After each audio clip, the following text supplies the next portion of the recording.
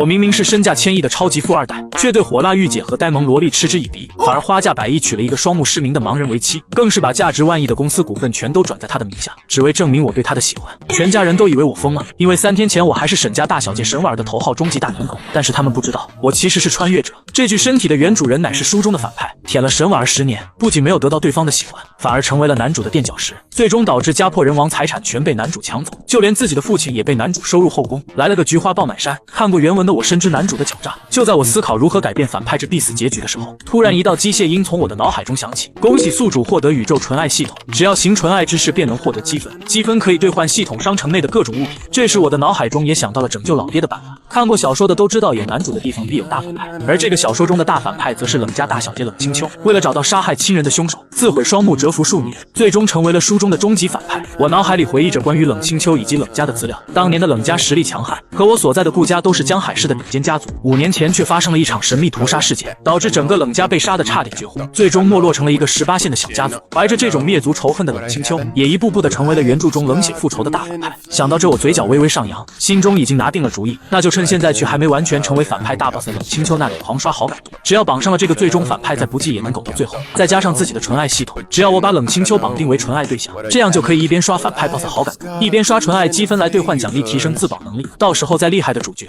也挡不住我这个终极老六的蓄力一击。而且在原生刚出生的时候，爷爷就跟当年的冷家定下过一门娃娃亲，只不过自从沈家没落后就没有再提起过。随即我掏出手机给自己的老妈打了一个电话，没想到刚接通便听到老妈抱怨的声音：喂，小妍啊，怎么啦？缺钱了吗？妈刚又给你卡上打了2000万。我连忙打住，接着说道：不是的妈，我是想说很久之前爷爷不是给我和冷家定了个娃娃亲吗？我寻思我也老大不小了，那啥，我想试着和人去相处一下。话音刚落，只听电话那头传来一声惊呼。此时远在海边度假的苏慕容直接从太阳椅上跳了起来，捧着手机震惊地询问道：小妍，你说什么？苏慕容不可思议地询问道：儿子，你不要沈婉了。众所周知，就是因为顾言之前为了非沈婉不娶的言论，和他们夫妻2人大吵了一架，所以他们才会出来度假散心。没想到现在自家儿子转性了，居然不要沈婉了。我听着电话里母亲的震惊也是理解，毕竟原主可是沈婉的第1号大舔狗。于是我立马义正言辞地解释道：妈，我已经长大了，沈婉她不喜欢我，我又何必请求？不如早点成家立业，给您生个大胖孙子呢。所以我的好妈妈呀，你能不能让老爹去和冷家说一下这事？苏慕容听到我说的话，兴奋地握着手机，拍着胸脯立马答应道：放心吧儿子，这件事情就交给妈妈来处理，等你妈的好消息吧。我先挂了儿子。这时屋内的顾家家主顾天明，也就是我那个便宜老爹，听到老婆的呼喊声也跑了出来，关心地询问道：怎么了？老婆发生什么事了？苏慕容连忙惊喜地朝对方招了招手：老公，太好了，儿子总算放下沈婉了。什么？你说什么？顾天明听到这话直接傻眼了。顾言那混小子放下沈婉了？那老子我之前和他天天吵架，弄得关系这么僵硬算什么？而且当初咱俩说好了，我唱红脸你唱白脸，结果现在坏人全让我当了。一想到这，顾天明看苏慕容的表情就有点幽怨了。见到自家男人这副嘴脸，苏慕容立刻横眉一挺，脸一黑，恶狠狠的道：傻站在那干嘛？你是不是在心里骂我呢？没有，那老婆小妍她为什么放下了？被戳破心事的顾天明干咳一笑，急忙扯开话题。一提到这个话题，苏慕容也懒得跟他计较了，高兴的说道：哎呀，就是那个和冷家的娃娃亲，老公既然是咱爸整出来的，那女方应该没问题了。顾天明，你这是什么表情？苏慕容说着说着，却发现眼前的顾天明脸色逐渐变得惨白。听到苏慕容的提醒，顾天明回过神来，捂着脸痛苦的说道：完了，这小子怎么喜欢的女人一个比一个怪啊？那个冷家娃娃亲的对象可是个。苏慕容见状也着急了起来，连忙询问道：是个什么？你倒是说呀。顾天明放下手，叹了口气说道：是个盲人啊。看来父子2个的关系又回不去了。得知这个事实的苏慕容也傻眼了，心里吐槽道：不是吧儿子，你这刚走一个沈婉，又来一个残疾人了。可他都答应顾言这件事情交给他了，这可怎么办？苏慕容和顾天明对视了一眼，皆都露出了一丝苦笑。顾天明想了想后自信地说道：算了，按照那小子的个性，看到女方是个盲人，肯定不会同意这门婚事的，到时候再给冷家一点补偿就行了。苏慕容闻言点了点头，同意了下来。3天后，我收到了母亲的消息，便带着彩礼来到沈家提亲。此时冷家1楼会客厅内，冷家当代家主冷心安坐在沙发上，紧张地咽了咽口水，有些不安地看向传闻中那个沈家大小姐的头号舔狗江海市第1豪门顾家大少。为了娶沈婉不惜和顾家家主翻脸斗，他的心里坐立不安，而我则是笑眯眯地坐在沙发上，打量着坐在一旁的清冷女子冷清秋。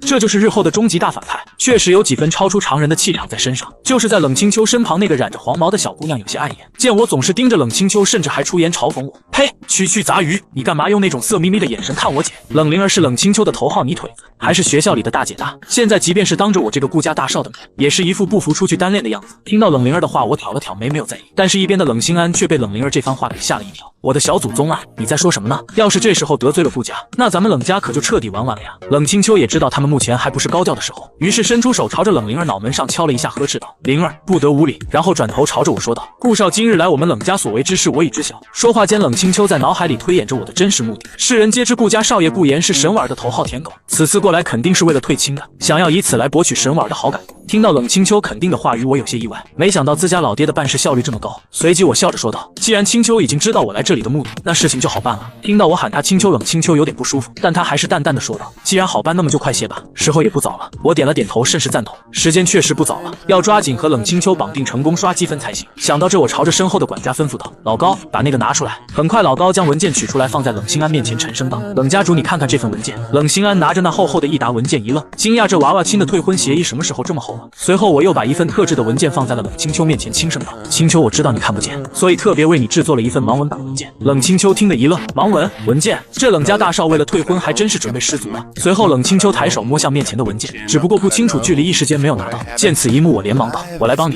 然后握住冷清秋的手放在了文件上。操作完成的同时，我获得了系统的提示：恭喜宿主，当纯爱对象触碰到材料文件积分+1。听着脑海中的提示音，我直接笑出了声。没想到获得积分的方式竟然这么简单，而这一幕也被冷灵儿看在眼里，她当即怒道：“变态，别占我姐姐便宜，快放手！”冷清秋也连忙抽回手，冷冷的道：“顾少，你不知道男女授受不亲吗？”我连忙道歉：“不好意思，我只是想帮你。”冷清秋轻呼了口气，没有计较，摸索着盲文文件开始阅读了起来。时间1分1秒过去，冷心安看着文件，整个人都震惊了。他猛地抬起头看向冷清秋，张开嘴想说什么，但又连忙压制住心头的震惊，转过头一副不可思议的看着我。此时冷清秋也阅读完了文件，淡淡的问道：“这是何意？”因为这份文件根本就不是他们所想的退亲文件，而是一份顾家集团5%股份的转让协议。要知道顾家集团市值保守估计1万亿，这5%的含金量可想而知。随后我真诚又温柔的看着冷清秋解释道：“清秋，你还不懂吗？这是我这次来提亲的一点小小的诚意。虽然我只占集团股份的10%，但是我愿意分出一半来送给清秋你，毕竟以后咱们就是一家人了。”听完我的话，聪慧过人的冷清秋也当场愣住，只见他直接站了起来，一副不可思议的样子说道：“提亲？一家人？我们什么情况？怎么还是提亲？你不是来退亲的吗？”强烈的事情反差让冷清秋呆住了，他都成一个盲人了，怎么还会有想着要来提亲的呀？甚至还送出了这么一份大礼。见状，我也连忙站了起来，语气真诚的说道：“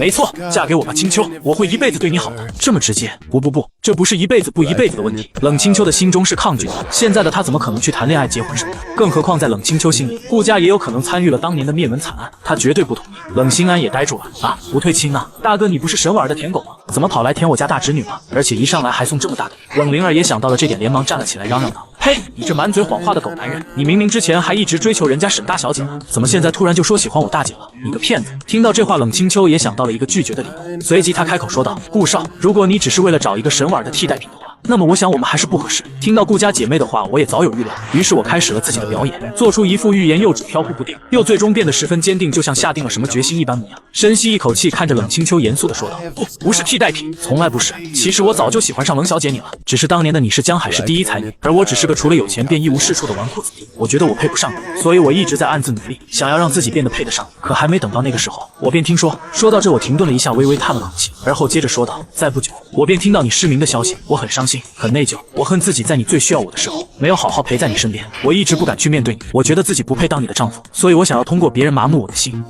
可是我每天朝思夜想的人还是你啊，清秋。”话说到这，我走到冷清秋身旁，伸出手牵住冷清秋的手，语气真诚道：“清秋，不论你变成什么样，我都爱你，我会一辈子对你好的，以后有我在，谁都伤害不了你。”冷清秋见我握住他的手，便想要挣脱，旁边的冷灵儿听得也是一阵失神，小脸变得微红，缓过神来，立马站起来，张口骂道：“呸！你说这种话谁信啊？鬼都不信。”但是一旁的冷心安倒是听得一愣一愣的，他看着我的背影喃喃道：“不是你小子来真的呀？”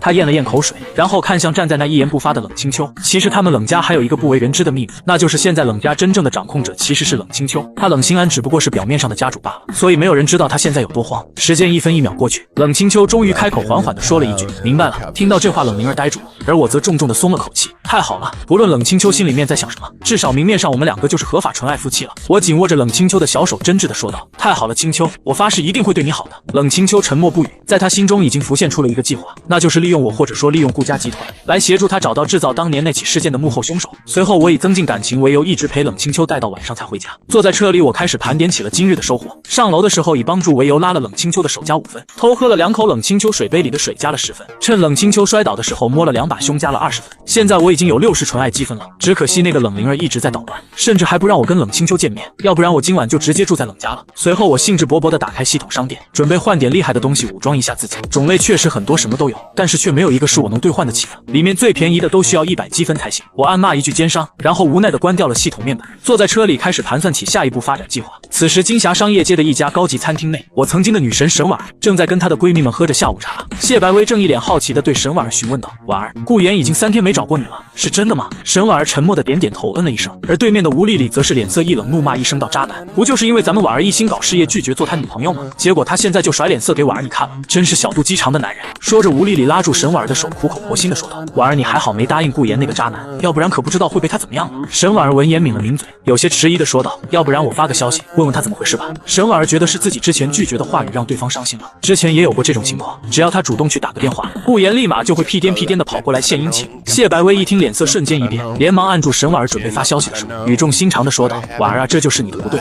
你难道还没发现顾言这个渣男使出来的诡计吗？”沈婉儿闻言一愣，诡计？这是什么意思？谢白薇不屑一笑，挥挥手说道：“哎呀，这是男人惯用的伎俩，故意不和你说话，故意冷落你，让你产生危机感。这渣男是在和你玩欲擒故纵，目的就是让你去主动和他道歉。婉儿，你可千万别上了他的当了。”说到这里，坐在对面的吴丽丽也是连连点头赞同的道：“微微说的对，婉儿你可千万别上当。”听到2个好闺蜜都这么说，沈婉儿的心也有些动摇，犹豫了起来。原来如此，怪不得以前顾言不再来找她，然后她主动去找一下对方的时候，她会那么的开心，感情是因为欲擒故纵了。是啊，婉儿，你以前上当的时候，指不定人在背后怎么笑你，笑你被他随便一套就上套了。谢白薇叹着气摇头道，一副真的在为自家好闺蜜感到惋惜似的。而沈婉儿也是越听越上头，觉得自己闺蜜说的是对的，眉头微皱，突然觉得自己之前对顾言的好全都错付了。她那2个好闺蜜见沈婉儿不说话，继续添油加醋的说道：“婉儿，你想想看，咱们女人啊，无论在什么方面都得要表现的强势一点。你要是比顾言低了一头，那还得了？婉儿，你以前就是对那个渣男太好了，才会让他一而再再而三的用这种伎俩来耍你。依我看，你这次就不能主动去找他，就等他耐不住寂寞了，主动就来找你赔礼道歉了。”沈婉儿听得连连点头，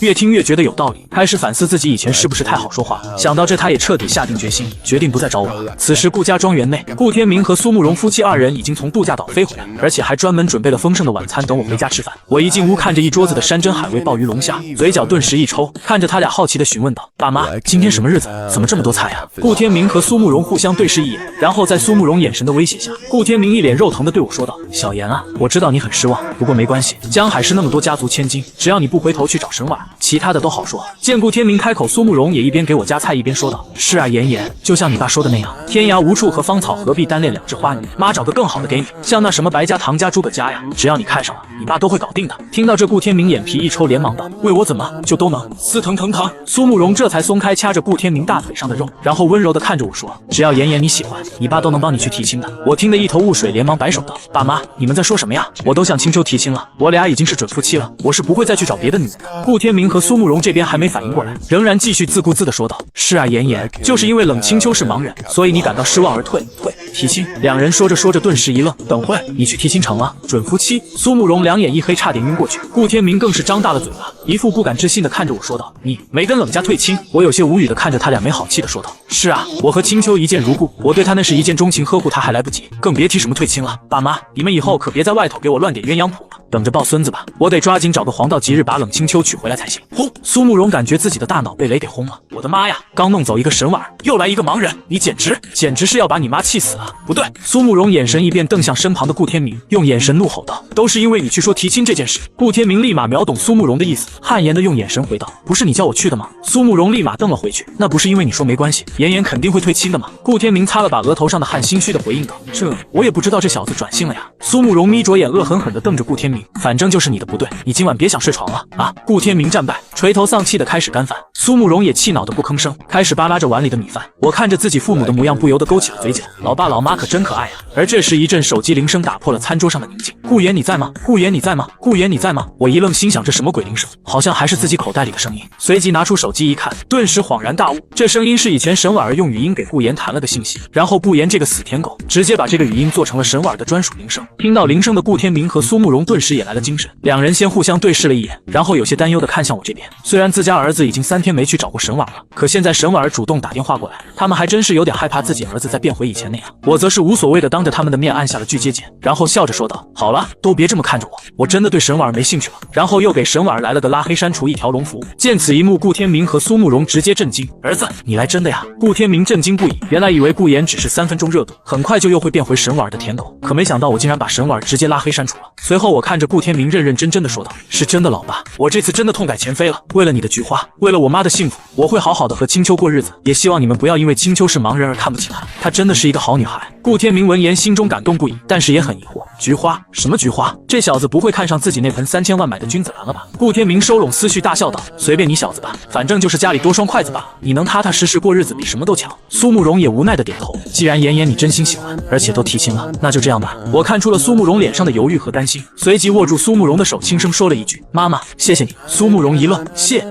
自己的儿子居然会说谢谢了，他顿时感觉一股暖流从心中滑过。我又看着顾天明微笑着说道：老爸，谢谢你，以前是我不懂事给你们惹了很多麻烦，让你们担心了。顾天明闻言呼吸一顿，眼眶瞬间变红，立马转头把目光移到一边，干咳道：你小子现在改了就好。同时内心掀起波涛海浪，我靠，谁懂啊？家人们，这是什么神仙儿媳妇，竟然让自己的混蛋儿子变这么有礼貌？就冲这一点，顾天明已经认可了这个素未谋面的儿媳妇。与此同时，金霞商业街的一家高级餐厅内，餐厅老板亲自拿着账单对着沈婉儿几人微笑的询问道：你们好，各位小姐，你们已经在这里僵持了1个钟头了，请问能结账了吗？实则在内心中充满了不屑，几个小时前这3人就来了，还点了一大堆东西，一上来就不停的拍照摆姿势，结果服务员过来结账的时候，一个个都说钱不够，呵呵，几个拍照的假名媛。谢白薇和吴丽丽尴尬的咽了咽口水，看着沈婉儿不可思议的问道：婉儿，顾言他真的把你电话挂了吗？沈婉儿脸色有些难看，看着被挂断的电话解释道：可能在忙吧。然后她抬起头看向2个好闺蜜，有些迟疑的问道：薇薇、丽丽，你们真的没带钱吗？这顿饭在点菜的时候，沈婉儿就说会不会点太多了，然而2人都说没关系，吃得下。可结果到头来东西没吃多少，全都在拍照。拿来账单一看，居然要13万3，因为谢白薇为了拍照有氛围感，所以还开了瓶10万的红酒。一顿饭吃13万，他们自然是出不起的，所以才有了2人怂恿沈婉儿给顾言打电话这么一件事，目的就是让顾言来结账。结果没想到顾言居然敢挂电话。婉儿，要不然再给顾言打一个电话吧。是啊，婉儿，这13万实在是太多了点啊。吴丽丽和谢白薇有些焦急地说道。平日里聚餐什么的都是让沈婉儿请客的，之后顾言知道后则会主动替沈婉儿报销。放在以前，顾言要是知道要替沈婉儿买单，那都得高兴的连发好几个朋友圈。怎么今天沈婉儿亲自打电话过去，结果人连电话也不接啊？2女直接都懵了，她们丝毫忘记了不久之前还在说让沈婉儿等着顾言先开口认错。沈婉儿咬了咬嘴唇，她看了眼被挂断的电话，心中的自尊心自然是让她不肯再去打的。可沈婉儿看了眼一旁笑意好像在逐渐消失的餐厅老板，这钱他们今天肯定是赖不掉了。无奈之下，沈婉儿再次给顾言拨打了电话。在他看来，就算顾言再怎么忙，见他连续打2个电话，也该明白事情的紧急性才对，怎么也该接听了。可随着电话拨出，令沈婉儿呆滞住的一幕发生了。只听你拨打的用户已关机。关机了？怎么会？顾言居然直接关机了？就因为我打他电话？沈婉儿表情变得有些难看，心中也不禁涌出了一丝恼怒之意。为什么偏偏在这种关键的时候，对方却不接电话？旁边的老板等的都快不耐烦了。无奈之下，沈婉儿打开顾言送给他的 LV 包包，从里面取出了一个小盒子。沈婉儿依依不舍地看着这个小盒子，这是顾言几天前说要他做他女朋友的时候送给他的礼物，他才是带过几次，本来想着在闺蜜面前炫耀的，可惜。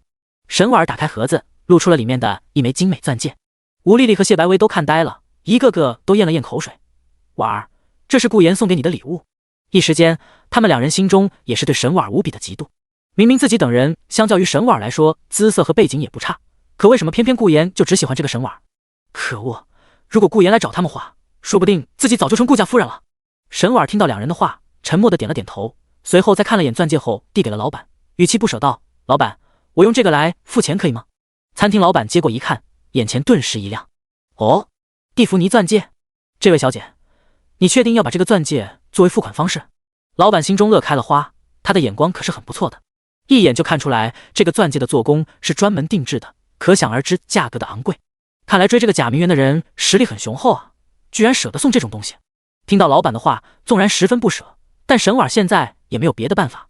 顾言送给他的都是这种金银首饰珠宝，虽然他目前掌管着自家家族的企业，但是那都是公司公款，他本人身上根本没那么多现金。为了离开，他只好用钻戒来付钱。他点了点头，现在我们能走了吧？沈婉拎起包包，脸色有些不好看，因为今天的事情已经让他很丢脸了，都是因为顾言那个家伙。如果对方接他电话，然后过来付钱的话，他也不至于拿自己的钻戒付钱。餐厅老板闻言点了点头，他笑道：“当然可以，欢迎各位下次来光临。”来到外面，吴丽丽和谢白薇又七嘴八舌地说了起来。婉儿，顾言这个渣男实在是太过分了，居然直接挂断电话。是啊，你可一定要好好的说说他才行。今天敢不接你电话，下次就敢直接骂你了。假如你们两个在一起，那不得被他家暴啊。沈婉的脸色越听越难看，他捏紧了拳头，心情也十分不爽。明明以前顾言都是随叫随到的，可结果今天对方的这种做法，让他一时间都不怎么适应了。他深吸一口气，微微，你们说的对，我不会再去理他了。听到这个回答，两人对视一眼，皆从对方眼中看出了戏谑的目光。第二天一早，冷家大门口，冷灵儿背了个包，无精打采地打着哈欠走了出来。好困好累，为什么非得上学不可呀？说完之后，冷灵儿好像想到了什么，她的困意消失，像是寻找什么一样左顾右盼。当发现一切和往常一样之后，她才松了口气。呼，看来那个大变态好好的听了本小姐的话。危机解除。冷灵儿嘻嘻一笑，随后迈着步伐坐在了停在路口的被改装的花里胡哨的小电驴上，然后戴好头盔，精神饱满的朝着学校的方向扬长而去。而就在冷灵儿离开不到1分钟的时候，咔嚓，路边某辆豪车的车门缓缓打开，顾言的身影从中走了出来。他看着离得越来越远的冷灵儿，眉毛微挑，嘴角不禁微微上扬，他朝着那竖了个中指，白痴小鬼。随后便像回自己家一样迈进了冷家大门内。书房，冷清秋正在进行着每日的水平提升，他翻阅着各式各样的书籍，包含金融、生物医药、管理。在成为盲人之前，冷清秋便是江海市的第一才女，智力经过国际检测更是高到260这个惊人的数值，引起了国际大地震。其更是有着过目不忘的天赋，可以说本来在未来站在世界上顶尖的人绝对有冷清秋这1号人。所以在冷清秋成为盲人之后，一些人感到惋惜，而更多人都是庆幸这种世界之子总算是消失了。再加上冷清秋近些年再没消息，于是所有人都以为他颓废了，自甘堕落了，准备当个盲人一辈子孤独终老了。可这都是他故意制造的假象。敌人在暗，他的目的便是让自己也处于暗处，然后利用自己的天赋不断的吸收这世界上的知识，在幕后操纵一切。而且经过这么多年的积攒，他早就在暗中有了一股不弱小的势力，甚至是还调查到了当年事情的一部分真相。就比如当年的凶手都不是普通人，而是武者。冷清秋脑海里思索的太多，他的太阳穴两侧也不禁酸痛了起来。呼，休息一会吧。冷清秋呼了口气，他微微向椅子靠背倒去，头微微扬起，让自己处于一种稍微舒服的状态。这么多年，他每天早上4点就会起床，然后拼命的提升自己。他不仅要做这些，还需要审阅冷家公司的某些重要事项。毕竟冷家集团的实际幕后人其实是他，冷心安只是表面上被他推出来的表面家主罢了。同时他还得暗中培养自己的势力。而冷清秋没发现的是，在他仰头的时候，顾言正好站在了他的后面。第10章，给冷清秋按摩。咕咚啊，这是我可以看的吗？顾言咽了咽口水，他看着仰着头，发丝自然垂落在两边的冷清秋。对方的嘴唇红润，气息平稳，外貌美若天仙，让顾言不禁看得入神了起来。因为书房门没锁，所以顾言就很自然地走了进来。刚想说话吓冷清秋的时候，对方就突然仰起了头，顾言还当自己被发现了呢。只是看着看着，顾言便发现冷清秋的脸色有些苍白，大概率是因为近些年太过于劳累，并且一直处于一种精神紧张的状态。虽然原著中没有写过冷清秋是如何成长的，可是顾言设身处地的想一想就能明白，对方是从怎么样一种环境下成长的。冷家被灭门，全部重任和希望都寄托在冷清秋这个天才身上。他要寻找仇人，又要防止在发育成功前被仇人找上门斩草除根，每天拼命的提升自己，他的压力该有多大？顾言不知为何竟是心疼了起来。明明和他差不多大，可是却已经肩负起了复兴家族以及寻找仇家的重担。冷清秋这边还没发现顾言已经来了，他的呼吸一顿，连忙从椅子靠背上起来。冷清秋用手揉了揉太阳穴，差点就超过休息时间了，还好还好。说着，他刚想继续翻阅盲文的时候，却突然感觉到肩膀两侧传来一阵舒适的感觉，那是有一双大手按在了他的肩膀上，并且进行着超高水准的按摩技巧。谁？冷清秋一惊，难道说是仇家找上门来了？刚想挣扎起身的时候，却听到一道熟悉的声音响了起来：“清秋，你别激动，是我，是你的好老公顾言。”顾言一边按住了冷清秋的肩膀，一边解释道：“就在刚才，他花了10点纯爱积分购买了神级按摩术。至于为什么这么便宜，系统是这么解释的：为了纯爱对象而购买按摩术，你太令系统感动了，特送你0.0001折扣。喂，你系统不要克扣积分的吗？我以前看的系统文怎么都是黑心的。”顾言已经无力吐槽这个纯爱系统了，不过能买到倒也是好事。好老公顾言，呸！你是谁的好老公都和我没关系，快放手！不要打扰我看书。冷清秋本来紧张的心，在得知是顾言的时候，也没由得放松了下来。还好是这个傻子。冷清秋一反应过来，就明白为什么顾言进来没开门的声音了，肯定就是因为灵儿早上从他书房出去的时候没关上门的原因。回来一定得好好说说他才行。我的清秋宝宝，你说这话我可就不爱听了。我除了是你的好老公外，我还能是谁的啊？而且我可没有打扰你，我是见清秋宝宝你的肩膀太僵硬了，所以用出我的清秋宝宝专属按摩术替你松松筋骨罢了。顾言谨记一点，那便是必须做到脸皮足够厚，不然你怎么抱得像冷清秋这样的美人归啊？咱就得先从一点点小事情开始做起来，然后逐渐穿透冷清秋的心。不对啊。顾言一愣，怎么这一看自己就像是冷清秋的舔狗了？不，什么舔狗？咱舔也舔的是原著中的最大 boss， 那咱就是战狼了可行？冷清秋听到顾言的这些称呼和发言，他的全身汗毛都立了起来。清秋宝宝，专属按摩术，小心脏也羞恼的砰砰跳了起来。他银牙微咬，你这个混蛋，别这么叫我。哦，那清秋宝宝，你想我怎么叫你？顾言一边说，一边也在给冷清秋的肩膀上不停的按摩，同时也是扯开话题。清秋宝宝，你这肩膀的僵硬程度，一看就是你一直坐在书桌前看书导致的。一直保持一个动作看这些盲文书籍，可是会让你身体吃不消的。所以啊，你看完这个位置。冷清秋见顾言想扯开话题，也是立刻反驳道：“都说了别叫我青姨。”冷清秋一愣，随后红霞以肉眼可见的速度蔓延到了他的脸上，他当即用手捂住了嘴。什么情况？怎么回事？我刚刚怎么发出了这种声音？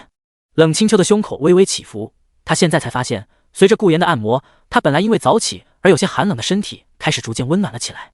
并且原来很酸的肩膀此刻也逐渐变得舒服了起来。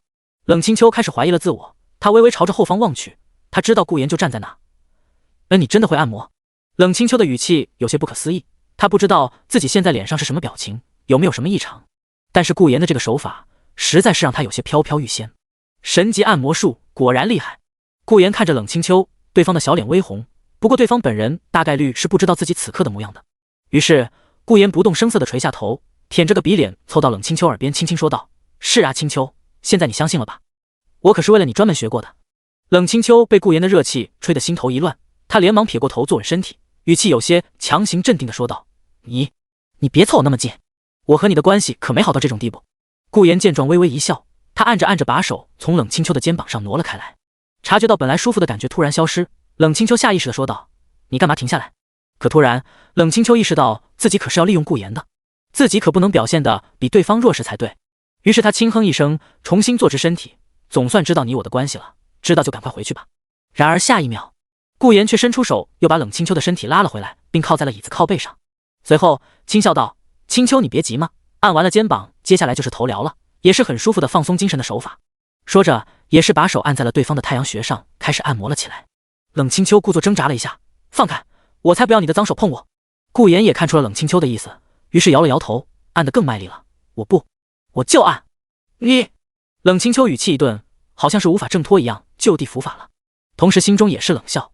哼，顾言啊顾言，我承认你的按摩可是有点舒服，不过你可是失算了，我就是要利用你给我按摩，然后恢复我的精神状态和身体状况，接着以更完美的姿态把你们顾家拿到手。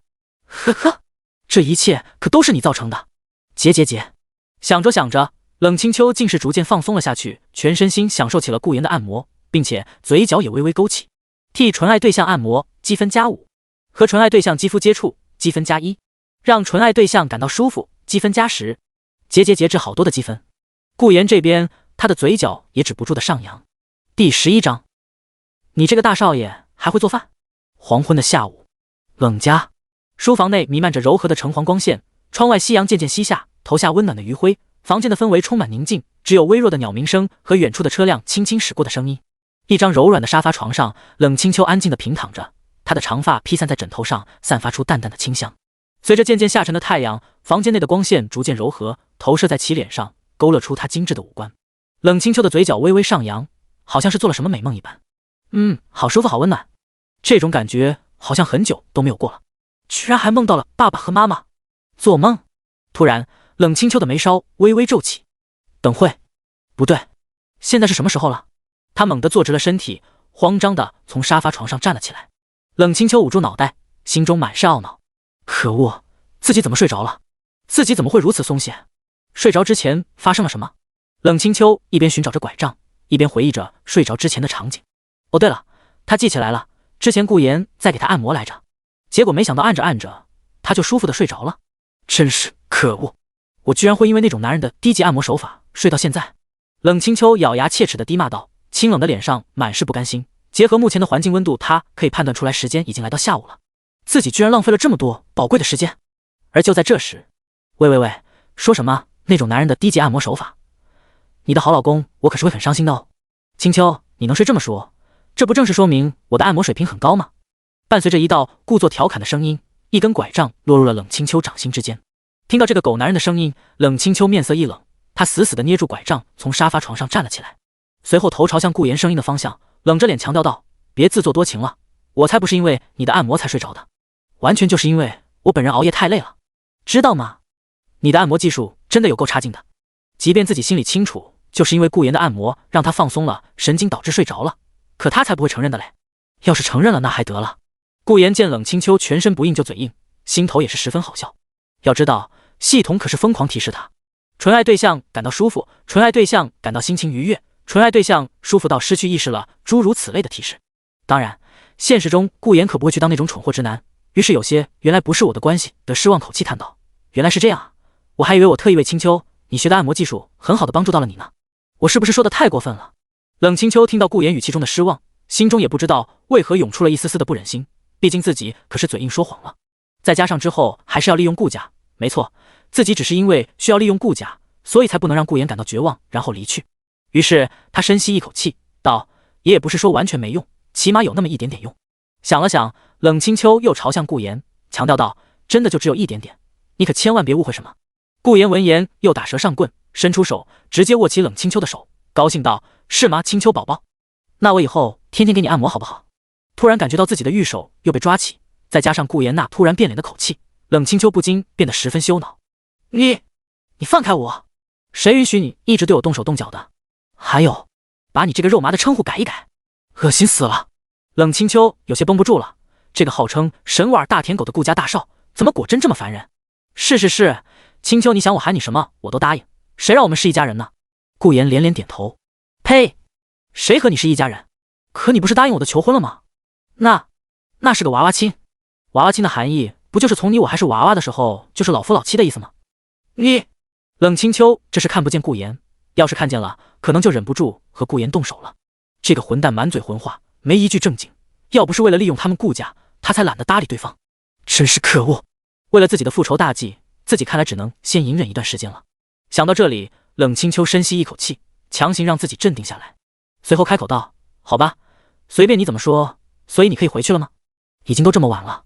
刚说完，楼下便传来乒乒乓乓的声音，随后冷灵儿的抱怨声便响了起来，姐，真是气死我了，上次的数学测验发下来了，我居然又没及格，那个老师是不是针对我？还有啊，大姐，雅阿姨不是请假休息了去了吗？谁替我们烧的饭啊？我怎么闻见厨房里有饭菜的香味？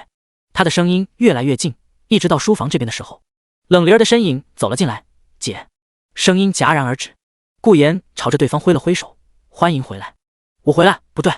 冷灵儿下意识的回答，回过神后连忙摇了摇头，她伸出手指向顾言，你怎么在这？你不是答应我不会和我大姐独处了吗？顾言听到后反倒一脸奇怪，我回自己家看看我老婆有什么奇怪的吗？说罢他义正言辞的说道，你那个条件本来就实属无稽之谈，哪条法律规定我不能和自己老婆独处的？一旁的冷清秋缓缓打了个问号，他面无表情的面向顾言，这个男人可真是不要脸，看老婆，无稽之谈。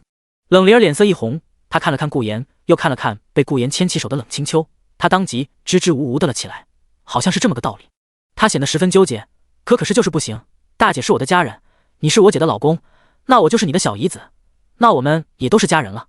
冷灵儿越想越乱，啊，烦死了！他干脆不想了，指着顾言露出好看的虎牙威胁道：总之你快走，不然可就让你尝尝本小姐的跆拳道10段的威力了。冷清秋这边，他心中暗自一笑，不愧是灵儿，还是站在你姐这边的。顾言反倒是无所谓的耸了耸肩，只是表情却变得有些好笑。真的要我走吗？我走了没关系，可是你们2个会做饭吗？我这菜可只做到了一半哦。做饭？冷清秋皱了皱眉，你在说什么？什么做饭？说着说着他一愣，哦对了，雅姐昨天晚上突然支支吾吾的说什么要请假一段时间，所以家里目前一直到未来很长一段时间就只有她和灵儿在了。冷灵儿也一愣，厨房饭香味感情是你做的？他有些好奇的看向顾言，你这个大少爷还会做饭？第12章，兔兔那么可爱，以前自然是不会的，不过我这不是有系统吗？顾言拉住一脸嫌弃的冷清秋的手，后者有些抗拒，但是见挣脱不开也就放弃了。他声情并茂的说道，我为了清秋特意去学的，从很久以前我就已经想过这么一幕了。我在家为你烧好饭，你辛苦工作回来后，我替你按摩捶背，周末则是在院子里喝喝茶，赏赏花，没事情再整整露天小烧烤。然后冷灵儿听不下去了，他直接强硬的把顾言的手和冷清秋的手分开，然后瞪向顾言吐槽道，喂，你这说的不就是你当家庭主妇让我姐出去工作赚钱吗？你是不是男人啊？冷清秋听得也有些好笑，这家伙怎么和别的男人不一样？别的男人为了提升别人的好感度都是说什么要养你一辈子，怎么轮到顾言这边反倒是反过来了？顾言一听，嘴角一撇，用着像是在看白痴一样的目光看着冷灵儿，你这不是废话吗？我家清秋才华横溢，我这种笨脑子出去赚钱说不定得把整个顾家都赔光了，那自然是得让我家清秋来执掌大权啊。冷灵儿被这番话说得哑口无言，明明是在夸我姐，可为什么我就是这么气呢？还有什么我家清秋，你们才刚建立关系第2天好不好啊？不要搞得好像很熟一样好吗？冷清秋也被顾言的一番话逗笑了，他的嘴角也微微上扬，不过一想到万一被顾言这个狗男人看到就不好了，于是本来扬起的嘴角也被他强压了下去。纯爱对象感到开心，积分+1。听到脑海里的提示音，顾言也是心头一笑，不错不错，照这个势头下去，他和冷清秋的好感度绝对会上涨的飞快。想到这，他轻咳一声，好了，时候不早了，我就继续去做饭了。清秋你先看会书，我好了就叫你。说着，他拉着冷清秋的手，轻柔地把她带到了书桌前。冷清秋明显有些不适应这样被对待，于是眉梢微微蹙起，语气抗拒道，我能自己走。闻言，顾言当然不会放过这种有着正规理由接触身体的机会，于是义正言辞地说道，不行，我不在就算了，既然我在了，那么就不能让清秋你出现任何意外，万一像昨天一样，清秋你摔了一跤可就不得了了。你还敢说昨天？你快放手！冷清秋气急，脑海里又是想到了昨天丢脸的画面，这个混蛋。顾言也在和冷清秋扯皮的时候，把冷清秋牵到了书桌前，随后才依依不舍地松开手说道，好，我放手了，那我先下去了。说罢也没等冷清秋下面的反应，便赶紧离开了书房。这个混蛋！冷清秋胸腔上下起伏，怎么会有这么气人的混蛋的？好烦的男人！可对方现在却是在楼下替我们烧饭，明明是顾家的大少爷，却亲自下厨。冷清秋心中又有种说不出的感觉，替他按摩，扶着他坐在书桌前，放下身段替他们2姐妹煮饭烧饭。不能乱想。冷清秋深吸一口气，让自己的心情逐渐平复下来。这一切都是顾言自己主动要求做的，他可没让对方来做。没错，自己可不能有那种什么可笑的感恩的心理情绪。感情是自己复仇路上最大的绊脚石。冷灵儿在一旁见自家老姐好像在思考着什么，看上去十分痛苦的样子，她的表情有些愤愤不平。可恶的杂鱼顾，都是因为你的出现才让我姐这么痛苦，我真是气死了。虽然你和我姐是娃娃亲，虽然名义上你是我姐夫，但是这样没错了。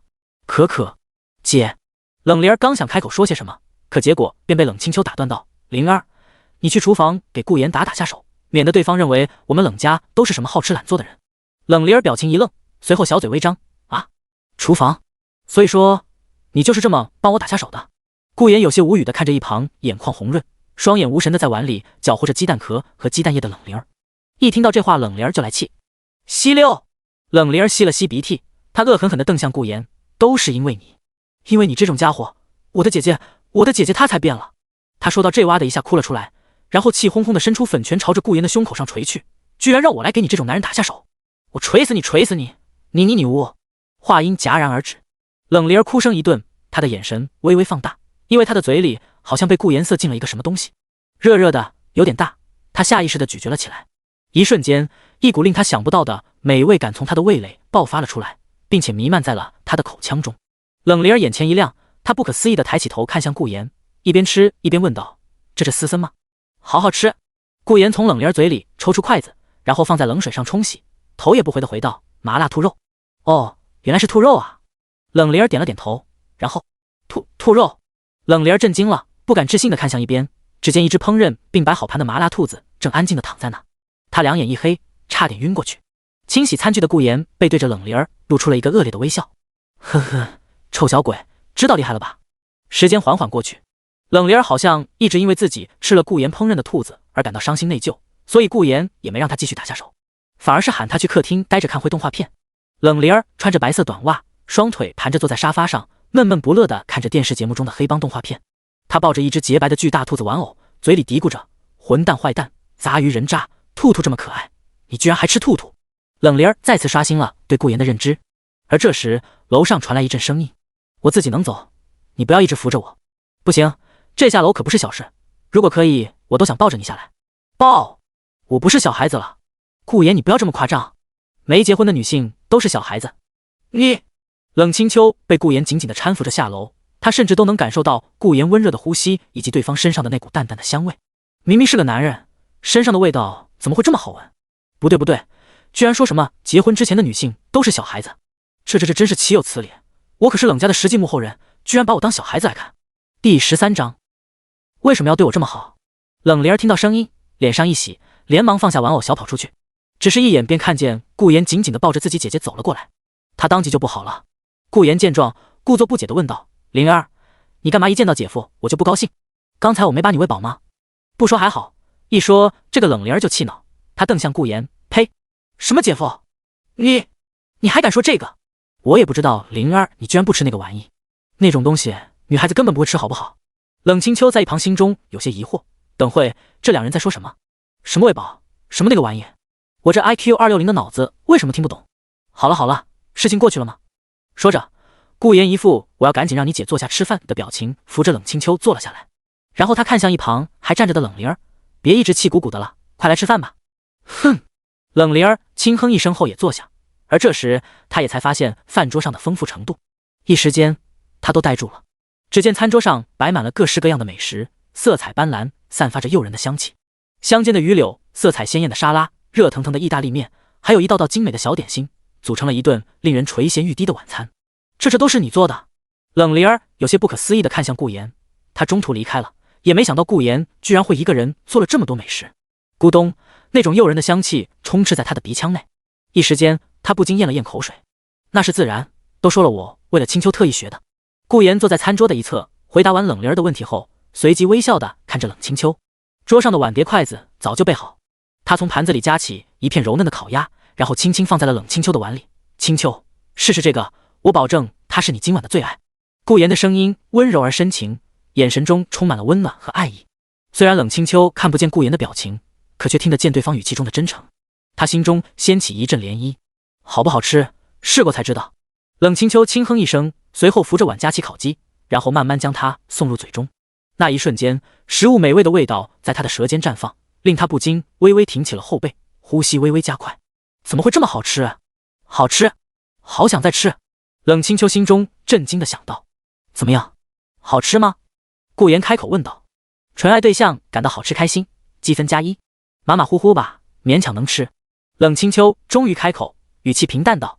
顾言看破不说破，轻笑着说：“不碍事，今天做的美食足够多，我来一道道给你介绍，总有一个你喜欢吃的，还有更多的。”冷清秋心中一愣，他下意识地吞了咽口水，语气也不是那么的僵硬。那就尝尝吧。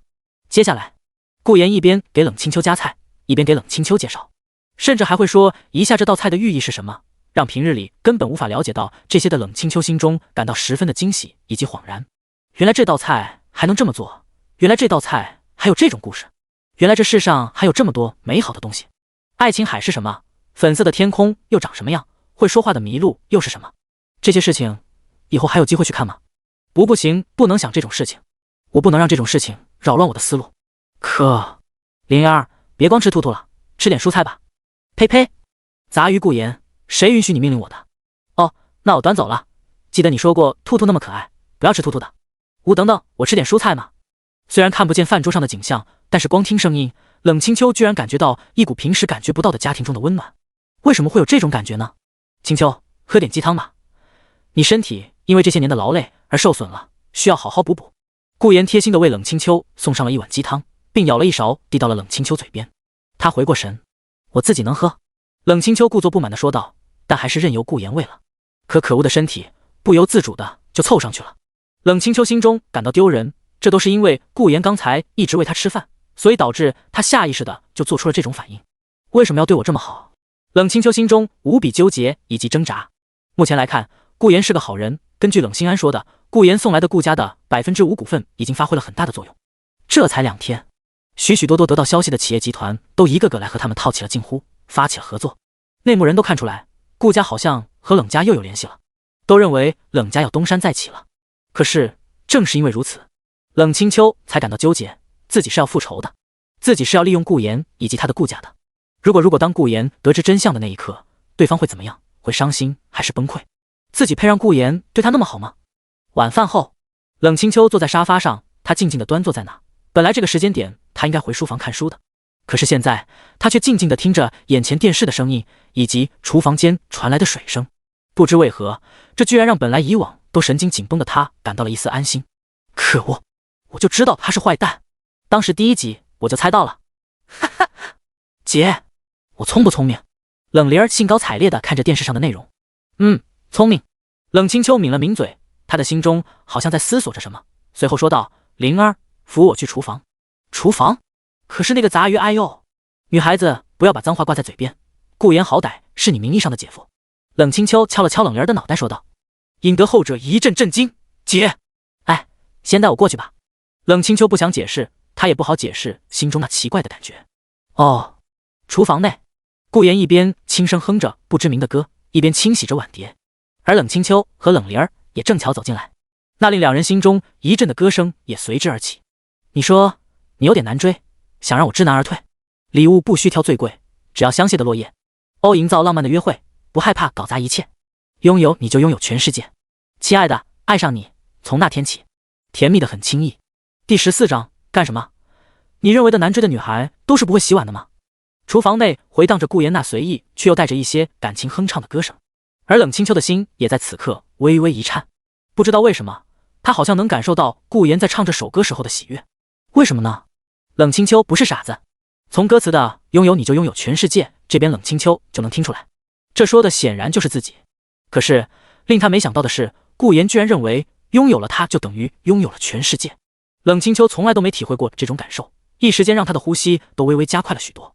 好好听，冷灵儿也是喃喃自语，虽然只是简单的哼唱，可是其中这朗朗上口的旋律以及甜蜜的歌词，也让冷灵儿的眼前浮现出了一个画面。那是一对情侣，两人甜蜜恩爱。这首歌目前听来就好像是对一个自己喜欢的人表白用的。可是这歌是谁唱的？他好像没听过啊。而就在这时，冷清秋也动了动脚步，缓缓朝着顾言那边走去。纯爱对象因为宿主唱的歌感到内心一震，积分+1。亲爱的，别任性。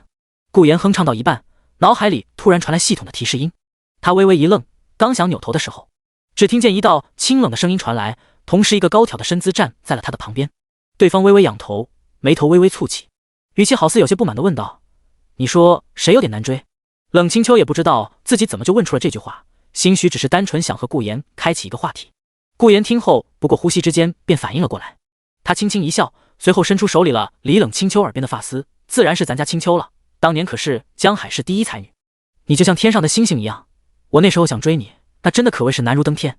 冷清秋感觉到了顾言的动作，但他此刻并未抗拒，反而是轻哼一声，当年我可没听说过顾家大少有想追我的意思，反倒是近些年一直听你在追求人沈家大小姐。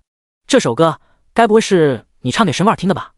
冷清秋说到这里，他心中的那抹热情也不知道为何微微被冲散了一些，毕竟也不是没有这个可能性，万一这就是顾言唱给他老乡好听的呢？虽然他唱给谁听也不关他的事就是了，可是如今他和顾言好歹也算是名义上的未婚妻和未婚夫关系，他只是不想自己的未婚夫心中还对前任恋恋不舍，那样他利用起顾家都不会感到顺心了。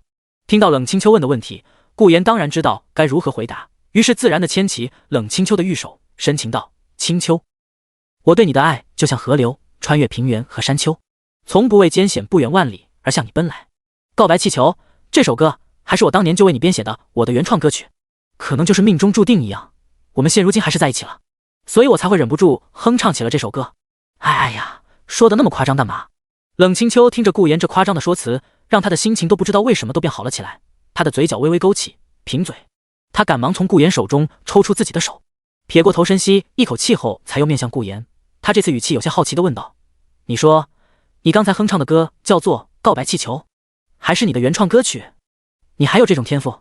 顾言闻言点了点头，那是自然，不过这也是当初我灵感爆发，因为满脑子都是清秋你，甚至是幻想和你做这做那的，所以才创作出了这首歌。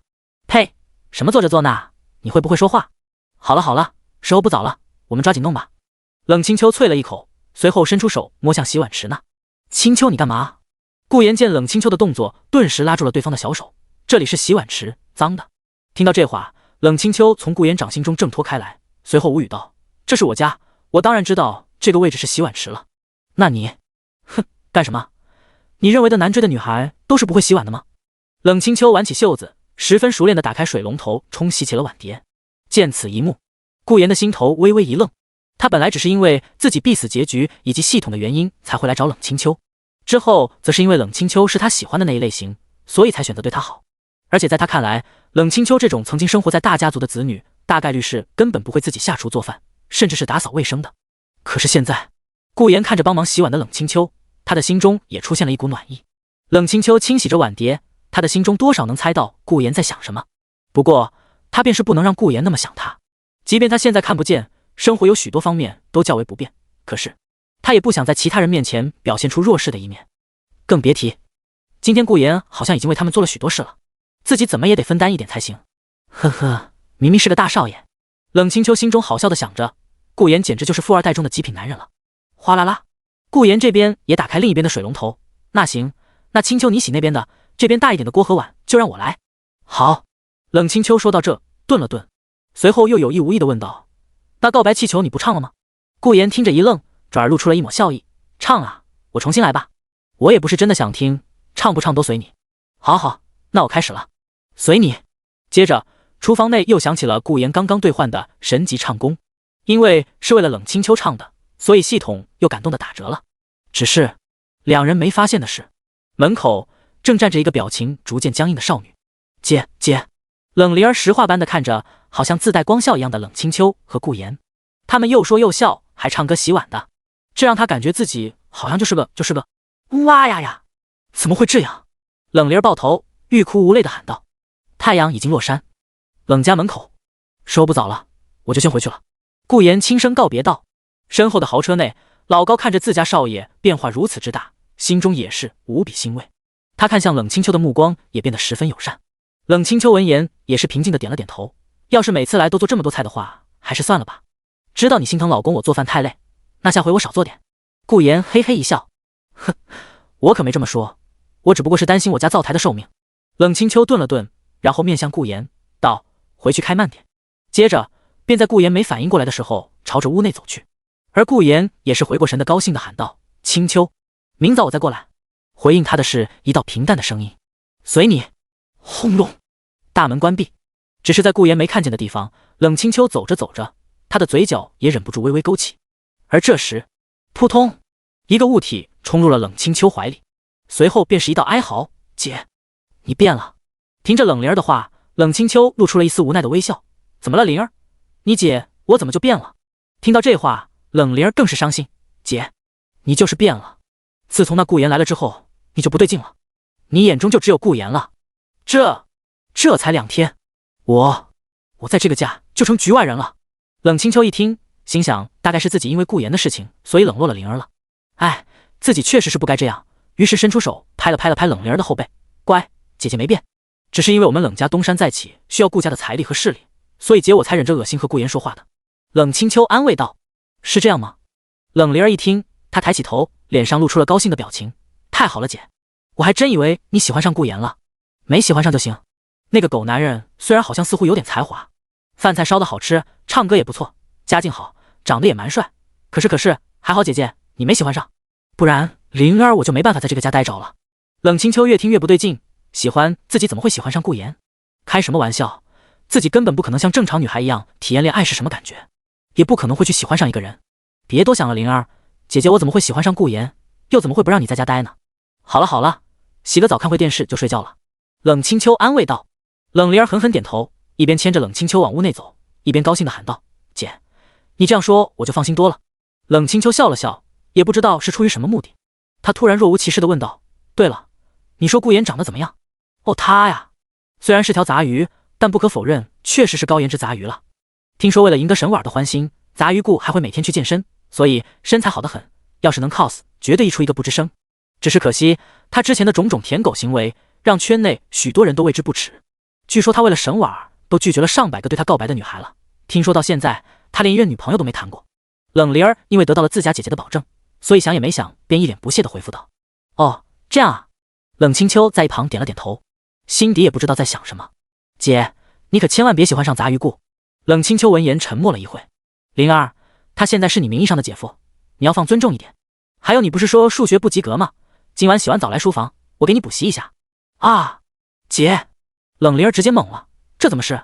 回顾家的路上，老高开着车从后视镜里看到顾言面带的微笑，他心中也不禁感到高兴，乐呵呵地问道：少爷，看来你很喜欢冷家那丫头啊。顾言听后轻轻一笑，点了点头也没否认：是啊，老高，我已经决定一辈子对她好了。说着，顾言一顿，他想起来一件事情，于是问道：对了，老高，你的实力到底有多强啊？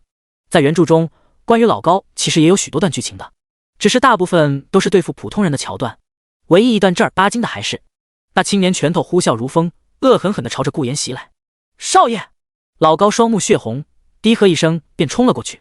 噗呲！随着一阵血肉炸裂的声响，老高挡在顾言身前，脑袋被轰成了一片血雨。就这么一段是和武者有关的情节，讲的是原剧情中主角因为听沈婉说太烦顾言了，所以才会选择夜晚拦车暗杀顾言，嘴上还说着什么你有取死之道。老高也在那时候保护顾言身亡，至于顾言自然也是紧随其后的死亡。惨，太惨了。外界，老高听到这话，他的眼底露出了一丝笑意，随后开玩笑地说道：哈哈，大概能替少爷挡挡子弹这样吧。行吧，老高，你这样说，那以后还是靠少爷我来保护你吧。顾言摇了摇头笑道。老高是他们顾家的死忠之士，自顾言的爸爸还是小孩子的时候就已经在守卫顾家了，所以十分忠心耿耿。实力原著中没有具体说明，但是按他说的能够挡子弹，那起码也是个宗师级别了。宗师在这个世上可以说已经算是顶尖水准的强者了，毕竟原著中作者描写出来的人物境界最高也才大宗师巅峰。但可惜偏偏遇到了主角，一想到那个主角，顾言的眼底就露出了一丝凝重。对方按照剧情是会杀死自己的，自己现在还不是主角的对手，自然不会头铁的去找上对方。可即便不找，最起码的也必须得了解到对方的行踪才行，并且自己有系统，有许多事情其实可以提前设下保障。顾言的神情变得微微阴冷了起来，其实他脑海里早就浮现出了一个计划，如果行得通，那么即便是原著的主角，他也不足为惧。首先分析一下状况，按照剧情来讲，主角修炼至下山归来的时间线便是在自己向沈婉表白失败不久后。想着，顾言的眼中露出一抹莫名的意味，道：老高，调查一下近期在江海市的名字叫做萧凌的人。老高闻言，虽不知道这人是谁，但他不会去拒绝少爷的要求。好的，少爷，最晚到明天晚上就能找全。得到回复，顾言闭上了眼睛，脑海里回忆起了萧凌的剧情。萧凌，原著中的男主人公，以前都是在一座名为龙王山的山头上跟着几个老人进行修炼，为人热血单纯。下山也是那些老人的意思，临走前，老人们还给了萧凌一枚龙形玉佩。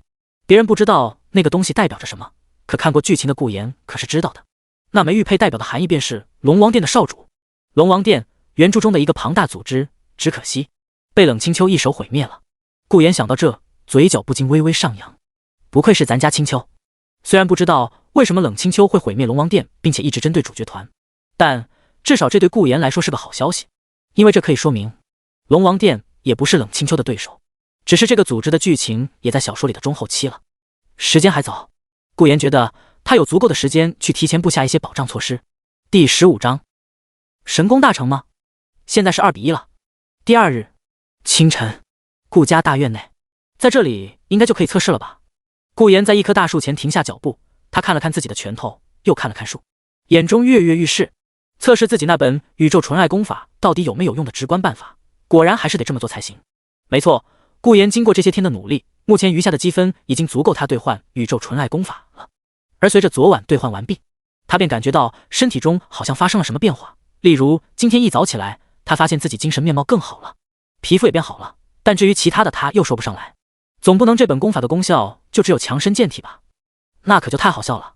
抱着绝对不可能只是本健体功法的想法，顾言来到院子里，他伸出手掌心放在树上，闭上双眼。宇宙纯爱功的运转方式，据系统所说是全天24小时自动运转，只要做纯爱之事，激发出纯爱能量，那么便能让顾言不断变强。而且这纯爱之事是可以继承的，也就是说，他之前所做的那些纯爱之事，已经为他创造出了许多纯爱能量，从而强化了他的身体了。那么此时此刻，破坏这么一棵小小的树，对他来讲应该不是问题才对。哗哗，微风拂过，衣袂飞舞，顾言感觉到自己身体中仿佛有一股生机勃勃的力量在涌动，将他整个人笼罩其中。来了，这就是纯爱功法带来的效果。顾言心中微微泛起了一丝波动，难道说有个大的要来了？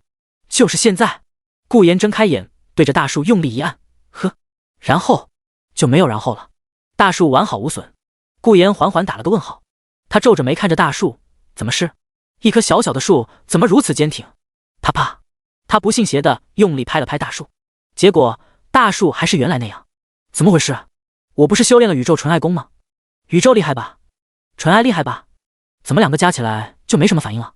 顾言惊了，他的表情变得有些僵硬。怎么回事？为什么他觉得自己的实力好像根本没有丝毫变化？而就在这时，系统的提示音也随之而来。宿主你好，宇宙纯爱功，顾名思义，就是为了纯爱才会运转的功法。宿主撞树的行为并不算纯爱。这个问号表达的意思不是我有问题，而是你有问题。这什么鬼功法？那我幻想中那种飞天遁地的美梦不就都没了吗？顾言低骂道，他本来还寻思着自己有了系统，那么就等于踏入了修真界一脚，自己可以直接兑换小说中那种修真界的功法。正所谓整个世界的武者都在学习鼓舞，只有他在修仙。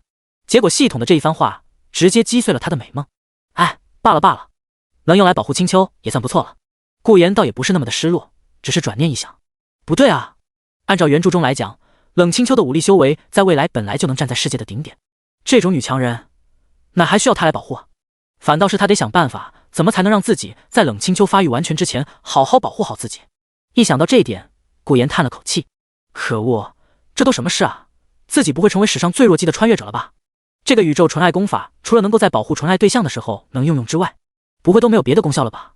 顾言摇了摇头，只是他没发现的是，或者说在这个世界上任何人都没办法发现的是，他全身无死角都裹上了一层粉色的光晕，只是这层光晕顾言没发现，也不知道有何效果罢了。屋内，顾天明和苏慕容像见了鬼一样的看着院子内垂树的顾言，两人面面相觑，这小子见鬼了。大清早起来徒手垂树，这可能是什么健身方法？冷家，冷灵儿穿着睡衣，睡眼惺忪，在洗漱池前的刷着牙。因为昨天晚上自家姐姐对她恶补了一下数学，导致她很晚才睡觉。早啊，灵儿，昨晚熬夜了？都高3的学生了，就不要一直通宵看言情小说了。顾言拎着一袋菜掠过冷灵儿身后。哦，姐夫啊，早啊。冷灵儿刷着牙，下意识地回应道。刷刷刷。只是突然他眼神一顿，睡意全部消失，身形猛地朝那边一看，正好看到个顾言的背影。咋于顾？冷灵儿震惊地喊出了声。不是大哥，你怎么大清早就来了？冷灵儿也顾不得刷牙了，直接一路小跑到厨房。刚到那，便看到顾言在洗碗池那忙活着什么。喂，杂鱼顾，你在干什么呢？冷灵儿喊了一声后凑了上去。顾言一边洗着皮蛋，一边瞥了眼冷灵儿。对方穿了件宽松的粉色兔子睡衣，小黄毛凌乱地散落在脸颊两侧，眉毛微皱，似乎是很不想看见他似的。这小鬼明明昨晚吃得那么高兴。顾言努了努嘴，扭头继续处理着材料，道：做早饭，今早吃皮蛋瘦肉粥。哟，身为杂鱼顾倒是什么都会做吗？我的那份要多加肉丝。冷灵儿闻言，眼睛里闪了闪光，高兴地点了点头，正好肚子也饿了。不对，明明自己可是要把顾言赶走的。知道了，小鬼赶紧去刷牙洗脸，嘴上还有泡沫，能不能像个女孩子一样？顾言一边说，一边从一旁抽了张纸递给了冷灵儿。冷灵儿看着递到面前的湿纸巾，又抬头看了看顾言，他微微一愣，随后一把夺了过来，语气慌乱道：“谁是小鬼啊？人家都已经18岁了，好不好？成年人了。哼，再见杂鱼顾。略，我要去告诉姐姐。”冷灵儿一边说，一边也是跑出了厨房。这小鬼，顾言无奈地摇了摇头。只是突然，他的脑海里闪过了一段画面，那削瘦的身影倒在血泊中，眼睛上蒙着布条的女子惊恐万分地从远处飞奔了过来。姐用我的心头写住你吧。其实我知道这能让你眼睛复明。对不起，我不该去招惹对方的，对不起。灵儿，顾言的眼神一凝，随后又若无其事地清洗着皮蛋的。只是洗着洗着，他的脑海里却又闪过这段剧情。这是当时原著中关于冷灵儿的个人小故事中的介绍，只有这一段，可是信息量却很大。明明这种信息顾言在前世看书的时候根本没在意多少，可不知道为什么，就在刚才他看见冷灵儿之后，脑海里却闪过了这么一段画面。什么情况？这是系统带来的功能吗？如果他没记错的话，这一段确确实实便是冷灵儿的结局。心头血，眼睛复明，招惹死。等会，顾言倒吸一口凉气，他好像知道为什么冷清秋会化身为最终大反派了，好像一切又都解释得通了。如果是那样的话，那接下来很长一段时间，他都必须把目光放一点在冷灵儿身上才行。不是为了别的，就是为了防止出现未来的悲剧。他想让冷清秋继续成为最终大 boss， 但可没想过要靠这种献祭亲人的办法。不行，我必须得阻止这一场悲剧。顾言眼神中透露着一丝坚定，转而看向面板上的积分余额，还剩下13点。13点积分吗？顾言心中思索，积分再多也无法修炼其他杂七杂八的功法，但可没说不能购买格斗术之类的。所以为了以防万一，系统为了不让我小姨子走上老路，给我把积分全部兑换成提升我战力的格斗术、格斗技巧、格斗经验。为了救下小姨子，不让纯爱对象崩溃伤心，这未曾不是一件纯爱的事。本系统很满意，已扣除13积分，兑换成功神级格斗术、神级格斗经验。听到系统的提示，顾言心中松了口气。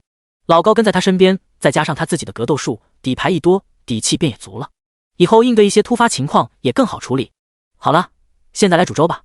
时间1分1秒过去，楼上书房，冷清秋正在翻阅着书籍，突然他好像是听到了什么动静一般，嘴角微微勾起，但又很快被压下，随后扭头朝着书房门口望去，平淡道：“我好像没有请你来。”顾言闻言，嘴角微微上扬，不知道怎么了，听着清秋这种语气，他非但没有气馁，反倒更上瘾了。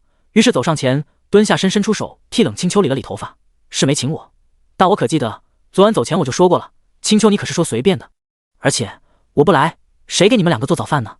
说起来，清秋你是怎么知道是我来的？”冷清秋察觉到顾言的动作，但他并没有抗拒，而是淡淡道：“随便的意思也可以是拒绝。”冷清秋心中虽然对顾言的到来没有反感，甚至感到有那么一丝高兴，可是他可不会承认自己期待顾言过来。至于怎么知道是你的，是因为盲人的其他感官比较敏感，并且结合你之前2次进我房间的体重、脚步声和呼吸频率这几项数据，只要是个正常人，应该都能计算出这人是你。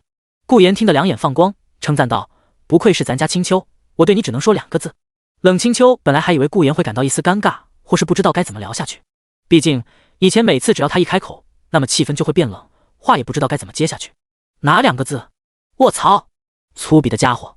冷清秋转过头，表示不想理顾言这个家伙，引得顾言发出了一阵阵怪叫。只是冷清秋在心中却一笑，这个家伙和其他人不一样。想着，在顾言眼前，冷清秋站起身，朝着顾言伸出手，淡淡道：“走吧，你是不是做了皮蛋瘦肉粥？”顾言这倒是有点震惊了，这你都知道？我能计算出来。假的吧？是灵儿跑上来告诉我的。顾言连续2次震惊，不是，冷清秋还会开这种玩笑呢。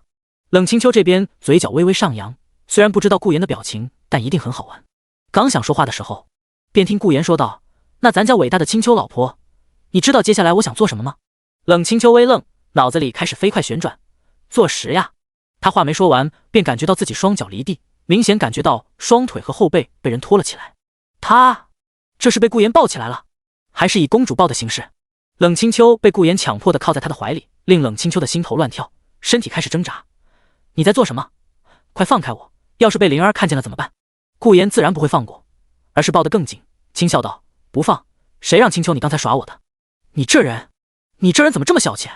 冷清秋一听，居然是这个理由，顿时气急，伸出小拳头朝着顾言的胸口处挥去。你这个家伙，快放开我！不放，我要抱着你到饭桌上。你，明明你之前也搬着椅子让我摔倒来着，可那是个意外。顾言见冷清秋垂下头，话也不想说了，于是连忙放下对方，开始道歉哄了起来。清秋，对不起，我错了。然而下一秒，冷清秋便抬头，嘴角露出了一丝胜利的味道，并且伸出手比了个2，现在是2比1了。2比1。顾言一愣，随后恍然大悟，他失笑的摇了摇头，哈哈，你哈。听到笑声，冷清秋也不禁笑了起来，知道欺负我是什么代价了吧？顾言闻言牵起冷清秋的手，笑道：知道了，我怕了你了，走吧。冷清秋故作挣扎，但也不过半秒，便装作实在挣脱不开的样子，点了点头。哦，第16章，论如何提升小姨子的好感度。餐桌上，冷灵儿吃得索然无味，因为一张桌子前，顾言搬了张椅子坐在了冷清秋旁边，然后拿着勺子一口一口地喂着冷清秋，嘴里还不断地诉说着各种情话。清秋，好吃吗？冷清秋闻言一本正经地说道：马马虎虎吧。好吃，但我就是不想说好吃。顾言点了点头，行，那我下次再给你做。见顾言这么说，冷清秋就不乐意了，这意思是你知道我喜欢吃吗？他强调一下，马马虎虎的意思也可以是不好吃，可我看你明明很喜欢。哼，是什么错觉让你觉得我很喜欢？听到这，顾言想了想，然后轻笑道：兴许是因为你每次吃完后都会舔一舔嘴唇。冷清秋一愣，什么还有这事？可恶！他的耳根子微红，然后伸出拳头朝着顾言的大腿上捶了一下。你走开！见此一幕，顾言一把握住了捶在自己腿上的手，哈哈，清秋，我好爱你。你吃饭时候别说这么肉麻的话。此情此景看得冷灵儿咬牙切齿地咬住了自己的勺子。可恶，区区杂鱼顾，居然就这样在我的面前和我姐姐做这种那种的事情，可恶的混蛋！冷灵儿接受不了自己现在这个画面，尤其是在昨晚，她得知了自己姐姐为什么要装作和顾言这样要好的理由。原来这一切都是为了冷家。姐姐大人忍辱负重的和顾言相亲相爱，然后找到时机一把夺走顾家，使得冷家重回巅峰。姐姐大人实在是太可怜了，为了我们冷家竟是做出如此牺牲。冷灵儿感觉自己真不是个人，明明知道自家姐姐是厌恶顾言的，也知道对方是为了冷家才会这样在顾言面前忍辱负重委曲求全，可是她却无能为力，只能看着自己姐姐被顾言做出这样那样的事情。一想到这事，冷灵儿的心都在滴血。如果她能代替姐姐承受这一切的话，那她也愿意。我吃饱了，去上学了。冷灵儿受不了眼前这个令她心酸的画面，于是强忍着悲痛的情绪离开了饭桌前。顾言一听，扭头看向拿着碗筷就走的冷灵儿，等会上学我来送你去。冷灵儿和冷清秋一听，顿时一愣，尤其是冷灵儿，她十分抗拒，一脸自傲的冷哼道：我才不要你送，本小姐要坐我的霸天丸去上学。霸天丸？就那辆小毛驴？顾言可是看见冷家大门口停着一辆被打扮的花里胡哨的鬼火电动车。什么小毛驴？那叫霸天丸。我告诉你，霸天丸可是能够开到140码的。冷灵儿自豪地说道。哦，私自改装电动车可是要罚款并且没收违法工具的。顾言点了点头，继续道：今天我记得你上学的那条路口上就有交警执法，你要是过去，大概会和他们撞个正着。如果你不想你的霸天丸被拖走拆解的话，那么我劝你还是乖乖的坐我车去上学。冷清秋听后也是点了点头，他面向冷灵儿，面无表情的问道：灵儿，我不是应该给你安排了司机了吗？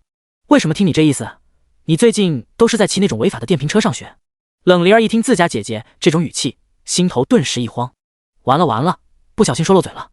无奈之下，他只好实话实说，低着头语气要多委屈有多委屈。姐，我这不是想给家里省点钱吗？所以把那个司机辞退了。顾言在一旁听后凑在冷清秋耳边提醒道：辞退剩下来的钱就拿来改装霸天丸了。冷灵儿一听顿时气急，他瞪向顾言：你……话音未落，冷清秋便面向冷灵儿，冷声道：你知不知道改装车有多危险？我不准你再开那辆车了。说着，他面向顾言道：以后就让你姐夫开车送你去上下学。冷清秋真是要被冷灵儿气死了，这小孩怎么这么不听话？自己为他雇了司机，结果对方居然辞退了对方，还去改装什么电瓶车？这么危险的事情居然也做得出来。自己以前看来是对冷灵儿缺乏管教，让他都变坏了。万一灵儿在外面交了什么不三不四的人该怎么办？万一灵儿学着去染什么黄头发打耳洞，去穿一些奇奇怪怪的衣服该怎么办？万一灵儿学坏了该怎么办？冷清秋一想到这点，心中就有点慌张。他下意识地拉住顾言的手，对了，自己可以让顾言盯着点。刚想说话的时候，顾言便拍了拍冷清秋的手，他看了眼染着黄毛、打着耳洞、穿着奇奇怪怪衣服的冷灵儿，随后对冷清秋安慰道：“我会帮你看着灵儿的。”后者闻言，见顾言读懂了自己的意思后，他的心中也松了口气，然后板着脸面向冷灵儿：“这事情就这么定了，不允许你拒绝。”冷灵儿见姐姐是真的生气了，也是放弃了抵抗，低下头委屈道：“哦。”顾言看得十分有意思，果然要治一治这种小鬼，还得看血脉压制啊。来到屋外，冷灵儿甩着一头小黄毛，背着书包，一脸不高兴地跟在顾言旁边。一辆劳斯莱斯停在门口，老高站在车门旁，打开车门，对着顾言和冷灵儿尊敬地说道：“少爷，小姐。”顾言点了点头，随后拍了拍低着头的冷灵儿：“走了，别不高兴了。你姐夫我也是为了你好，改装车很危险的，你想等自己出了意外，让你姐整天以泪洗面吗？”冷灵儿闻言，她也知道自己瞒着姐姐做这种事情很不对，可是她就是不想在顾言面前承认自己错了。想到这，她轻哼一声：“要你寡。”说罢，她把书包往顾言身上一拍，表情故作凶狠地说道：“帮我拿着杂鱼顾。”后者无奈一笑，对方知不知道自己这样根本没什么威慑力？好，都听我们家灵儿的。呸！什么你家灵儿？冷灵儿表情一乱，慌慌张张的就上了车。可恶的杂鱼顾言，一天到晚说些有的没的话。来到车上，顾言对老高说道：“老高，去江海高中。”好的，少爷。汽车发动，顾言倚靠在靠背上，闭上眼，开始思考起了接下来的剧情。先得确认一件事情，那便是按照原著来讲，他顾言、冷清秋、冷灵儿都是属于反派一方的。兴许是系统的缘故，顾言对于原著剧情的各种细节都记得很清楚，他脑海里甚至能够出现那个画面。而正巧在原著中便有那么一段剧情扯上了冷灵儿和主角团，并且结合剧情时间线来看，好像也差不多要到达那个剧情的节点了。本来只是个引出沈婉儿的弟弟沈天这个人物形象的小故事情节，可没想到实际上作者想引出的居然是原著中最大 boss 的妹妹，并且也因此造就了冷灵儿后面悲惨的结局。顾言可不会让那件事情发生。另一边，冷灵儿右手撑在脸上并靠在车门槛上，她虽然眼睛一直看着窗外，但实际上却在用余光看着顾言。哼，什么杂鱼顾，居然大清早就闭上眼睡觉了。哦对，看对方一大早过来，手里还拎着菜，大概率是很早就起床了。要不是这辆车，我都忘记对方是个顶级大少了。真想不明白，为什么对方这么一个顾家大少会愿意自降身份跑过来为我们烧饭？难道说他真的喜欢我姐？冷灵儿抿了抿嘴唇，眼神有些闪烁。顾言是真心喜欢他姐的，可是按照姐姐的说法，自己等人最后的目的是夺走顾家。可那时候，当顾言得知了真相的那一刻，会是什么样的感受呢？冷灵儿想不出，到时候顾言得知真相的那一刻会有多么的崩溃。不，冷灵儿深吸一口气，眼神飘忽不定。反正这都是他自己非要喜欢我姐的，没错。之后被夺走顾家也是活该。冷灵儿心中暗自催眠自己。然而下一秒，对了，灵儿，你是不是挺喜欢机车的？要是你这次考上了大学，姐夫我做主送你一辆如何？只要求你考上大学之后考驾照买机车，姐夫我一条龙服务全包了。顾言思索完毕，当务之急还是得先提升一点小姨子的好感度，要不然的话，恐怕之后他在外面有什么活动都不会和他说，那可就糟糕了。而冷灵儿一听顾言这话，顿时愣住了。他怎么会知道我喜欢机车？怎么不要这个奖励？还是说觉得自己考不上大学？顾言见愣住的冷灵儿，不禁打趣地问道。冷灵儿这才回过神，他有些慌张地扭过头：谁考不上了？我只是怕你到时候不给我兑现承诺。顾言摆了摆手：姐夫我是差那3瓜2枣的人吗？你就算看不上是面上的，想要一款自己设计的机车，姐夫我都能给你1天之内送到你面前。听着这番话，冷灵儿的脑海中陷入了无比的纠结当中。哇呀！姐姐，咱能不能换个法子搞到顾家啊？这样我良心不安啊！冷灵儿欲哭无泪地想到。时间缓缓推移，不到片刻，江海高中，一辆劳斯莱斯的出现吸引了无数的眼球。哇，这是哪个富家子弟转学过来了？天啊，我们这老破小的地方还有这种富豪？什么情况？是转学生吗？无数学生都驻足观看，纷纷议论了起来。紧接着，咔嚓，顾言从车内走了下来，他那儒雅随和的气质和帅气逼人的外貌，瞬间引得一大堆人的震惊和欢呼雀跃。哇，好帅，居然是个富二代帅哥！怎么会有这种男明星来我们学校？什么情况？是要拍电影吗？不知道啊，看那帅哥手上还拎着书包，不会真是我们学校的吧？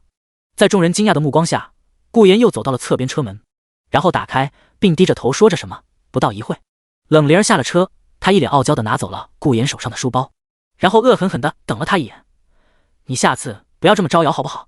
说完之后便快步朝着学校大门内走去。顾言无奈地看了眼对方的背影，耸了耸肩，明明很开心，真是不坦率的小孩。他朝着周围聚集的人群微笑地摆了摆手，在一阵阵声浪下坐回了车内。而随着坐回车内的那一刻，他嘴角的笑意也微微收敛，转而露出了一丝冷意。好了，接下来的时间我也该去把未来的剧情扼杀在摇篮里了。想着，他说道：“老高，去星辉 KTV。” 好的，少爷。校园内，冷灵儿本来故作凶狠的表情也转而变成了一阵飘飘欲仙的表情。哎嘿哎嘿，哈哈，这么多人看我，实在是太威风了。嘻嘻，嘿嘿。冷灵儿表示自己从没那么爽过，虽然做霸王丸的时候也会有很多人看他，可那根本就没有羡慕的眼神。而刚才在校门口那么多人，可都是羡慕死他的表情了。哈哈，爽！而就在这时，一堆打扮的潮流的背着书包的女孩们也都跑到冷灵儿身边，一个个七嘴八舌的说道：“灵儿姐，灵儿姐，那是你男朋友吗？你什么时候谈的男朋友啊？”“是啊，他长得好帅，而且感觉好绅士哦，比我们班那些男的简直好太多了呀。”一个女生也是夸张的说道：“简直就是我的梦中王子啊，开着豪车来接送我，简直和公主没两样。”冷灵儿听得很爽，但又十分不好意思，毕竟顾言又不是她的男朋友。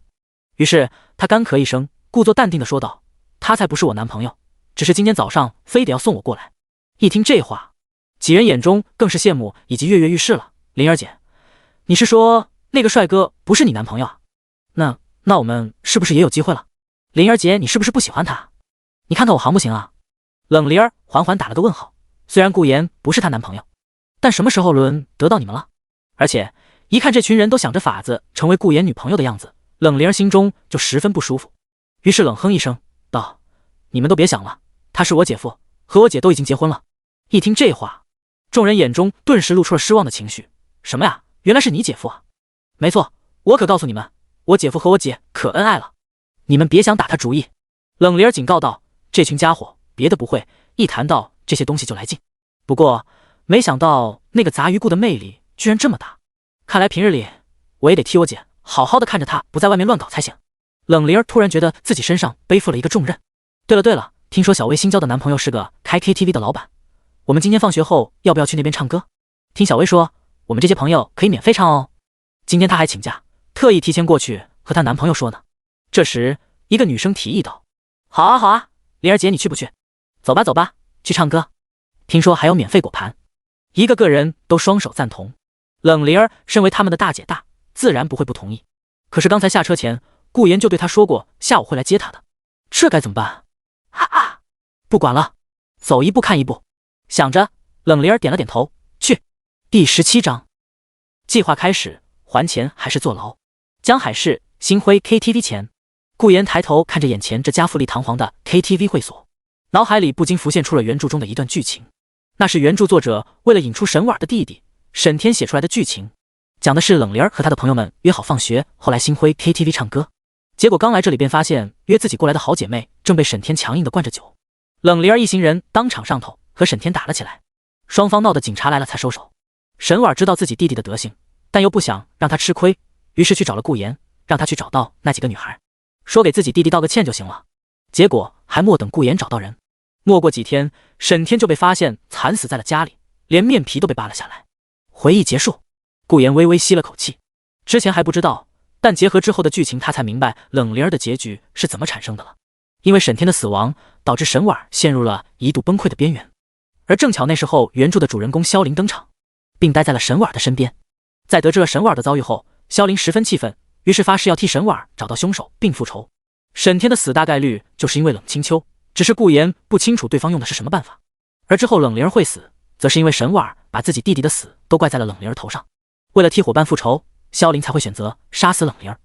怪不得原著中作者要专门写一段冷灵儿和沈天的剧情，感情是为了让冷清秋黑化的彻底一点。不过既然他来了，那么这件事情一定不能够让他发生才行。而且他已经想到了该如何让事情不脱离他的掌控。想着，他看向跟在他身边的老高，走吧老高。好的少爷。说罢，老高又朝着后方招了招手，走，跟少爷进去。下一秒，哗啦啦，几十号身着黑衣的人都从一辆辆豪车上走下，跟随着顾言一同进入了星辉 KTV 内。一间包厢内，不愧是天哥，就算是星辉老板的女朋友，也得过来陪你唱歌。哼，我们可都是沾了天哥你的光啊！几个男女看着坐在主位上的青年，一个个阿谀奉承地说道。星辉老板站在一边，正讪笑地看着眼前坐在沙发上的一个桀骜青年。青年的身材瘦弱，脸色像是被酒色掏空了一般，在他怀里正揽着一个皱着眉头、满脸抗拒的像是学生一样的女孩。女孩对男人紧紧地抱着自己表现得有些抗拒，尤其是对方身上还一股难闻的中药味，更是让她快要吐出来了。他哀求地看向酒吧老板涛哥，见自己新交的女友投来求助的目光，可是碍于眼前之人的身份，他实在是不敢多得罪。无奈之下，只好讪讪一笑，微微听话，就这么一会，就让天哥抱你一会，马上就好了。听到这个回答，小薇的脸色都变得无比难看，她咬了咬牙，想要从抱着她的男人身上起来，放开我，我要回去了。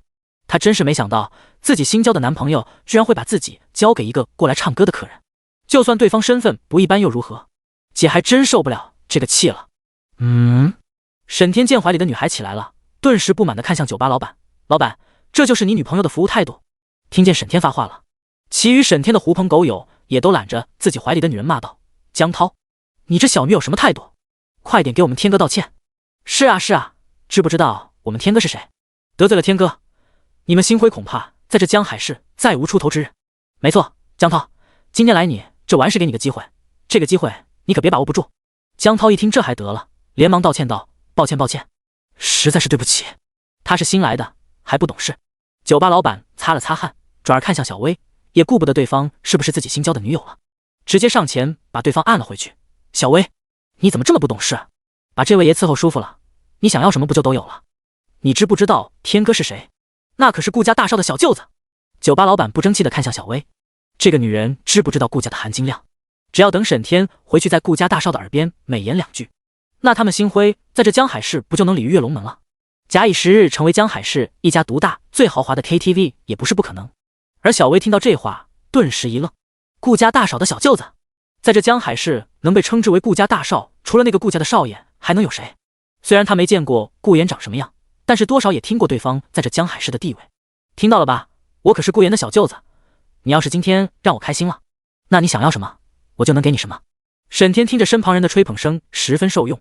他本来只是个社会闲散人员，偶然间得知顾家大少正在追求他的姐姐，于是他便经常借用顾言的名号在外面胡作非为。当然，他本人是十分看不起顾言的，毕竟对方在自己姐姐面前那种低三下四的样子，实在是让他觉得大家族的子弟也不过如此。而且他一没钱就会找顾言要，对方看在沈婉儿的面子上，每次都会给个10万100万，足够他潇洒好几天了。而小薇听到这话，他也面如死灰的低下头不做挣扎。在这江海市，还真没有人敢去招惹顾家。见此一幕，其余人也都起哄道：天哥威武，天哥霸气，我看就算是顾家的大少爷来了，也得尊称我们天哥一声耶。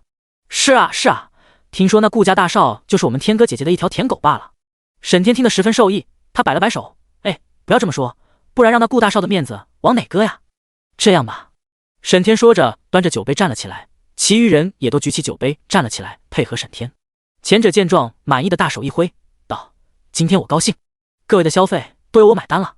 天哥威武，天哥霸气，天哥你好棒，一堆狐朋狗友奉承的呼喊道。然而下一秒，砰当，包厢的大门被一股巨力猛地踹开，大门直接撞击并陷在了墙壁上。接着老高走了进来，这一幕让在场的各位都愣住了。紧接着，我操，沈天还没说什么，他的一帮朋友们一个个都不乐意了。砰，他们摔掉手里的酒杯，然后一个个的吼道，魏老头，你是谁啊？知道我们是谁吗？居然敢来踹我们的门，你活腻了吗？老高闻言微微皱眉，他淡淡道，让这里安静些。下一秒，哗啦啦啦，一伙黑衣人全都涌了进来，整间包厢刹那间挤满了人。本来说话的几人顿时脸色一白，他们明白这是遇到不好惹的人了，一个个人身体都颤抖了起来。等等，老先生你是谁啊？哥几个是不是有什么误会？沈天更是害怕的瘫在了沙发上，他带着颤音求饶道，等一下，我是顾言的小舅子，你们不能这样对我。老高听后更是不屑一笑，这话还是你等会亲自和我家少爷说吧。话音落下，还莫等沈天一行人作何反应，便被冲上来的黑衣人全都强行按在了地上，音响被一旁的黑衣人关闭，整个包厢都陷入了一片安静的恐慌之中。沈天一行人被黑衣保镖强行的以跪倒的姿势按在地上，黑衣人围成一圈，把他们团团围住。沈天显得无比慌张，他没想到顾言的名号居然不好使了。什么情况？为什么会这样？明明以前遇到事情，只要报出顾言的名号，就都能化解危机。少爷，已经处理完毕了。老高尊敬地对外面说道。一道声音自外面回应，接着便是传来了一阵脚步声。沈天听着这声音，感觉有些耳熟。他抬头一看，只见门口缓缓走进来一个他熟悉到不能再熟悉的人。顾言。沈天震惊地喊道：“这些都是你的人？”说完之后，他的脸色变得无比难看，他觉得自己被人耍了。顾言一脸平静地走了进来，他随意扫了眼被按在地上的众人，紧接着才把目光放在了沈天身上。他走上前，然后在所有人不敢置信的目光下，砰！噗啊！顾言用着皮靴内侧朝着沈天的脸上狠狠抽踹了一脚，众人一阵哗然，纷纷倒吸一口冷气。顾言，你这是什么意思？沈天痛苦地吼道，满脸不可置信地看着顾言。为什么他敢打我？他不怕我姐知道吗？顾言闻言，眼中闪烁着冷漠到让沈天心中一慌的光芒，他的语气平静冷漠。什么意思？意思就是你的好日子到头了，沈天。说着，他招了招手，一旁的下属拿过来一份文件，哗啦，顾言把合同放到沈天眼前，道：“这文件上记录着我这些年借你的钱，一共2348万。如果你还不上，那大概率就要背上一条大额诈骗罪而坐一辈子的牢。还有，你借我的名义在外面胡作非为，你在这期间犯下的罪也够你去大牢里蹲一辈子了。”沈天闻言当场傻在原地，心头涌起一阵不敢置信，他慌张地喊道：“你在说什么？顾言，那些钱不都是你给我的吗？”给？顾言想了想，他淡淡道：“你每次问我拿钱，可都加了聊天记录可是都有的。”沈天听后傻了：“不是吧哥，你那么有钱，我和你说借那不是客气一下吗？你怎么还真要我还啊？还有，你这种富二代犯得着和我这种人谈法律吗？怎么看样子还要找警察啊？你能不能有点格局啊？你见过哪个纨绔子弟会跑去找警察讲法律的？我没钱。”沈天支支吾吾地说道。“哦，那你去坐牢吧。”顾言点了点头，随后便站起身。“等，姐夫，我的姐夫，我姐有钱，我让我姐还钱。”沈天一听，顿时焦急地喊道：“别人不知道，他还能不知道吗？顾言可是他姐的忠实舔狗，大概率是因为最近自己姐姐一直不搭理顾言，所以顾言恼羞成怒了。不行，如果顾言不追自己姐姐了，那他不得要真去坐牢。”顾言听到这话，心头一笑，表面上他平静地转过身，淡淡道：“3天之内让沈婉儿把钱送过来，否则你就准备在大牢里度过一生吧。”沈天闻言，自认为自己懂顾言的意思了，同时心中也是无比的后怕。这群大家族的人果然都不是省油的灯，还以为顾言真的是我姐的舔狗，结果现在看起来是因为我姐一直不答应，导致对方没了耐心了。不行，自己必须让我姐赶紧和顾言在一起，我可不想放弃现在这种生活。他连连点头：“好，我一定让我姐去找顾少你。”顾言闻言挥了挥手，一伙黑衣保镖很快便放开了对沈天等人的控制。虽然被放开了，但是沈天等人的脸上也没了刚开始的蛮横，反而一个个害怕的待在原地。实在是顾言这边的气势太吓人了。这时顾言也看到了星辉的老板，他看向对方，对方见顾言望过来，顿时吓得低下头。“少爷，那是星辉的老板，叫江涛。”老高在一旁提醒道。顾言点了点头，然后面色一冷道：“这名字太难听了，从今天起，我不希望再在江海市听到江涛和星辉这几个字。”“好的，少爷。”老高说完之后，便退到后方打起了电话。江涛在一旁面色惨白，他扑通一声跪在了地上。完了，全完了！小薇缩在最角落瑟瑟发抖，这里面所有人都被按在了地上，可唯独他却没有。他眼神害怕又好奇地看向顾言，这人就是传说中的顾家大少，果然好可怕，也好厉害。正巧这时，顾言的目光看向了小薇，四目相对，后者的身体一颤，连忙低下头，大概率就是冷莲那个被灌酒的姐妹了。顾言心中暗想，他不再说话，转身便朝着门外走去。“老高，这边你处理一下。”“好的，少爷。”老高点了点头，他提了一嘴：“少爷，您接下来要去哪？”顾言挥了挥手，给老高留下了一个背影，声音也随之传来：“给青秋做午饭。”老高。第18章，凶手之一，充满杀意的冷清秋。冷家书房，本该只有冷清秋一人的地方，此刻却多出了一个单膝跪地的蒙眼女子。蒙眼女子身着一袭淡雅的红袍，长发如瀑般垂至腰间，她的肌肤如雪，身体线条修长而优雅，展现出一种不同寻常的气质。主人，根据调查，其中一个凶手已经找到了。蒙眼女子语气尊敬地说道。听到这话，冷清秋突然间停下手中的动作，眉宇间闪过一抹冷厉。他猛然抬头起身，心底蕴含着一丝迫不及待的杀意。那本握在手中的书籍被他狠狠地合上，发出一声沉闷的响声。他望向蒙眼女子，语气中透露着深沉的杀意，告诉我是谁。冷清秋心中充斥着杀意以及迫不及待。5年了，当年那场屠杀事件的真相总算有了点进展了。虽然只是其中一个参加屠杀的人员，可至少也说明他离找到真凶更近了一步。蒙眼女子闻言立刻低头回道，是一个名为死神组织的成员，其名为林峰。林峰是谁？死神又是什么势力？冷清秋深吸一口气，努力让自己平静下来。蒙眼女子知道此事的重要性，所以早就把一切都调查清楚了。回禀主人，我们调查到林峰的时候，对方已经有了家室，自己本人则是在江海市的万里集团当一个小职员，而死神则是国外古武界的一个有名的暗杀组织，其组织成员皆为武者，并且实力强悍。据了解，他们主要是以接取暗网的暗杀信息，以此来盈利。听到这里，好。冷清秋一把推开书桌，他的披肩在他的身体周围飘动，如同黑暗中的幽影。他快步走向窗前，哗啦，窗帘被他拉开的咔嚓作响，外头的寒风涌入房间，让书房的空气瞬间凝固。冷清秋呼吸着寒冷的空气，强行的让自己充满杀意的内心缓缓冷却。哈哈哈，死神，好一个死神！暗杀组织，林峰。冷清秋死死的拉住窗帘，想不到，当年你参与屠杀，屠的我冷家几近全灭，而你如今居然还悠哉的离开组织，回到了华夏，并娶妻生子，过上了普通人的日子。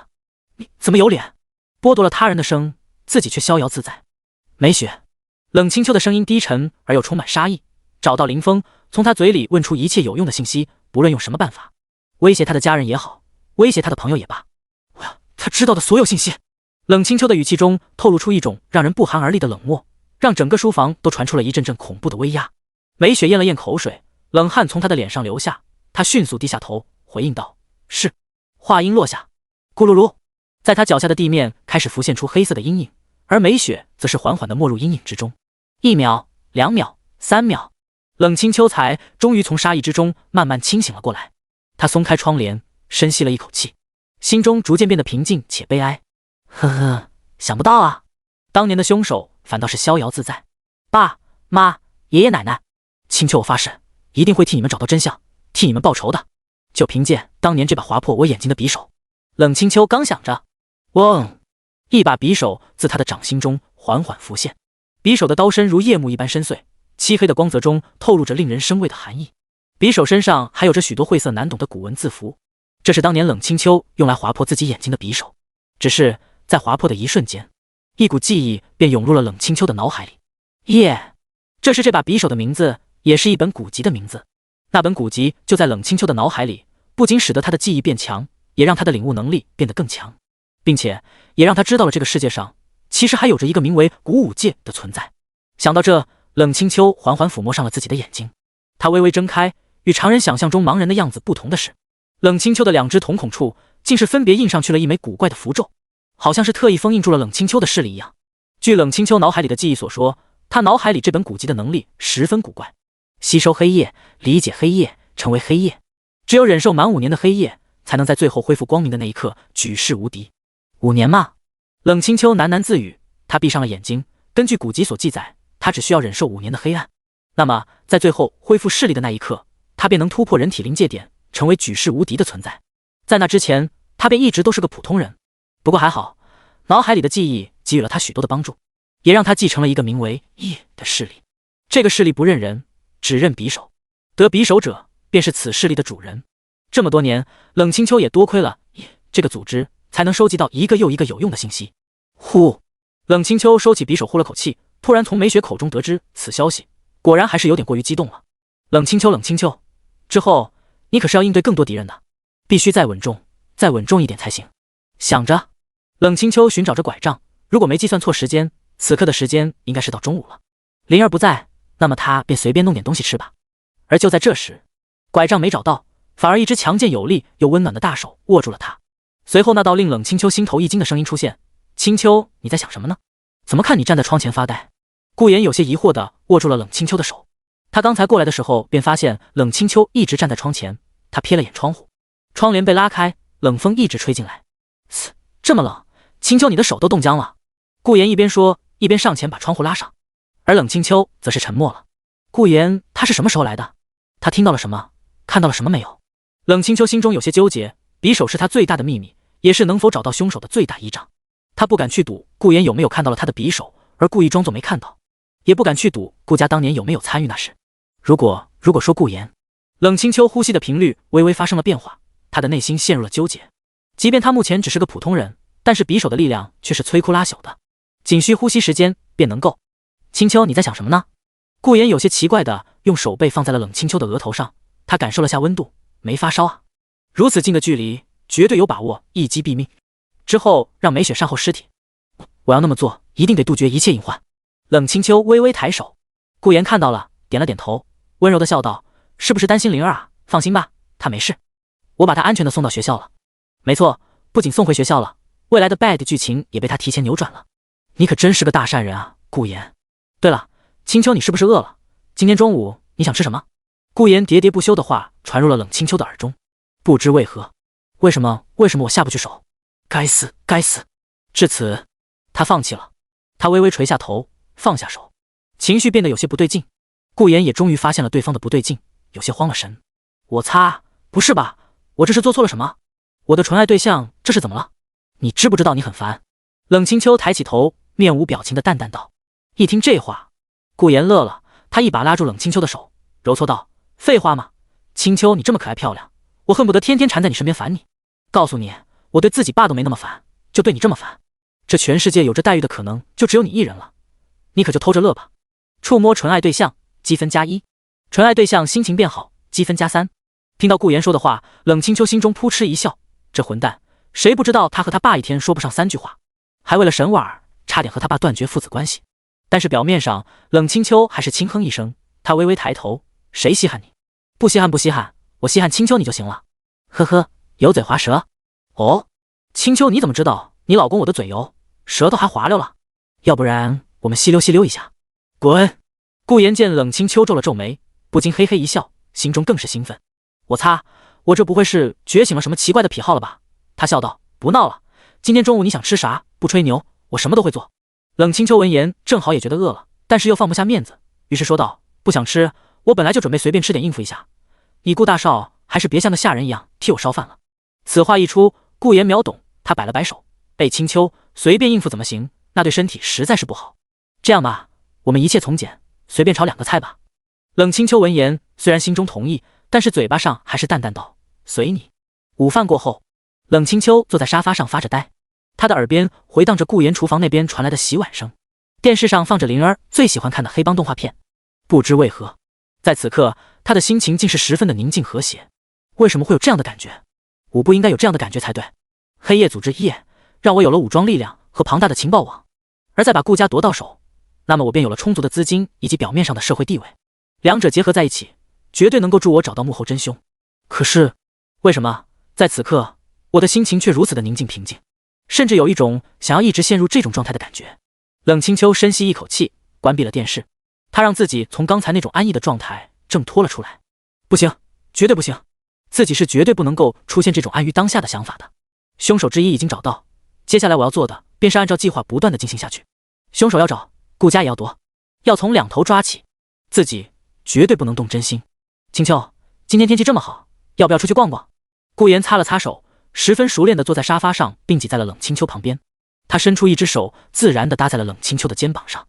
感受到顾言的动作，冷清秋眉头微微一皱，抖了抖那只被顾言搭着的肩膀，想要把顾言的手甩下来，但是顾言的手就像是牛皮糖一样，怎么就是甩不下去？无奈之下，冷清秋也不想去管了，他摇了摇头，淡淡道：不去，本来时间就紧迫，你还想让我出去浪费时间，开什么玩笑？顾言也不气馁，他乐呵呵笑道：好老婆啊，这再拼命也得懂得劳逸结合嘛。再说了，你一直窝在家里，那皮肤都要发霉了，那我们不出去，好歹也在院子里晒晒太阳如何？以防老了得骨质疏松。你也不希望自己变成那样吧？依我看啊，青秋你就是太害羞了，所以才不想出去，对不对？不要害羞，有我这个好老公陪着你，就出去晒晒。冷清秋觉得自己耳边好像有只蜜蜂一样在那嗡嗡嗡的飞来飞去，他捂住耳朵喊道：停！去！只是他刚喊完，心中就后悔了，连忙反悔道：等。但话音未落，便被顾言拉了起来。他略带高兴的声音传入了冷清秋的耳中：“哈哈，太好了，清秋，走，去院子晒晒太阳。”冷清秋听到顾言高兴的声音，本来还想强硬拒绝的他，不知为何又闭上了嘴。他心中想到：罢了罢了，反正之后要夺走对方的顾家，在那之前就让这狗男人高兴一些吧。没错，这才不是因为见对方高兴才同意的，而是单纯的为了在之后夺走顾家而给对方做出的一点点补偿罢了。第19章，不知道，你自己猜吧。就在冷清秋自我安慰的时候，顾言便拉着他来到了院子外。虽然已经到了霜降时节，可是高挂的太阳，直射的阳光也让冷清秋的身体感到一阵暖意。踩在院子的草坪上，冷清秋有些恍惚，自己好像已经很久没有离开过那个书房了，因为时间对他来说实在是太宝贵了，让他根本没有任何休息的时间。而自从顾言来了之后，仅仅几天，他一个个既定的计划好像也全都被打乱了。这个院子曾经也蕴含着他许多和家人的记忆。顾言牵着冷清秋的手走过院子的小径，阳光透过稀疏的树叶洒在两人身上，形成斑驳的光影。顾言感受到冷清秋似乎是在怀念着什么，他没有打扰，安静地牵着冷清秋的手。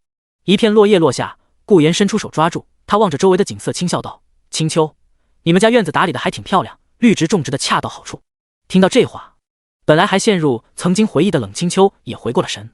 他抬头望向蓝天白云，如果还看得见的话，他相信此刻的天空一定很美。他似乎是在回忆着什么，微笑道：“是的，我知道一定很美，因为这是我父亲生前最爱的院子，这里的所有绿植布置造景都是他一手设计的。在他走后，我也负起了打理这片院子的责任。”说到这里，冷清秋的情绪也微微低沉了下来。司顾言，你真该死啊！顾言深吸一口气，一时间不知道该怎么安慰才好。冷清秋也察觉到了这一点，他摇了摇头道：“这和你没关系。”毕竟，他望向顾言，好像是在确认着什么，语气变得有些诡异：“我父亲的死和你没有关系。虽然多少可以确定当年的事情大概不会和顾言有关，可是谁能保证顾家没有掺和进去呢？”冷清秋也正是担心这一点，也正是因为这一点，所以才一直对顾言抱有着一种距离感。他有时候也在想，利用顾言，说不定也能确认顾家究竟有没有参与当年那件事。顾言听出了冷清秋语气的异常，结合原著剧情一对比，顾言就多少能猜到冷清秋心中的顾虑。因为当年的事件导致冷清秋根本不会也不敢去信任他们这些人。想到这，顾言紧紧地攥住冷清秋的手，他语气认真郑重地说道：“清秋，请相信我，我会永远保护你，我会永远永远地保护你，我不会让任何人再伤害你。”冷清秋听着这番话，他微微一笑，心中感到一丝笑意。保护他，这世上有太多的事情是顾言不知道的。古武界武者那种存在都是能以肉身挡子弹的存在，顾言一个普通人又怎么可能真的和他走到最后？只是对方的语气却十分认真，让冷清秋生不起嘲笑的想法。他不再多想，而是微微笑道：“保护可不是光靠嘴说的，不过你有这份保护我的决心也是不错。”冷清秋想了想，他伸出手摸向顾言的脸颊，嘴角勾勒起一丝笑意：“总之，谢谢你。”哗哗哗，随着秋风的吹拂，树叶发出的沙沙声音伴随着两人的对话，仿佛是大自然为他们谱写的一曲动人的乐章。院子中的时间仿佛在这一刻静止。顾言感受着脸颊上那冰冷的掌心，以及冷清秋那微笑的容颜，一时间愣住了。扑通扑通，即便冷清秋已经放下了手背过了身，可是顾言伸出手摸向自己那不断跳动的心脏，这糟糕，我好像恋爱了，这次真的，我好像爱上冷清秋了。而背过身的冷清秋，他的脸色也微微发烫。该死，我为什么要说那种话？好丢人，我怎么会说那种小家子气的话？真是可恶，都怪顾言瞎说什么。不行，我得赶紧回书房去了。冷清秋这边刚想着让顾言带他回书房，顾言的声音便传了过来：“清秋，我又有灵感了。”灵感？什么灵感？冷清秋一愣，有些不明所以的问道：“我刚才脑海里又做了一首歌。清秋，你想不想听？”顾言的话让冷清秋的心中感到一丝好奇。又做了一首歌？就在刚才。虽然之前听过顾言的《告白气球》，可那也是顾言很多年前创作的，而现在仅凭几分钟的时间，顾言怎么可能做出一首像样的歌呢？冷清秋自然是不相信的，不过对方有这个兴趣，自己也不忍心去打断对方，于是点了点头道：“那你唱吧，不过唱完之后我就要回书房去看书了。”听到这话，顾言点了点头，轻笑道：“好。”而冷清秋也只当作是为了尽快应付一下，所以竖起耳朵听了起来。下一秒，一道令他心头一颤的歌声响起：“我听见雨滴落在青青草地，我听见远方下课钟声响起，可是我没有听见你的声音。”认真呼唤我姓名。爱上你的时候还不懂感情，离别了才觉得刻骨铭心。歌曲的旋律轻柔悠扬，给人一种温馨而轻松的感觉。冷清秋仿佛觉得自己在享受一杯温暖的茶，带着淡淡的宁静。这是什么感觉？冷清秋捂住胸口。这首歌和告白气球好像一样，都是关于男女之间爱情的歌曲。这首歌比告白气球来看，更像是想让人珍惜眼前的幸福。好好听。冷清秋喃喃自语，他情不自禁地放开了心神，静静地听着顾言的歌唱。而歌曲也来到了高潮的部分。原来你是我最想留住的幸运，原来我们和爱情曾经靠得那么近，与你相遇好幸运，可我已失去为你泪流满面的权利。一曲终了，顾言走上前拉住冷清秋的手，表情温和，声音温柔地说道：清秋，我爱你，我不想离开你，我也不想你离开我，请让我保护你一辈子，好吗？冷清秋还沉浸在刚才的歌声之中，听到顾言的话，他才回过神。冷清秋抬起头，他望向顾言，虽然看不见对方的脸，可是冷清秋却能感受到对方对自己的爱意，那是一种纯粹的，一种热烈的。哎，罢了罢了。冷清秋叹了口气，脸色平静地回道：不要。啊！顾言傻眼了，刚想挣扎一下的时候，又听冷清秋淡淡道：你这么弱，还是让我来保护你吧。做我的男人可能会死得很快。这句话冷清秋可没开玩笑，毕竟他身为夜的掌控人，还身负苦大深仇的仇恨，他这一生就注定是一条不可回头的荆棘之路。顾言这边，他听到冷清秋的话，非但没有觉得中二，反倒是感到十分高兴，因为对方这么说，岂不是代表清秋，你这么说的意思是？顾言咽了咽口水，他有些迟疑以及不敢置信，这个家伙还对我说出口吗？冷清秋眉头微微一皱，甩开顾言的手，转身就朝着屋内走去。不知道，你自己猜吧。哎，清秋，我错了，清秋。顾言连忙一路小跑粘了上去，惹得冷清秋脸上一阵嫌弃，但是又没拒绝。他心中叹气，罢了，就当作是为了利用顾言身后的顾家而给顾言的一点点补偿吧。天业医药科技技术有限公司，这是沈家创办的医药科技公司，主打的产品便是护肤化妆品。总裁办公室内，沈婉最近过得十分不开心，他皱着眉头看着电脑屏幕上的一系列数据。在他对面，私人秘书张晴紧张地低着头。沈总也不知道什么情况，之前和我们合作的公司企业居然全都退单撤资了，现在我们公司的生产车间已经暂停了，之前购买的一批原材料也只好搁置在一个仓库内。但是付尾款的日子也快到了，如果不找到合作伙伴的话。沈婉越听越烦躁，他死死地抓着头发，眼神阴晴不定地看着电脑上的数据。怎么会这样？为什么会这样？张晴说的话也如同一根根银针一样刺在他的心中。之前的合作商全部取消订单，因为秉着老客户且信任的关系，所以合同上并没有填写违约金等相关的赔偿条例，而他们采购的一大批材料的尾款也即将支付。可是现在订单全部取消，他们公司账上根本就不可能有那么多钱来支付尾款，没了订单，他们更不可能有新的资金入账，而他们自营门店所带来的收益也只是杯水车薪。以前他们公司的最大收入来源便是其他企业公司和他们签订的订单合同，该怎么办？沈婉喃喃自语，眼中无比焦急。而且马上就要到月底了，但这个月的员工工资还没发出来，难道说这一场劫难他是过不去了吗？张晴看着痛苦的沈婉，脸上也露出了愤愤不平的表情。沈总，那群企业老板实在是太可恶了，他们就好像是约好了一样，全都取消了订单。明明以前他们还对我们一副和善的样子。张晴算是见识到了什么叫世态炎凉了，虽然不知道发生了什么，但是他多少能感觉到这可能就是所谓的商业战斗里没有朋友。约好。沈婉脑海里回想着这句话，突然他表情凝固了，转而露出了一丝震惊之色。等会他好像知道了什么。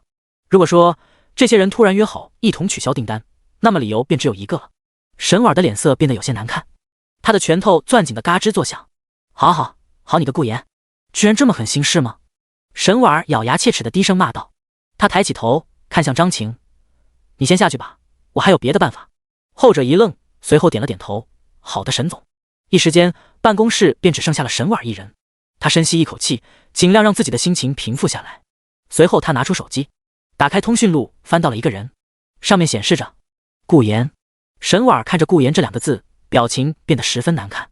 可恶，明明之前说过不会再给他打电话的，但是没想到对方为了吸引我的注意力，转而做出了这种事情吗？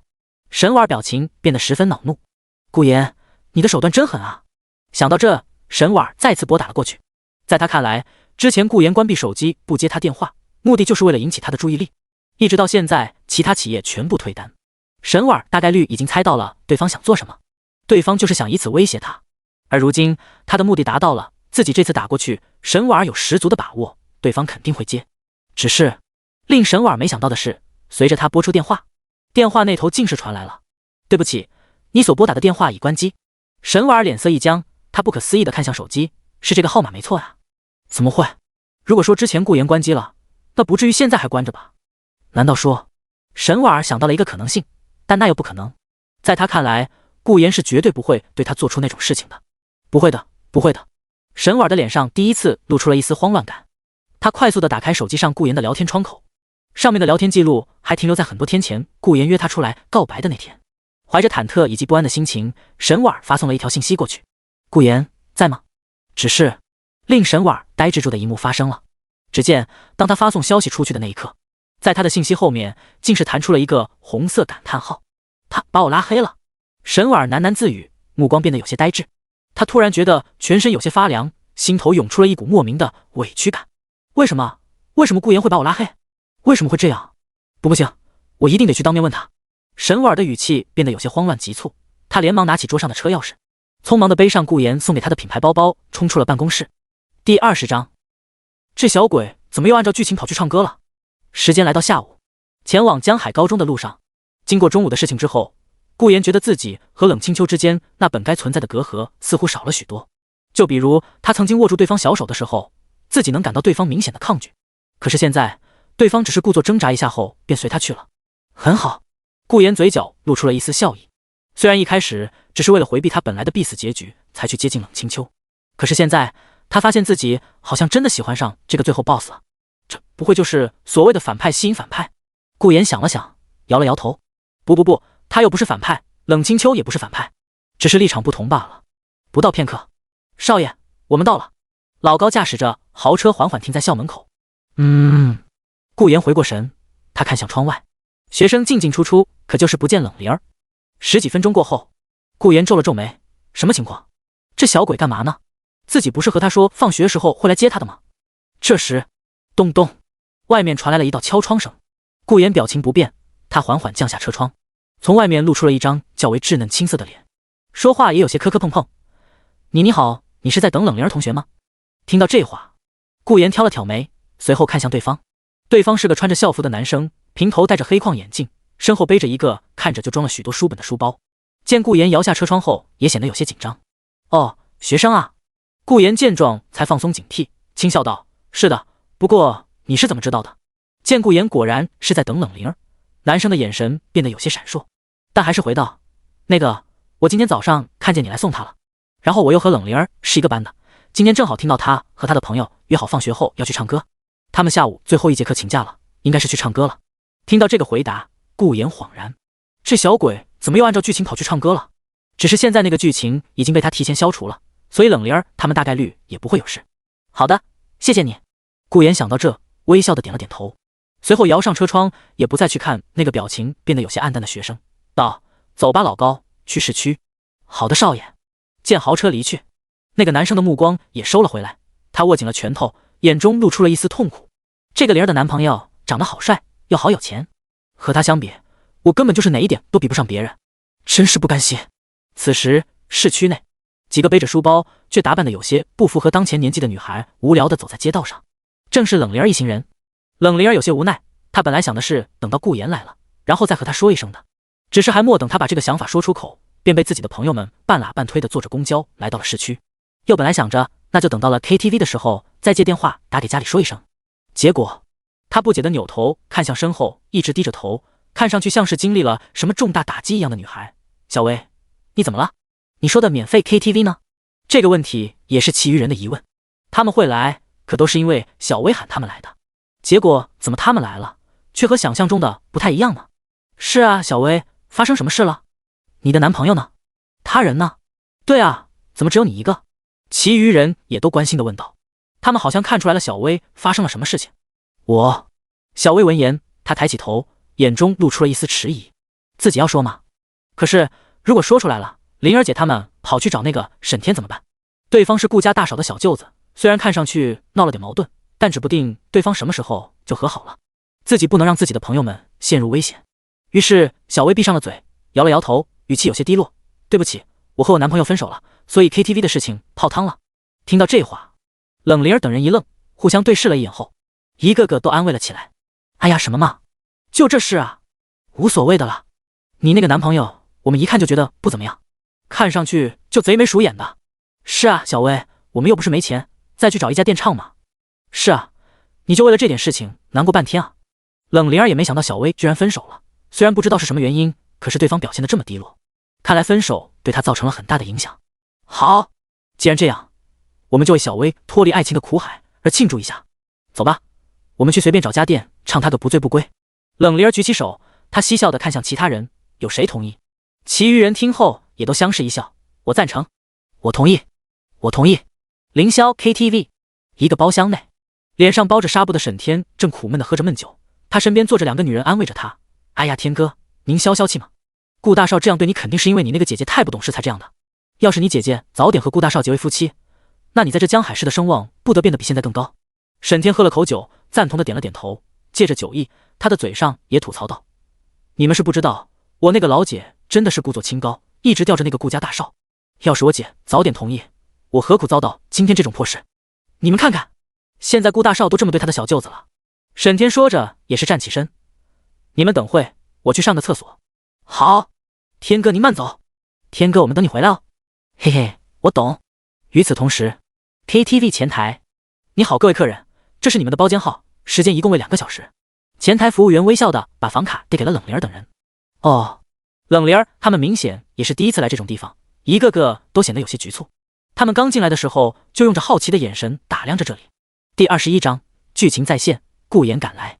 在往包间走去的路上，其余人都好奇地问向冷灵儿：“灵儿姐，你不是说你以前经常来这种地方的吗？等会去了包厢里面，你会点歌吗？”我不造啊，我也是第一次来啊。冷灵儿心中有些慌，但是表面上还是故作淡定地说道：“那是自然了，我对这种都轻车熟路了。等会你们要唱什么歌，和我说就成，我给你们点。”耶，灵儿姐你好棒！进入包间后，几人没发现的是，一个拐角处，沈天的身影从那探了出来。他有些惊疑不定地看向那个刚刚冷灵儿进入的包间，那不是江涛那个废物的女朋友吗？怎么会在这里？沈天喃喃自语，转而眼神变得极为贪婪。刚刚好，既然在星辉没拿下你，那在这嘿嘿。想到这，沈天又朝着自己包间走去，他准备叫些帮手。另一边，顾言在赶往市里的同时，脑海里也在思考冷灵儿他们会去哪家 KTV 唱歌。毕竟原著中的星辉已经不在了，所以也不知道他们会不会突然换主意不唱了。原著中的剧情既然已经被我提前制止了，那么即便冷灵儿他们继续去 KTV 唱歌，应该也不可能重蹈覆辙才对吧？顾言心中有些不自信了，毕竟这世上可是讲一个世界修复力的，万一这剧情还真就继续圆回去了，那可就糟糕了。对了，顾言脑海里突然跳出个主意，他心中询问道：“系统怎么找到冷灵儿的位置？”宿主：冷灵儿是谁？本系统表示只认识冷清秋，他正在家中独守空房。别闹，要是我小姨子出了事，我家青秋绝对会伤心的。好吧，查询冷灵儿的位置需要1点积分。听到这个回答，顾言才露出了笑容，这样就妥了。灵儿姐你还没好啊，我们这都等了好久了。一众人有些迫不及待地望向不远处对着一块屏幕捣鼓的冷灵儿，对方已经在那弄了10几分钟了，但硬是没弄出一首歌出来。冷灵儿有些尴尬，她一边滑动着屏幕，一边回应道：“马上，我马上就弄好了。”哎呀，完蛋了，我看不懂啊。冷灵儿紧张地看着眼前这块花里胡哨的屏幕，天知道他其实是个数码白痴，根本就弄不明白这上面的按钮哪个是哪个。小薇因为家庭原因，所以知道一些娱乐场所的玩法，于是悄悄地来到冷灵儿旁边，小声说道：“灵儿姐，点这个歌单分类就能挑选歌曲了。”冷灵儿闻言，她摸了摸后脑勺，这个嘿嘿，我当然知道了。于是伸出手，刚想点击的时候，下一秒，砰！大门被踢开，几道身影闯了进来。沈天带着一帮人旁若无人地走进了冷灵儿等人的包间，并关上了门。他们看着冷灵儿等人，不禁笑出了声：“哟，各位妹妹出来玩啊，要不要哥哥陪陪你们啊？”“是啊，别客气，这场我们替你们买单了。”冷灵儿等人见此一幕，顿时愣住了，随即一个个从沙发上站了起来，张口就骂了起来：“呸！你们算什么东西啊？来我们这边耍什么流氓？灵儿姐，我出去喊保安！”冷灵儿等人本就是叛逆小太妹，初生牛犊不怕虎，从没吃过亏的他们当然不会怕沈天这群社会人士。冷灵儿的表情也变得十分厌烦，滚开点，这是我们的包间。说着，他拉了拉小薇，道：小薇，出去叫保安过来，这群家伙要在他们的地盘闹事。然而，令冷灵儿感到奇怪的是，小薇的脸色变得有些惨白，并且身体好像都开始颤抖了起来。小薇，冷灵儿一愣，灵儿姐，你们快走吧，这群人我们惹不起的。小薇拉了拉冷灵儿手，语气有些僵硬的说道。她自然不会害怕沈天这伙人，可是她见识过顾家大嫂的威力，对方既然是沈天的姐夫，那么自然也不是他们能招惹的。你在说什么，小薇？这群人我3、2下就能干趴下。冷灵儿眉头一皱，她敌视地看向沈天等人，她摆出架势道：我劝你们赶紧滚开，否则的话，我可不敢保证你们这几条细胳膊细腿的杂鱼能站着离开这。冷灵儿的嘲讽声就像是尖针刺在了沈天等人的心头。他们刚被顾言带来的人教训了一顿，现在他们还真的是一点就炸，急需要找个宣泄口发泄一下。沈天脑袋的青筋长起，他捏了捏拳头，好，兄弟们，给我上，先让这群小鬼知道什么叫社会人。嘿嘿，好嘞，全听天哥的。下一秒，一众人冲向了冷灵儿等人。我们还怕了你们？灵儿姐，我们上！冷灵儿这一方人也都毫不畏惧地冲了上去，只是实力的悬殊那自然不是一星半点的。不到片刻，除了冷灵儿之外，其余人都被打趴在了地上。灵儿姐，不行，打不过，该死！要是我哥在，你们都得死在这！几个被按在地上的女生还是嘴硬的喊道，听得沈天牙齿紧咬。该死的，一个两个的，先是他爹妈看不起他，再是顾言看不起他，现在居然连这群高中女生都看不起他！给我按住他！沈天手握一个啤酒瓶，指着那个喊得最凶的女生吼道。他咬牙切齿地握着酒瓶走了上去。你，给我住手！冷灵儿这边也是体力不支，他即便练过跆拳道，可也挡不住这么多成年人。当看到沈天即将用啤酒瓶砸自己朋友的时候，冷灵儿也是急忙的想要冲过去。只是沈天这边的人也上前把冷灵儿按在了地上，他们哈哈大笑道：给我待在这把小鬼，好好看看你朋友是怎么被天哥砸得头破血流的，告诉你们，这就是你们狂妄的代价。小薇看得十分害怕，她紧咬牙关，冲到沈天面前，等一下，你不能伤害我的朋友。小薇，你让开，我看他们敢砸，我就让我哥弄死他。呵呵，给我滚开，我现在就只想教训一下这个最贱的女人。沈天一把推开小薇，然后举起酒瓶便朝着地上的女生脑袋上砸去。琼兰！冷灵儿拼命挣扎，但是无济于事，她只能看着啤酒瓶离白琼兰的脑袋越来越近。只是还莫等沈天完全砸下，下一秒，砰！大门被踢开。喂！一道压抑着愤怒的声音传入了沈天的耳中。第22章，你们都是好孩子。听着这道熟悉的声音，沈天一愣，他下意识地扭头看去，结果，蠢货！映入他眼前的却是一条踢过来的鞭腿。噗啊！沈天的面部直接被踢得凹陷下去，他整个人的身体也被踢飞了数米之远。而这还没完，砰砰砰！蠢货！蠢货！你除了干这些破事还能做什么？你这个成事不足败事有余的废物！那道冲入进来的身影还在不断地朝着对方的胸口、腹部、脸颊飞踹。顾言差点吓死了，只差那一秒，这该死的 bad 剧情兴许就要以比原著更恶劣的方式呈现出来了。顾言恼怒地踢着地上这滩成事不足败事有余的烂肉，这个傻叉要是自己晚来一秒，剧情绝对会比原著发展的更糟。到时候冷灵儿一死，冷清秋性格大变，六亲不认，自己这些天的努力可能就全都白费了。救命！不要再踢了！沈天被踢得头破血流，他蜷缩着身体，不断的哀求饶道。沈天的其他朋友们都被这一幕看呆了，他们身体颤抖，眼神有些恐惧。等会这不是顾大少吗？怎么会在这里？他不是上午刚教训完他们吗？快跑！不知是谁喊了一声，其余人就像是听到了什么救命指令一般，一个个放开对冷灵儿等人的控制，全都逃也似的跑了出去。小薇更是感到遍体生寒，她扑通一声瘫在了地上，嘴里呢喃：顾姐夫。冷灵儿站起了身，眼神放光且不可思议地看向顾言那边。这天晓得他在这个地方看到顾言有多么的令他感到激动，甚至于他直接喊出了姐夫这个称谓。此话一出，揉着受伤部位站起身的女生也都看向顾言那边，一个个眼睛都放出了光芒。灵儿姐的姐夫！天啊，灵儿姐的姐夫为了救他们而暴打坏人，这实在是太帅了。小薇更是一愣，等会，姐夫？那沈天和冷灵儿又是什么关系？小薇觉得目前这个情况都给他整不会了。听到声音，似乎顾言踢累了，他深吸一口气，扭头看向正用着不可思议眼神看着他的冷灵儿。他收回脚，朝着冷灵儿走去，见对方没什么事，心中松了口气的同时也是伸出了手。冷灵儿见状，以为顾言是要打他，于是心虚的闭上了眼，低下了头。可结果冷灵儿却感受到脑袋上传来了一阵温暖的抚摸感。他一愣，睁开眼一看，只见顾言一脸无奈，用着像是在哄小孩的语气说道：“看神看，当我会打你啊？你这爱惹麻烦的小鬼，走了，回去吃饭。”此话一出，嗡！冷灵儿顿时愣住了，一股不知名的冲动感觉从他的心中涌现了出来。怎么回事啊？什么情况？这是什么感觉？冷灵儿呆呆地立在原地，即便顾言已经收回手，朝着其他人那边观察情况，他也还是没缓过神。哇，姐夫，你好帅哦，英雄救美。小女子无以为报，要不然，嘻嘻，姐夫你看看人家嘛，人家正值芳年。你们都好热情，不过我是有家室的人，有一个老婆，一个小姨子了。老婆是老婆，宝宝是宝宝，宝贝是宝贝嘛。姐夫你看看，哎呦！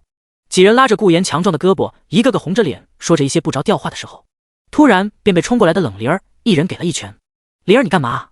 好痛啊！是啊，灵儿姐，你怎么能阻挡我们追逐爱情？几人委屈的捂住脑袋，看向脸色微红的冷灵儿。爱情个锤子！这是我姐夫！冷灵儿一把拉住顾言的手，然后像是宣誓主权一样对着几人喊道：“这是我姐的男人，你们不准对他有想法。”冷灵儿即便想表现出认真严肃的表情，可也不知道为何小脸微红的样子反而让顾言觉得他有些可爱。好了好了，你们几个小鬼逃课唱 K。 说着他还瞥了一眼地上瘫着的沈天，语气严肃道：“还遇上了今天这种事情，如果不是我赶到这里，你们知道后果会有多可怕吗？”一个个都以为自己很能打，今天知道了吧？在这些坏人手里，你们照样是没有实力的菜鸟。记住今天的这场遭遇，你们现在的任务就是好好读书，给自己一个交代。顾言的话让几人都低下头，要是换做别人说这些话，他们肯定是要捂住耳朵扭头就走的。可是不知为何，当救命恩人顾言说这话的时候，他们却感到十分的丢人。有的人甚至是把自己宽松的衣服都穿得收紧了些，就好像在顾言面前这样穿也很丢人一样。见几人好像是真心悔改，顾言的表情也和善了些。他深吸一口气说道：“你们几个小鬼虽然本事不大，但是勇气可嘉，最后关头都没抛弃伙伴，说明……”顾言点了点头，语气认可的说道：“你们都是好孩子。”第23章神碗来了。此话一出，扑通扑通，几人抬起头，那个刚开始喊得最凶的女生白琼兰捂住胸口，眼神呆呆的看向顾言。好孩子这个词以前从来没有人对他说过。几人一时间脸色都微微泛起了红晕，一个个都低下头，显得十分不好意思。顾言见状，心中也是感叹，其实他们都没什么太大的问题，只是缺乏正确的引导。如果按照原来的剧情来走，他们的结局大多都十分悲惨。冷灵儿身边的朋友不乏一些大家族的人，只是因为缺乏关爱，所以才会造成现在这样的局面。好了，我喊我的人送你们回去，记得不要随便逃课出来唱 K 了。顾言表情微微舒缓，语气也不似开始的严厉。谢谢你灵儿姐的姐夫。我白琼兰举起手，脸色微红，但是眼神却十分期待的看向顾言。我要是考上大学，灵儿姐的姐夫，你能满足我一个愿望吗？终究是小鬼。顾言点了点头，笑道：“如果是要我当你男朋友什么的，就别说了。”此话一出，白琼兰反而变得有些失望，她鼓了鼓嘴：“哦，你还真想啊？”顾言嘴角一抽：“不是，你们是有多早熟啊？想我当年高中那可从没体会过恋爱是何种滋味啊！”琼兰，都说了你别想打我姐夫主意。冷灵儿护犊子般的语气也让顾言感到一些好笑。好了，灵儿你先和老高回去，我要先处理一下这里的后续。顾言拍了拍冷灵儿的脑袋，轻笑道：“啊，你不和我一起回去啊？”冷灵儿听到顾言不和他一起走，顿时有些不放心。是啊，放心吧，这里交给我，你们之后就是该上学，该干嘛干嘛。况且我确实有事情要和这个家伙以及……顾言说着，他看向了刚刚推开门并走进来的顾言。你对我弟做了什么？沈婉儿找了顾言一天，从公司到家都找遍了，就在他失望准备回去的时候，却在这家 KTV 前看到了顾言的车子。根据那个惊慌的前台的答复，走进这个包间，果然找到了顾言。只是他也看到了瘫软在地上的自己的弟弟，一时间他发出了尖锐的报名声。看着这个身材高挑、颜值动人的女子，冷灵儿一时间不禁紧紧握住了顾言的手，眼中变得十分警惕。你是谁？你又是谁？沈婉儿气得胸口上下起伏，她看了圈四周，发现都是些高中小女生，但是自己的弟弟却倒在角落不成人样。最后她才把目光放在了顾言身上。她不知道发生了什么，但是她认为这一切都是顾言的错。顾言，好啊，你拉黑我，合着是换口味了？想不到啊，你……沈婉话没说完，便发现顾言正在用一种厌烦且冷漠的目光看着他，吵死了，闭嘴！这种冷漠的话语一时间让沈婉愣在了原地。他凶我？怎么会？顾言怎么会这样对我？沈婉觉得世界好像在一夜之间就变了。顾言没去搭理这个之后，在他计划中是关键一环的角色，而是看向冷灵儿等人，温和道：“你们先走吧，这里我还要处理一些事情。”白琼兰见这奇怪的氛围，也知道自己不该继续待在这里了，于是一个个都点点头，朝着外面走去。灵儿姐，走吧。灵儿姐，我们先走吧。他们催促着冷灵儿先离开，但是冷灵儿却不想走，因为她看着眼前这个女人，她好像多少猜到了对方的身份。万一对方诱惑了顾言，让顾言又喜欢上了她怎么办？在这之前，冷灵儿其实是希望顾言就这样和她姐分开的，可是不知为何，现在她却不那么想了。姐夫，冷灵儿用着担心的目光看向顾言，后者摇了摇头，轻笑道：“等我回去。”冷灵儿听着这简单的回答，不知为何心头也是放松了下来。她点了点头，随后恶狠狠地如同刚开始认识顾言那样充满敌意地瞪了眼沈婉，然后便松开顾言的手，跟着其余人离开了包间。就此，这地方便只有了顾言、沈婉以及瘫在地上的沈天三人。他叫你姐夫？你找了谁？那个女人是谁？沈婉听到了刚才冷灵儿对顾言的称呼，不知道为什么，他的心中居然涌现出了一股无名火，就好像本该是自己的东西，结果被其他人抢走了一样。然而面对这些回答，顾言的表现却让沈婉感到一阵愣神。只见随着冷灵儿等人离开了房间，顾言整个人的气质表情也变得极为冷漠阴冷。为了冷清秋，也为了我自己，沈婉是必须要利用的。为了避免后续的各种死亡剧情，我必须要这么做。顾言走到沙发上坐下，整个人都倚靠在了沙发上，他用着就好像是漠视一切的眼神望向沈婉，语气淡淡道：“你来的刚刚好，那么便聊聊吧。”沈婉脸皮一抽，他没想到顾言居然会用这种口气和表情对他说话，甚至是他的问题都被无视了。不知为何，对方这种表现让他本来在顾言面前一直悠然自得的心情都变得十分烦躁。沈婉咬了咬牙，他把包往沙发上一甩，随后坐在沙发的另一侧，咬牙切齿地说道：“好啊，聊聊啊。顾言，我看你要说什么。”第24章，不敢置信的沈婉，你真要这么对我？包间内，沈婉双腿交叠坐在沙发上，他眼神恼怒地看向对面的顾言，对方眼神冷漠之中带着些许厌烦。可恶，以前的顾言从来不会用这种眼神看我。在他旁边则坐着被顾言打得头破血流的沈天。沈婉做梦都没想到顾言居然会用这种恶劣的态度对他，甚至还打伤了他的弟弟。不知道为什么，沈婉的心都有些心寒。自己曾经对顾言那么好，结果没想到对方如今竟如此对他，实在是他看错人了。顾言，你到底想说什么？还有我弟弟的伤，你又作何解释？沈婉压抑着怒火，他瞪向顾言，他心中已经发誓了，如果顾言此刻不好好道歉的话，那么他这辈子都不会原谅对方的。顾言这边，他本来没想过要和沈婉再扯上关系，但随着冷灵儿剧情的出现，他便发现自己一味的躲避防守是不行的，只有提前埋下一些手段，才能预防未来可能会发生的 bad 剧情。加上系统，那么一个鲜明的计划便出现在了顾言的脑海里，以致原著男主萧凌在后续的剧情中会和沈婉相遇，并爱上对方。说是爱，倒不如说是也成了对方的舔狗。所以沈婉变成了他计划中不可或缺的一部分。萧凌的实力强悍，因为是世界之子，所以每次都能在战斗中升级突破，从而变强打败反派。这种逆天外挂让现在的顾言很明智的不会去随便招惹，但也并不是说他就会这么束手待毙。在激活系统之后，商店内的物品五花八门，其中便有一样物品能够克制萧凌使其功力尽散，但是使用方式极为坎坷，可以说这件事只有沈婉去做，才能让萧凌毫无防备的中招。想完这些，顾言看向沈婉，没去管对方的问题，而是单刀直入的说道：“沈婉，我就敞开天窗说亮话了，你们沈家的医药公司已经完蛋了，就凭你们那毫无效果的美容化妆品，以前还能经营下去，我不说你也知道是为什么。如果不想你们沈家就这样宣布破产的话，那么……”顾言冷淡的声音传入了沈婉的耳中，他的眉头一皱，胸腔中不禁涌出一阵怒火。可恶，这冷漠的态度，顾言你当真要这样对我？沈婉深吸一口气，还莫等顾言说完便打断了对方。他怒斥道：“你做梦！我知道你这么做不就是为了让我做你女朋友吗？我告诉你顾言，你想都不要想，你这种人实在是太卑鄙了，居然想用这种手段来得到我！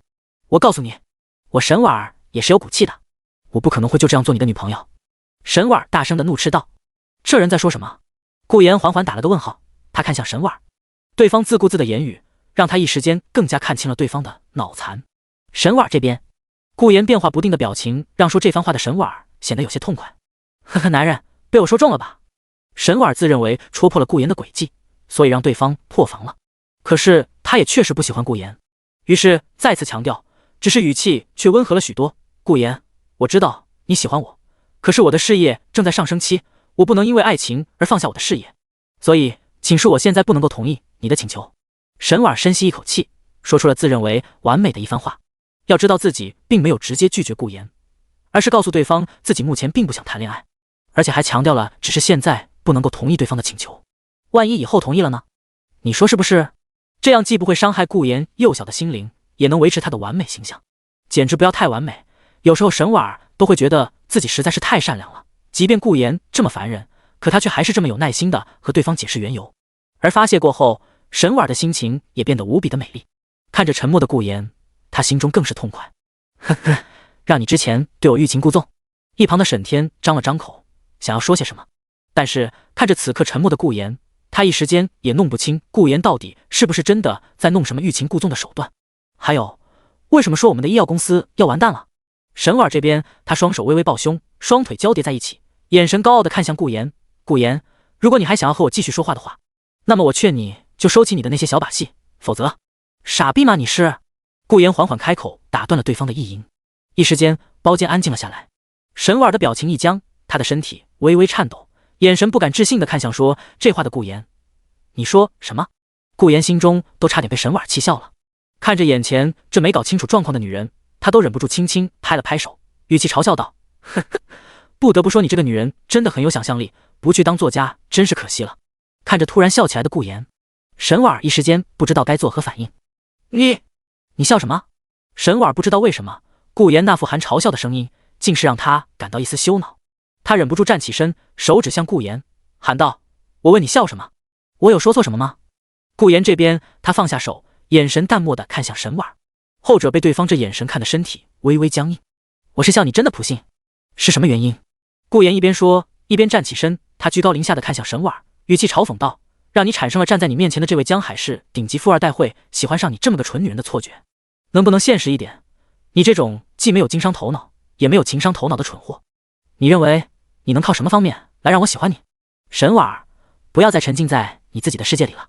顾言说到这，在沈婉逐渐愣住的表情下，他淡淡的说出了一道令沈婉心头震惊的话：我就明说了，你现在的公司不仅即将面临倒闭，你的弟弟还欠了我2000多万，如果还不上，那么他将锒铛入狱。沈婉脸色一白，他下意识的否认：你胡说，我公司才不会倒闭，还有我弟弟。他深吸一口气，看向身后眼神有些闪躲的沈天。小天，顾言说的话是什么意思？你什么时候欠他钱了？沈天眼神闪躲，他见事情还是瞒不下来，于是只好带着哭腔的喊道：姐，你就从了顾大少吧，不然你弟弟我绝对要去坐牢了。姐，我不想坐牢。轰！此话一出，沈婉的大脑变得一片空白，他的身体开始颤抖，语气带着颤音的问道：你说什么？你真的欠了那么多钱？沈婉傻了，他本来以为顾言只是信口雌黄，毕竟哪会那么夸张，还2000多万。只是当沈天说出口没否认之后，沈婉才明白，原来顾言没开玩笑。姐，我不想坐牢，拜托你求求顾大少吧。沈天已经看清楚了状况，心中也不再有侥幸的心理。曾经他不知道顾言在追自己姐的时候，就听说过顾言的一些传闻，说他上学时候嚣张跋扈，不把任何人放在眼里，直达认识了沈婉才开始了疯狂的追求，一直从学校追到了毕业。对方也从一个嚣张跋扈的大少变成了一个低三下四的舔狗，所以这种变化才让沈天愈发看不起顾言。可当对方不再追沈婉之后，沈天才发现对方现在的这种表现才是曾经正常的顾言。所以说对方说让他坐牢，那就一定说到做到。你沈婉指着沈天想要说些什么，可得知的信息太过于惊悚，让他一时间失去了语言组织能力。一边是自己的弟弟和家族，一边又是自己讨厌觉得烦人的顾言，沈婉陷入了挣扎。他心中的自尊自然是不允许他向顾言委曲求全的，所以他深吸一口气，眼神怒斥向顾言：我弟弟欠你的钱，我会还你的，这样好了吧？听到这话，顾言知道对方只是嘴硬，于是面无表情的点了点头：3天之内把钱送到我家。说罢，也是丝毫没有停留的意思，朝着外面走去。而沈婉见顾言真的要走，刹那间他的眼神一慌，心中感觉好像什么东西失去了一样。他下意识地喊道：“等一下！”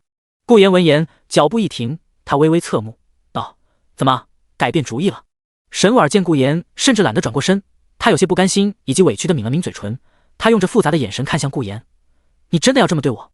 顾言一听这话，倒是乐了：“我怎么对你了？先不说原著你弄得我家破人亡，就说现在，我不说我对你有其他的目的，但是喊你还钱总归是天经地义吧？蠢货，有这委屈的时间，倒不如想想怎么凑钱吧。”顾言挥了挥手，随后便头也不回地离去了。而沈婉则呆愣在原地，他又骂我！扑通一声，沈婉身体一软，瘫在了沙发上。他的目光看向顾言离去的背影，看着看着，他的脑海里也出现了曾经顾言对他的嘘寒问暖的场景，对方为他跑腿购物，怎么爱他，怎么想对他好。而如今脑海里的身影却和现在这个头也不回就离开的冷漠的人的背影开始重叠。呜！沈婉的眼前逐渐被泪水打湿，他紧咬牙关，朝着外面大声的吼道：“顾言，你混蛋！”冷家书房内，什么？你是说顾言留在了那里和沈婉？冷清秋声音微微抬高，他的心中感到一阵不舒服。本来他还在家中左等右等，心想怎么顾言还不回来，结果好不容易等回来灵儿，对方却说顾言在和沈婉谈事情。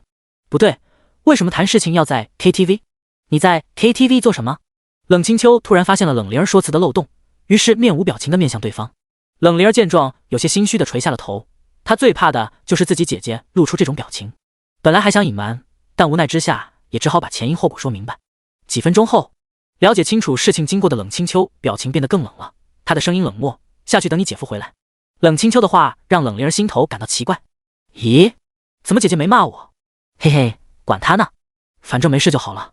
哦，好的姐。冷灵儿连连点头，随后蹦跶地跑了下去，脸上也露出了一丝期待。姐夫啊呸，杂鱼顾啥时候回来啊？我好饿啊。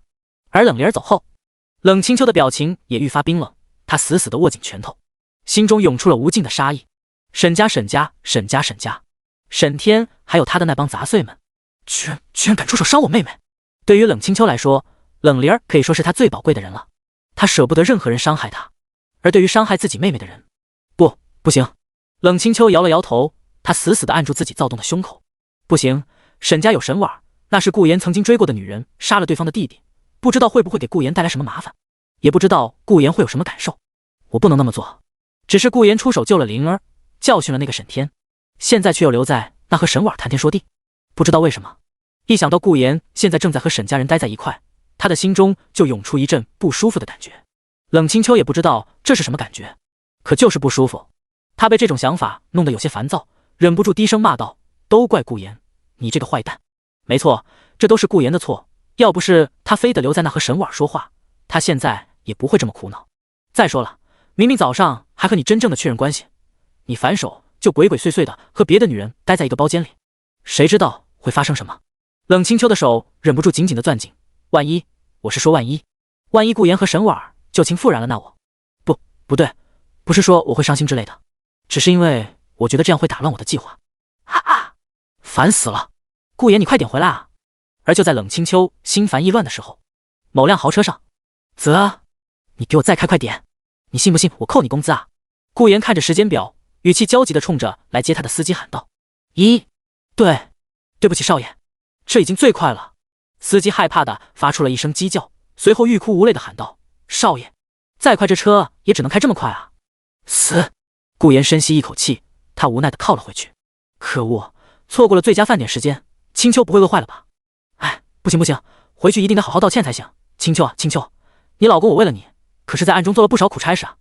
相信回去后，你也不会怪我的，对吧？第25章，今晚就住这吧。当顾言按照约定回到冷家的时候，时间也来到了19点44分。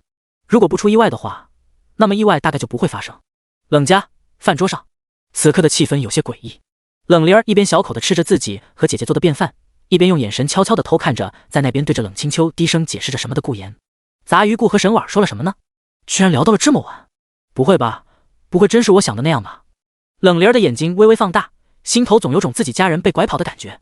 冷清秋也是这种想法，他冷着脸吃着饭。如果顾言不给他个解释的话，相信他今天晚上就要郁闷的睡不着觉了。当然，事情自然不会是两人想的那样。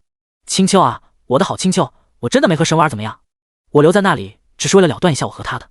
顾言这边解释着，当他回来发现冷清秋和冷灵儿两个已经做好菜等着他的时候，他就知道完蛋了，了断你和他的情缘。冷清秋打断了顾言的发言，随后阴阳怪气的说道：这确实也能这么说，但问题不在这。顾言一听，急忙拉住冷清秋的手，但这又有些不好解释，毕竟自己要做的事情实在是太过于隐蔽，肯定是不能够让冷清秋他们知道的，那样不就影响他在两人心中的形象了吗？哼，问题不在这在哪，我看不是了断情缘，而是你要再续情缘才对。冷清秋丢开顾言的咸猪手，冷笑的扭过头。不知为何，冷清秋总觉得自己心中出现了一种奇怪的感觉，只是他也不知道那是什么感觉，但多少知道是因为顾言引起的。他不喜欢这种感觉。见冷清秋扭过头不想理他，顾言顿感不妙。糟了，不会是那个吧？前世看过的各种恋爱小说中的那个，因为丈夫出门应酬，家中妻子所以对他产生了不信任，最终导致夫妻双方吵架离婚。虽然他和冷清秋还没正式结婚，但是他觉得情况大概就是这么个情况。无奈之下，顾言只好先说出一些无关紧要的事情。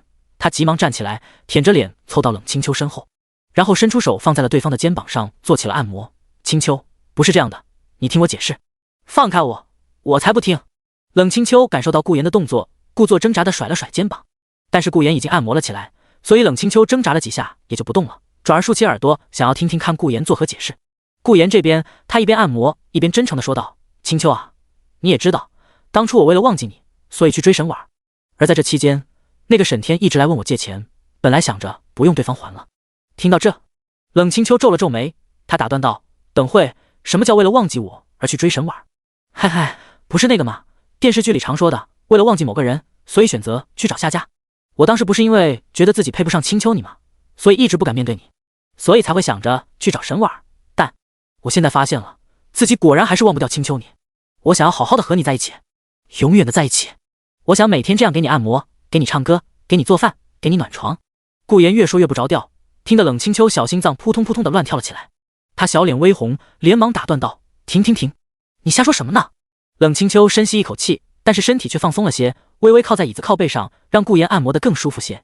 随后才说道：别扯别的，你继续说，你借了那个叫沈天的家伙多少钱？怎么就不让他还了？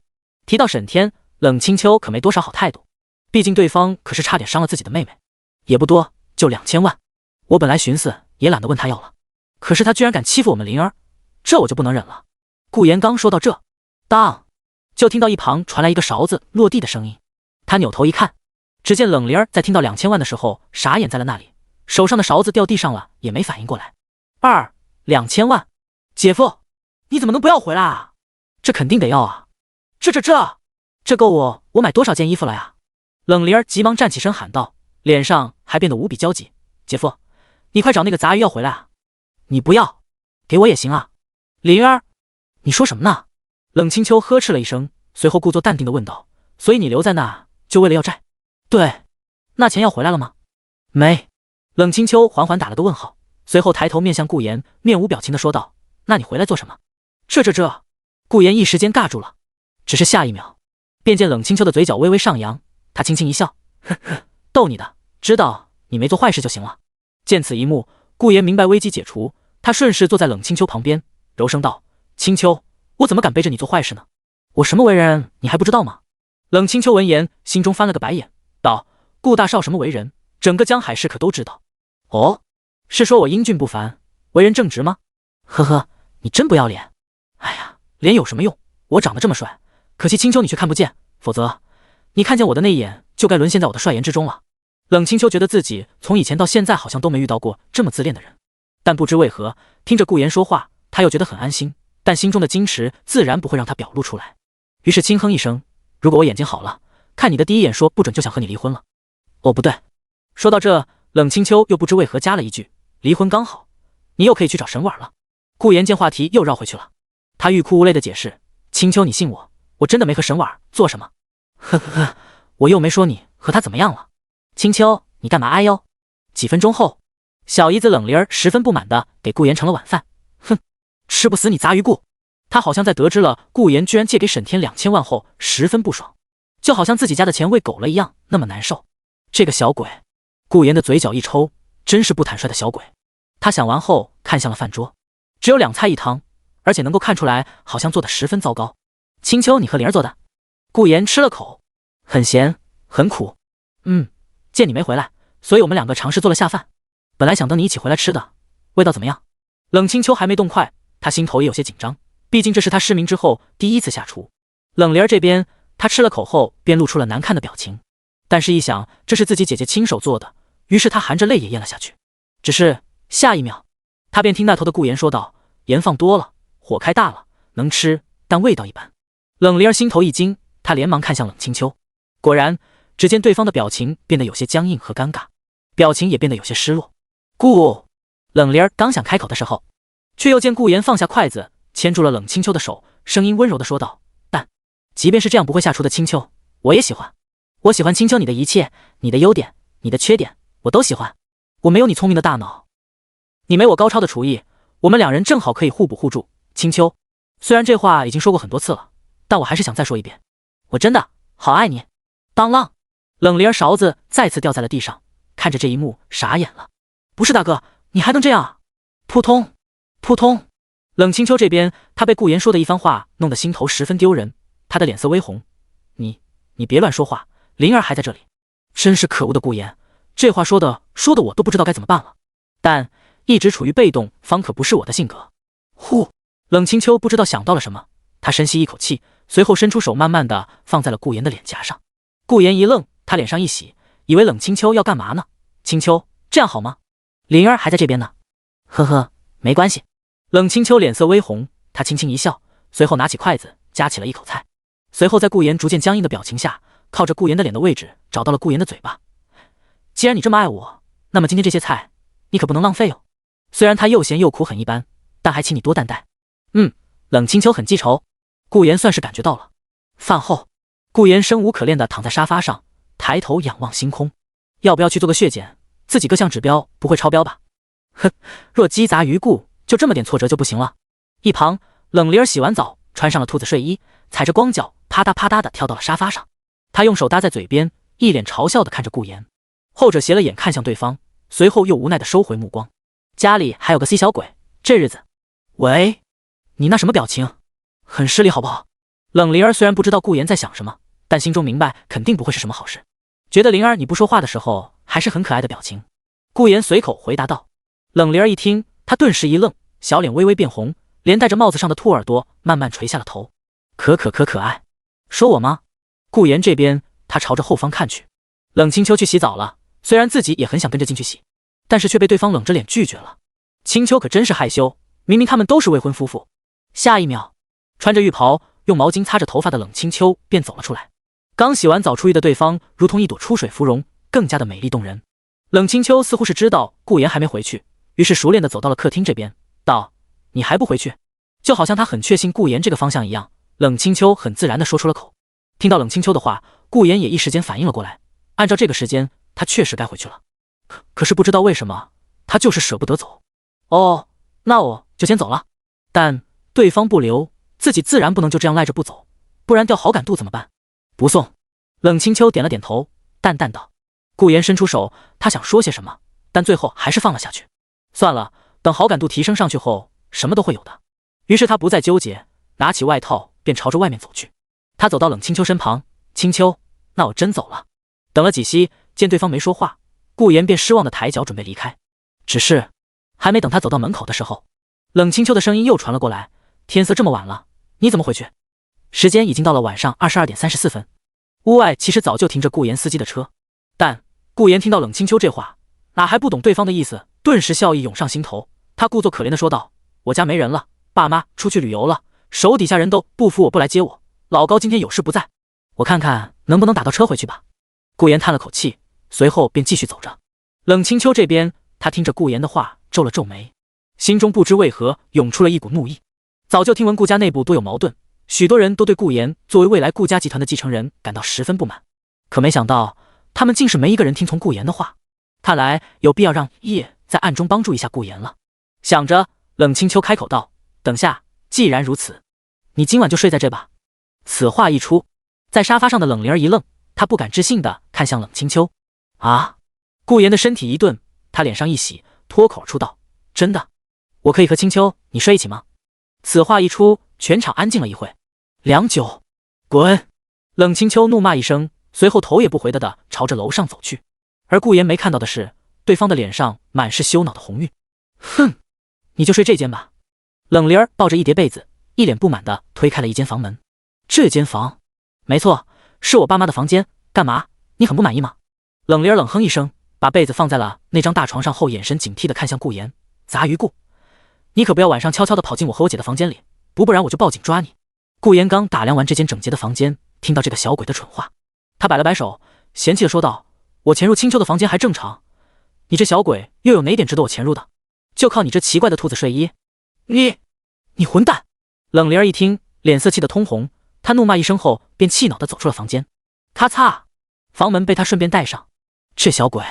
顾言失笑的摇了摇头，如果对方不满口杂鱼的，说不定反而会很可爱。而就在这时，嗡嗡，顾言的手机微微震动了起来。他一愣，自己应该和自己爹妈说过今晚可能不会回去。随后拿起一看，只见上面是老高发来的一份文件，文件名为萧凌。顾言的表情一变，转而他的嘴角止不住的上扬，眼中也露出了一丝莫名的意味。哦，主角来了，那么计划也该开始了。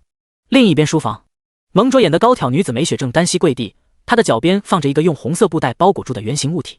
主人，属下从他口中得知，当年是有一个神秘的存在发布了屠杀冷家的任务，参与进来的势力数不胜数，死神只是其中一个势力罢了。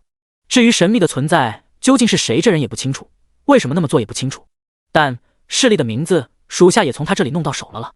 说着，梅雪从怀里拿出了一份卷轴，上面记录着当年参与进来的势力的名字。冷清秋接过特制的盲人文卷轴，他面色冷漠地翻开查阅，他看得很快，似乎是在寻找着什么。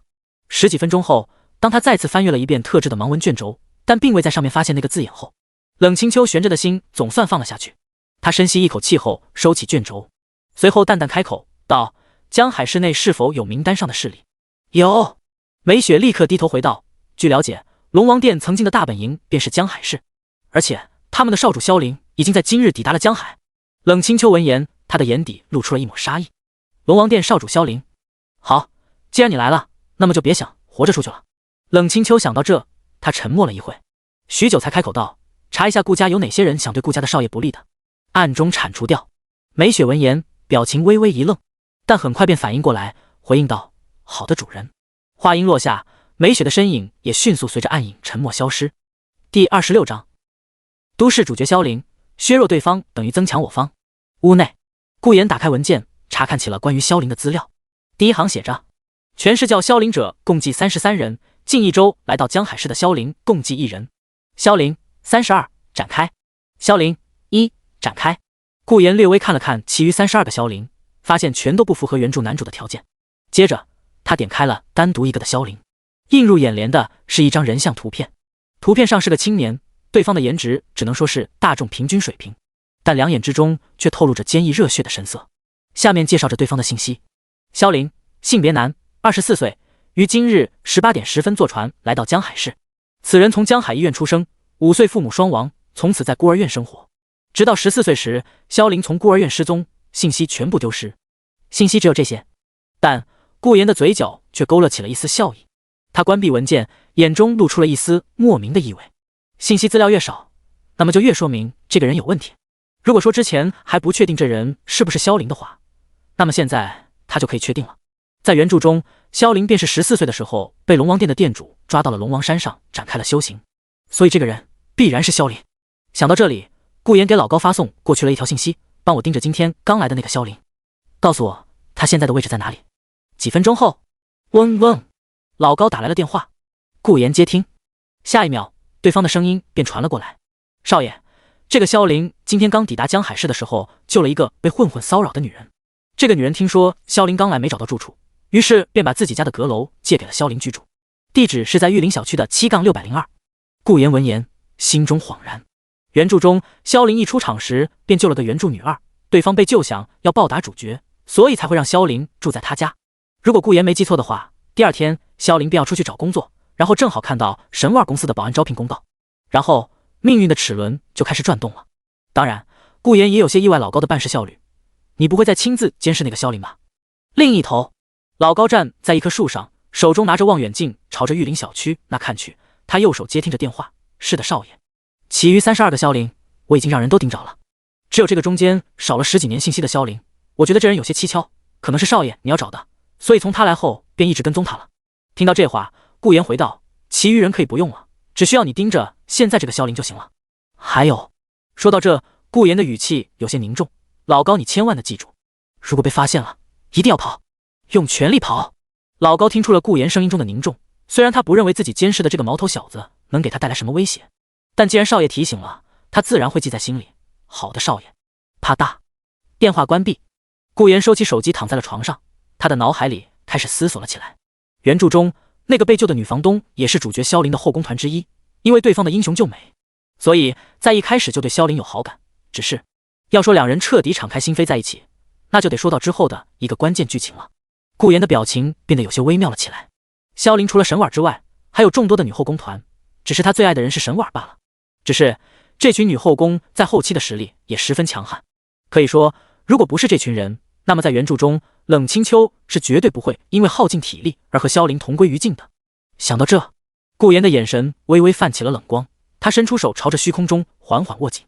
女主角们给萧凌提供了许多的帮助，有许多生死存亡的时刻都是女主们替萧凌化解的危机，所以不让这群女主和萧凌扯上关系，其实也是一个能够削弱对方战力的办法。更别提他还有沈婉的一步暗棋，一层层的手段加下去，顾言就不信自己活不到最后。好，睡觉。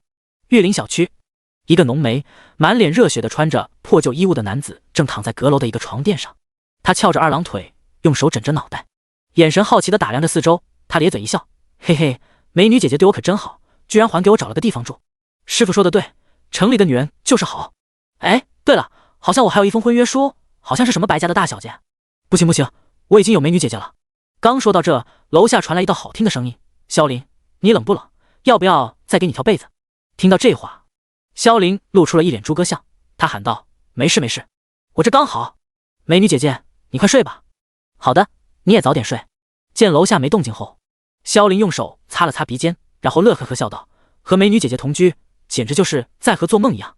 这10几年在那破山上，天天看见的都是那群老头老太的臭脸，今天我总算能够好好的享受人生了。但我也不能一直麻烦人，美女姐姐，明天我就出去找份工作吧。”说完后，萧凌也美滋滋的闭上了眼。楼下，一个女子穿着睡衣坐在桌前，卧室角落里的台灯泛起的黄光映照在女子愁眉苦脸的脸庞上，她手中攥着一张又一张的医院账单。26岁的她，眼神里透露着疲惫和无奈，长发散乱地垂在她的肩膀上，灯光下，她的轮廓显得分外疲惫。房间里弥漫着安静的氛围，只有翻动账单的声音和女子沉思的叹息声。桌上散落着一些医疗报告、药品说明书以及一些折叠过的纸张。妈妈，汪玉兰的眉头紧锁，眼神中透露着焦虑和不安。她闭上眼，趴在了桌子上，眼角逐渐露出了一滴滴的泪珠。她太累了，父亲早年去世，母亲又在半年前因为车祸受重伤住在医院，每天的治疗费用早就快把她压垮了。每天的事情就是赚钱还钱，好像几乎就没有什么好事发生。哦，不对，今天有一件。汪玉兰抬起头，眼中露出了一丝柔和。今天她刚从医院探望完母亲回家，就被小混混缠上了。就在她害怕的时候，萧凌出手救了她。对方的直率让她对对方有了一些好感，于是才会在听到对方刚来没地方住的时候，给对方提供了帮助。只是，即便生活中发生了一件好事，可还是无法解决她眼下的问题，那便是医院的一大笔账单。如果还不上的话，那么她的妈妈，汪玉兰喃喃自语，不知不觉间，她再次闭上了眼，趴在桌子上缓缓地睡了过去。第27章，羞恼的冷清秋。半夜，沙沙沙沙，顾言被一些轻微的摩擦声吵醒，他迷迷糊糊地睁开眼，这什么声音？顾言有些头疼地从床上站了起来，这声音就好像是在翻书一样。等会，顾言想到这，睡意全无，眼神微微放大。不会吧？不会是咱家青秋吧？顾言打开手机一看，凌晨2点10分。不会吧？不会这么晚还没睡吧？顾言想到这，蹑手蹑脚地打开房门，果然，当他开门的第一眼，便看到了侧前方书房门下细缝亮出的微弱光芒。唉，顾言轻叹口气，青秋实在是太拼了，即便知道对方为了复仇，所以一刻也不想停下来，但这样下去，身体肯定会先累垮的。而且顾言表示自己也会帮冷清秋找寻当年事情的真相，即便原著中根本就没怎么写。想到这，为了不让自己的好老婆先累垮，顾言悄悄地朝着楼下走去。十几分钟后，书房内，冷清秋的书桌上摆放着一本散发着黑色烟气的书籍，他睁开着眼睛，露出着那对刻画着特殊符文的眼眸。冷清秋就好像是能看见书本上的内容一样，他手指翻动着书籍纸张，一阵阵的黑烟从书籍上飘进了冷清秋的眼中。嗡嗡！就在这时，书本微微闪烁，冷清秋表情一变，他闭上眼，迅速换了本正常书本在桌上。唰，书籍瞬间消失。紧接着，咔嚓，书房的门微微被推开，顾言用身体抵着门走了进来。清秋，你怎么还没睡？他无奈的声音响入了冷清秋的耳中，而听到声音，冷清秋的心才缓缓放松了下来。他语气淡淡道：“因为不想睡。”胡说，我一眼就能看出你很疲倦了。你看看你这眼睛周围的黑眼圈，就像是被烟熏过一样。顾言把手上准备的东西放在了桌上，然后心疼地看着满是黑眼圈的冷清秋。听到这话，冷清秋沉默了一会，他总不能说自己刚才在修炼邪门的秘籍吧？不过就算说了，恐怕顾言也不会信，毕竟对方只是个普通人，并不清楚武者的世界。所以你不也没睡吗？还有你做了什么东西？冷清秋好像闻到了一丝甜甜的味道，有些好奇地询问道。顾言随手搬了张椅子坐在了冷清秋旁边，然后拿起桌上的碗，用勺子舀了一勺，微笑道：“我做了红糖生姜水。最近天气降温降得厉害，现在又是凌晨阴气重的时候，清秋你万一冻感冒了，可就不好了。来，我喂你喝一点。”听到这话，冷清秋心中有些好笑。自从修炼了这本邪门的秘籍之后，他的身体早就不畏惧寒冷了，或者说冷清秋本身早就因为修炼这本秘籍，导致身体的温度都和正常人不一样了。想到这，冷清秋故作冷淡地摇了摇头：“不要，我不冷。”顾言一听，放下勺子，握住了冷清秋的小手，感受到对方手掌的冰冷，他更心疼了。胡说啥呢？你这手这么冷，还说你不冷？说着，顾言连忙脱下外套给冷清秋披上。冷清秋故作抗拒，但是嘴角却微微上扬，他的心头感到一丝暖意。没想到顾言还会特意为我煮一碗红糖生姜水，明明现在是在半夜，他自己肯定也很困。一想到这，冷清秋心头就涌出股不知名的感觉。他开口道：“你快去睡觉吧，我都说我不冷了。”“不行不行，我要坐在这为你喝完我才走。女孩子着凉对身体可不好，你晚饭也都没吃多少。”顾言摇了摇头，随后坐下来舀了一勺红糖水递到了冷清秋嘴边。冷清秋如果有眼睛一定会翻个白眼，他轻哼一声：“我觉得不好喝的话，你就赶紧拿着走开，回去睡觉。”顾言一听，脸上一喜，缓缓地喂给冷清秋喝下，好好一定。见冷清秋皱着眉头，好像在品味着什么，顾言有些期待地问道：“好喝吗？”“糖放多了，火开大了，一般般吧。”冷清秋面无表情地说道。“怎么可能？我神级厨艺啊！”纯爱对象感到开心好喝，积分+1。顾言微愣：“哦，他明白了，感情又这样整我是吧？”“好好好。”顾言看向冷清秋，又看了看手里的勺子，然后他想到了一个不错的玩法。冷清秋这边，他见顾言默了声音，就知道对方傻眼了，他心中不禁轻笑：“哼哼，谁让你说我厨艺差的？好了，差不多该告诉他，我就开个玩笑。”结果冷清秋刚开口，啊，怎么会？我来用这把勺子尝尝咸淡。顾言这边就夸张地喊了出来。这下轮到冷清秋一愣了，等会，他说什么？用勺子尝尝？等下！冷清秋连忙站起身，伸出手想要阻止顾言，他的脸色瞬间变红，那勺子可是刚被他用过啊！结果他前方没摸到人，声音反倒从后方传了出来，并且还是喝汤的声音，吸溜吸溜，入口香甜滑嫩，其中勺子上还附带着一丝不知名的甘甜之味，搭配我的红糖水，简直是完美好喝啊！清秋，你说说看，这么好喝的红糖水，你怎么会觉得不好喝？顾言放下勺子，回味结束，随后看向转过身，表情有些呆滞住的冷清秋：“你真的用了我喝过的勺子？”冷清秋的脸色有些不对劲，语气好像在压抑着什么似的问道。顾言闻言，他看了看刚被自己吸了个遍的勺子，然后冲着冷清秋笑道：“而且舔得很干净，谢谢款待。”冷清秋心头震动，羞涩难耐，他没想到这世界上居然有这么变态的人。你这个……冷清秋深吸一口气，他拿起旁边的拐杖，然后面色羞恼的面向顾言便挥了过去。“你这个吃人口水的变态色魔，变态去死！去死！去死！”冷清秋做梦都没想到自己会遇到这种事情，这让他多年修炼的冷静心境都被摧毁得一干二净。顾言傻眼了：“等等，清秋你来真的啊？啪啪，废话，和你这个变态色魔，我没什么好说的了。去死去死！哎呀，谋杀亲夫了！你什么亲夫？你别叫了，别吵到灵儿了。此时，另一边房间，穿着睡衣的冷灵儿顶着个黑眼圈看着天花板，她听着自己姐姐的话，有些欲哭无泪。不是，我这边早就被吵醒了呀。你们深夜都玩得这么刺激的吗？第28章，拜托了，千万不要发现。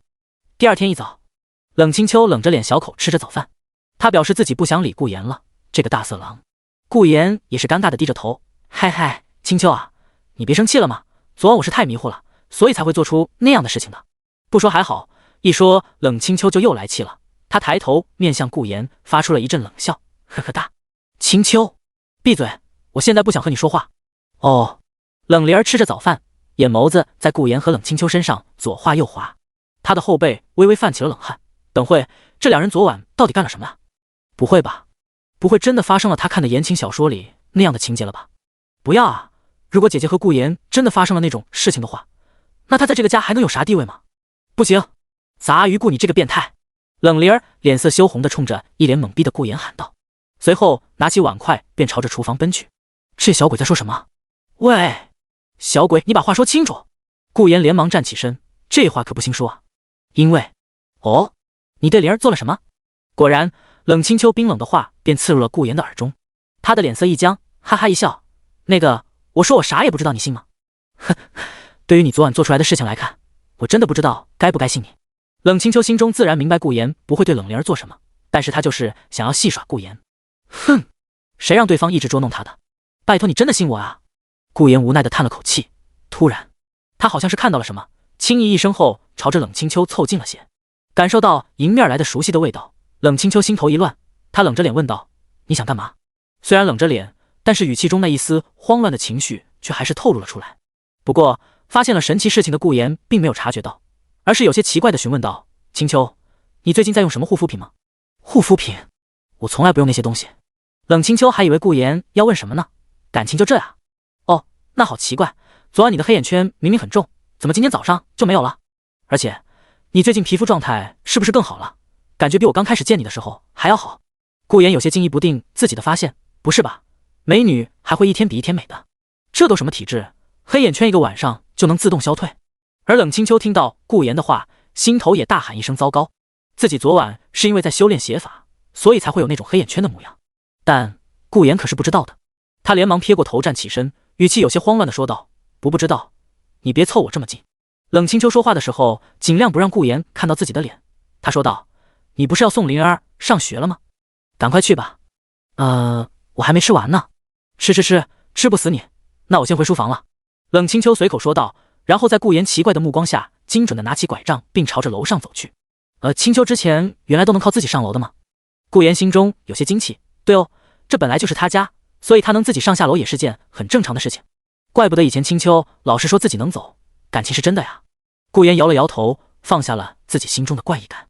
只是他吃着的时候，脑海里却弹出了一个想法，那便是原著中并没有说明冷清秋是怎么修炼成为大宗师的，他唯一出现的情节还是冷灵儿死的时候出来过一次，那次所有读者都不知道对方会是最终大反派。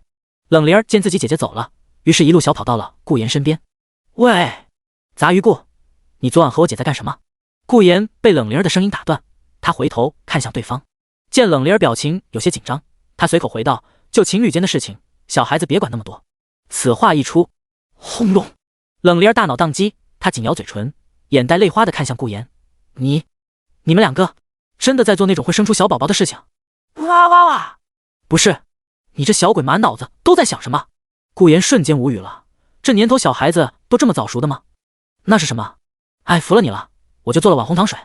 此时，书房，咔嚓，冷清秋关门背靠在房门上，他捂住胸口，微微喘气，他的手紧紧地攥在一起，表情变得有些痛苦。不行，自己得再小心些，如果让顾言发现了自己的秘密，那冷清秋不知道自己该怎么办，也是他最大的秘密。可顾言，不得不说，他好像对顾言有了些好感，可是对方毕竟是个普通人，他不能把对方卷入进来。5年前的势力实在是过于众多且强大，顾言一个普通人一旦踏入进来，那是必死无疑。而且自己一定不能让对方知道自己的秘密，一定不能让对方知道了自己修炼的方式。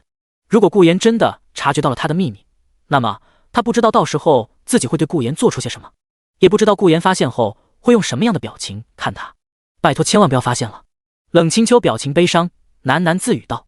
而所有人都没发现的是，冷家房屋顶上，美雪的身姿出现在那。她缓缓取下蒙住自己双眼的布条，睁开了一对没有眼白，全是漆黑之色的眼眸。她目视前方已经从家中走出来准备去上学的顾言以及冷灵儿。当感觉到顾言的身上毫无能量波动后，她喃喃自语，什么嘛，只是个普通人罢了。虽这么说，可她的手却紧紧地握住了布条，眼中不带丝毫感情地看着顾言。可是这样的男人怎么会让主人如此苦恼？就连我，美雪捂住胸口，表情变得无比悲伤。就连我也感受到了主人内心的那股悲伤。就因为这个男人，害怕对方发现我们的秘密，美雪的心头不禁有些烦躁。为什么主人会和这个男人结婚？又为什么会让他去暗中调查并除掉对这个男人不利的因素？这个男人究竟有什么秘密？美雪想到这，她重新蒙上布条，身体逐渐潜入了阴影之中。不论如何，如果让我发现了这个男人存在背叛欺骗主人的情况，那么我会不惜一切代价冒死除掉对方。江海高中，再见姐夫，好好上课。顾言有些无奈地看着因为在朋友面前所以才亲切地称呼自己为姐夫的冷灵儿。这个小鬼，哎，自己可真拿他没办法。顾言摇了摇头，随后摇上了车窗，表情也变得逐渐微妙了起来。老高，去江海医院。好的，少爷。老高点了点头。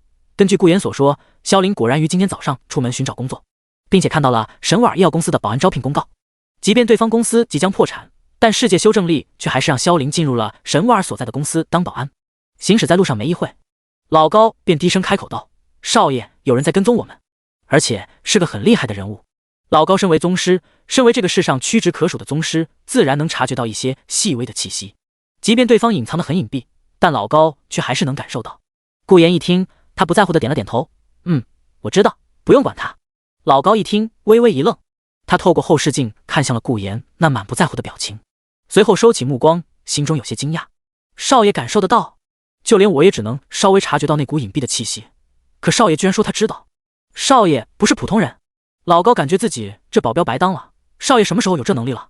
顾言这边，他早就在冷家的时候便感觉到了这股气息，那是一股阴冷但却有些熟悉的气息。兴许是自己修炼了宇宙纯爱功法的缘故，所以不仅他自己的体质越来越强，自身的感知能力也越来越强。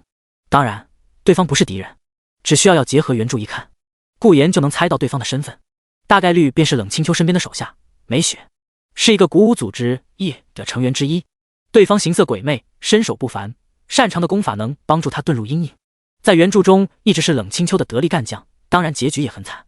先是自己一直在找的弟弟被杀，然后再是被主角萧林找到了克制暗影功法的办法，随后击杀。只是顾言没想到的是，对方居然现在就已经在冷清秋的身边。原著中可是说过的，匕首现，世界暗，夜全体人员只认匕首，只认匕首夜。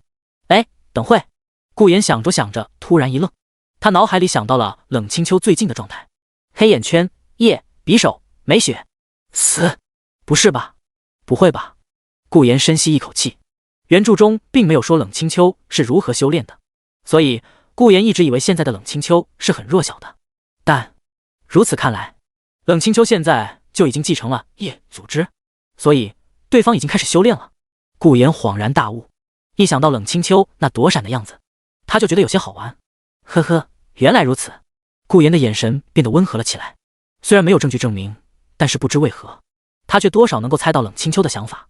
对方大概率是不想把他卷入冷家灭门这件事，他想自己一个人暗中找到真凶，铲除对方。傻子。顾言轻轻一笑，他闭上了眼。那么我这边也该加快进度才行，为了我们两个都能好好的幸福的生活下去。第29章，初见原著女二汪玉兰。其实我是你妈的学生。天业医药是沈家的集团企业，主打的产品便是护肤化妆品。沈婉儿因为和顾言的关系，所以不出意外的继承了天业医药公司，并且在他的手上，天业医药公司也创造出了20亿市值的辉煌成绩。只是如今这家企业却被传出了即将破产的言论。总裁办公室内，妈，我知道，只是出了一点点小问题罢了，我会很快解决的。爸，你在说什么？我怎么可能会去求顾言？什么？你说小天的事情你都知道了？啪嗒，沈婉儿眼神疲倦地挂断了电话，她的模样不复往日的精致，办公室一片杂乱，地上被翻乱的文件、掉落的垃圾所覆盖。因为公司内部传出了即将破产、发不起工资的言论，所以连保洁都不干了。为什么会这样？沈婉儿两手捂住脑袋，她的呼吸微微变得急促了起来。一切都如顾言所说的一样，他们公司即将破产了。内部员工们可能已经知道了一些风声，所以纷纷聚集在公司大楼底下投诉闹事。但沈婉儿根本就没办法呀，她没有钱付员工的工资。不知道为什么，沈婉儿第一次在心中涌现出了挫败放弃感。因为以前的顾言是那么的听她话，那么的对她好，商业上的所有资源全都堆在了她的身上。她的前半生可以说用顺风顺水这个词来描绘也不为过。而如今发生的一切都让她觉得很猝不及防且浑身无力。嗡嗡，手机不断传来自己家人发来的埋怨她不答应顾言求婚的消息，一边是自己家人的不理解，一边又是顾言那副冷冰冰的模样。一时间啪嗒啪嗒，泪珠自沈婉儿的眼眶处流下。她什么时候受过这种委屈？可恶可恶可恶啊！沈婉儿低声吼道。而这时，咚咚，沈总，闹事的人已经被新招来的保安赶跑了，你还好吗？沈婉儿的私人秘书张晴站在大门外，敲着门担忧地询问道。他从很久以前便跟在沈婉儿的身边，见过沈婉儿的辉煌时刻，所以他无比的崇拜尊敬对方。张晴在外面听到了刚才从屋内传出来的那些哽咽低落的声音，他表示自己从来没有见过如此模样的沈总。一时间，张晴的心中也涌出了一股对顾言的怨气。他多少也知道原因了，如果不是顾言命令其他企业备赐他们天叶医药，那么沈总也不会遭遇如此劫难。这一切都是因为那个顾言。这下让本就对顾言没好感的他，心中更是对对方感到厌恶至极。听到外面的声音，沈婉儿擦了擦眼泪，随后强撑着说道：没事，你进来吧，张晴。下一秒，张晴走了进来，看到眼神疲倦、眼眶微红的沈婉儿，他的心也不禁心疼了起来。沈婉儿深吸一口气，他刚才听到了一个好消息，于是问道：张晴，你刚才说什么？聚集在公司楼下的人都被赶走了，是谁做的？沈婉儿感到头疼慌乱的另一个原因，便是那些知道自己发不出工资后聚众闹事的前员工。这不仅对他们集团造成了很大的影响，也让沈婉儿害怕对方直接冲到他办公室里来。张晴一听到这话，眼前就一亮，他说道：沈总是一个新招进来的保安，对方好像是练过的，3两下就把带头闹事的人全打趴下了。哦，对了，他的名字叫萧林，刚到江海市，迫切的想找份工作，所以才来我们这。听到这话，沈婉儿的心中也微微松了口气，眼中也露出了对萧林的好奇。这人是谁？这么厉害？楼下闹事的可不是几人，而是几十人，他一个人居然能把他们全赶走，这让沈婉儿下意识地问道：他人在哪？哦，就在保安室。好，带他来见我。哦。见张晴离去，沈婉儿总算是呼了口气。等会见了这个叫萧林的人，如果对方确实很厉害，那么他也不需要担心自己会被那群暴民闯入办公室里了。不过这也不是长久之计，而且顾言给出的3天期限就快到了，沈婉儿不确定自己延期还没还钱，对方会不会真的抓自己弟弟去坐牢。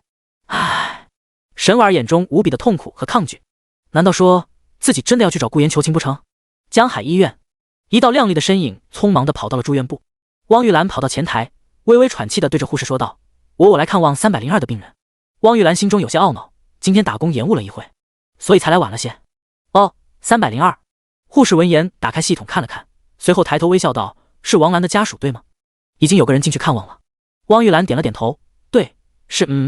他一愣，等会，已经有人进去看望了？是谁？但怎么可能？这么久以来，除了他之外，就没有人过来探望过他母亲了。是谁？他有名字吗？汪玉兰有些急切地询问道。护士一愣，心想他们不是一起的吗？于是回道：名字不知道，但是个男的，他自称是王兰的学生。学生？汪玉兰心头一怔，没错，自己母亲曾经是高中老师，但是他的学生根本未曾来探望过他，如今怎么会？汪玉兰压下心中的疑惑，她连连道谢：好的，谢谢你。说完后便朝着病房内跑去。302病房前，汪玉兰刚走到这，便听到从里面传来了一阵温和且哽咽的声音：王老师，我来看你来了。以前我一直在海外，今年才刚刚回来，我返回母校想要找你，却得知你居然遭遇了车祸，真是天道不公。老师您知道吗？你当年班上最皮的那个学生回来了，我还记得你当年一直拉着我的手，微笑着对我说，读书不是唯一的出路，但却是最轻松的出路，是你一步步让我从浑浑噩噩的状态下走了出来。我回国想要好好的答谢你，报答你，可没想到您居然发生了这样的事情。王老师，你醒过来看看学生吧，我真的好想让你知道我现在出息了。就在顾言哽咽说话的时候，咔嚓，汪玉兰眼眶微红，她轻抿着嘴唇，推门而入。一时间，顾言就像是才发现汪玉兰来了一样，他抬起头，见到汪玉兰时候，他表情呆滞了一会，随后像是反应过来了一样，连忙用手臂擦去眼泪，接着站起身，深吸一口气，强颜欢笑地看向对方。那个你好，我不知道今天有人过来探望王老师，那既然你来了，我就走了。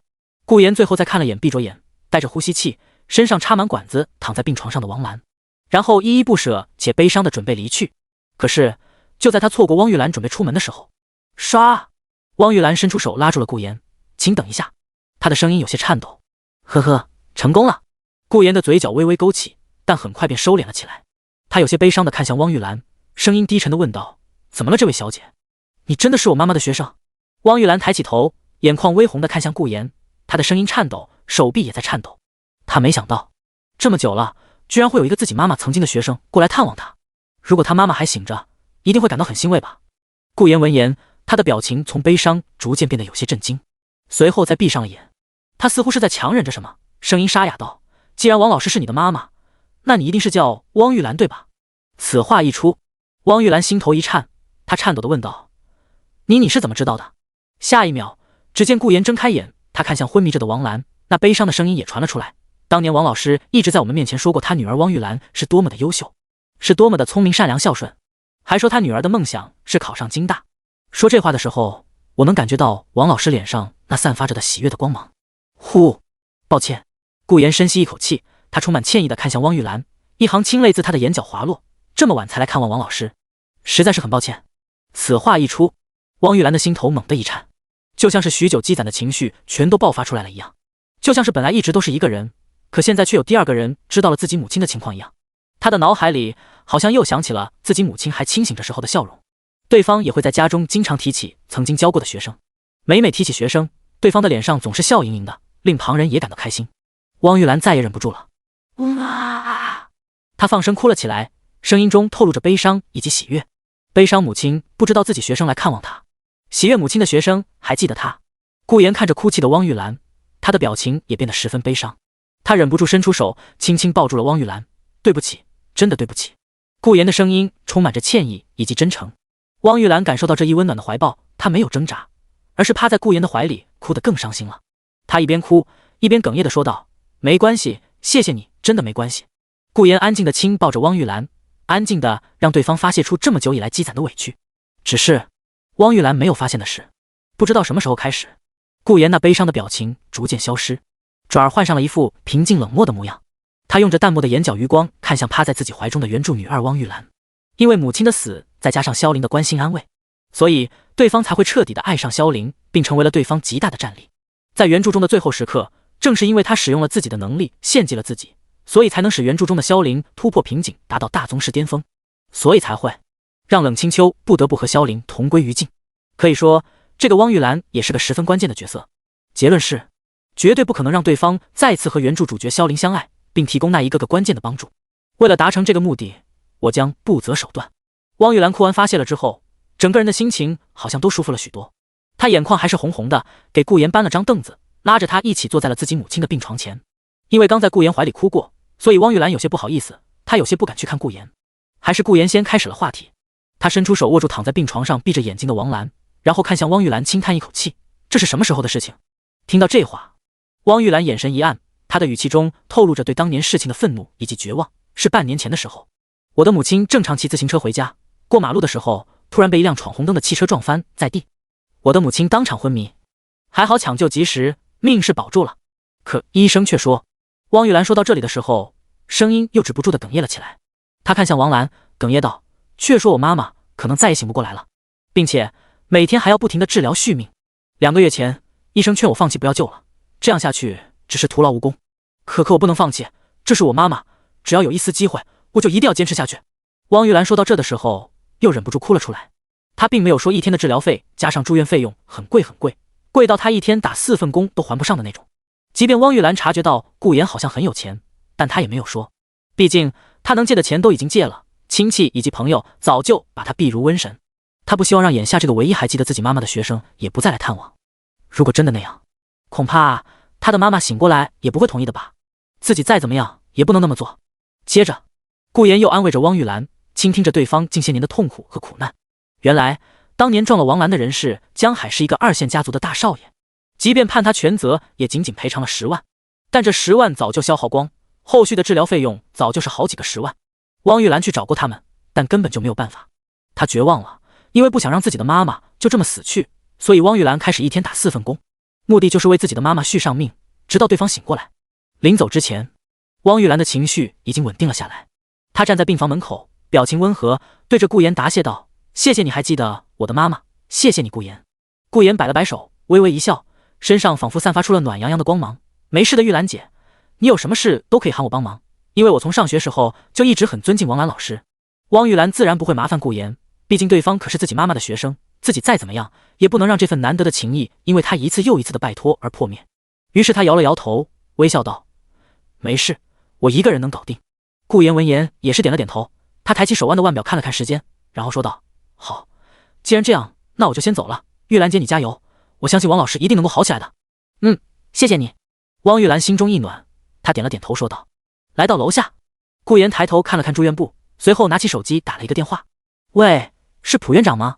我们医院有个302病房的一个叫王兰的病人，他所有的医疗费都给我免掉。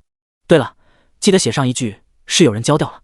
挂断电话，顾言的嘴角微微上扬，眼中露出了一丝莫名的意味。其实这江海医院便是他们顾家开的一家3甲医院，作为顾家的大少爷，免去一个人的医疗费用还是很容易的。好了，计划正式开始了。萧林可真期待正式和你见面呀。第30章，演员顾言，继承人投票制模式。江海医院住院部缴费窗口。什么？你是说我前面欠下的医疗费用全都结清了？汪玉兰表情有些震惊地看向窗口前替她核查医疗费用的护士。没错，汪女士，系统显示您的费用在2小时前就已经全部支付完毕了。护士微笑点头，这个302的病人家属她也认识，毕竟对方已经在住院部待了半年之久了，大家都知道对方的家庭情况，所以即便对方没办法一次性给清医疗费用，他们的医院主任也都是睁一只眼闭一只眼。只是没想到在不久前，不知道是哪位好心人居然替汪玉兰结清了以前欠下的费用，并且还在对方账户上预支了200万以供后续治疗。可以说汪玉兰一家绝对是遇到了贵人了。这能知道是谁付的钱吗？汪玉兰的语气有些激动，她的手紧紧地抓住窗口前的台面，本来一直压抑着的心情仿佛都好转了起来。她真的没想到居然会有人替他们结清了以往的治疗费用。汪玉兰不是那种接受了别人好意而不懂得感恩的人，只要找到那个帮助他们的人，无论对方想让他做什么，他也愿意去做。护士小姐听到汪玉兰的话倒是有些为难，她摇了摇头，实在不好意思汪小姐，之前窗口的人不是我，所以我也不清楚是谁来结清的费用，而且一般来说我们这边是不会记录别人的姓名资料的。说到这，护士小姐突然又开口道，对了，那个好心人还在你妈妈的账户上打了200万，汪女士你没事吧？护士有些担忧地看向面前表情愣住的汪玉兰，对方怎么了？有人给他们还清债务不好吗？没事，我先出去一趟。汪玉兰回过神，她摇了摇头，随后压抑着激动的心情走出了医院。来到医院大门，一缕阳光照射在了她的脸上。汪玉兰抬起头来，她用手微微遮挡住了阳光，看着清澈蔚蓝的天空，汪玉兰显得有些出神。今天是晴天呀。而就在汪玉兰享受着开心的时刻的时候，医院高层，顾言面无表情地站在一个落地窗前，他从上往下，眼神平静地看着露出着久违轻松模样的汪玉兰。开心吗？之后你会有一段更快乐的时光，就当做是我剥夺了你原来既定剧情的补偿吧。顾言喃喃自语，随后拿起手机拨打了一个电话，按照计划说的那样准备行动。咔嚓，这时房间的门被推开，一个慈祥的穿着白大褂的老者拿着一叠资料走了进来。他看向站在落地窗前的顾言的背影，脑海里竟是跳出了顾家家主顾天明年轻时候的样子。呵，真不愧是那个男人的儿子。顾言也是听到了动静，他放下手机，扭过头时，面无表情的脸上已经挂上了一副温和微笑的阳光神情。下午好啊，蒲爷爷，我今天来看望我的老师，想到好久没来看望过您了，所以来您这边坐坐，希望不会打扰到您。顾言这谦逊有礼的模样，瞬间赢得了蒲松龄的好感。他把手里的材料放在桌子上，然后和蔼地走到顾言旁边，不打扰不打扰，我都是快退休的人了，能有什么事？不过小顾啊，没想到你居然还记得我这个老家伙。明明当初你小时候可是最讨厌我的，毕竟我在你眼中可是可怕的医生伯伯。蒲松龄有点怀念当时的顾言还是在江海医院出生的，没想到一晃都这么大了。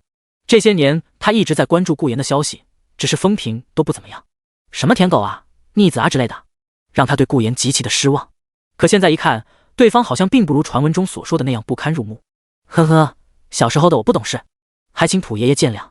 顾言微微一笑，他寒暄了几句，父亲他一直想念着普爷爷你，只是为了家族之事一直脱不开身，我正好带他来看看您。蒲松龄听着内心感到十分欣慰，也十分的感动。这时他突然想到了什么，询问道：对了小顾，你说你是过来看望老师，是你之前打电话让我免去住院费的那个302的王兰？蒲松龄对这个302的病人也是有点印象的，毕竟对方在这医院住了半年了，医疗费拖了许多，但胜在对方的女儿会陆陆续续的还债。虽然进度很慢，但他也不是什么铁石心肠的人，再加上这医院是顾家开的，所以并没有那么多死规矩。救人一命胜造7级浮屠，留着302病人在医院，也只不过是多加一个病床罢了。再者顾家也确实不差这点小钱。听到蒲院长的话，顾言也做出一副悲伤的表情，他深吸一口气，目光悲伤地看向落地窗外的景色，他的声音中带着些许颤抖。王兰是我的老师，我得知她出了车祸住院了，丈夫死了，家里只有一个才刚毕业没几年的女儿，生活很苦，于是我才会选择免去对方的医疗费用，这也就当是还她当年的授业之恩吧。顾言的话让蒲松龄听得心中无比感动，他欣慰且自豪地拍了拍顾言的肩膀：好孩子，我当年果然没看错你，你果然是顾天明的儿子，你爸也肯定会为你感到骄傲的。蒲松龄看着眼前这个长大了的孩子，他心中不禁对那些谣言的传播者感到无比的愤怒。这么好的一个孩子，竟是被说成了什么舔狗不孝子，真是欺人太甚！真当我们这些做长辈的不存在是吗？顾言点了点头，随后好像是想到了什么一样，他特意叮嘱蒲院长道：对了，院长爷爷，你可千万不要告诉王老师的女儿，说是我为他们结清的债务啊，我不想影响我在他们两人之间的。话没说完，蒲松龄便点了点头，他欣慰一笑：好，我绝对会替你保密的，不骄不躁，还有此等孝心。是个好孩子。看来等到家族聚会的时候，那顾家集团继承人的一票，我是肯定的投给顾言这孩子了。第31章头脑风暴的几人。没错，顾家集团家大业大，虽然顾言作为顾家的唯一继承人，但是为了防止新的继承人是个不学无术的麻瓜，所以每年年末顾家都会邀请自家企业负责人乃至各行各业的大佬一同举行一次家族聚会。在聚会的时候，每个名下企业的负责人便能为继承人投票，如果否决票大于同意票，那么当连续否决3次之后，顾言便会失去当顾家集团继承人的资格。而前2年顾言已经被否决过2回了，也就是说，如果今年再被否决1次，顾言将彻底失去成为顾家集团继承人的资格，转而会重新投票选出新的继承人，这是顾家集团从事至今的传统。当然，顾言也是个奇葩，连续2次都被投了否决票，可想而知当初的他是多么的混蛋以及令人失望。顾言表面微笑，实则心中也是考虑到了年末家族聚会的投票制模式。按照原著剧情来看，顾言在今年年末便会因为投票制的原因失去成为顾家集团继承人的资格。也正因为如此，本就只拿顾言当备胎的沈婉对他的态度变得更加冷淡。顾言也因为沈婉一直和萧凌走得更近，从而变得更加极端，甚至做出了绑架沈婉的操作。当然最后也是让萧凌化解危机，给主角制造了一波装逼时刻，也因此才会发生被萧凌杀死的 bad 结局。思想想就有点可怕捏，可怕。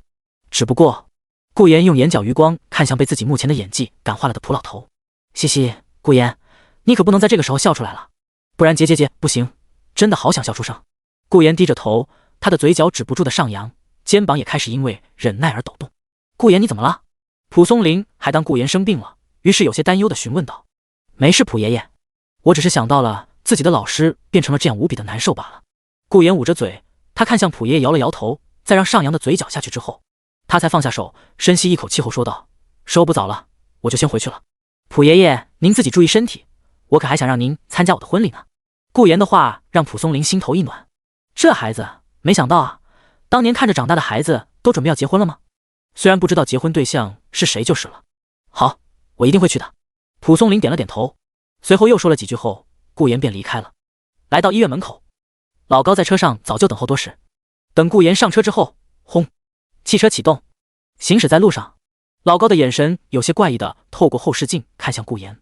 这个问题他早就想问了，虽然知道这样问不太好，但他还是忍不住问道：少爷，那个叫王兰的人真是您老师？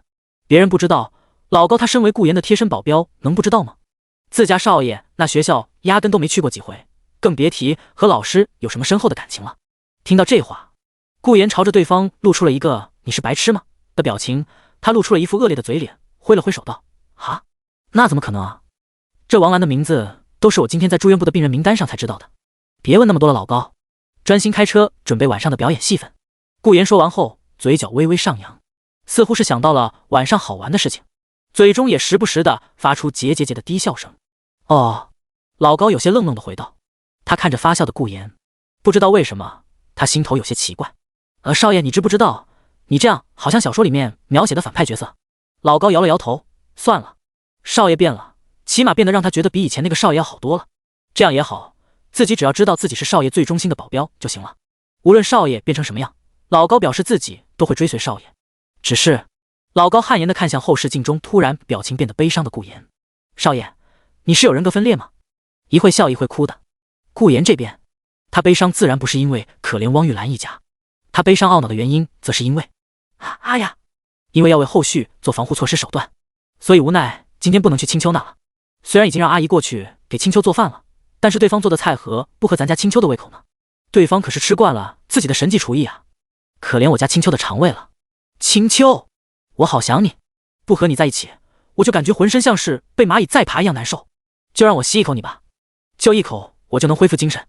以后出来办事情的时候，能不能问青秋要一样有它味道的东西呢？一想到它，我就稍微浅浅的吸一口。好像是个不错的办法。青秋有没有在想我呢？有没有在想我为什么今天不去了呢？虽然很想让他想我，不过顾言轻叹口气，他也是个有自知之明的人。按照冷青秋的性格，对方大概是会毫不在意的，一脸冷漠 JPG 的继续看书才对。顾言失落的靠在窗户边上，还是得提升好感度啊。前方开车的老高微微泛起了冷汗。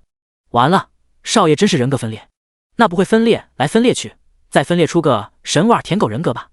不要啊，那种事。冷家书房内，冷清秋无聊的用侧脸贴在桌子上，他的手指在桌面上不断的画着圈，喃喃自语道：顾言说今天不来呢。只是很快冷清秋反应了过来，脸色微微一红，画圈的速度也加快了起来。不，我想那么多干嘛？他只是有事，所以才不来一天罢了。明天不就来了吗？我只是担心他不来的话，就没人给我做饭了。没错，才不是因为什么别的原因，都是因为他要给我打什么电话说今天不来的错了。话说他不来是为什么？是要去做什么吗？难道是要去找沈婉儿？冷清秋越想越乱，已然是无心看书。烦死了！如果梅雪在就好了，就能让他去看看顾言在干嘛了。此时梅雪正趴在这顾言的豪车底盘下，她面色平静，但是仔细看能看到她的眉头微微皱了一个角度。无法理解主人喜欢的这个废物男人的行为。在梅雪看来，顾言今天一天的行为模式就是先送冷灵儿上学，然后就来医院去见一个根本就不是他老师的老师。对方那做作虚伪的表演让梅雪都差点看吐了。算了，再跟踪看看情况吧。车上顾言看着窗外暗下来的天空，快晚上了呢。晚上自己是不是忘记了什么？突然顾言反应了过来，他脸色一变，糟糕，忘记小姨子了。江海高中，冷灵儿表情呆滞地站在已经快没人的校门口前，他在寒风中凌乱。等会，杂鱼顾呢？我已经等了快1个小时了。魏你好，有人来接我吗？魏这里还有个没回家的少女。第32章，被跟踪围堵的汪玉兰，及时赶来的顾言。傍晚，江海市的一间便利店内。玉兰，你今天是遇到什么开心的事情了吗？一个中年女子有些好奇地看向在那整理货架的汪玉兰。这个姑娘是半年前来她这里打工的，对方善良勤奋的个性让她很是喜欢。随着这半年的了解，她也知道了对方家里的情况。之前汪玉兰虽然极力想要表现出一副乐观的模样，可她眼中的疲倦以及悲伤之意却还是会不经意地显露出来。可今天下午来打工的她，不知道为什么，以前那种悲伤情绪全都不见了，转而是一副又重新燃起希望的模样。汪玉兰一听，她的嘴角都带着笑意，一边整理货架一边回道：店长你发现了吗？没错，今天可真是发生了好多事情。汪玉兰回过头，脸上露出了久违的笑容。这样啊，店长也不是那种打破砂锅问到底的类型，他对这个可怜的姑娘能有一件开心的事情也感到欣慰，至少对方总算表现出快乐的情绪了。这样吧，你今天可以早点下班了。店长坐在椅子上，目光柔和地看向对方，趁现在早点去看看你妈妈吧。我的女儿其实也和你一样大，只是她因为工作忙一直没回来，看到你，我就好像看到我自己的女儿一样。汪玉兰一愣，她的心中感动，笑道：谢谢店长。此时，便利店外面，一辆面包车上，几个男子透过车窗玻璃观察着便利店的情况。叮咚，再见店长。汪玉兰走了出来，对着里面告别道，然后她满怀高兴的心情朝着医院的方向走去。哼哼，见此一幕，面包车上的几人迅速交换了几个眼神，随后用布遮盖住了自己的下半张脸。轰！面包车发动，在汪玉兰不知道的情况下，悄悄地跟了过去。时间1分1秒过去，天色也逐渐暗下。汪玉兰毫无察觉地走在一条自己之前一直走的小道上。没想到今天不仅有妈妈的学生来看望她，甚至还有好心人支付了我们的医疗费用。汪玉兰一想到这点，脸上就露出了放松且开心的神情。当妈妈醒过来后，汪玉兰觉得自己肯定要找到那个替他们结清债务的好心人，并且报答对方。话说回来，汪玉兰有些奇怪地看着这条自己一直走的小道。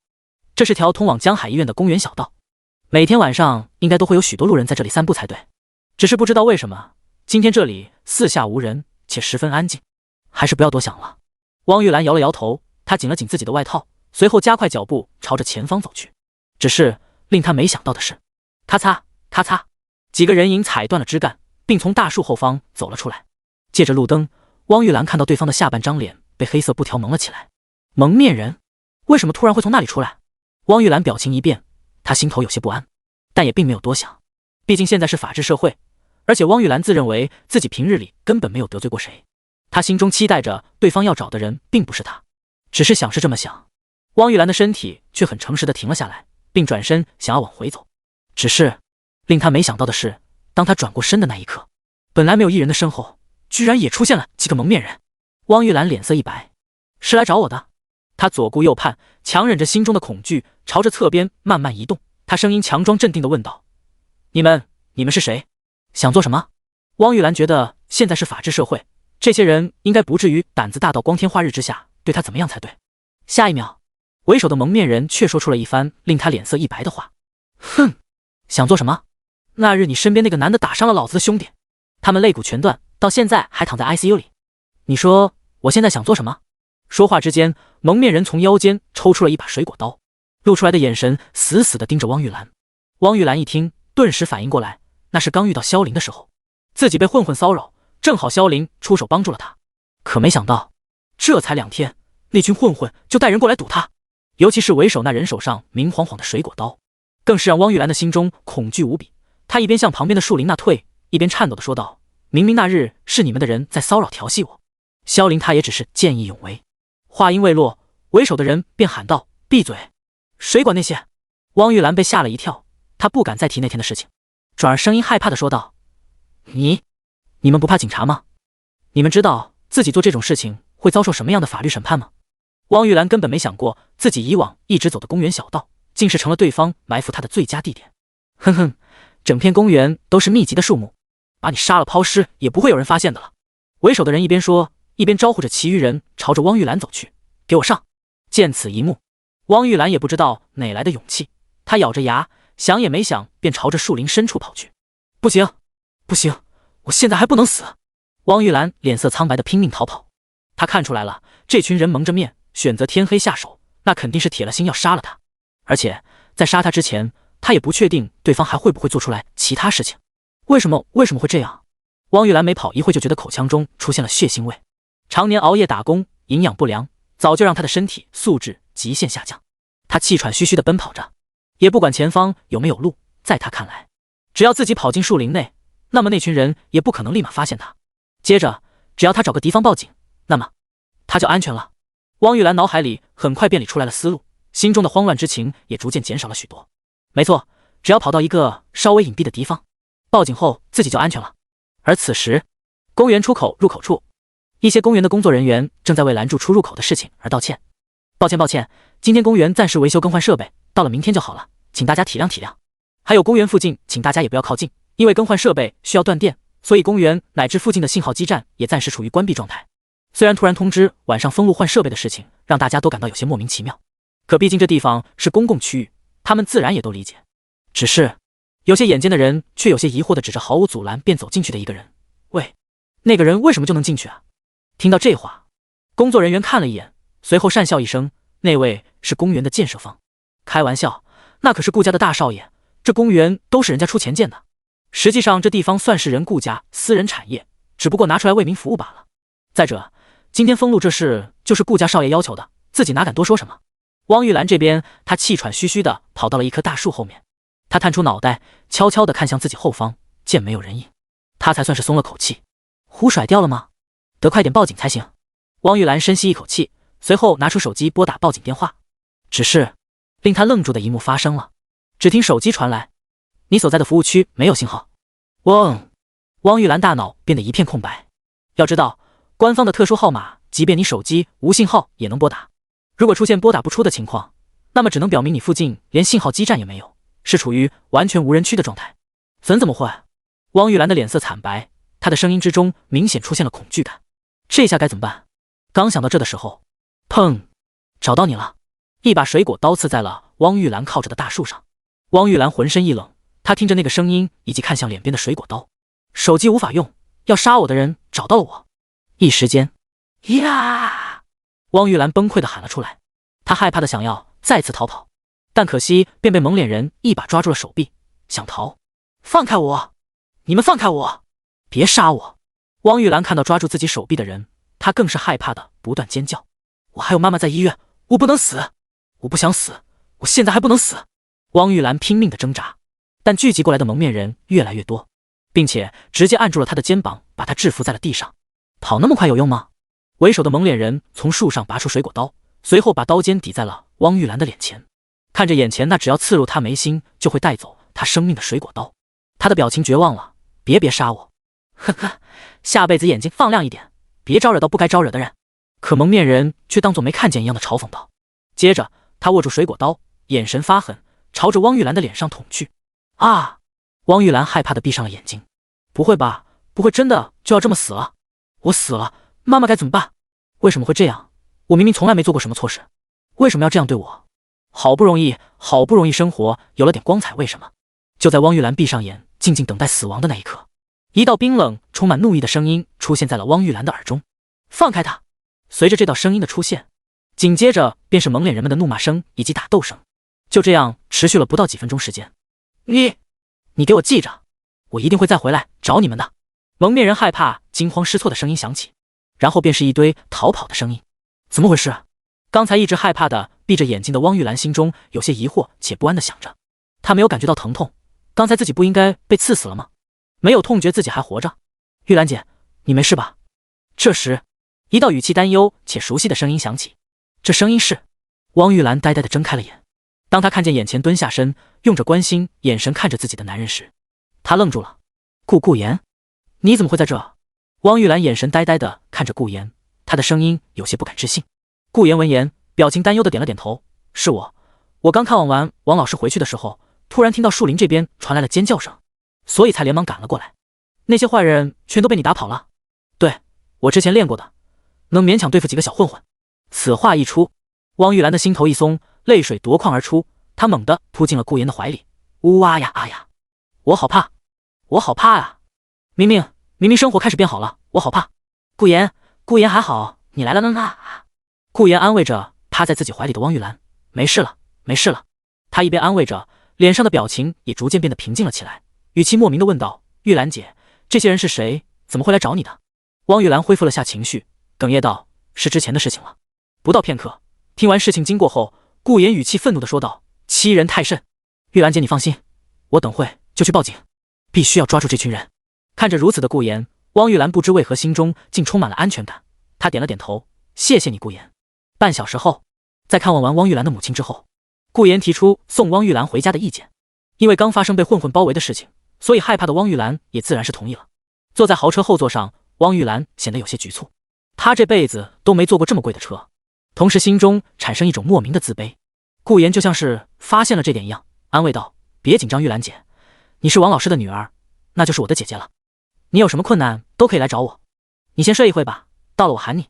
汪玉兰听着顾言温和的言语，心中的紧张情绪也微微缓解。她对着前面开车的顾言感激的点了点头。说完后，因为太过于劳累的她也忍不住闭上了眼，昏睡了起来。顾言这边在见到闭上眼的汪玉兰后，他本来一副担忧温和的表情也缓缓消失，嘴角也露出了一个危险的弧度。呵呵，计划可真是顺利啊。第33章，和主角的初次见面，对萧凌感到失望的汪玉兰。夜晚，汪玉兰家中，客厅内，萧凌躺在沙发上，翘着二郎腿，脸上挂着痴痴的笑容。沈婉好美啊，没想到我的老板居然这么漂亮。她今天还对我笑，这城里的姑娘就是不一样啊。对了，怎么美女姐姐还不回来？这时，萧凌似乎感受到了什么气息，她的脸上一喜，连忙走到窗户口那边朝外面看。只是令她意想不到的是，自己的美女姐姐竟是从一辆看上去就很贵的豪车上走了下来，并且还是被一个男人搀扶着下了车。萧凌看着这一幕，不知为何，心中就像是吃了沾了大便的苍蝇一样难受。他下意识地捏紧了拳头，眼神死死地盯着顾妍的那张脸。在他看来，美女姐姐是他看中的人，就应该和他在一起才对。那个男人是谁？有点钱又如何？萧凌看着顾妍无比的不爽，也不知道是不是巧合，那个令萧凌觉得莫名讨厌的男人竟是突然抬起头看了他一眼，并且还微微一笑。萧凌的眉头一皱，他看着顾妍，心头十分的不舒服。对方长得好像比他帅多了，看上去还有钱。可恶，不过从对方的气息来看，也就只是个普通人罢了。呵呵，区区一个普通人。萧凌在感知到顾妍只是个普通人后，心中突然对刚才的自己感到有些好笑。就一个普通人，对方怎么和我这个天才比？山上的老头们也都说我的天资乃是天下唯一，将来是要继承龙王殿殿主的。就这种稍微帅一点、有点钱的男人，怎么和我抢美女姐姐？楼下，顾妍贴心的搀扶着汪玉兰下车。玉兰姐，你回去后记得早点睡，喝点热水。汪玉兰闻言点了点头，心中感到无比的温暖。她好像已经很久没有体会到这样温暖的感觉了。汪玉兰不禁认真的看向顾妍，好像是要把对方的样子记在自己脑海里一样。只是见对方的表情逐渐变得有些疑惑，汪玉兰这才连忙撇过头，脸色也微微泛红。她小声道：“那个，今天谢谢你了。”不知道为什么，汪玉兰觉得自己的心跳好像跳得很快。没事，应该说还好我赶来得及时。顾妍摇摇头，微笑道：“好的，你路上开回去的时候开得慢点。”汪玉兰抿了抿嘴，语气关心的说道。当看到顾妍微笑的表情后，她的脸色一红，连忙朝着家里走去。总之，下次再见，明天见。顾妍挥了挥手，她的表情还是充满着微笑。这时，顾妍抬起头，正好看到了已经转过身准备回客厅的原著男主萧凌。呵呵，萧凌，这算是我们的第一次见面吧？期待着吧，你将会有一个不同于原著的新的人生。顾妍轻轻一笑，随后便重新坐回了车上。他拿出手机，拨通了一个电话。喂，钱已经打在你们账户上了。嘿嘿，谢谢少爷，少爷下次有这好事可以继续找我们。表演的不错，下次有机会会喊你们。挂断电话，顾妍的表情变得无比平静。原著女二吗？好感度还真是容易提升，真是个傻子。不过算算时间，原著的那件事也该发生了吧？到时候便是自己彻底攻略汪玉兰的时候，只不过只是利用对方罢了。顾妍透过玻璃反光看向自己，不知道为什么做起这种事情来，自己好像完全不会有任何内疚感呢。明明不喜欢那些女人，可为了自己的计划，不得不表现出一副关心呵护的样子。明明自己待在青丘身边的时间都不够用。青丘，我好想你啊。顾妍轻叹一口气。下一秒，蹭，一柄散发着漆黑烟雾的匕首搭在了顾妍的脖子处，一道极其冷漠、充满杀意的声音也刺入了顾妍的耳中：“住口！”跟了顾妍一天的美雪本来已经忍住不杀顾妍了，可结果对方却不要脸的一边在外面和别的女人扯来扯去，一边嘴上又说想念冷清秋。这难道不是脚踏两条船吗？这难道不是对自己主人的背叛吗？美雪表示自己一定要杀了这个蛊惑了自己主人的男人。呵呵，总算出来了。顾妍丝毫没有因为脖子被抵着一柄匕首而感到惊慌失措，反而嘴角微微勾勒起了一个莫名的笑意。另一边，当汪玉兰怀着异样的心情来到家中的时候，美女姐姐，那个男人是谁？萧凌那带着些许醋意的声音传入了她的耳中。汪玉兰一愣，她抬起头见萧凌一脸不爽地站在玄关那，她摇了摇头，轻笑道：“是我妈的一个学生，今天正好来看我妈妈。”汪玉兰并没有把自己差点被之前那伙小混混杀死的事情说出来，一来是怕引起萧凌的恐慌，二来则是没必要连这种事情都说给别人听。哦，那美女姐姐，你和他没什么关系吧？最好没有，那个男的看上去就不像个好人。美女姐姐，你这么漂亮，他接近你肯定是有目的的。萧凌见汪玉兰回答的十分随意，表现的好像确实和那个男人没什么关系后，他的心情也不禁好了起来，同时也自认为汪玉兰肯定很厌烦那种男人。只是对反一直缠着他，所以才不得不让他送回家。听到萧凌的问题，汪玉兰心中一愣，她看着对方那怀疑的目光，就好像是在说自己做了什么对不起他的事情一样。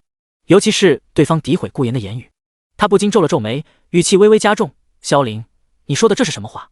顾言是我妈妈的学生，什么我和他什么关系？还有顾言是好人，很好很好的人。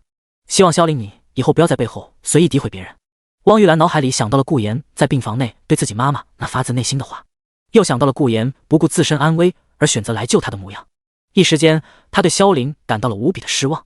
她摇了摇头，表情失望地掠过了萧凌，走回了卧室。而萧凌看着突然变冷漠的美女姐姐，顿时愣住了。我有说错什么话吗？萧凌愣神地看向那扇已经关紧的房门。喂，那个男人确实让我感到很不舒服啊，我的感觉绝对不会出错的，那个男人绝对不是什么好人。萧凌的表情变得有些难过，他的心情也不禁变得低落了些。哎，被美女姐姐讨厌了，可恶，都是因为那个有钱的男的。萧凌自然不会去怪汪玉兰，所以便把所有责任都归咎到了顾言的头上。第34章，顾言，梅小姐，你想知道自己弟弟的下落吧？顾言这边，他并没有表现出慌张的神情，而是用眼角余光看了下抵在自己脖子上的匕首。匕首整体呈漆黑色，在那上面有着诡异的梅花图案。原著中讲到，叶组织的成员使用的武器都是黑色匕首，而匕首上的花纹便是他们的名字。想到这，顾言淡定地用眼角余光看向身后，有事吗，这位小姐？我好像不记得自己有招惹过你哦。闻言，梅雪眼神死死地盯着眼前这个只要自己动一动手就能杀死的男人。对方身上没有任何修为的气息，明明只是个普通人罢了，可为什么会这么冷静？难道是装出来的？呵呵，还真是喜欢演戏的男人。梅雪心中不屑，她见过太多人在要被杀之前表现得无比平静了，可是当她真的把匕首刺入对方的身体里的时候，那些故作冷静的人也会崩溃的求饶呐喊。呵呵，真是没用的男人，真不知道主人看上了他哪里。梅雪已经自动把顾言归类到他曾经杀过的人身上了。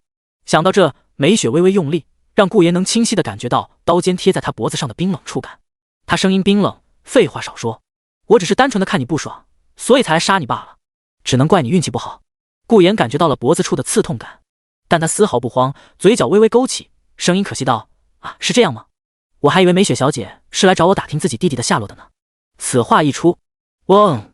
梅雪的心头猛地一震，她的表情变得震惊无比。唰！抵在顾言脖子上的匕首瞬间化作了一团黑烟消散。你说什么？你知道我弟弟的下落？梅雪一把抓住顾言的衣领，随后把对方拉扯了过来。是顾言与他面对面，而顾言也是见到了在原著中那个冷清秋的得力干将梅雪。对方和原著描述的一样，身着一袭淡雅的红袍，长发如瀑般垂至腰间。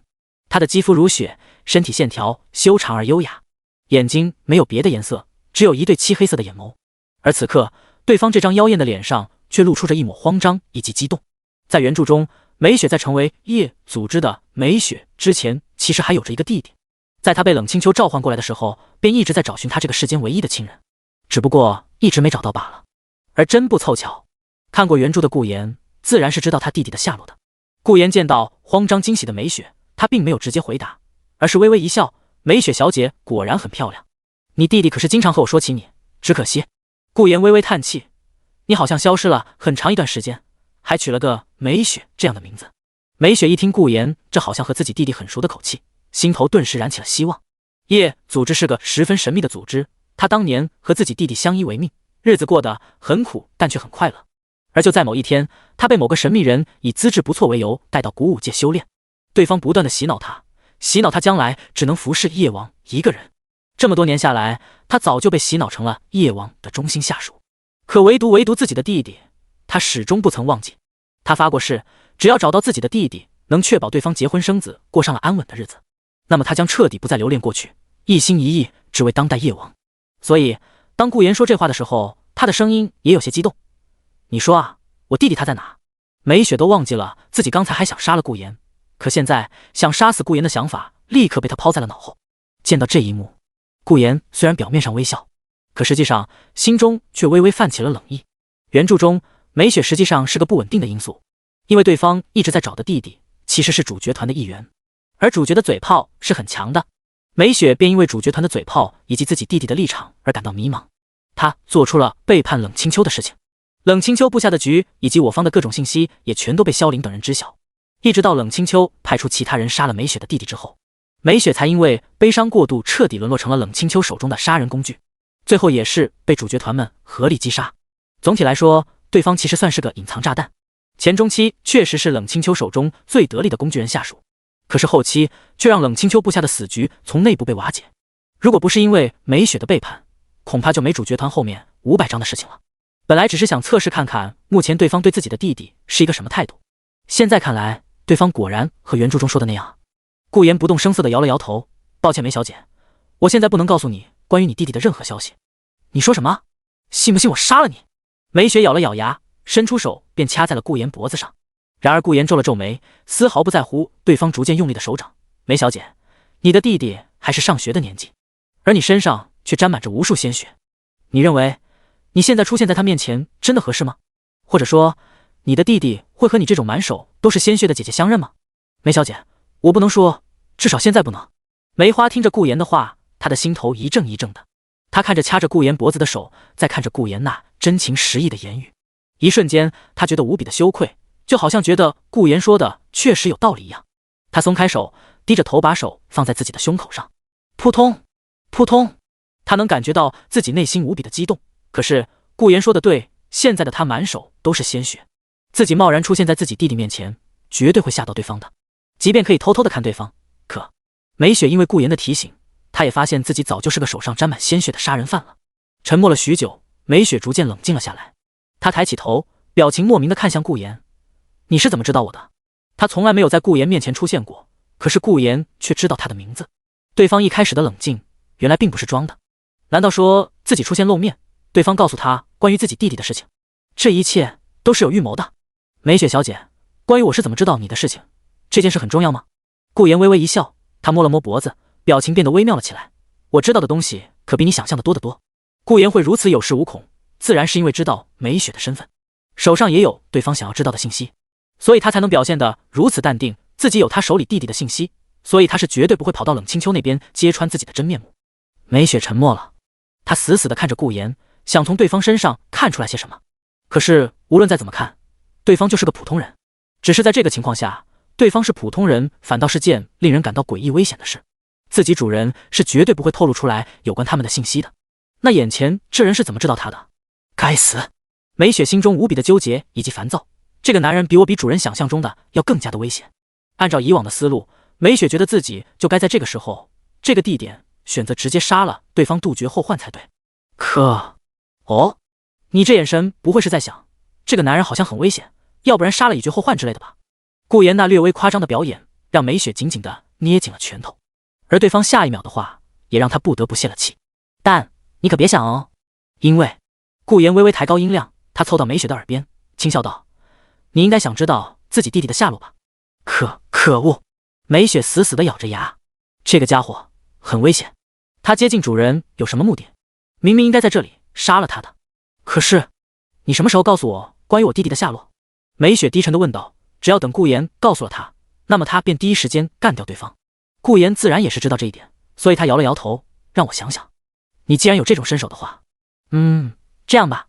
顾言举起5根手指，对美雪轻笑道，你替我做5件事，我就告诉你关于你弟弟的下落，如何？当然，我不会让你去做危害你身后组织的事情。美雪听到这话，她沉默了一会。5件事情，对方是看中了我的实力，难道是要我去杀谁？哦，对了，美雪突然想起来自己主人之前对她说过，让她去清理顾家对顾言不利的因素，只是还没等她开始调查，便暴露在了顾言视野里。这么看来，对方是想让她去解决顾家对她不利的人或是哥。想到这，美雪点了点头，声音冷冷道，好的，希望你说到做到。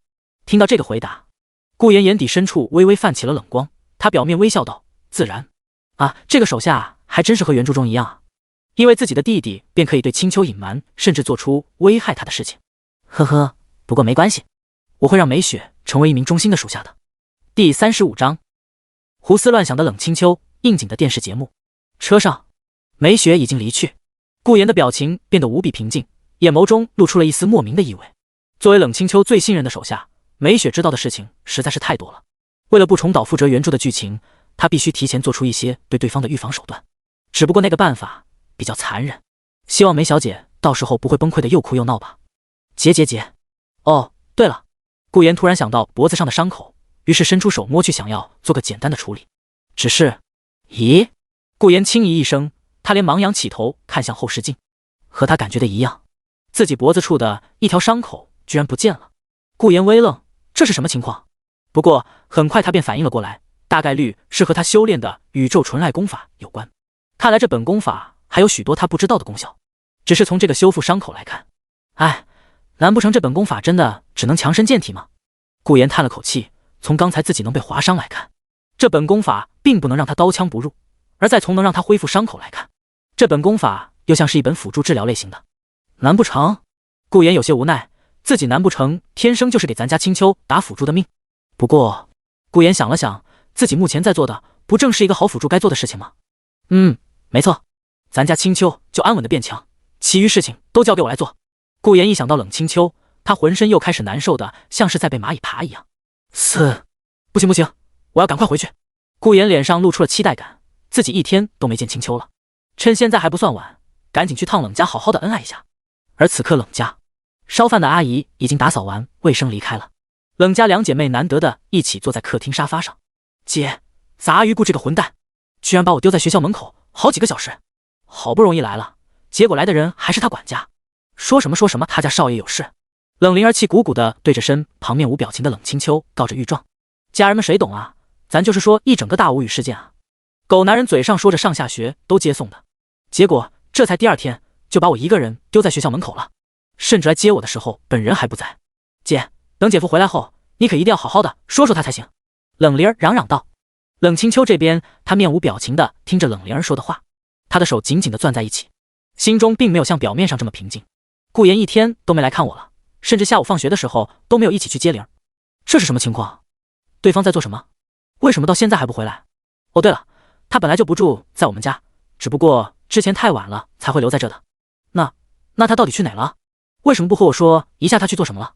灵儿放学时候是管家来接的，管家说他还在忙。在忙什么？因为顾家的内部事情吗？自己不是让梅雪去调查顾家有谁对顾言不利的人了吗？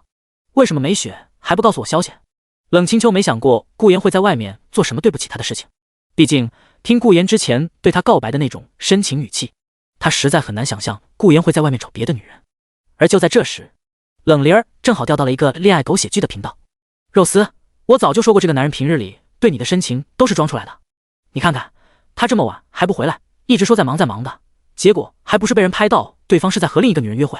这我不信杰克他会做出这样的事情。还不信？你看看，虽然他平日里给你写诗词唱歌的，还一直说爱你，但是男人就是男人，得到了你就会腻了。这张照片就是最好的证据，他现在说不定在和什么女人在酒店开房呢。我不信。你不信你打电话过去问问。我打就打。冷青丘听着电视节目里的声音，本来不慌的他现在确实有点慌了。等会，这电视里说的情况怎么那么熟悉啊？写诗词唱歌，每天还一直说爱我，结果现在真的确认关系后，反倒一直说很忙啊！不会吧？不会真的是那样吧？冷青丘的心头开始变得不安了起来。而冷灵儿看的则是十分无聊，他对这种没味道的节目嗤之以鼻，好脑残的节目。说着便要调下一个节目，只是啪！冷青丘一把按住了对方想要转台的手。等等，让我听听他们怎么打电话的。冷灵儿见状一脸懵，姐，你喜欢这种类型的电视剧？她觉得自己就像是发现了新大陆一样，平日里那个只会看书学习的姐姐，居然也对电视节目感兴趣。虽然老姐是看不见电视画面的，冷青丘心中尴尬，不过这电视节目的情节实在是和她现在的状况太像了，让她忍不住想要知道下对方这是个什么情况。你不懂，你别管。冷青丘冷着脸说道。哦。冷灵儿吓了一跳，闭上嘴待在一旁瑟瑟发抖。对不起灵儿，但是我真的想要知道接下来肉丝和杰克怎么样了。冷青丘心中暗道。下一秒，电视内传来了接打电话的声音，然后肉丝你干嘛？杰克，你声音为什么有点奇怪？你在干嘛？我没在干嘛啊。宝贝你别多想。那你的声音为什么这么累？我在跑步，肉丝，夜跑不是一件很正常的事吗？现在一切正常，只是下一秒，电话中却出现了另一道声音。哦，杰克，你在和谁打电话？杰克，怎么会有女人的声音？肉丝，你听我解释。后面的内容情节，冷清秋已经听不下去了，他的身体逐渐僵硬了起来。不会吧？冷清秋的心中感到无比的慌乱。顾言他不会也做出了这种事情吧？不会吧，不会吧？一旁的灵儿也趁此机会说道：“老姐，这个杰克真不是人，明明家里有个漂亮老婆了，结果他还要出去沾花惹草，难道就因为他老婆腿脚不方便，所以才会嫌弃他吗？还好姐夫不是这样姐。”冷灵儿说着说着，察觉到身边老姐有点异常，对方不知什么时候开始慢慢低下了头，就连表情都变得不对劲了起来。冷灵儿的话语回荡在冷清秋的脑海里：沾花惹草，出轨嫌弃他身体残疾。啊，我明白了，原来顾言得到我后就腻了，因为嫌弃我是个盲人，所以出去找别的女人了。明明才刚刚确认关系。这样啊，呵呵呵。既然如此，那我就……而就在冷清秋脑海里想着什么危险事情的时候，下一秒，吱，大门被推开。啊呀，抱歉，我回来晚了，今天事情实在是太多了，朋友的妈妈住院了，我在那边忙活了半天。顾言的声音传了进来。第36章，清秋，我对不起你。顾言本来以为都这个点了，冷家大门应该早就关紧了，没想到居然还开着，真是太幸运了。而且更幸运的是，顾言一眼便看到了坐在客厅沙发上的冷清秋，他眼前一亮，一溜烟的便跑了过去，十分熟练的挤在了冷清秋的旁边，然后便拉着对方的手臂，把脸凑了上去。清秋，我的好清秋，我好想你啊，你是不知道今天我有多累啊。清秋啊，为了你，我牺牲的可是太多了，在别人面前扮演笑脸，可是让我难受的要死啊。不过，这可能就是作为一个成熟男人该有的家庭责任感吧。顾言觉得自己实在是太伟大了，虽然今天一天动了许多脑子身心俱疲，但只要一回家摸到了冷清秋，然后嗅着对方身上的气味，自己就会幸福的不能自已。冷灵儿一脸嫌弃的看着突然冲过来紧紧搂着自己老姐的顾言，他嚷嚷道：“臭杂鱼顾，你还知道回来？今天居然还让本姑娘在学校门口等了你那么久，感情你是去找你朋友玩了？说，那个朋友是谁？男的女的？”冷灵儿气冲冲的看向顾言，今天要是顾言不给他的解释，那他表示自己一定要在冷清秋耳边吹枕边风了。顾言本来就有点心虚，今天忘记去接冷灵儿了，于是干咳一声：“哎呀，抱歉，今天实在是太忙了，等下次姐夫请你吃麦当当和奶茶好不好？”冷灵儿本来还气冲冲的，但一听这话，他的两眼便一亮：“真的？万岁，姐夫你最好了。”说完后便高兴的待在一旁看起了电视。这小鬼，顾言看着变脸的冷灵儿，嘴角一抽，只是来了这么久，他倒是反应过来，好像清秋一直没有说话。想着，他低下头看向冷清秋：“清秋，你怎么了？我来了你不高兴吗？”顾言有些奇怪的看着表情有些古怪的冷清秋，对方好像处于一种正常和非正常之间的模样。总之，让顾言觉得很奇怪，对方好像是发生了什么一样。冷清秋这边，他满脑子都是刚才电视剧里面的情节，什么太忙太累，什么朋友妈妈医院的，都是骗我的吧。想到这，冷清秋冷着脸甩开顾言搂着他手臂的手，冷冷道：“走开。”顾言，死！顾言缓缓打了3个问号，他一脸震惊的看着面前扭过头不想看他的冷清秋，对方这是生气了。顾言心中秒懂，肯定是因为他今天一天没来这，所以冷清秋生气了。这生气也是理所应当，哪有人刚确认关系就一天不来的？这虽然不知道冷清秋具体是不是这个原因生他气，总之，清秋，我对不起你。顾言率先开启自身被动道歉技能。冷清秋本来还想听顾言解释的，可现在一听对方道歉的口气，他瞬间心中就涌出一股悲伤和委屈。想不到啊，顾言真的做了对不起他的事情，自己还在暗处让梅雪去帮顾言清楚对他不利的因素，结果都是自己一厢情愿嘛。冷清秋本以为自己好不容易对一个男性有了点好感，可现在他发现外人终究是外人，这些外人都只会背叛自己。冷清秋啊，冷清秋，你果然无法和一个正常女孩子一样，你这辈子终究只能走复仇这条路。冷清秋想到这，他强忍着心中的悲伤，深吸一口气：“你不用多说什么了，既然你做了，那么我们之间也没什么可说的了。”不，我要说。顾言摇了摇头，一把按在了冷清秋的肩膀上。冷清秋心中无比悲凉，这人还要羞辱我吗？他气恼地面向顾言，大喊道：“我不想听，你要听，我不要，你一定要。我为什么一定要？因为我喜欢你啊，所以要给你道歉啊。你都到这时候了，你还有脸说这话？是啊，就是因为这时候，我才要说。”顾言和冷清秋的声音越来越大，让一旁的冷灵儿都都有些不敢再待在这里了。他看着好像要吵起来的两人，一时间咽了咽口水。这难道就是夫妻吵架？不行不行，我只是个高3学生，真的能看这种吗？冷灵儿用手捂住眼睛，但还是忍不住从指缝间偷看。只见顾言深吸一口气，对冷清秋真诚地说道：“清秋，对不起，我有个女性朋友叫做汪玉兰，她的妈妈出了车祸住院了，正好住在我家开的江海医院。于情于理我也得过去看望一下。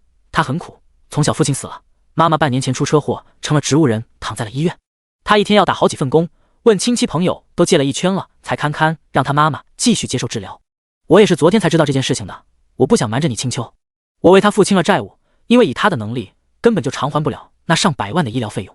但是她的妈妈是个很好的老师，我不想就这样眼睁睁看着她妈妈因为无法支付医疗费而死去，我更不想不去做就这么一件对我来说算是举手之劳的事情。对不起清秋，我本来不想对你说的，怕你产生什么误会，不过我还是想对你解释一下我会回来的这么晚的原因。顾言说的理由让冷清秋和冷灵儿两人都愣住了。冷灵儿看着顾言，不知道为什么对方身上好像都出现了圣人的光芒，他泪眼汪汪，姐夫本来以为你是个坏人，结果你其实是个好人啊。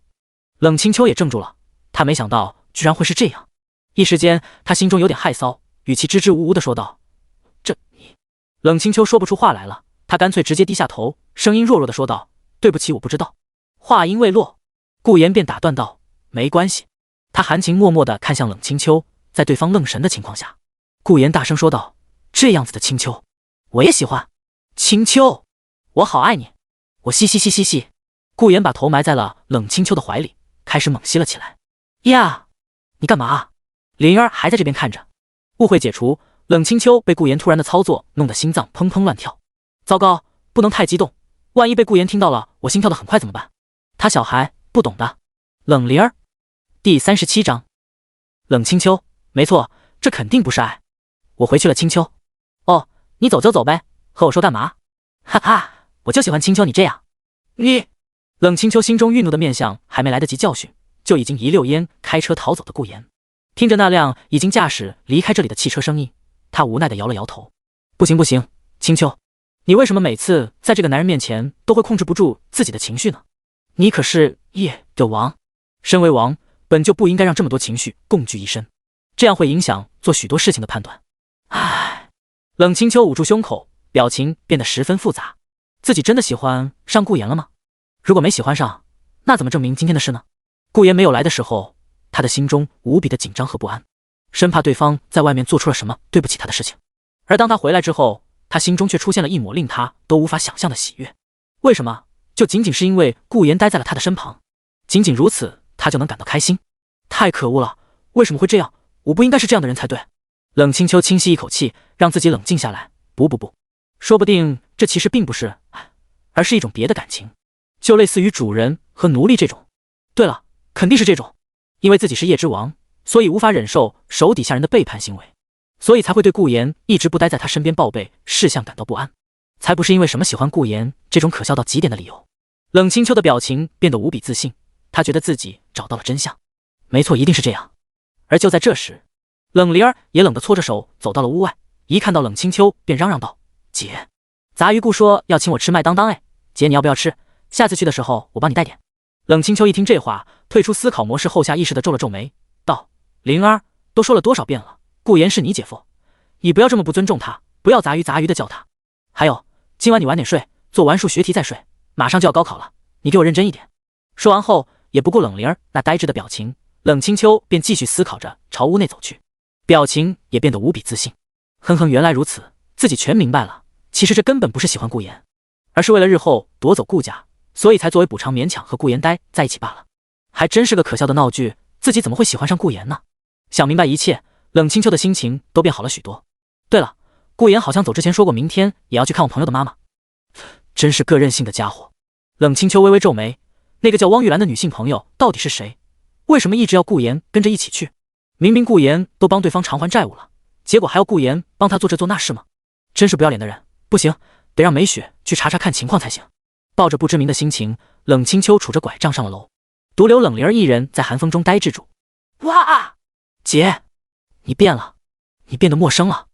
冷家书房，此时的气氛稍显怪异。冷清秋坐在书桌前，在他旁边则站着从刚才开始便一直在屋顶上观察情况的美雪。美雪的表情十分复杂，她看到了自己主人亲自出来送顾言，两人的相处模式让她心情十分复杂。尤其是她知道顾言今天在外面和别的女人恩恩爱爱的时候，那她心情就更复杂了。主人他知道顾言在外面找女人的事情吗？如果不知道，自己要不要提醒对方呢？明明自己现在可以立刻告诉主人顾言在外面找了别的女人，他敢确信，如果自家主人知道了这件事，那么第一时间便会让他去杀了顾言。可不行，要是告诉了自己主人，主人要求杀了顾言，那么他便得不到自己弟弟的消息了。他不能这么做。可如果不说，自己算不算背叛了主人了呢？美雪紧紧握着拳头，她的表情无比复杂，一边是自己弟弟，一边又是自己的主人。美雪表示自己很难抉择。而就在这时，冷清秋开口了：“美雪，在。”美雪一惊，连忙回道。冷清秋没管对方这有些慌乱的语气，而是接着说道：“顾言今天是不是和一个叫汪玉兰的人在一起？”美雪心头一震：“什么？主人知道了？”美雪的眼神一慌，脸上流下了一滴冷汗。叶之王不愧是叶之王，即便在家中也能知晓世间一切吗？那我该怎么办？美雪握着拳，硬着头皮低声回道：“是的，顾言，这不是我不帮你打掩护，实在是主人太料事如神了。现如今，我能不能保住性命都不一定了。”冷清秋这边，他听到美雪知道，心头也没有感到意外。毕竟自己让美雪去调查顾家对顾言不利的因素，那么他顺便看看顾言在做什么也是一件很正常的事情。那问题就来了，顾言他和那个女人在做什么？冷清秋问这话的时候，心中有些紧张。他不是不相信顾言，实在是因为那种心理，就是你问了一个人问题得到答案后，你还是会选择去问第二个人同样的问题。当答案一致后，你才会彻底放心。做什么？美雪沉默了，心中无比纠结。自己要说吗？还是不说？顾言和那个女人搂搂抱抱，自己要说吗？主人这是在测试我的忠诚度吗？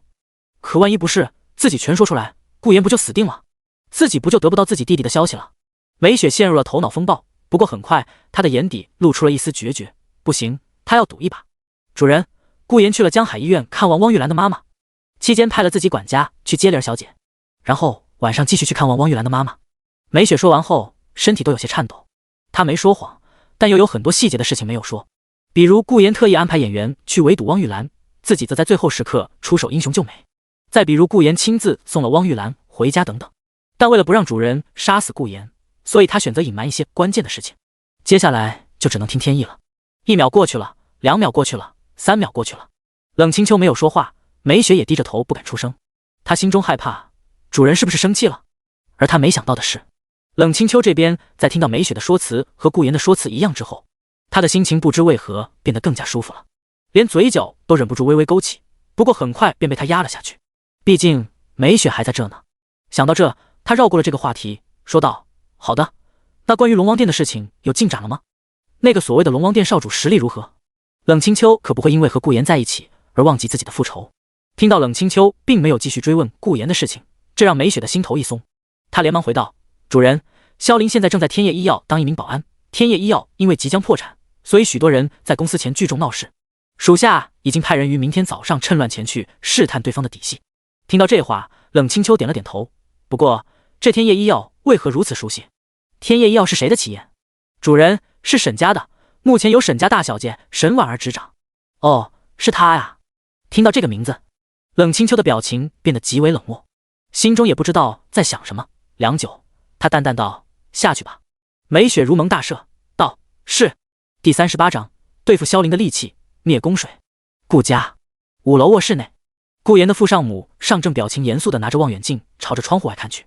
当看到一辆黑色轿车快速地从远处开来的时候，顾天明这才松了口气。他放下望远镜，朝着身旁的老婆大人告御状：“慕容，你看看，这臭小子最近回来的一天比一天晚，也不知道上哪去鬼混了。”苏慕容同样放下望远镜，听到身边狗男人的话后，他一脸和善地看向他，言言是言言：“你是你，今天你和那个新兴科技刘总的事，我还没找你算账呢。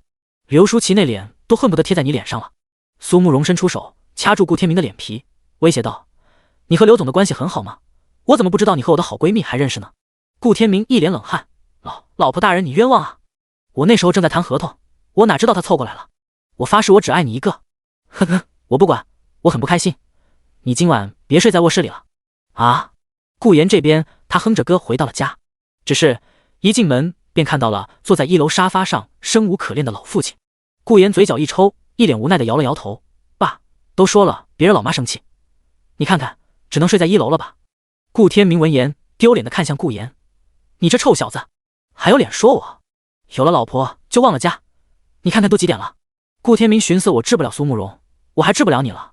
顾言听后撇了撇嘴：“对于年轻人来说，这个点夜生活才刚刚开始，不过老爸你可能就差点意思喽。”此话一出，顾天明气的嘴都歪了：“你意思是说我老？你这臭小子，你别走！嘿嘿，老爸还是自个在1楼好好待着闭门思过吧，我可就去睡大床了。”顾言哈哈一笑，直接朝着楼上奔去。顾天明看着溜掉的顾言，十分气愤的重新坐回了沙发上。他拿了条毯子，低声骂道：“这臭小子真是大了不怕爹了。”只是骂着骂着，顾天明的表情也变得柔和了起来。不过我们有多久没有像这样说过话了呢？有好几年了吧？顾天明愣神的想着，儿子确实长大了呀。顾言这边，他洗漱过后便躺在了久违的大软床上，脑海里回忆着和冷清秋的互动，一天的疲劳仿佛都被消除了一样。他想着冷清秋的面容，就忍不住笑了起来。顾言抱住了一个枕头，使劲扭打在一起：“青秋，青秋，哈哈哈哈！”他十分高兴，因为他能感觉出来，今天的青秋比以往的青秋要更加爱他。嘿，你说顾言是怎么感觉出来的？纯属男人的第六感。对了，系统，查看一下我的纯爱积分。顾言躺在床上呼唤起了系统。下一秒，嗡，一块面板出现，纯爱积分312分。看到这个数字，顾言笑得更开心了。很好，那么应该够换那个道具了。而且算算时间，沈婉也应该快来向他求饶了吧。顾言点开了道具界面，然后从中查找到了一个价值300积分的道具——灭宫水，价格300积分。介绍：乃远古暗杀家族耗费心血研发出来的暗杀药水，由于手段极其残忍，所以此家族存活不过数年便被正义人士捣毁。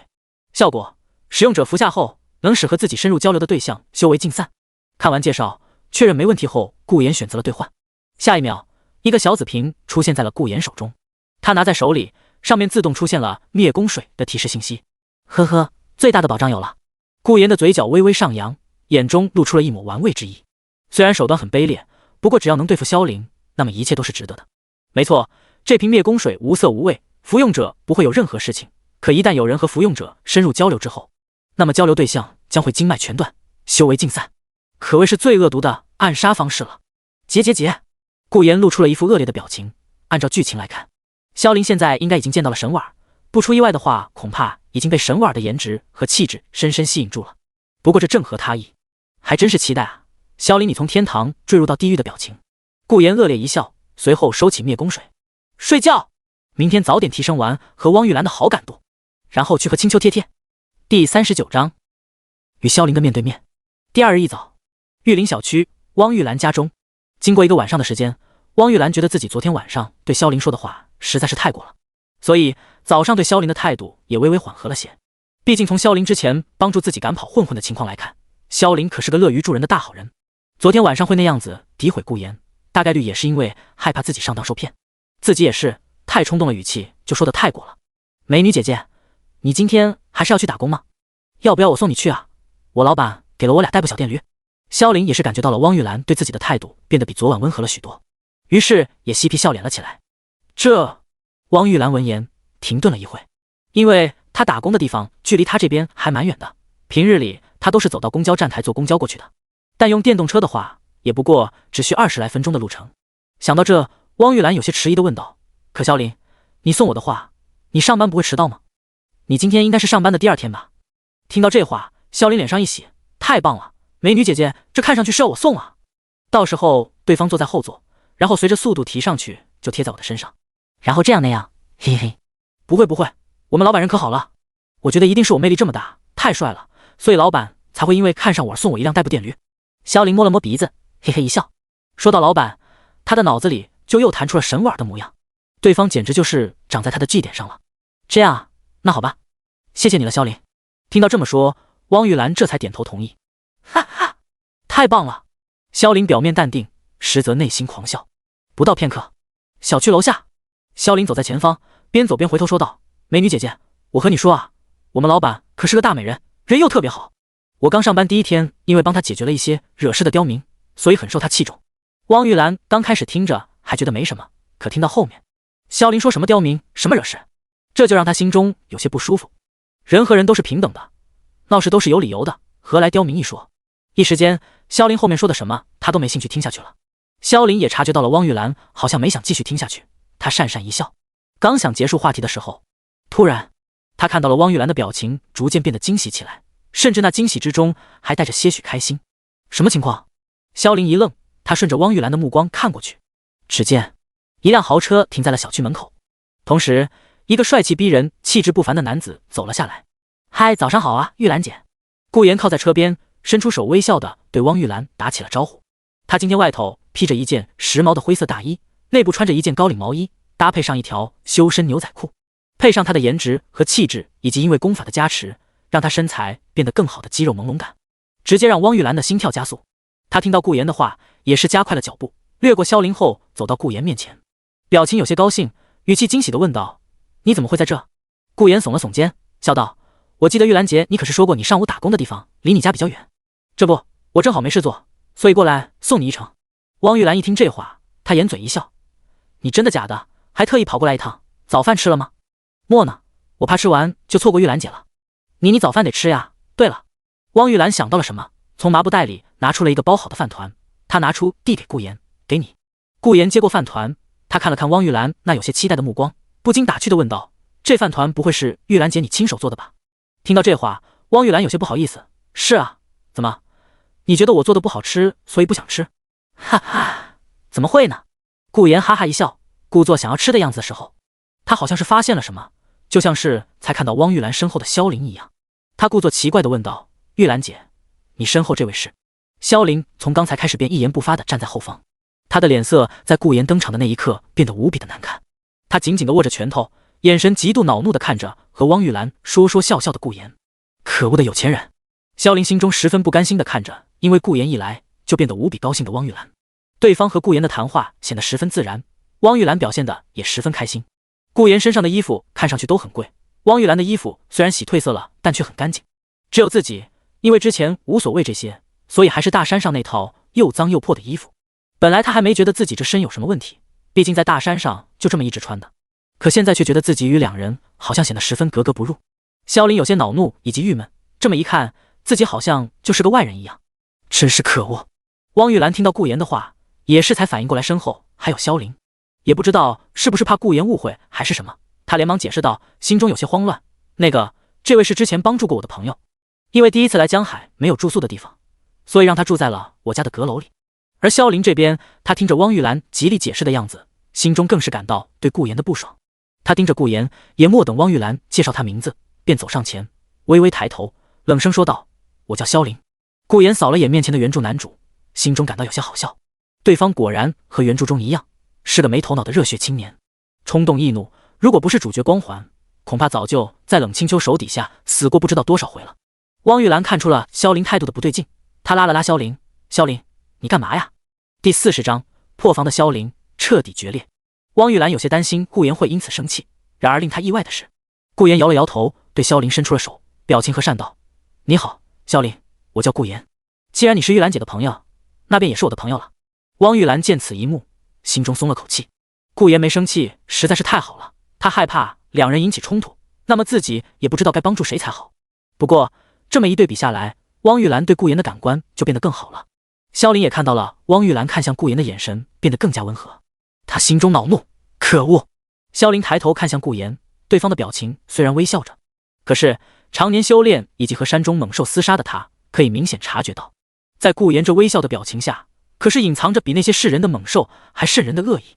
没错，萧林心头无比警觉，从刚开始见到顾言的时候，萧林便能感觉到对方身上那明晃晃冲着他来的恶意。虽然对方极力掩饰，但那浓厚的恶意气息却还是让他察觉了出来。这个男人很危险。萧林对顾言给出了这个评价，对方接近汪玉兰的目的一定不纯。那么他看着顾言伸出来的手，既然你要找死，那么也别怪我给你点苦头吃。想着，萧林也伸出手握了上去，眼神盯着顾言，语气冰冷道：“你叫顾言是吧？我并不想和你做什么朋友，但我劝你收起自己那些小心思，离玉兰远一点。”顾言一听这话，他表现出一副十分惊讶的表情。你在说什么？我自己的小心思。他的表情变得有些尴尬。顾言望向脸色同样不好看的汪玉兰，那个玉兰姐，你这位朋友是不是误会了什么？我要不要解释一下？汪玉兰闻言摇了摇头，她深吸一口气对萧凌说道，语气也加重了些。萧凌，顾言是我妈妈的学生，能对我有什么小心思？你说的话实在是太不尊人了。萧凌，你给我道歉。道歉？给这个男人？萧凌听着汪玉兰的话，心头涌出了一股怒火。他咬着牙死死地盯着顾言，这个男人居然利用这种演技来欺骗玉兰姐吗？好好好，既然如此，我就给你点苦头尝尝。想着，萧凌握着顾言的手微微发力，他越握越紧。而顾言这边，他感觉到了萧凌握着他的手逐渐在用力，只不过就好像是什么能量在阻拦这股握力一样，所以顾言也没什么感觉。不过为了计划，他故作脸色一变，表情痛苦地说道，萧凌兄弟，你快松手，你握得太用力了。顾言脸色惨白，他身体扭曲爬行地靠在车门上，可是萧凌就是没松手。而萧凌见到对方这凄惨的模样，心中的郁闷也是一扫而空。哈哈，活该，普通人就该像个普通人的样子，凡夫俗子岂能与我这种天才相提并论？与此同时，汪玉兰见到这样的顾言，一时间也吓得脸色苍白，她连忙跑到顾言那边扶住对方的手臂，然后朝着还握着顾言手，甚至表情都逐渐笑起来的萧凌怒斥道，萧凌，你快点松手，你要杀了顾言吗？萧凌一听这话，连忙松手，知道自己完脱了。顾言毕竟是个普通人，他这一握，对方的手骨大概摔要断了。不过见到汪玉兰这么维护顾言，他心头更是不爽地说道，玉兰姐，你别一直维护他，这个叫顾言的男人就是个人渣，他身上那股坏人的臭味都快让我吐出来了，你可别。啪，声音戛然而止，扑通扑通。萧凌觉得大脑长长的，他的脸颊火辣辣的疼。什么情况？我被打了？他有些不敢置信地看向汪玉兰那边，只见对方还抬着扇他左脸的右手。汪玉兰眼眶红润，泪水从眼眶处流下，他失望地看着被自己扇巴掌的萧凌，道，萧凌，你太过分了，我没想到你是这样一个人，我真是看错你了。我没有啊，顾言真的是个坏蛋，玉兰你待在他身边绝对会很惨的。萧凌的表情有些呆滞，他不敢相信美女姐姐会对他说出这样的话。萧凌，我很感激你之前救了我，但我不能让你这样侮辱我妈妈的学生。不是我没有侮辱。萧凌伸出手想要解释些什么，可是他眼角的余光却看到了顾言的嘴脸，对方在只有他才能看见的角度下，竟是露出了一抹恶劣的嘲笑，那丝毫不掩饰自己真面目的讥讽模样。一瞬间，轰啊！你这个虚伪的家伙，给我从玉兰身边滚开，去死啊！萧凌瞬间被怒火冲晕，挥着拳头便朝着顾言冲去。而汪玉兰见此一幕，吓得尖叫了起来，萧凌你干嘛？来不及思考，汪玉兰直接一个扑过去挡在了顾言前面。砰！可萧凌的拳头没有打到顾言身上，反而是打在了玉兰，你为什么？萧凌脸色苍白地看着挡在顾言前面的汪玉兰，对方突然冲出来，自己情急之下虽然泄力，但也确实打在了汪玉兰的后背上。对方一个普通人吃了自己一拳。玉兰你没事吧？萧凌身体颤抖地走上前，想要查看一下汪玉兰的伤势。然而，啪！顾言伸出手拍开了萧凌伸过去的手，他本来苍白的脸色全无，转而换上了一副愤愤不平、充满怒意的表情。你看看你都干了些什么呀？你这个混蛋！我没想到玉兰姐身边居然还有你这样的人渣。玉兰姐，你没事吧？顾言连忙搀扶住身体颤抖、脸上血色全无的汪玉兰。没事。汪玉兰强忍着剧痛吸了口气，她拉着顾言的手臂，脸色惨白地转过身看向萧凌。见对方脸色苍白慌乱，她无力地摇了摇头，语气失望道，萧凌，你今天就从我家搬走吧，我不能让你这样的人住在我家。汪玉兰对萧凌的好感在此刻全部消散，她对萧凌感到太失望了。这一拳和杀人有什么区别？这还好是打在他的身上，看他那样，那拳明显是朝着顾言的脸上打去的。这种危险人物，自己绝对不能让他再和自己待一起。玉兰姐，我送你去医院。顾言搀扶着汪玉兰上车，同时心中感到十分的好笑。想不到，这进度来得太快，就像龙卷风，我想都不敢想啊。萧凌一听这话，他表情呆住了，伸出手想要解释什么，可汪玉兰却已经和顾言一起上了车。轰！汽车发动，瞬间消失在了萧凌的视野里。他呆呆地站在原地，他不明白自己做错了什么，自己只是想让美女姐姐不要待在那个危险男人的身边，我究竟做错了什么？萧凌喃喃自语。此时，暗处，梅雪皱着眉看完了整体过程，她有些无语地看着那个垂着头呆滞在那的萧凌。这就是龙王殿未来的继承人，怎么会因为一个女人就受这么大的打击？不过顾言还真是厉害，居然能不费一兵一卒的就让龙王殿的继承人心态炸裂。不对，梅雪摇了摇头，顾言又不知道这人是龙王殿少主，还真是误打误撞。好了，看上去这个少主也不过如此，让手底下人随便试探一下就行了吧。梅雪想到这，身形也消失在了此地。第41章，我不吃饭团。江海医院单人豪华病房内，这里是哪？病床上，汪玉兰缓缓睁开了眼睛，她看着陌生的天花板，心头有些愣神。汪玉兰记得自己好像在中途因为太过于疼痛，所以失去了意识。自己是在医院吗？顾言送我来的，好点了吗？这时，一旁那道令她感到心头安心的声音响起。汪玉兰扭头看去，只见顾言正坐在一张椅子上，眼神担忧地看着她。见此一幕，汪玉兰心头一暖，她摇了摇头，没事。说着，她的眼神一暗，对不起，我没想到萧凌他居然是这种人。汪玉兰说这话的时候无比的自责，自己好像差一点就让顾言陷入了危险的境地。如果顾言在自己面前被萧凌打了的话，恐怕他一辈子都不会原谅自己。听到这话，顾言摇了摇头，道：我没关系，倒是你被那个危险分子攻击之后，便在车上晕了过去。医生说后背连接着人身体上的各种器官和神经，还好萧凌这个人渣最后收了力，不然恐怕……汪玉兰见顾言没有说下去，也是明白了当时有多么危险。一想到自己和死神擦肩而过，汪玉兰便觉得有点后怕。不过你放心吧，玉兰姐，我已经报警了，警察会去抓住那个人渣的，他会得到应有的惩罚。顾言微笑道。警察？汪玉兰一愣，对哦，我们还有法律吗？这种危险人物绝对不能让他逍遥法外。还有我那个。汪玉兰点了点头，她似乎想到了什么，脸上有些迟疑。顾言见状，用着让对方放心的语气说道：没关系，你打工的地方我已经去说过了，这些天你就安心静养吧。汪玉兰听到这话，心头一松，但她还是摇了摇头，不行，在这住院很贵的，我已经好很多了。顾言，我要去办理出院手续。平日里为了节省开支供自己妈妈住院治疗，汪玉兰生病之类的都是用身体硬抗的。说着，她也是想要直起身，可是一动便牵动到了她的伤口。死！剧烈的疼痛让她忍不住脸色一白。顾言连忙按住对方，玉兰姐你别动，钱不是问题，现在你最主要的是好好休息。不行，我……汪玉兰想要挣扎的起来，她有些焦急的摇了摇头，她想说自己没那么多钱，而且也不想让顾言为了她而花钱。见此一幕，顾言无奈一笑，他故作怕了你的表情，道：好，既然如此，那玉兰姐你就当是欠了我这笔钱行不行？等之后你赚钱了慢慢还给我，如何？汪玉兰听到这话，心头微微一怔，望着顾言那真诚的眼睛，对方真的担心自己的身体，而且都已经把话说到这份上了，自己再怎么样也不能再拒绝了。于是汪玉兰点了点头，轻声道：时间一分一秒过去，顾言看了看时间，也觉得该走了。他看着汪玉兰微笑道：好了，玉兰姐，你安心静养，我就先离开了。有什么事情呼唤医护人员就好了。午饭钱我已经都帮你充好了，你现在什么都不需要想，只要安静的静养就可以了。对了，你的私人物品我就放在旁边的椅子上了。汪玉兰听着如此关照自己的顾言，她的内心都变得暖洋洋的了。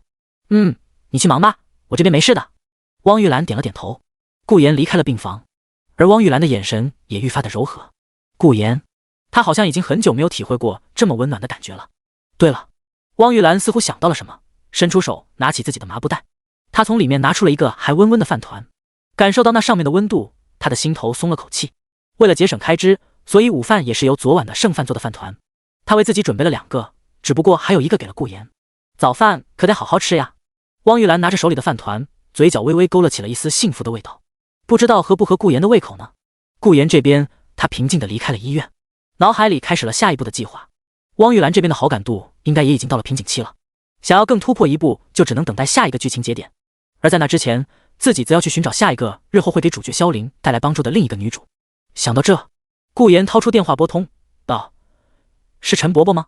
哦，是这样的，今天早上玉林小区门口发生了一起恶性伤人事件，我的一个朋友被一个叫萧凌的人殴打住院了，伤得很严重，很快就能抓到了是吧？好的，谢谢你陈伯伯，等下回我有空就过来看看你。啪嗒，电话挂断，他轻哼着歌坐回了豪车上。有时候他就很不理解，为什么很多小说里面明明可以用法律解决的事情，你那群反派就非得无脑的冲上去。都市文里面的男主角，按照法律来讲，大多都是暴力分子。现在是文明社会，大家当然得用文明的方式来处理事情。虽然这个世界的武者地位要比普通人高，有的甚至凌驾于法律之上。萧凌即便进去，恐怕也很快就能出来。但能就这样恶心一下萧凌，顾言也是十分乐意的。汽车发动，这时顾言的眼角余光瞥到了一个东西，是个饭团。他笑了笑，也不知道在想什么。随后在开到一个垃圾桶旁的时候，随手便把饭团丢了进去。我不吃饭团。天业医药科技。此时门口还是照常聚集了一帮讨要说法的前员工，他们拉着横幅，拿着扩音器怒喊：还我血汗钱！天业医药科技不当人，欺骗我们，还钱！还钱！2个月都没发工资了，你们别想跑路，还钱！还钱！安保室内，张琴脸色有些焦急地看着像是发生了什么一样坐在椅子上眼神呆滞的萧凌。萧凌，你赶快出去啊，这群人都已经围上来了。张琴不知道萧凌怎么了，明明昨天还好好的，怎么今天就这副模样了？第42章，你出手，用全力。为什么会这样？萧凌还处于一种自闭的状态，他的内心无比的难受、煎熬、自责。受了自己那一拳，不知道美女姐姐怎么样了。可恶，都怪那个男人。萧凌的眼底露出了一丝杀意。如果不是那个男人在美女姐姐面前表演演戏，自己也不会做出这样的事情。可这里不是深山老林，自己绝对不能直接冲过去把顾言杀了。尤其是美女姐姐还不知道顾言的真实嘴脸，要是贸然杀了对方，说不定只会让美女姐姐更讨厌他。没错，自己得想个办法，让美女姐姐知道顾言的真实嘴脸才行。张琴看着还是一副呆滞表情样子的萧凌，他气得一跺脚，骂道：混蛋，我让沈总来说你。说着，张琴便怒气冲冲地朝着大楼上奔去。边走，张琴心中也暗骂：真是不靠谱的男人。而就在众人聚众闹事的时候，几个神色诡异的人也悄悄地混在了人群之中。梅雪站在一棵大树的阴影下，她蒙着眼睛，却仿佛能看到天业医药科技正门的情况。派这些人出动应该已经够了吧？她喃喃自语。然而下一秒，你就准备让这些废物去试探萧凌的底细？一道嘲笑的声音自她耳边响起。梅雪一惊，连忙掏出匕首，朝着声音的来源刺去。只不过当匕首即将刺入对方的时候，梅雪也是看清了对方的样子，或者说感应到了对方的能量波动。她下意识地皱了皱眉。顾言，没错，是我。顾言看着离自己喉咙那只有 0.01 毫米距离的匕首，他微笑地点了点头。根据原著剧情来看，冷清秋和原著男主萧凌的第一次冲突便是萧凌成了天业医药科技保安的时候，所以他自然要过来看看。梅雪面无表情地收起了匕首，她冷声道：下次不要这么一声不响地到我旁边，我怕下回我没收住手宰了你。哈哈，抱歉，不过我没想到梅小姐居然会感知不到我这么个普通人靠近你。顾言耸了耸肩，眼底露出了一丝莫名的意味。哦，对方感知不到他过来吗？这倒是有点意思。难道也是宇宙纯爱功法的能力？梅雪听到顾言这话，心中自然是不信的。哼，你最好是个普通人。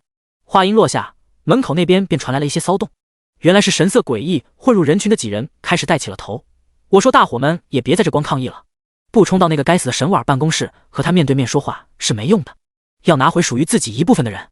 胆大的就和我一起冲进去，反正我们是来拿工资的，不算闹事。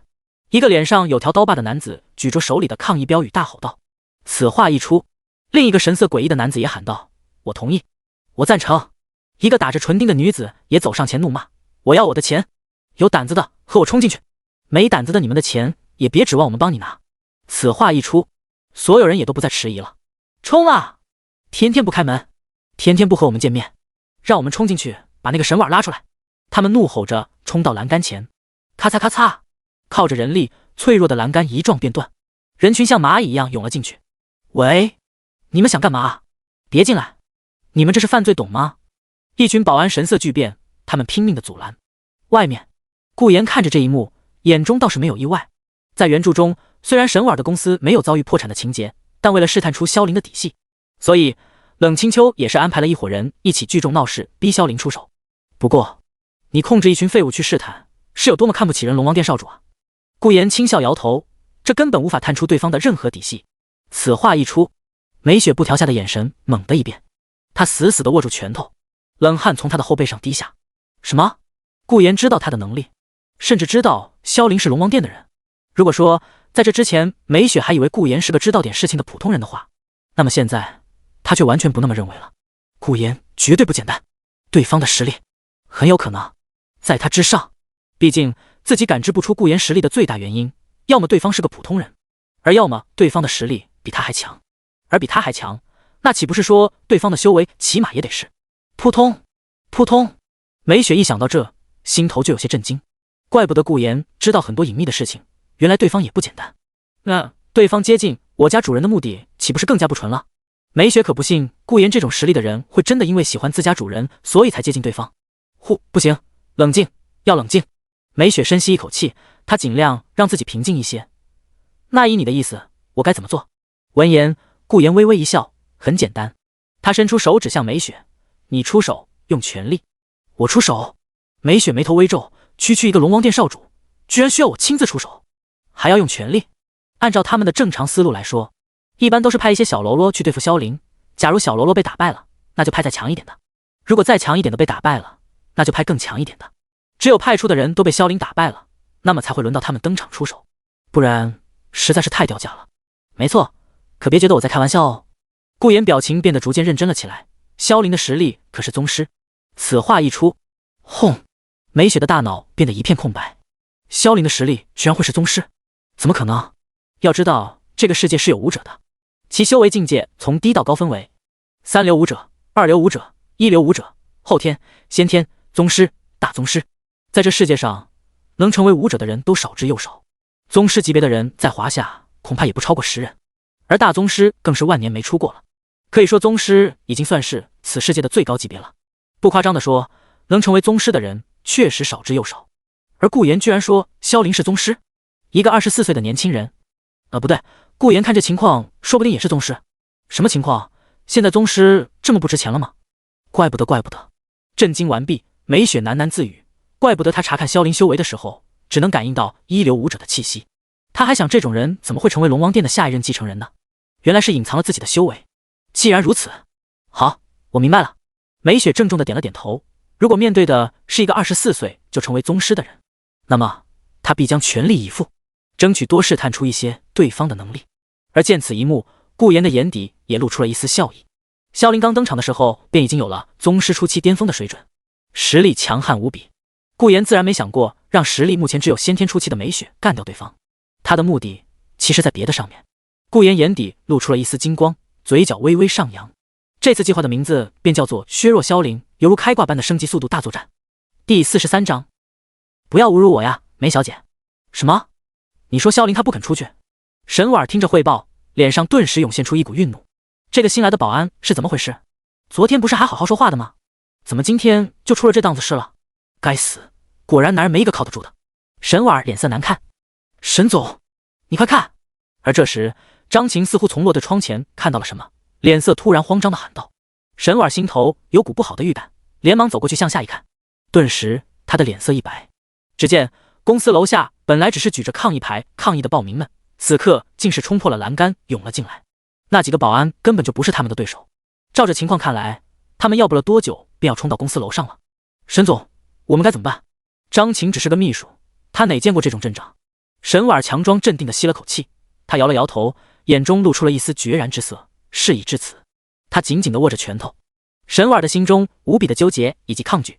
本来他还幻想着顾言只是因为为了吸引他的注意力，所以才会如此对他，所以他从那天之后就一直没有去找过对方。可现在看来，如果他再不去找对方，自己恐怕不知道会被失去理智的暴民们怎么对待。不甘心，太不甘心了。区区一个顾言。沈婉紧握拳头，眼底露出了无比的不甘。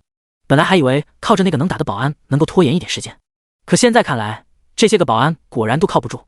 沈总，张琴眼神担忧地看着沈婉，他察觉到自家老板好像要去做一件会令对方感到无比厌烦的事情。沈婉这边，他思索完毕，表情认真道：张琴，我们下去。啊，沈总，下去？张琴傻眼了，这下面可都是一群2个月都没发工资，还得知公司即将破产的暴民，就这样下去可会？没关系，如果顺利，明天公司就能恢复正常了。沈婉摇了摇头，轻叹了一口气。张琴不懂这些，但是他相信自己的老板，一时间他的心情也不再那么的压抑，笑道：好，还我钱来！天夜医药不当人，沈婉是大骗子。保安室内，萧凌低着头思索着该如何在美女姐姐面前戳破顾言的真实嘴脸。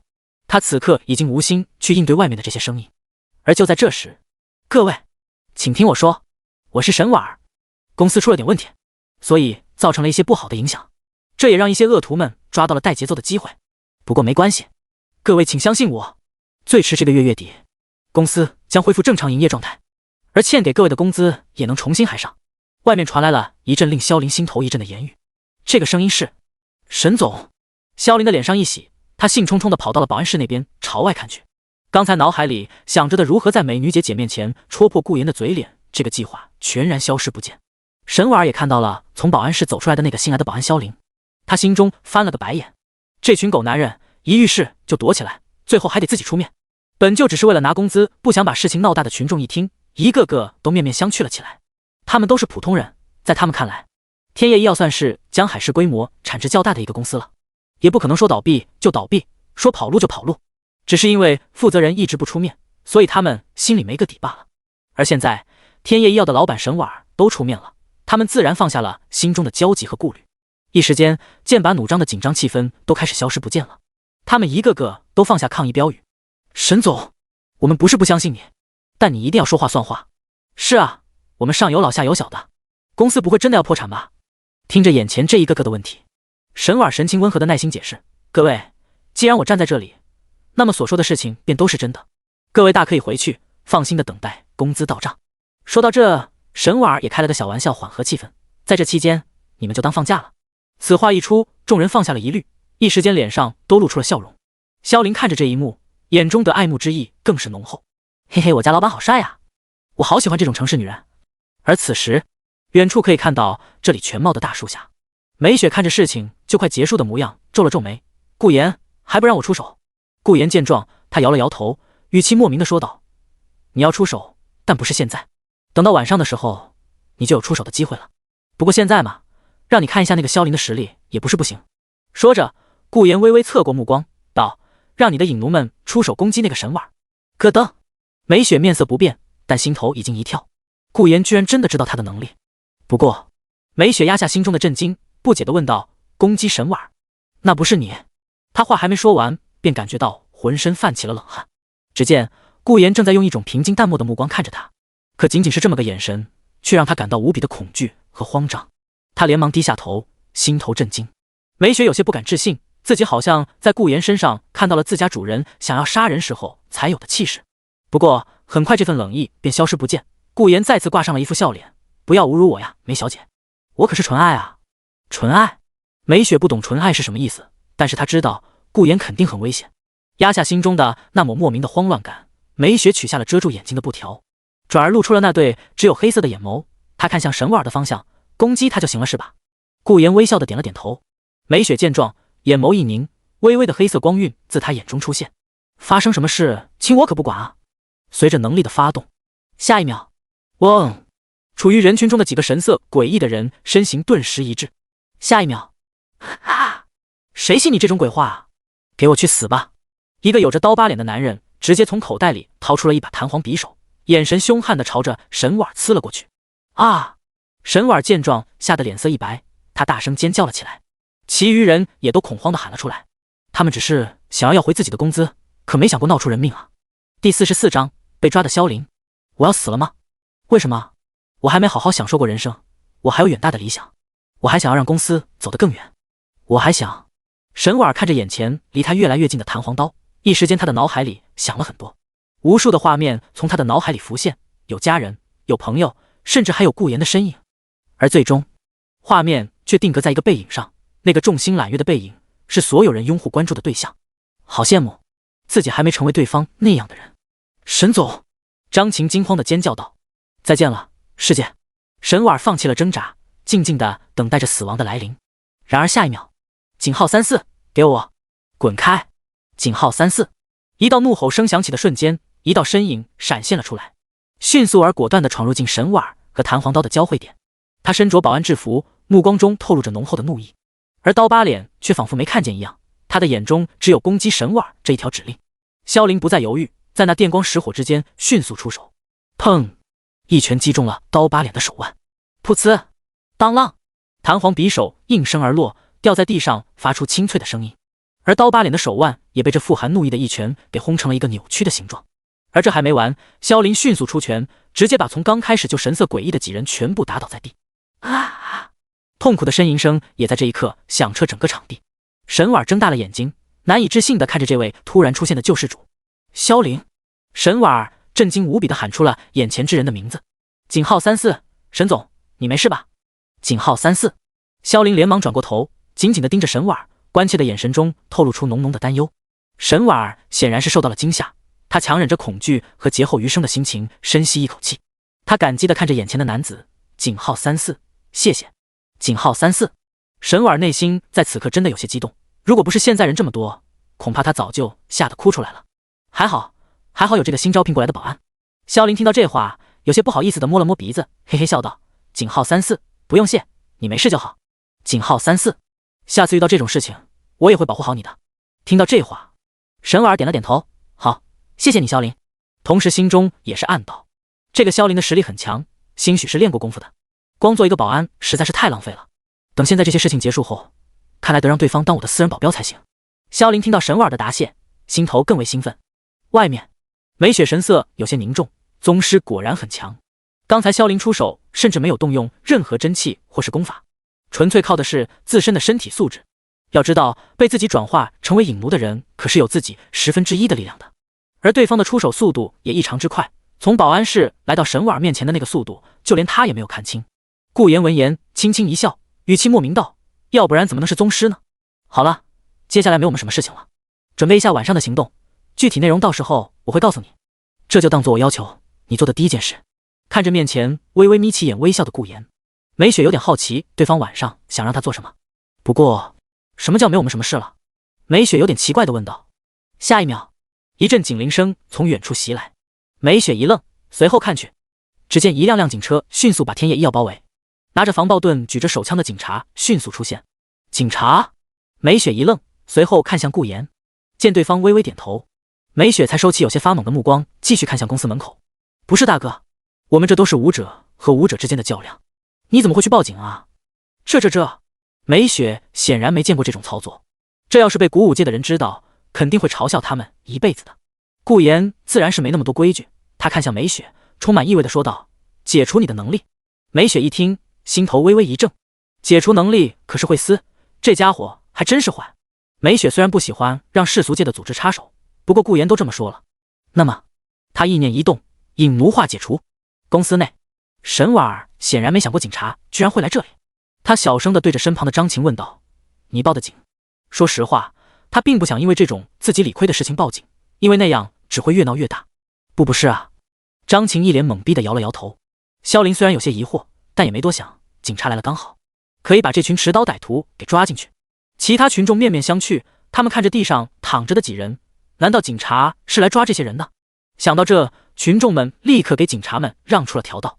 外界，一个身穿警服的女警走了出来，她容颜极美，浑身散发着正气十足的阴翳之气。她一出现，一名警察便走上前小声说道：陈姐，这里好像发生了其他的事情，我们要不要先进去了解下情况？听到这话，陈茵茵微微皱眉，她接到群众报警，说是早上的恶性伤人事件的主角就在天野医药。在这之前，她已经到江海医院和受害人了解过情况了，确认确实有这件事后，便马不停蹄地赶了过来。只是陈茵茵有些奇怪地看着被人群空出来的通道，那边七横八竖的躺了几个手里拿刀的人，莫非他们就是早上伤人事件的犯人？走，几个人跟我一起过去看看情况。陈茵茵大手一挥，几个拿着防爆盾的警察便跟随她一同走了过去。不到片刻，陈茵茵便来到了公司内部，几个警察走到刀疤脸等人蹲下，开始检查起了他们的伤势。陈茵茵则是和沈婉等人了解起了情况。原来是这样吗？陈茵茵皱着眉头，她看向待在一旁心不在焉的萧凌，语气有些奇怪地问道：你说你叫萧凌？这人怎么和自己要抓的人的名字一模一样？可对方刚教训了这些持刀歹徒，应该不是坏人才对。是啊，怎么了警官？萧凌听到陈茵茵叫自己，于是抬头看去，而这一眼他便呆住了。好漂亮的美女！陈茵茵见这种眼神，皱了皱眉，她刚想问什么的时候，陈姐，不好了，这群人都死了！一道惊慌的声音从一旁传来，陈茵茵心头一跳，她扭头看去，当看到躺在地上的几人神色不对后，她连忙快步上前。当发现这些人真的死了后，她的表情变得无比的难看。陈姐，年轻的警察语气有些害怕，他是第一次遇到这种事情。沈婉听到人死了，脸色也有些苍白，他下意识地看向萧凌，后者一愣，连忙解释道：“怎么会？我虽出手，但根本没有攻击他们的致命部位，最多让他们在病床上躺几天才对啊。”这不解释还好，一解释便证明了这些都是萧凌做的。陈莹莹眼神恼怒，她一声令下道：“给我抓住他！”萧凌一懵，在还没反应现在是什么情况的时候，便被冲过来的警察按在了地上。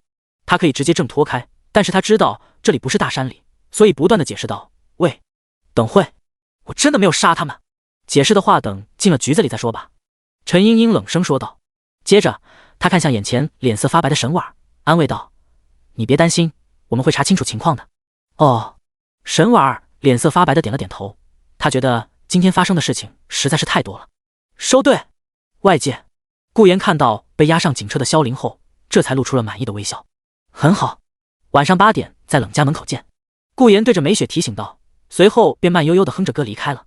梅雪闻言，缓缓扭头看向顾言的背影，眼神无比的复杂。她知道自己现在做的事情应该和主人说一声，可为了我的弟弟，对不起主人。第45章，半天没见，青秋你又变漂亮了。冷家书房内，一个身着橙黄相间的长袍、竖着发的男子站在冷清秋身后，他眼睛同样蒙着布条，语气尊敬地说道：“回禀主人，经过这些天的调查，我们已经在江海市找到了和当年事件相关联的5个组织，其分别是龙王殿、死神、阎王殿、桃花会、玄武门。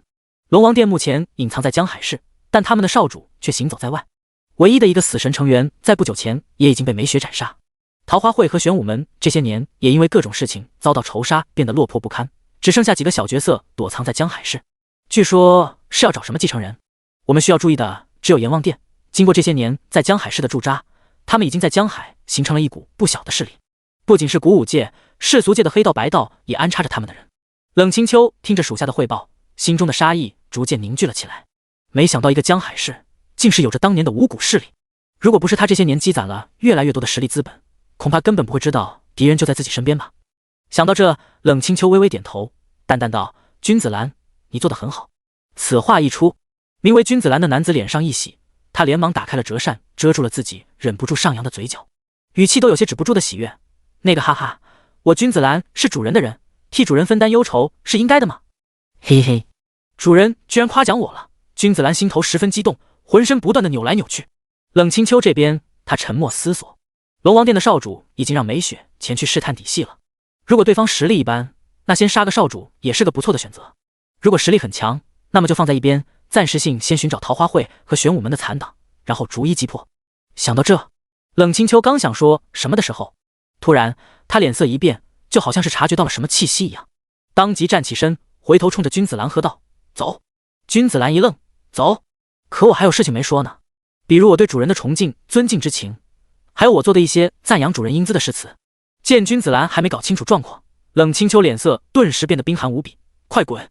君子兰感受到那股冷意，脸色瞬间变得煞白，他急忙回应道：“是。”下一秒，砰，他的身形便化作了一群蝴蝶，飞出了窗外。而就在君子兰走后没过几秒钟的时间，小青青，顾言呐喊着肉麻词汇的声音便传了进来。冷清秋见君子兰走了，他心头松了口气的同时，也是对顾言那肉麻的称呼感到一阵不适应。咔嚓，大门推开，小青青，3红心，我来了。顾言很自然的一把大门推开，然后一眼便看到了站在窗前的冷清秋，当即便笑嘻嘻的扑了过去，本意是想要直接从后面给对方来个爱的拥抱，可谁曾想冷清秋却好像是知道他要做什么一样，直接一个闪身让顾言扑了个空。顾言没抱到也不气馁，站直身体，笑眯眯的看向冷漠脸点 JPG 的冷清秋，道：“小青青，你干嘛呢在？”说着也是左看右看，然后得出个结论：“半天没见，青秋你又变漂亮了。”这个家伙，冷清秋本来想着在顾言面前表现得淡定一点的，毕竟他可是叶组织的掌控人，逼格那肯定是很高的。可为什么一听到这个狗男人的声音和对方说的话，自己就忍不住破功呢？想到这，冷清秋也顾不得装得一脸淡定的样子，微微仰头轻哼道：“要你多说，还有，以后麻烦你不要叫我小青青。”冷清秋恨不得直接上手堵住这狗男人的嘴，用这种语气和名字喊自己，不知道会让自己很羞耻丢脸吗？堂堂夜王要是传出去还有小青青这种名字，那让手底下人如何看我？话说回来，每次都在我部署工作的时候过来，万一被你发现了我的秘密，岂不就完了？到时候你一个普通人卷入我们鼓舞者之间的纷争，那想脱身也难了。冷清秋一想到这，心头就十分不满。这个男人每次都要靠自己来打掩护。哎，说起来，早上也没看到他这个时候过来。冷清秋似乎想到了什么，表情一冷，道：“说吧，你那个朋友的妈妈看望的还好吗？怎么，这是看完了才想起要过来了？早上灵儿还吵着要喊他姐夫送他去吃麦当当呢，结果等来的却是你的管家。”顾言有些汗颜，他有苦说不出，只能干咳一声，自然地拉起冷清秋的玉手，然后牵着他坐回了书桌前，触摸纯爱对象，积分+1。随后一脸我只爱你一人的表情说道：“清秋，你信我，我和我朋友真的没什么的。我这个人就是太善良了，所以看不得别人过得如此水深火热。”听到这话，冷清秋一把甩开顾言的手，扭过头道：“我又没说你和你朋友有什么关系，你自己在这急忙澄清做什么？而且水深火热这世上水深火热的人多了去了，怎么没见你谁都帮的？”冷清秋也不知道自己为什么会说出这些话，也不知道为什么一想到顾言早上又去看那个叫汪玉兰的女人，就会感到些许的烦躁。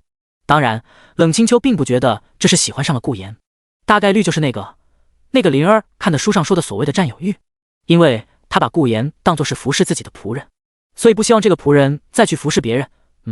一定是因为这样。顾言能感受到冷清秋不是真的在生气，因为对方生气时候的心跳频率以及呼吸频率都是十分紊乱的，而现在对方的呼吸以及心跳却十分具有规律且平和，所以顾言断定对方不再生气，于是说起话来也比较随意。顾言又拉过冷清秋的手，柔声道：“清秋，别这么说，我朋友他今早也住院了，你看我能不在那待着吗？不过之后就没关系了，我帮他办理了住院手续，也支付了后续的治疗费用，我已经仁至义尽，之后就没有什么事了。”听到这话，冷清秋虽然心头感到一丝满意，但表面上他却淡淡道：“真的？我还以为你的汪女士见你对她那么好，要以身相许了呢。”“什么以身相许？清秋，你可别瞎说，就算全世界的女人都扑到我身上，我脑子里爱的也只有你一个人。你意思是你幻想过全世界的女人都扑在你身上？这只是个比喻。呵呵，你信我呀，清秋。”第46章被纯爱对象持续踩踏。房内，经过刚开始的温馨互动之后，两人的气氛也变得无比融洽。“清秋，你说我要不要也去学习一下盲文？”顾言闭着眼睛，大手也是强硬地摸在了冷清秋正在看的盲文书籍上，感受到从一旁伸过来挡住自己看书的大手，冷清秋无奈地叹了口气。他有时候都不明白顾言的脑回路，你学盲文做什么？你眼睛不是好好的吗？见冷清秋愿意搭理自己了，顾言勾了勾嘴角，然后说道：“你想啊，对清秋你来说，这个世界都是黑漆漆的一片，但对我来说，这个世界却是五彩缤纷的，所以我们两人肯定会有许多的隔阂感。我理解不了你盲人的世界，你也理解不了我正常人的世界，所以我就想我也成为盲人，然后是不是就能更加理解清秋你了？”顾言的话让冷清秋心头猛地一震，这个家伙，他神色复杂地抿了抿嘴：“我也不是自愿成为盲人的呀，只是迫不得已。”冷清秋心中无比的复杂，还真是个傻到无可救药的男人，居然仅仅因为想要更了解我，所以想要成为盲人吗？还真是个。然而冷清秋这边还在想着呢，顾言这边就又摆了摆手道：“不过想了想，还是算了，我不想当盲人了。”冷清秋还感动着呢，结果顾言你就这么不看气氛，你咯吱咯吱呢，还我的感动啊！然而下一秒，冷清秋便感受到了脸庞传来了一阵温暖的感觉，接着便听顾言语气温柔地说道：“因为成了盲人，我就没办法看到清秋你这么漂亮的容颜了，这么美的容貌不能被看见，岂不是很亏？我想想就觉得很难受啊。”冷清秋心头一跳，他不自然地拍开顾言抚摸着他脸庞的大手，语气有些慌乱道：“咸猪手快，给我拿开！”“死！清秋你太过分了，身为老公摸一下自己老婆怎么了？”顾言故作吃痛地喊道，随后便忍不住扑了过去，紧紧地抱住了冷清秋。“你干嘛啊？”冷清秋被顾言突然的拥抱弄得十分慌乱。显而易见，和老婆的日常贴贴，这些天一直在外面跑来跑去，可是憋死我了。顾言理直气壮地说道：“日常贴贴，还有一直也在外面，那不都是你自找的？我不管你，你快放开我！”冷清秋的心头十分的慌乱，感受到面前男人的那股气息后，他的脸上竟是情不自禁地染上了一片红霞。不过顾言正把头埋在冷清秋的怀里，所以并没有看见。“我不放，除非清秋你喊我一声最爱你了，老公大人！”顾言趴在冷清秋怀里那嚷嚷道：“最爱！”冷清秋呼吸一滞，这是什么不要脸的称呼？你居然要我这么喊？还有，你别趴在奇怪的地方说话好不好？冷清秋微微仰头，他感觉顾言说话的时候让他身上也痒痒的。不行不行，自己可是夜组织的掌控人，怎么能被一个普通人如此对待？想到这，冷清秋脸上露出了一丝愠怒，然后伸出手直接抵在了顾言的肩膀上。你给我死起来！冷清秋使劲推着顾言，但无奈那把匕首的规则导致他目前还是个普通人。在自己解除眼中封印之前，冷清秋的实力就是个普通的平凡女子。可恶！冷清秋又羞又恼，自己从来没有和一个男人如此这样亲近过，没想到顾言会这么的不要脸就扑了上来。对了，之前对方还吃他用过的勺子的口水，本来就是个无可救药的变态色魔了。清秋，你喊我一声我就起来了。顾言任凭冷清秋如何推，他硬是不起来，因为顾言谨记书上学过的知识，你谈恋爱必须要脸皮足够厚，并且要学会死缠烂打，只有这样才有机会抱得美人归。不过顾言记得在那之前好像得有几个前提来着，什么前提他给忘了，但他知道的是，用寻常的手段来提升冷清秋的好感大概率是不行的，只有做出让冷清秋印象深刻的事情，才多少能让这种日后会成为最大反派的人记住他。而且纯爱对象感到羞耻，积分加20；纯爱对象感到羞恼，积分加30；纯爱对象感到恼怒，积分加40。这积分越涨越多，咱可舍不得起来。冷清秋这边不知道顾言的想法，他只知道自己现在觉得很丢人，堂堂夜王怎么能够被一个男人左右？于是他紧咬牙关，使劲地往顾言肩膀上一推，你给我起来！哎呦！顾言还在体验积分上涨的乐趣，结果便被对方用力一推给打断了美梦，同时身体还直接朝着后方倾倒而去。冷清秋好不容易推开狗男人，他微微喘气地站起身，如果他眼睛现在能睁开，那一定是一副羞恼的想要杀人的表情。他知道顾言被他推到了地上，但是他才不管那些。清秋，你也太过分了，这么对你老公吗？顾言揉着脑袋，无奈又心虚的看向面前双手环胸，脸色冰冷的朝向他这边的冷清秋。过分？还有更过分的。冷清秋冷笑一声，这个家伙自己不给他点颜色看看，还真当自己是恋爱中的主导位是不是？下一秒，在顾言诧异的目光下，冷清秋直接走上前，砰，用一只冰晶玉足一脚踩在了顾言的胸口上，双手环胸，一边踩着顾言的胸口旋转践踏，一边面色冰冷的说道，居然突然抱住我，你这个男人还真是无可救药的变态呢。可顾言装作很痛苦的样子，但表情却十分的舒爽。清秋，不要这样，我好难受！放过我吧！顾言嚷嚷道。冷清秋看不到顾言的表情，但是却能听到对方凄惨的叫声，他的嘴角不禁微微上扬。知道错了，但不好意思，我可还没消气，你就给我继续躺在地上被我踩得发出没用的叫声吧。哼哼哼，知道错了吧？不给你点颜色看看，你还真当我冷清秋很好惹，是个没谈过恋爱的傻白甜吗？真当你说两句爱我，我就会高兴的脸色发红，小鹿乱撞？告诉你顾言，那都是不可能的。顾言这边他还在故作痛苦的叫喊着，但是表情却十分的不对劲。清秋，我错了。呀！被纯爱对象踩踏，积分加50；被纯爱对象持续踩踏，积分加100。不是，你这纯爱系统有毛病吧？你是不是有什么奇怪的癖好？顾言心中虽然骂着，但脸上的笑容却怎么也收不起来。这还真是意外之喜。冷清秋听着顾言叫得如此凄惨，心头也有些不忍心了。罢了，给一点教训就可以了。顾言就是个普通人罢了，自己何必那么小气？想着，冷清秋收起脚，轻哼一声，知道惹我不开心的下场了吧？如果你还有下次，那么惩罚可就不止这样了。顾言见冷清秋收起了狱卒，心头虽然有些失望，不能继续获取积分了，但表面上也是做出了一副我知道错了的嘴脸。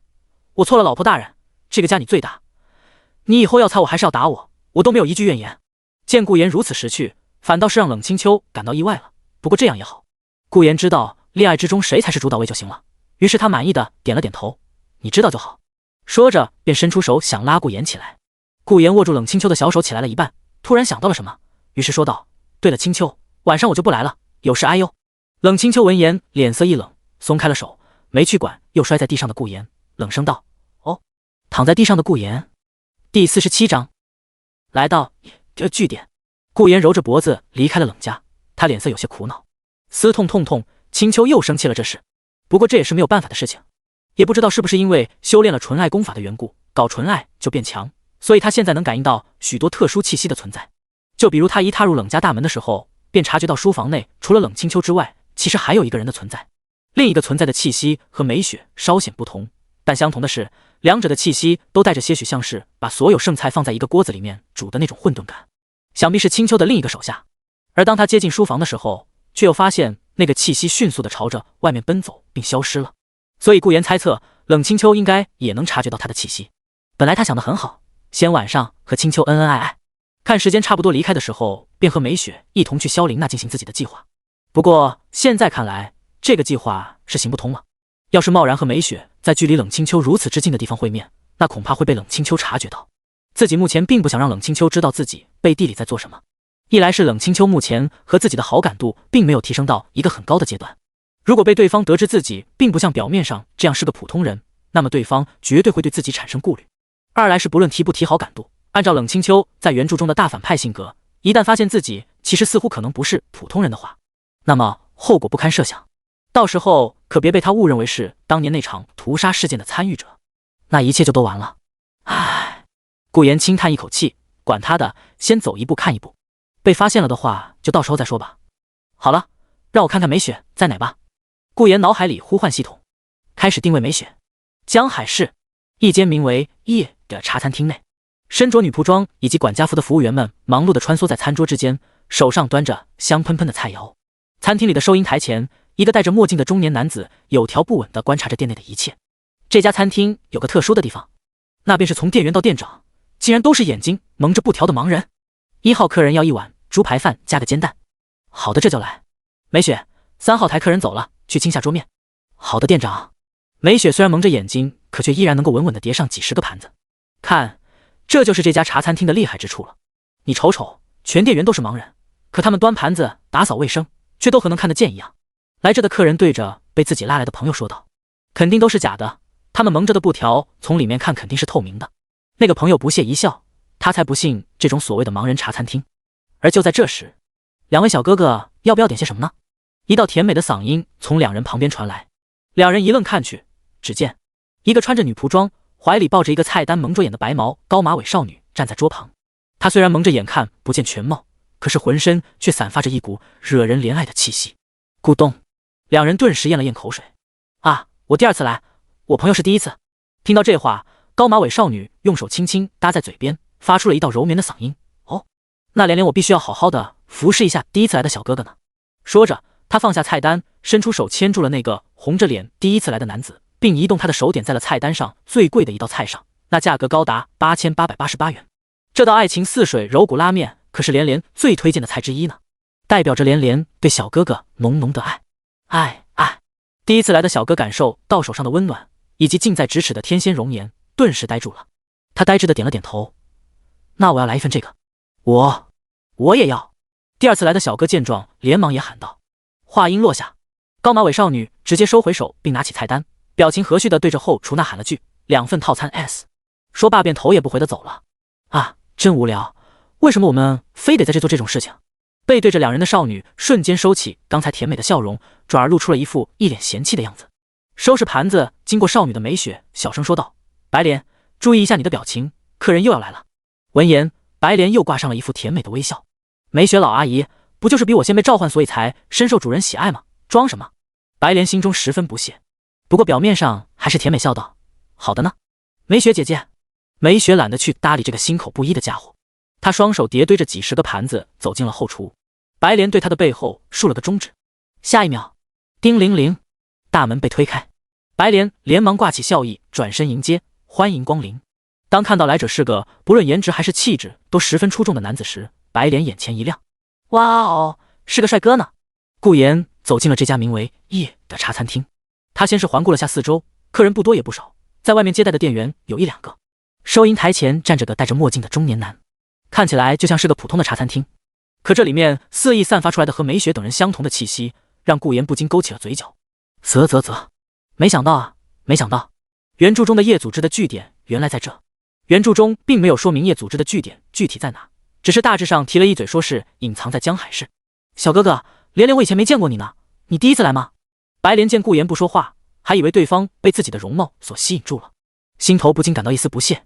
今晚的饭票有了，看他蛮有钱的样子，就让他请我吃江海市最豪华的餐厅吧。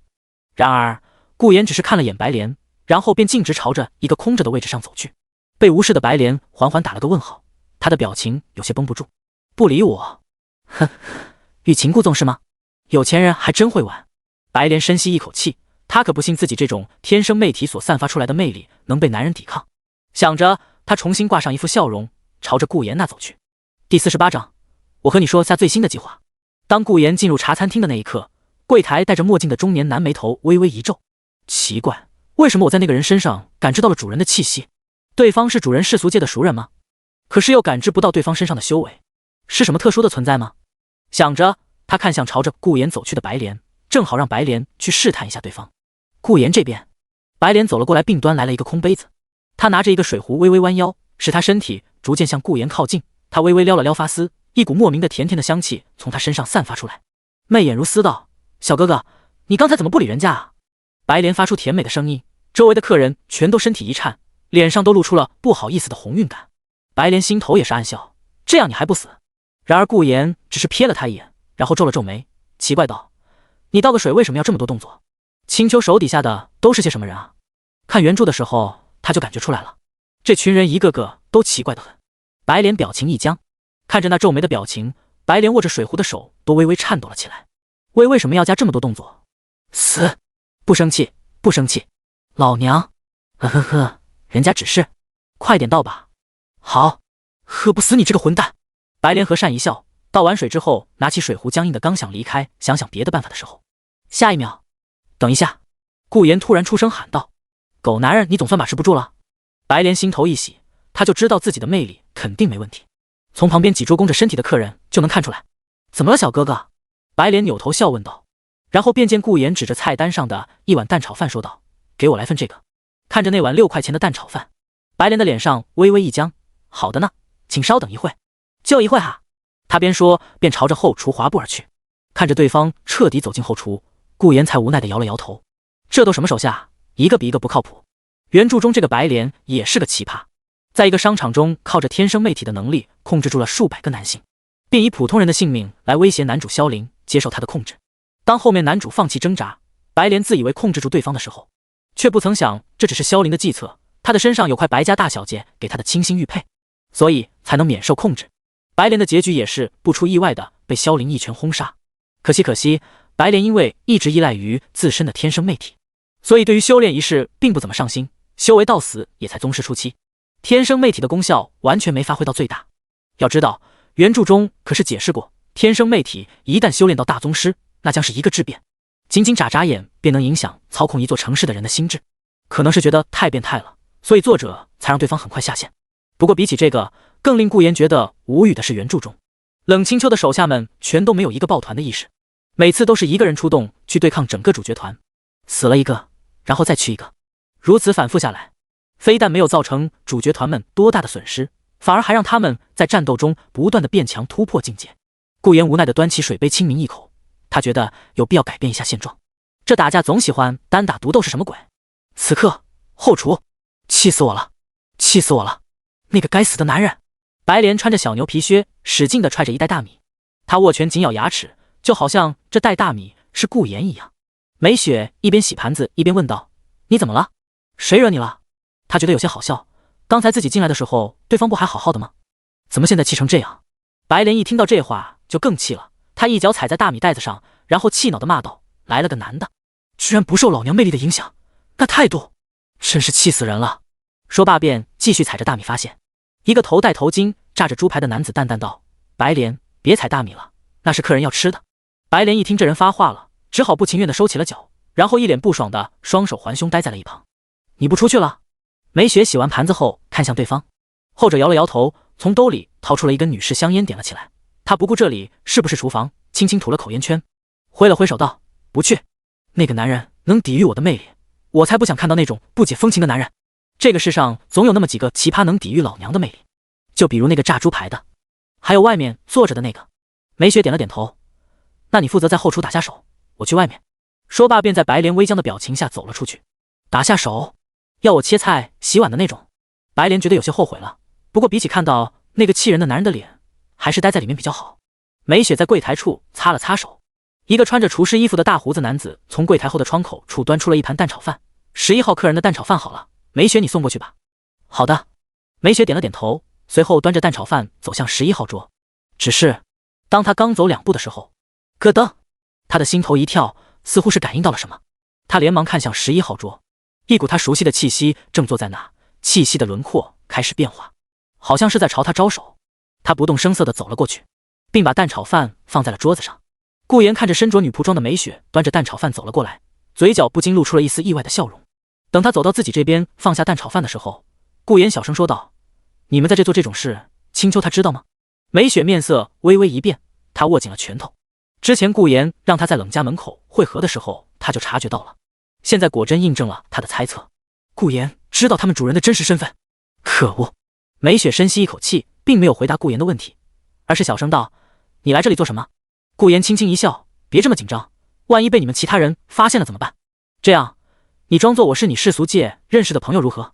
我也顺便把晚上更改的最新计划和你说一遍。”美雪心中思索片刻，也不再犹豫，她抚了抚裙子，然后坐在了顾言的对面。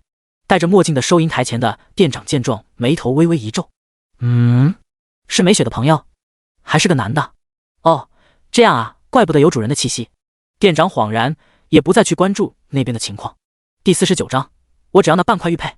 看着眼前这个笑眯眯的家伙，美雪也不得不佩服对方的胆量，居然不带上他那个实力强悍的管家，就敢只身一人来到他们业的据点。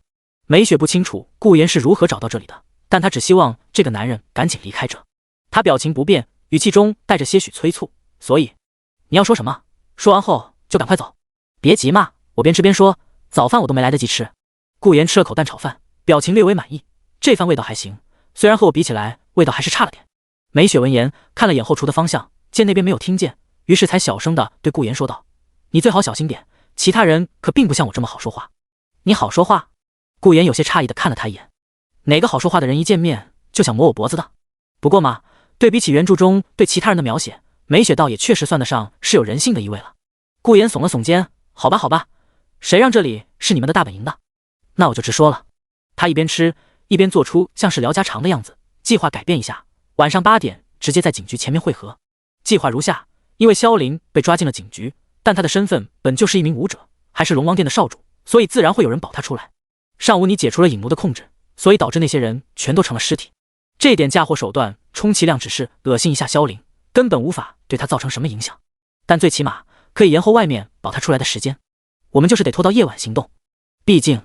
顾言吃了口蛋炒饭，一脸笑意地看向美雪，道：“你只有在夜晚的时候才能发挥全部实力。”美雪眉头微微一皱：“可恶，这种被人知道所有秘密的感觉真不好受。”顾言继续说道：“而你要做的也并不是什么和萧林拼个你死我活，甚至你都不需要试探出对方的全部水准。你要做的，也是我交代给你的第一件事，那便是替我拿到萧林身上的一样东西，或者说，你只需要让他露出那样东西就行了。”听到这，美雪脑海里已经大致有了个思路，她轻吸一口气，问道：“什么东西？”顾言指了指自己的脖子处，半块玉佩一直被萧林挂在脖子上，只是平日里一直被他藏在衣服里看不见。半块玉佩？美雪闻言有些疑惑和好奇：“只有这样？只有这样？”顾言轻轻一笑，随后吃完最后一口炒饭之后，对着美雪叮嘱道：“不要想着和萧林硬碰硬，那不是你目前能对付得了的对手。即便是黑夜中的你也不行。要知道，不仅是修为上的差距，更是气运上的差距。萧林可是原著中的男主，世界的气运之子，不论美雪怎么努力，都不可能对付得了萧林的。”美雪闻言握紧了拳头，她声音不信邪地说道：“我在黑夜中的战斗力甚至能媲美宗师，即便打不过萧林，但起码也能逼对方使出全力。怎么可能会有你说的这么不堪？”顾言听后笑了笑：“哦。”说罢便站起身朝着收银台走去。美雪缓缓打了个问号，她的心中不知为何有些郁闷。这个虽然没说什么，但好像又什么都说了一样。总之就是让她非常郁闷。一共6块钱。收银台前戴着墨镜的中年男见顾言走了过来，于是露出了职业微笑。顾言结完账后，对着也已经走过来的美雪挥了挥手，微笑道：“再见哦，梅小姐。”叮铃铃，顾言离去。美雪听着那个称呼和语气有些头疼，这个家伙果然很会演戏。墨镜男这时候也按耐不住心中的兴趣，打趣地问道：“美雪，你和那个世俗界的家伙好像很熟吗？”美雪闻言轻叹一口气，仅限认识。毕竟她完全不了解顾言，也猜不透顾言到底想做什么。我懂的，但是美雪你可别沉浸在这种恋爱的乐趣之中，那样可是会耽误主人的计划的。墨镜男语重心长地说道。店长，你在说什么奇怪的话？莫名其妙。美雪皱了皱眉，冷着脸返回了后厨。那个家伙可是主人名义上的老公，虽然不知道主人喜欢上了他哪一点就是了。店长摇了摇头，这孩子就是太不直率了。不过那个男人只是个毫无修为波动的普通人，真要是被卷入了古武界，恐怕也是场灾难。两人大概率会黄吧。此时江海市警局审讯室内，萧凌坐在审讯椅上，对面则坐着一脸严肃的陈茵茵。他拿着手里的资料，一个一个问道：姓名萧凌，年龄24岁，性别这个你看不出来吗？啪！陈茵茵神色恼怒的一巴掌拍在桌子上，道：现在是我问你。萧凌欲哭无泪，心中感到无比的郁闷。为什么会这样？明明他什么也没做，为什么非得要遭受这种像是审问犯人一样的事？可惜下山前师傅一直交代过他要遵守世俗界的法律，不然他早就甩手走人了。不过这个叫陈茵茵的女人长得也好漂亮，待在这好像也怪不错的。见陈茵茵脸色愈发不善，他这才回过神回道：嗨嗨，男。陈茵茵对萧凌的感官愈发的不好，心中也认定对方就是这些事情的主谋，于是语气也冷冷道：今天上午的时候，你是不是在玉林小区出手伤了一个叫汪玉兰的人？萧凌一愣，汪玉兰？玉兰？结合眼前的情况，他心中想到了一个可能，于是语气有些失落的回道：是。说这话的时候，他紧紧的捏住拳头。玉兰姐报警了，可是自己明明只是为了帮助她远离那个坏人罢了。想到这，萧凌抬起头解释道：可我不是故意的，我没想要打伤玉兰，我只是……话音未落，住口！陈茵茵沉声喝道，她眼神充满着怒意。你知不知道你那一拳差点杀了人家？要不是顾有人送对方去了医院，恐怕他就死了。第50章行动开始。嗡！听着这话，萧凌脸色一白，大脑一片空白。这怎么会？我明明收了力的。见萧凌还冥顽不灵，陈茵茵压抑着怒气道：收力？我做个比喻，拳击手收力挥出去的一拳和普通人收力挥出去的一拳，你认为能一样吗？据医生诊断，汪玉兰如果再晚送过去一会，恐怕就会因为你那一拳香消玉殒。此话一出，萧凌彻底说不出话了，他的目光逐渐变得呆滞，内心也感到无比的内疚自责。师傅告诉过他，他的这份力量不是用来杀人，而是用来守护他人的。师傅让他保护好自己所在乎的人。可是你都保护了些什么啊？萧凌，全让玉兰。陈茵茵见状也是明白了，这的确是萧凌干的，于是后面的工作就快了许多。他一边问，萧凌也一边情绪低沉的回复：今天在天业医药的几个死者也是谁，你知道吗？不知道，我只是见他们想要攻击我，所以我才出手。他们只是天业医药的前任安保人员，因为天业医药迟迟发不出工资，所以才聚众闹事，期间做了一些不理智的行为，但也罪不至死。陈茵茵摇了摇头，叹气道：现在他们全都无力回天了。你知道你造成的后果是什么吗？一共5个家庭因此失去了他们的家人。扑通扑通，萧凌一边听着，心中的内疚也愈发浓烈。他第一次对自己的力量产生了迷茫，他愣愣地看着自己的双手，难道说那些人也是他杀的？虽然自己自认为收力了，可人与人之间的体质是不同的，自己因为一直在大山上和那群怪物搏斗，所以完全没考虑到其实大部分人都十分的脆弱，被他轻轻一碰，恐怕也会落下残疾。师傅也一直叮嘱他，让他下山要找到控制自己力量的办法，非必要时刻一定不能用出全力。可当自己身边的人，例如汪玉兰和沈婉即将遭受伤害的时候，他的头脑就会一热，然后就会收不住力。对不起，我真没想那么做。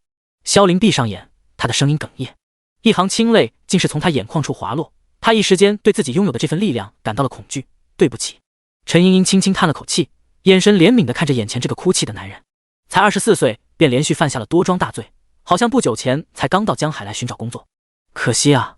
他站起身，拍了拍年轻警察的肩膀，小声道：都记录下来了吧？年轻警察闻言艰难地点了点头，他的手上拿着记录仪。没想到一毕业就遇到了这么恐怖的杀人犯，实在是没想到。那你在这看着他，我出去和局长汇报一下情况。说罢，便在脸色变得苍白的年轻警察眼下走了出去。咕咚，年轻警察咽了咽口水，悄悄地瞄了眼被审讯仪绑住手脚、陷入了自我怀疑的萧凌，心头才有些安慰。这总不能还能挣脱开吧？局长办公室内，陈国平听着自己女儿的汇报，满意的点了点头。很好，这件事就交给你来处理。至于死者的家属，就说案件还在调查，暂不能透露太多细节。陈茵茵点了点头，她刚想离开的时候，陈国平好像想到了什么，于是干咳一声问道：那个女儿啊？陈茵茵皱了皱眉，她打断了对方的发言：陈局，在单位请称呼我的名字。陈国平有些头疼这个一本正经的女儿，迫于无奈的点了点头。好吧，陈茵茵，你现在多少岁了？27。陈茵茵有些疑惑，自家老爹干嘛问这个？27了呀，你看看老方他女儿和你同龄，人家孩子都已经能打酱油满街跑了，你也老大不小了，是不是也该找找合适的对象了？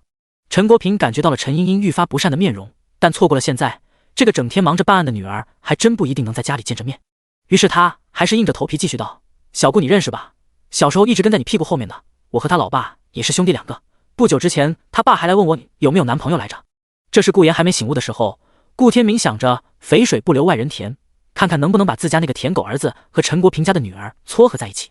听到这话，陈茵茵脑海里也是出现了小时候顾言一直跟在他身后喊着姐姐姐姐的样子，但这一切美好的回忆都随着对方那些不好的传闻出现后而变得支离破碎。在陈茵茵看来，男人不能做到像顾言这样如此的舔狗，如此的不孝，所以他自然是不会同意的。不可能，我是不会同意的。况且陈茵茵想到了医院里的汪玉兰，对方在谈及顾言的时候脸上都会不自禁地露出开心的笑意。他摇了摇头，他心虚已经有喜欢的人了。接着还没等陈国平继续说什么，陈茵茵便迈着步伐离开了。陈国平见状叹了口气，无奈地摇了摇头，哎，这孩子。当晚警局门前的一棵大树下，青秋有好好吃饭吗？顾言有些紧张地对梅雪问道。后者沉默了一会，然后点了点头。见顾言松了口气后，他心头更是感到一丝奇怪，这家伙是真的喜欢我家主人？不对，对方最会演戏了，说不定现在也只是演一个爱妻人设罢了。那没事了，计划你都知道了吧？顾言轻轻一笑，恢复如常。当你进入里面的时候，我会让暗中之人关闭所有电源，你在那个时候开始行动，没问题吧？梅雪把顾言的话在脑子里过了一遍，确认没问题后，他点了点头，知道了，只要需要拿到或者让顾言露出那半块玉佩就好了，是吧？没错。梅雪心想这能有什么难度，于是刚想行动的时候，顾言又不知道从哪掏出来一个微型入耳式耳麦，他递给了对方，笑道：戴上这个，有一些细节的地方我会通知你怎么做。梅雪没说话，拿上耳麦戴上后，身形便顷刻间化作了虚无。见对方离开后，顾言微微一笑，眼中露出了一丝莫名的意味。那么就开始吧，断绝萧凌的最大机缘，那块和白家大小姐相匹配的半块玉佩。第51章。来到警局，好久不见啊，茵茵姐。夜晚，值班室内，陈姐，那我就先走了。好的。咔嚓，大门关闭，整个警局便只剩下了陈茵茵一人。她翻看着一宗近日发生的命案，眉头紧锁在一起，上面写着：秋水苑小区接连惨死4人，每个人胸口处都有3道类似利爪的抓痕，死者分别为……这已经是秋水苑的第4起命案了，凶手到现在还没抓到。唯一的线索便是死者胸口上的3道爪痕印，看上去像是猛兽的爪子，但和老虎、狮子又完全不一样。熊也不对，秋水苑附近也没丛林动物园。这桩离奇的命案让陈茵茵也感到有些头疼。她有怀疑过，是不是这其实是凶手刻意用长刀画出来的3道刀痕，但经过法医判定，这不是刀痕，而是爪痕。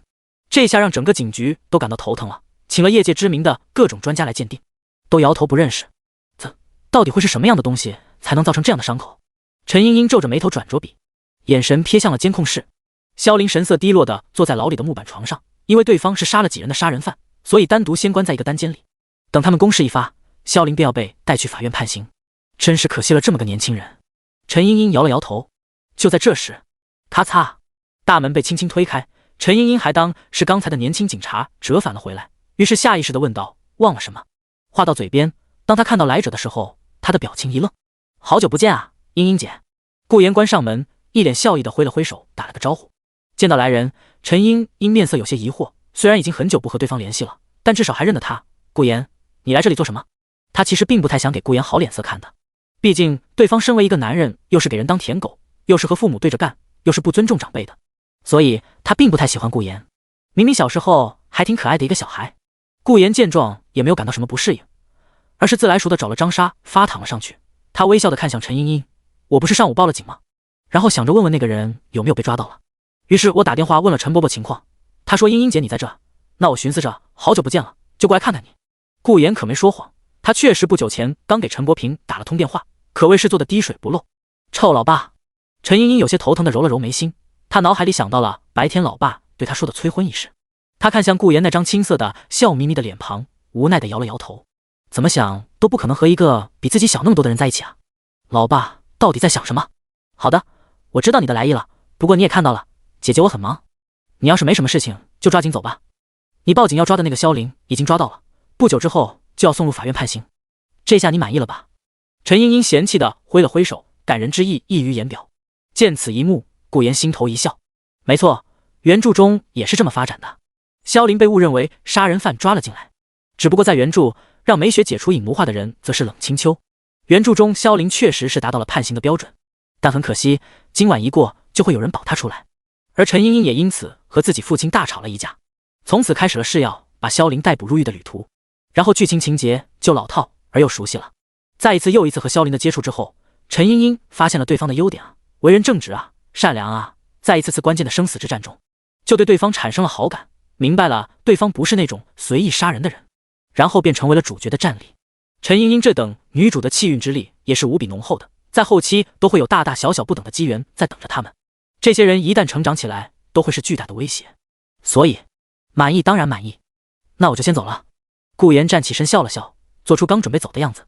只是也不知道是不是有意无意，他突然转身，有些担忧地说道：“可是茵茵姐，我听说萧凌背景很不一般，万一他被人保出去了怎么办？到时候世间还留着这种祸害该怎么办？”陈茵茵一听这话，她面色有些不悦，放下手里的资料，抬起头看向顾言，语气认真道：“不可能，我值守的案子还从来没有什么保不保人一说。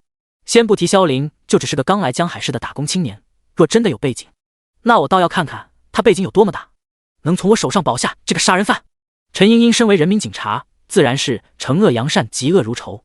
对于萧凌这种罪犯，她只是对对方太年轻就犯下这种罪而感到惋惜，可从来不会因此心软放过对方，所以她对这件事无比的确信。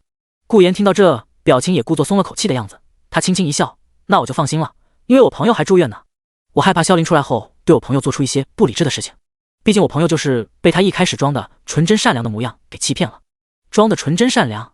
陈茵茵微微皱眉，脑海里想到了之前审讯室内萧凌那自责内疚的一幕，那好像不是演的。但他又想到了一开始萧凌看自己的那种色眯眯的眼神，还有审讯室内一开始对方那吊儿郎当的样子，陈茵茵又有点不确定了。不行不行，反正他也要被判刑了，演不演的又有什么关系？陈茵茵摇了摇头，她有些不满地看向顾言，这个小混蛋真可恶，三言两语就让我胡思乱想了起来。你干嘛和我说这么多？你和那个萧凌有仇？没仇，我都不认识他，但是他差点杀了我。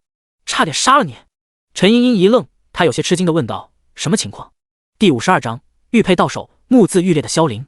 顾言叹了口气，指了指自己的脸：“我去接我那个躺在医院的朋友去上班，结果萧凌一看见我就握拳冲了上来，目标就是我的脑袋，要不是我那朋友替我挡住了，恐怕我都没办法站在这说话了。”嘶！陈茵茵倒吸一口凉气，根据医生的检查，萧凌那收力的一拳威力都差点打断汪玉兰的脊骨，而用来打顾言用出来的力道只会更大，那明显是想杀了顾言啊！陈茵茵一时间想了很多，顾言是顾家集团的大少爷，而且还是独子，身份特殊引来一些人的暗杀，好像也不是不可能。可真要杀顾言，又为什么要在打伤汪玉兰后放过了顾言？对方难不成还有别的目的？陈茵茵紧皱眉头，这件事情是不是比他一开始想的要更复杂一些？不过没关系了，他轻呼一口气，对顾言安慰道：“你也别提心吊胆了。萧凌犯下故意杀人罪，可不只是坐牢那么简单。虽然顾言是有很多不好的名声，但毕竟对方小时候一直跟在他屁股后面喊他姐姐的，所以他也无法对顾言做到完全不给好脸色看，更别提顾言根本就没对他做过什么事情，只是他有些对对方恨铁不成钢。明明小时候约好长大后一起当警察的，结果就只有他一人考上了警校，这小子倒好，天天逃学潇洒去了。谢谢茵茵姐，我就知道你还是关心弟弟我的。”顾言松了口气，脸上露出了开心的笑容。见到顾言这真诚的一幕，陈茵茵不禁微微一愣，她对自己之前冷淡的态度感到有些不好意思。谁让我是你姐？哎，虽然名声不好，但顾言也确实没做出什么危害家人和社会的事情，自己日后看来得改正一下对方那舔狗的个性。而就在这时，意外发生了，啪嗒啪嗒啪嗒，电灯全部关闭，四周瞬间变得漆黑一片。怎么回事？陈茵茵猛地站起身，她看向监控，那里已经漆黑一片，她的脸色巨变。不好！她低喝一声，朝着值班室外走去。出去的时候不忘对顾言提醒道：“你留在这，一定不要出来，可能出事了。如果我10分钟后还没回来，你就打电话给我爸，让他派增援过来。”说完后便拿起手电筒和配枪冲了出去。哦，茵茵姐你自己要小心啊！顾言摆了摆手，嘴角勾勒起了一个危险的弧度。只可惜陈茵茵是看不见了。监牢里，萧凌还沉浸在自我怀疑当中，即便四周的灯光暗下，他也没有丝毫的察觉。突然，一股寒意涌上了萧凌的心头。下一秒，自黑夜之中的一道攻击向他猛地袭来，他神色微变，下意识的闪避，只听到一声尖锐的破空声，蹭！攻击擦过他的脸颊，留下一丝寒意。萧凌迅速从床上弹跳到墙角，眼神警惕的环顾四周，怎么回事？他的身体紧绷，刚才的攻击好像是突然从黑夜中出现的。是谁？难道是武者？萧凌的心中感到了一丝不对劲，为什么武者会出现在这里？目标还是我？天花板上，梅雪倒立在上方向下看去，眼神冰冷地看着四处警觉的萧凌。他的能力在黑夜中能提高到一个恐怖的阶段，即便是宗师也不可能察觉到他的气息存在，可谓是杀人的最佳能力。他微微张开手心，一把黑色匕首从中凝聚而成。虽然顾言只是说让他拿到萧凌身上的玉佩，但从刚才的试探来看，他说不定能就这样干掉萧凌。斩杀龙王殿的少主，想必主人也会对他刮目相看的。下一秒，他握紧匕首，身形猛地朝下方冲去。萧凌这边还在警觉，突然他心中涌出了一个感觉，那是常年和那群怪物搏斗锻炼出来的感觉。没有任何犹豫，萧凌直接朝着前方扑去。砰！剧烈的声响出现在他刚才的位置。来到安全位置的萧凌抬头望去，只见一个身影砸在了他刚才的位置。只是很快，那道身影就如同影子一般迅速闪现不见。影子？萧凌的训练使他迅速反应，凝神观察周围，果然是武者，能力还是他没见过的。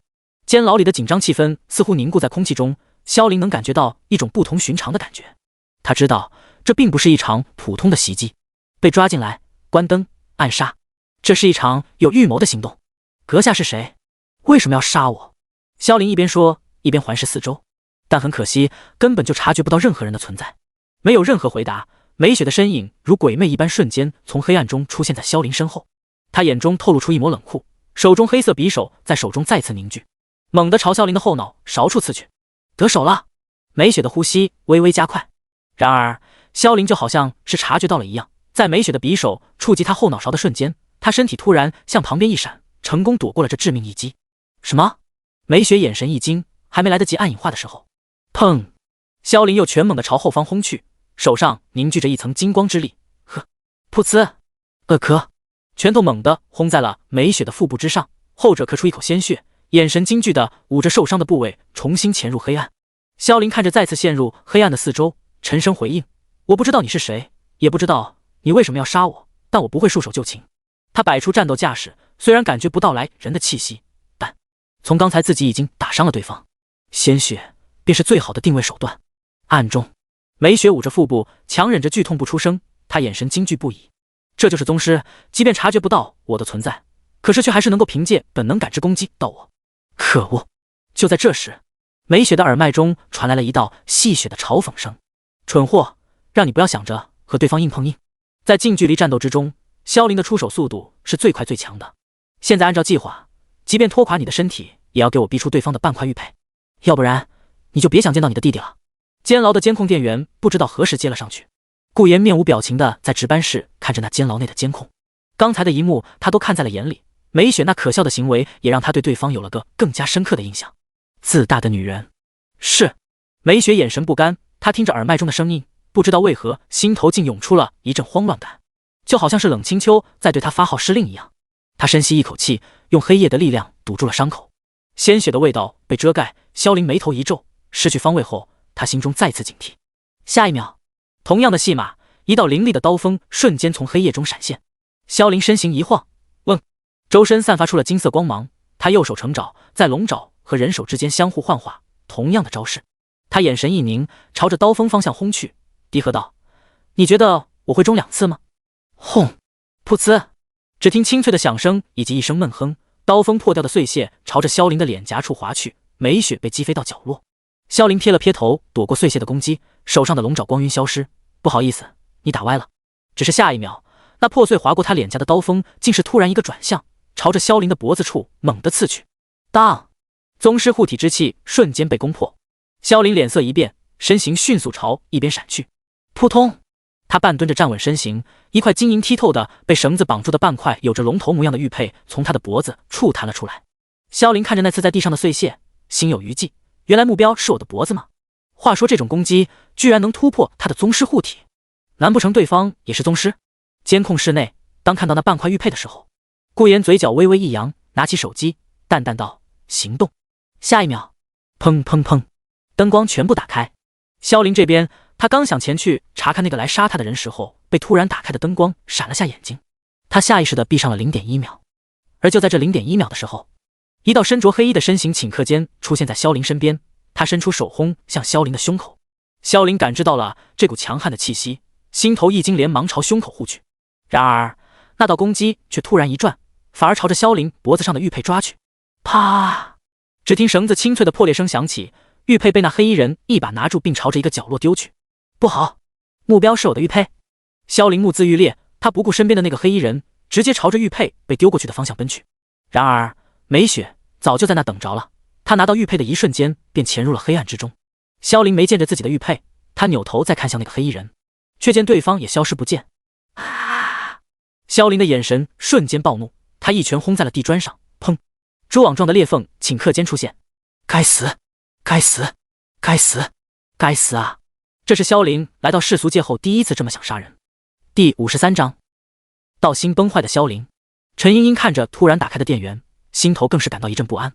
他放下手电筒，举起配枪，小心谨慎地朝着关着萧凌的拘留室走去。就在刚才，他听到了从拘留室内传出来的巨响。看着近在咫尺的拘留室，陈茵茵咽了咽口水，然后靠着墙壁缓缓地移动过去。电源突然关闭，紧接着便是拘留室那传出的巨响，再结合顾言所说的萧凌背景不一般，这很难不让陈茵茵怀疑这些连环事情和萧凌无关。他靠在墙壁上，握紧手枪，深吸一口气，迅速冲了过去。不许动！陈茵茵举起手枪对准拘留室内，可眼前的一幕却让他呆住了。只见萧凌眼神赤红，一只拳头砸在了那已经成了蛛网状的水泥地上。这里发生了什么？萧凌，你做了什么？陈茵茵没有放下手枪，反倒是心中更加警惕了起来。他眼神有些惊疑不定地看着拘留室内糟糕的景象，这里面就好像刚才发生了一场惨烈的战斗一样。听到声音，萧凌抬起头，露出了那暴虐的眼神。陈茵茵心头一沉，这种眼神他见到过很多次，那是想要杀人的眼神。萧凌看到了举起手枪对准自己的陈茵茵，看着对方的眼神，萧凌的心情变得更差了。如果不是因为自己被抓进来，那么他就不会遇到那群神秘人，自己的玉佩就不会被人拿走了。这一切都是因为眼前这个女人的错。他站起身，眼神充满杀意地看着陈茵茵，手臂开始闪烁着光晕。陈茵茵看着萧凌那手臂的变化，心头猛地一震。这是什么？魔术？幻术？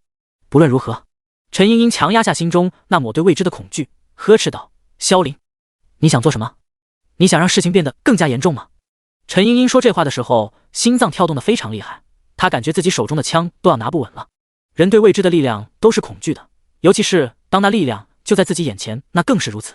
萧凌死死地盯着陈茵茵，脑海里闪过了龙王山上师傅们对自己的教导：“萧凌，你的力量不是用来杀人，而是用来保护人的。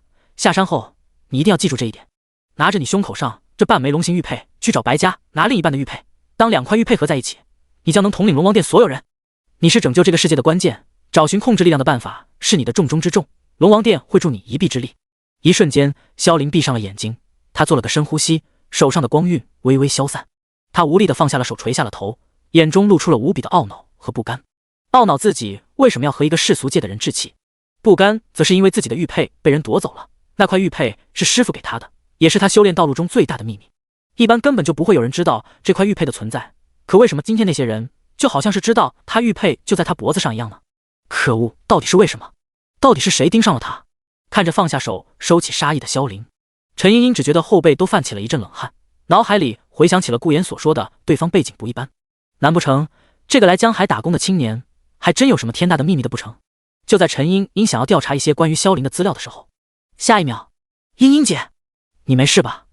一道担忧的声音自门外响起，而萧凌就好像是起了应激反应一样，猛地抬起头，眼神死死地盯着门口那声音的来源。顾言。萧凌几乎是低吼着喊了出来，他不敢相信居然能在这里遇到对方。陈茵茵脸色一变，挡在了顾言身前。萧凌，你想做什么？事情已经结束了。他想到了顾言之前说过萧凌想要杀了他的言语，本来还不怎么确信，可现在看到眼前的状况，他也不得不信。顾言故作脸色苍白，眼神恐惧，身体缩在陈茵茵背后，语气打颤道：“萧凌兄弟，我和你无冤无仇，你为什么一定想要杀我？”就只是因为你看不惯我去接玉兰姐。萧凌看着恐惧慌乱的顾言，他的心中虽然感到十分的快意，可这并不能让他心中的怒意消散。住嘴！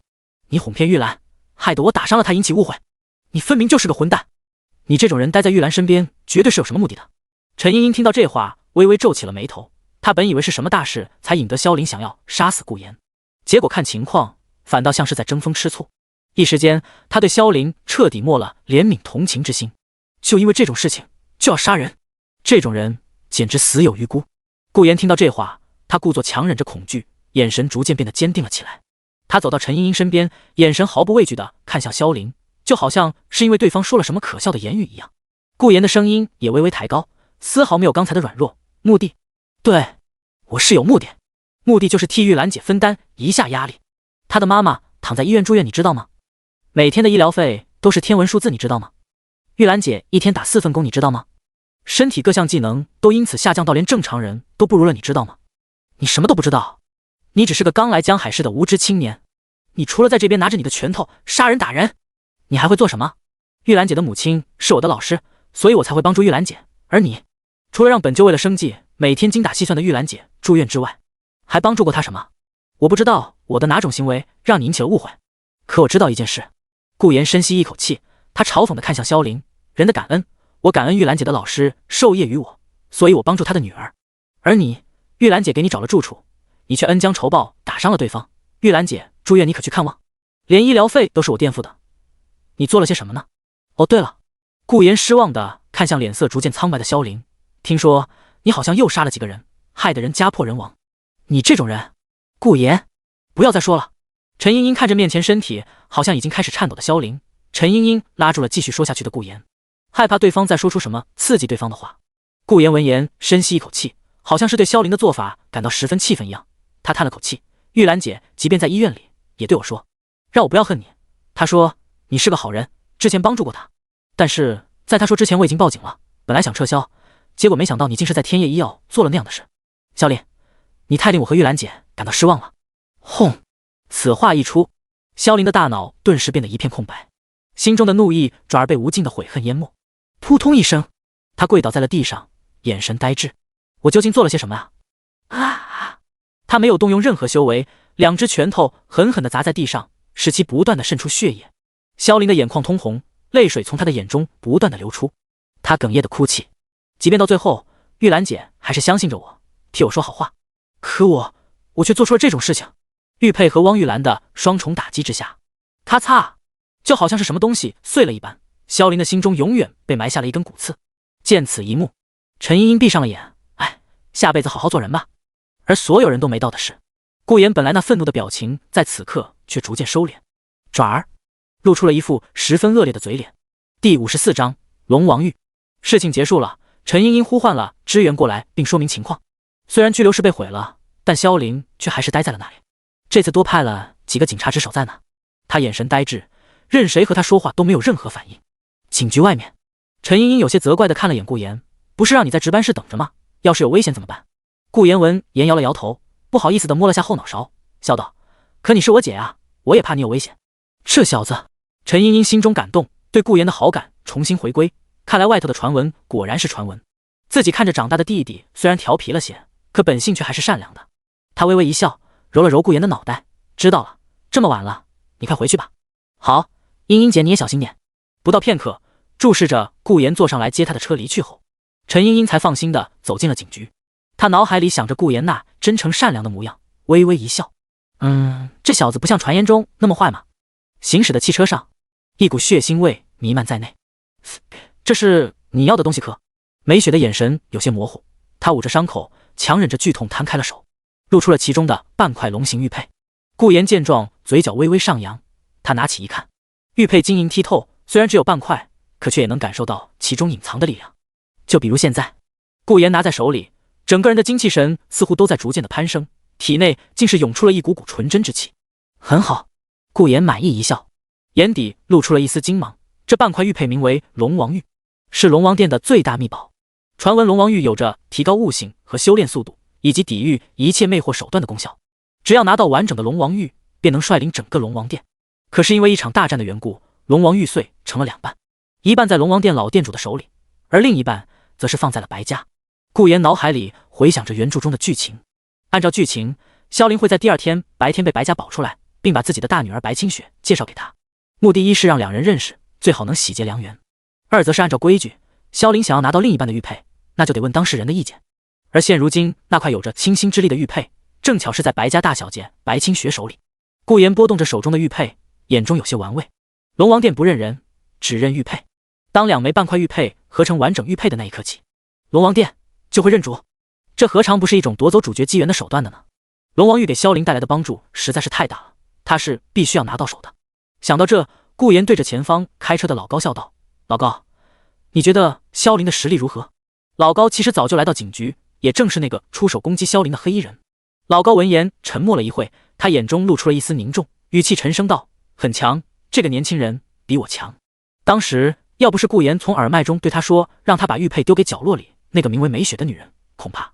老高不敢想在那如此近的距离被萧凌打上一拳是什么滋味。真是英雄出少年啊！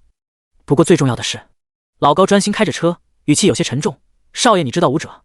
从顾言安排他过来抢夺玉佩的时候，老高就有些察觉到了，自家的少爷好像知道很多。顾言闻言耸了耸肩，反问道：“身为江海市最大的公子哥，我为什么会不知道？”老高闻言哈哈一笑：“少爷说的对，不过少爷你最好看一下那个可雪的女子，她好像快不行了。”顾言瞥了眼一旁闭上眼睛，脸色苍白，就连呼吸都开始微弱起来的美雪，无奈地摇了摇头，真是会给人找麻烦。要是按照他的计划来行事，就不会受这么重的伤了。去医院。顾言刚开口，美雪却一把抓住了顾言的手臂，努力睁开眼，语气虚弱道：“不能去，真气入体世俗界的手段没有用，武者之间的战斗，世俗界只能治疗对方的外伤，而冲击身体的真气却需要另外的手段。”顾言皱了皱眉：“那对方要去啊，不会是要去冷清秋那吧？”“那可不行，要去冷清秋那里，你还不如就死在这。”下一秒，美雪便强忍着剧痛说道：“去茶餐厅。”“哦，那里啊。”顾言面无表情地对老高说道：“开到江海水路。”“好的，少爷。”不到片刻，汽车行驶到一条没什么人的街道，缓缓停了下来。顾言努了努嘴：“下车吧，剩下的路你爬也能爬过去。”他并不想现在就早早地暴露自己和美雪的真实关系，也不敢去赌其他业组织的人会替他保守秘密。美雪闻言，咬着牙推开了车门，她颤颤巍巍、艰难地下了车。关上车门的那一刻，车窗被摇了下来。顾言淡淡道：“第一件事就当你完成了。”话音落下，还莫等美雪说什么，车窗重新摇上，汽车行驶离去。美雪望着那离开的汽车，摇了摇头，努力让自己清醒了一点。还差4件事，弟弟，等着我，姐姐一定会找到你的。第55章，神瓦尔来电。虽然顾言说过剩下的路爬也能爬回去，但受伤严重的他还是倒在了叶组织的门口。昏迷前的最后一刻，他脑海里想的就只有这个家伙怎么把我放那么远。回去的路上，顾言把玉佩丢进了系统空间内，这是最稳妥保险的方式。这个系统空间也是他不久前发现的功能，空间无限大，可以装下任何东西，倒是一个不错的功能。看着车窗外一闪而逝的景色，顾言的眼神也变得极为平静。半块龙王玉已经到手了，另外半块则只能缓缓，因为不出意外，明早萧凌就会被保出来，并被带到白家，自己这时候肯定不能贸然过去。不过，顾言想到了一件有意思的事情，原著中白家其实是不认识萧凌的，他们只认龙王玉。至于为什么会去救萧凌，那自然是因为龙王殿老店主的手笔，他很久之前就寄给了白家一封书信，信上说自己看中的一个年轻人叫萧凌，不久之后会来江海。正是因为这一封书信，才让白家家主认为萧凌是未来龙王殿的店主。尤其是当看到萧凌身上那半块龙王玉后，他更加确定了这个想法，所以才会去交好。只不过现在萧凌身上的龙王玉已经被他夺走了，也不知道之后的剧情会如何。呵呵，想想还真是期待。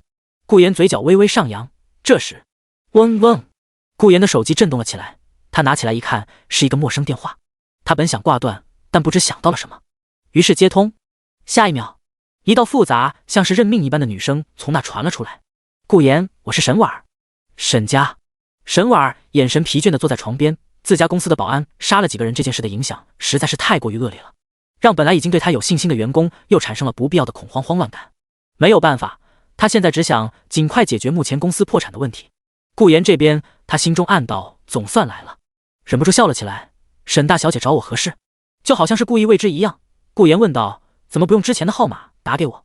沈婉那头，他听着顾言那带些讽刺的言语，不仅攥紧了拳头。他的眼神变得十分委屈，声音有些低落：“顾言，你非要这样吗？”以往在顾言面前，沈婉不论语气还是表情都是高高在上的，可是如今的语气却显得无比柔弱。好吧，好吧，那我们谈正经事。你明天直接来我家找我吧。顾言想了想，道：“中午前把事情解决，带上你的诚意。”沈婉听着这话，咬了咬嘴唇，眼中露出了一丝羞恼，但最后又仿佛认命了一般，他无力地放下了手，叹气道：“知道了。”啪嗒，电话挂断。沈婉在床边坐了许久，眼神呆呆地看着窗外。最后，他站了起来，朝着衣柜那走去，开始翻找起了衣服。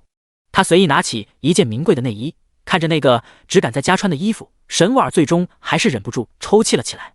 他紧紧地抓着衣服，脑海里想着顾言那冷淡的样子，忍不住哽咽委屈道：“为什么要这样对我？明明以前你不是这样的。”顾言这边挂断了电话，他向老高说道：“明天喊阿姨帮我去买点菜，还有灵儿那边，老高你也去送一下。好久没给青秋做饭了，明天早点把沈婉这边的事情断掉，然后中午前到冷家给咱家青秋煮饭吃。美滋滋啊！”老高专心开着车，听着这话有些欲言又止。他听到了电话中那头沈婉的声音，好像明天要来顾家找少爷。老高心想，少爷不会是又分裂成了沈婉舔狗人格吧？不过还是摇了摇头，算了，自己就是少爷的保镖，何必去想那么多。于是说道：“好的，少爷。”顿了顿，老高提了一嘴道：“我让阿姨直接把菜送回家里。”家里？顾言一愣，他有些失笑道：“又没人在家吃饭，我中午去给青秋做饭，这菜直接送过去吧。”这下倒轮到老高愣住了，他张了张嘴，随后说道：“好的，少爷。”死真是猜不透少爷了呀。叶组织茶餐厅，地下5000米处的一个地下空间内，一间纯白的病房内，真是没用，居然会被一个年轻武者伤得这么严重。如果主人当时派的是我，恐怕那个龙王殿少主早就被我操控自杀了。白莲双手环胸，嘲笑地看着已经包扎好伤口躺在病床上的梅雪。梅雪沉默不语，她全身多处受伤，其中内脏被那金色真气不断冲撞，也已经受损严重。如果是个普通人，恐怕早就死了不知道多少遍了。怎么被我说中痛处了，所以不说话？白莲露出了一副挑衅的表情。然而梅雪还是不说话。见状，白莲收起笑容，撇了撇嘴：“哼，不说话就不说话，要不是我感应到了你的气息救了你，你可就死了。”听到这话，梅雪才有点动静。她扭过头，面无表情地看向白莲，道：“谢谢。”白莲显然没想过这个女人还会说谢谢，顿时有些不自然了起来。“你还会说谢谢？不过也好，那本姑娘也不是什么。只是如果主人当时派的是你，那么你大概率是爬也爬不回来了。”白莲缓缓打了个问号，脸色变得无比难看。“哼，我果然讨厌你这个女人。”这时，戴着墨镜的中年店长走了过来，他轻咳一声：“好了，不要吵了。龙王殿少主的实力拥有宗师水准，属实是我们没想到的。这件事情已经禀报给主人了。至于梅雪……”店长顿了顿，道：“主人说明天去他那里，他会替你恢复伤势。”梅雪闻言表情一愣，随后点了点头，语气有些感动以及自责。“好。”白莲则是有些不服气，嘀咕道：“任务完成的一塌糊涂，居然还能得到主人的青睐，真是想不明白。”他耸了耸肩，摇着头便离开了。冷家，冷清秋面色冷漠，真是没想到那个龙王殿少主是一名宗师。梅雪会输也是情有可原，看来目标对象得稍微更换一下才行了。只不过为什么会扯上顾言？根据手底下人的调查，那个萧凌居然和汪玉兰认识，而且正是因为顾言报的警，所以才会被抓进监狱里。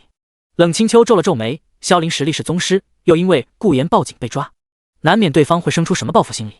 虽然顾言身边跟着的那个管家实力不错，对方不一定一直会跟着顾言。要是顾言被那个萧凌偷袭袭击的话，可就太糟糕了。不行，自己可不能让这种事情发生。当然，才不是因为什么担心顾言的安危之类的，只是因为顾言好歹也算是服侍自己的仆人，自然不能让对方发生什么意外。毕竟对方做饭做的是挺好吃的。话说回来，冷清秋脸趴在书上，心中有些心不在焉。顾言好像没说明天会不会来，真是一个不让人省心的家伙。第56章，祝你未来一帆风顺，沈总。第二天，顾家，一辆白色保时捷停在了顾家大门口，外面套着一身黑色大衣的沈婉踩着一双高跟鞋走了下来。他神色复杂地看着面前的豪宅。顾言是江海市最富最大的富二代，其实说不定跟着对方也是件好事。再加上顾言之前那么喜欢他，想必结婚后也不会对他不好。唉，沈婉轻叹一口气，神色黯然。事已至此，他来到这里自然是已经想明白了，怀着复杂的心情，沈婉儿走入了其中。此时，江海市警局，啪！陈茵茵闯进局长办公室，狠狠地拍在了桌上，大吼道：“开什么玩笑？他是杀人犯！杀人犯懂吗？怎么可以就这样放走他？”陈国平见状，微微叹了口气。他明白自己女儿的愤怒，可是这个世界上有太多事是普通人没办法掌握的。就比如那个萧凌，他想破天也没想到对方是古武界出来的武者。一想到自己女儿居然抓了这么个不受法律掌控的危险人物，他就有些心有余悸。这时，陈国平身旁的一个穿着纯白制服的眼镜男子笑眯眯地说道：“陈小姐，还请你不要这么激动。萧先生的身份特殊，并且经过我们专业人员的鉴定，在天业医药死去的那几人并不是萧凌所杀。”陈茵茵看向说话之人，眉头紧皱：“你是谁？”这人穿着好像是某个组织的纯白制服，胸口上别着一枚金色徽记。哼，忘了自我介绍了，这是我的证件。眼镜男扶了扶眼镜，随后拿出了自己的证件，递给了陈茵茵。陈茵茵皱着眉头接过一看，表情顿时一怔。只见证件上赫然写着华夏特别行动调查部门成员白军。陈茵茵没见过这个部门，她有些疑惑不解地递还了证件。这是什么部门？我怎么没听过？白军摇了摇头，充满意味地说道：“这是一个脱离律法的组织，是一个区别于世俗界的组织。当然，陈小姐，你不是我们这边的人，我也并不需要多说。但你的父亲知道这些，所以如果你有问题，可以询问他，前提是他乐意为你解答。”说完后，白军看向脸色复杂的陈国平：“那陈局长，人我就先带走了。”说完后，白军便朝着屋外走去。陈茵茵自然不同意，她刚想拦住对方的时候，便被陈国平严厉呵斥道：“茵茵！”陈茵茵心头一震，而就在这愣神的功夫，白军已经离开了。她不敢置信地看向陈国平：“爸，你真的相信这种来历不明的组织？”唉，陈国平轻叹一口气，他站起身走向一脸震惊不甘的陈茵茵，拍了拍对方的肩膀，情绪复杂道：“茵茵，别想着抓住萧凌了，对方不是普通人，那个组织也是正规的国家组织，即便萧凌有罪，也会由他们来处理。”听到这话，陈茵茵紧紧地攥紧了手，她脑海里闪过昨晚顾言的话：“茵茵姐，我听说萧凌背景很不一般，万一他被人保出去了怎么办？自己还那样保证过，绝对不会发生那种事情。”可恶！陈茵茵脸上看不出表情，她点了点头：“好的，陈局。顾言好像早就知道些什么，看来得找个时间去找一下对方。”顾家，顾言穿着一身浴袍，懒洋洋地从楼上走了下来，一眼就看到了穿着黑色大衣、局促不安站在一楼会客厅的沈婉。他嘴角微微勾起：“沈大小姐来我这里所为何事啊？”这个家伙，沈婉看着一脸恶劣表情朝他走来的顾言，沈婉不禁咬了咬牙，语气低声柔弱道：“天业医药是我的心血，你究竟怎么样才能放过我？”顾言走到了沈婉面前，居高临下的看着对方，眼神肆无忌惮地扫视着对方的身体：“怎么样啊？不是说了吗？先把你弟弟欠下的债还我。”“长得不错，身材也好。”萧凌自然会被迷得神魂颠倒，接着只需要让沈婉喝下灭功水，那么我的计划就完成了一半。沈婉见顾言这个眼神，自认为读懂了顾言的意思，他轻咬嘴唇，把手搭在了大衣的扣子上，语气有些颤抖：“我没钱。”顾言恍然：“没钱啊？那也没关。”他说着说着，表情一愣，只见沈婉竟是缓缓解开了大衣的扣子，露出了里面的一点粉嫩。沈婉撇过头，脸色羞红，声音颤抖：“我还是第一次。之前对你说的我忙于事业，不想谈恋爱，并不是骗你的。搞什么啊，这女人！”顾言表情变得有些冷漠，目光都带了些讽刺。沈婉见顾言迟迟没有动作，不禁有些疑惑，他不是一直都想这样吗？想着，沈婉羞涩地看了过去，却发现顾言的表情十分的冷淡，就好像在对方面前站着的不是一个绝色女子，而是一坨名为人类的肉块一样。顾言失去了表演的兴趣，他淡淡又冷漠的声音传入了沈婉的耳中：“穿上衣服。”扑通扑通，不知为何，沈婉的心头竟是猛地一慌，就连表情都变得苍白了许多。他手忙脚乱地重新扣上纽扣，用手紧紧地攥住衣领，娇躯有些颤抖。他承认自己害怕这样的顾言。“在这等着我。”顾言淡淡道。沈婉刚想点头回答，可顾言却已经离开。不到片刻，顾言重新走了过来，手上拿着2个红酒杯。顾言把其中一个递给了沈婉，后者有些困惑，但还是接了过来。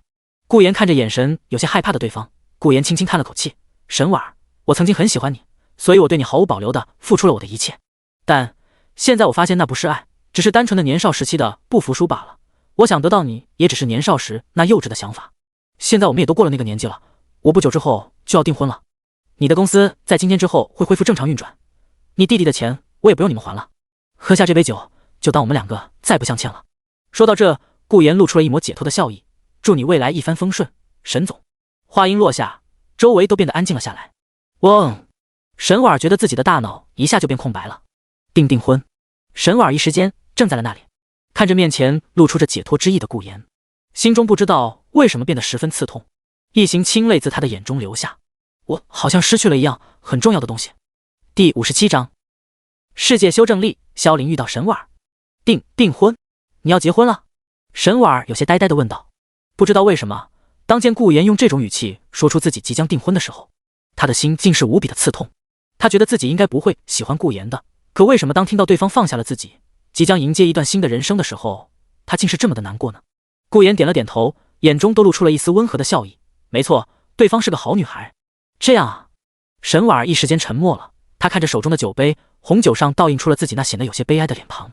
她紧紧地攥着酒杯，抬起头，已是露出了一副强颜欢笑的模样。祝你幸福。沈婉说这话的时候，能感觉到自己的心角都在疼痛。为什么会这样？明明我不喜欢顾言，可为什么会如此痛苦，如此难过，又是如此的伤心呢？顾言和对方碰了个杯，也祝你找到属于你自己的真爱。他轻抿一口，而沈婉闻言心中惨淡一笑，然后举起酒杯一饮而尽。而沈婉没发现的是，当他喝下杯中之酒的时候，顾言的眼中露出了一丝莫名的目光。沈婉平日里是不喝酒的，此时因为心中有着挥之不去的烦闷，所以一口气喝光了红酒。他的脸色立刻红润了起来，他扶了扶额头，然后深吸一口气，眼前的事物竟是变得模糊了起来。他再次哭了，低着头小声抽泣了起来。对不起，以前是我不对。他哽咽地看向顾言，流着泪问道，我们还能不能回到过去？顾言没有说话，只是笑了笑。没有得到自己想要的回应，沈婉的眼神彻底暗淡了下来。到此刻，他才发现不是顾言离不开他，而是他离不开顾言。自己好后悔，真的好后悔。他放下酒杯，擦干眼泪，深吸一口气后，脸上扯出了一个笑容。好的，我知道了。然而，在这个笑容下，沈婉的心底却涌动着悔恨和失落。自己好像真的错了。沈婉怀着失落的心情走出了顾家。顾言，他的眼眶红润，眼前的事物有些模糊，酒精逐渐上头，让他走起路来都有些飘然了起来。沈婉留着蹒跚地朝着自己的保时捷走去。与此同时，一辆特殊材质的黑色轿车从远处行驶而来。萧凌是吧？我叫白军，如果我没猜错，你的实力应该有宗师初期的实力水准吧？白军坐在后方，笑眯眯地看着一言不发，神色暗淡的萧凌，同时他心中有些疑惑，这个情绪低落的男人就是龙王殿的下一任继承人。虽然实力不错，可是这种心性对方真的走得远。来接萧凌之前，白军已经调查过事情的前后了。在得知萧凌竟是因为争风吃醋被抓的时候，他心中是感到无比的失望的。毕竟他很崇拜龙王殿的老店主，所以一直期待那个传奇人物看中的后继者。可谁曾想，这个人的表现似乎并不怎么样。萧凌听到了身边人的话，他不明白为什么这个男人要带他走，他只知道自己现在没有心情去管那些。萧凌紧紧地攥紧了拳头，表情变得十分痛苦，脑海里不断回忆着顾言对他说的话。你这种人，我这种人。萧凌闭上了眼，你的力量不是用来伤害他人的。他无比的内疚，如果可以，他现在很想就去医院看望汪玉兰。突然，他好像感觉到了什么气息一样，猛地抬头看向窗外，只见一道令他意想不到的身影正趴在车旁，从对方抖擞的肩膀，好像能看出来是在哭泣。沈婉儿。萧凌心头一愣，他连忙喊道，停车。白军眉头一皱，停车？你在说什么？萧凌，接下来我要送你去。话音未落，只见萧凌用哀求的眼神看向对方，拜托你，我看到了一个很重要的人，等我处理完结束之后，你要怎么样我都配合你。白军沉默了，他推了推眼镜，瞥了眼窗外的那道亮影，微笑道，好的。沈婉这边，他因为酒精的缘故，再加上心中的郁闷悲伤，竟是直接在车头边抽泣了起来。而就在这时，老板，你没事吧？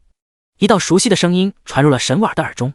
后者一愣，他扭头一看，只见自己雇来的保安站在了自己身后，对方眼神担忧地看着自己，让此刻他的内心竟是涌出了一抹温暖之意。他擦了擦眼泪，摇头道，没事，你怎么在这？萧凌也是第一次见到如此的沈婉，对方因为喝了酒，小脸微红，语气都带些娇意，他一时间结巴了起来，我被无罪释放了，老板你在这里做什么？沈婉闻言，脑海里又想起了顾言说的话，看着那紧张的萧凌，沈婉摇了摇头，笑道，你会不会开车？萧凌连连点头，会，我在山上学过的。山上？那是什么奇怪的地方？一个叫龙王山的地。行了，给你，你把我送回公司。沈婉儿打断了萧凌的话，随后把车钥匙递给了萧凌。后者接过钥匙的时候，正好被沈婉儿那手触摸了一下，顿时让他脸上一红。好，好的。萧凌想也没想便点头同意。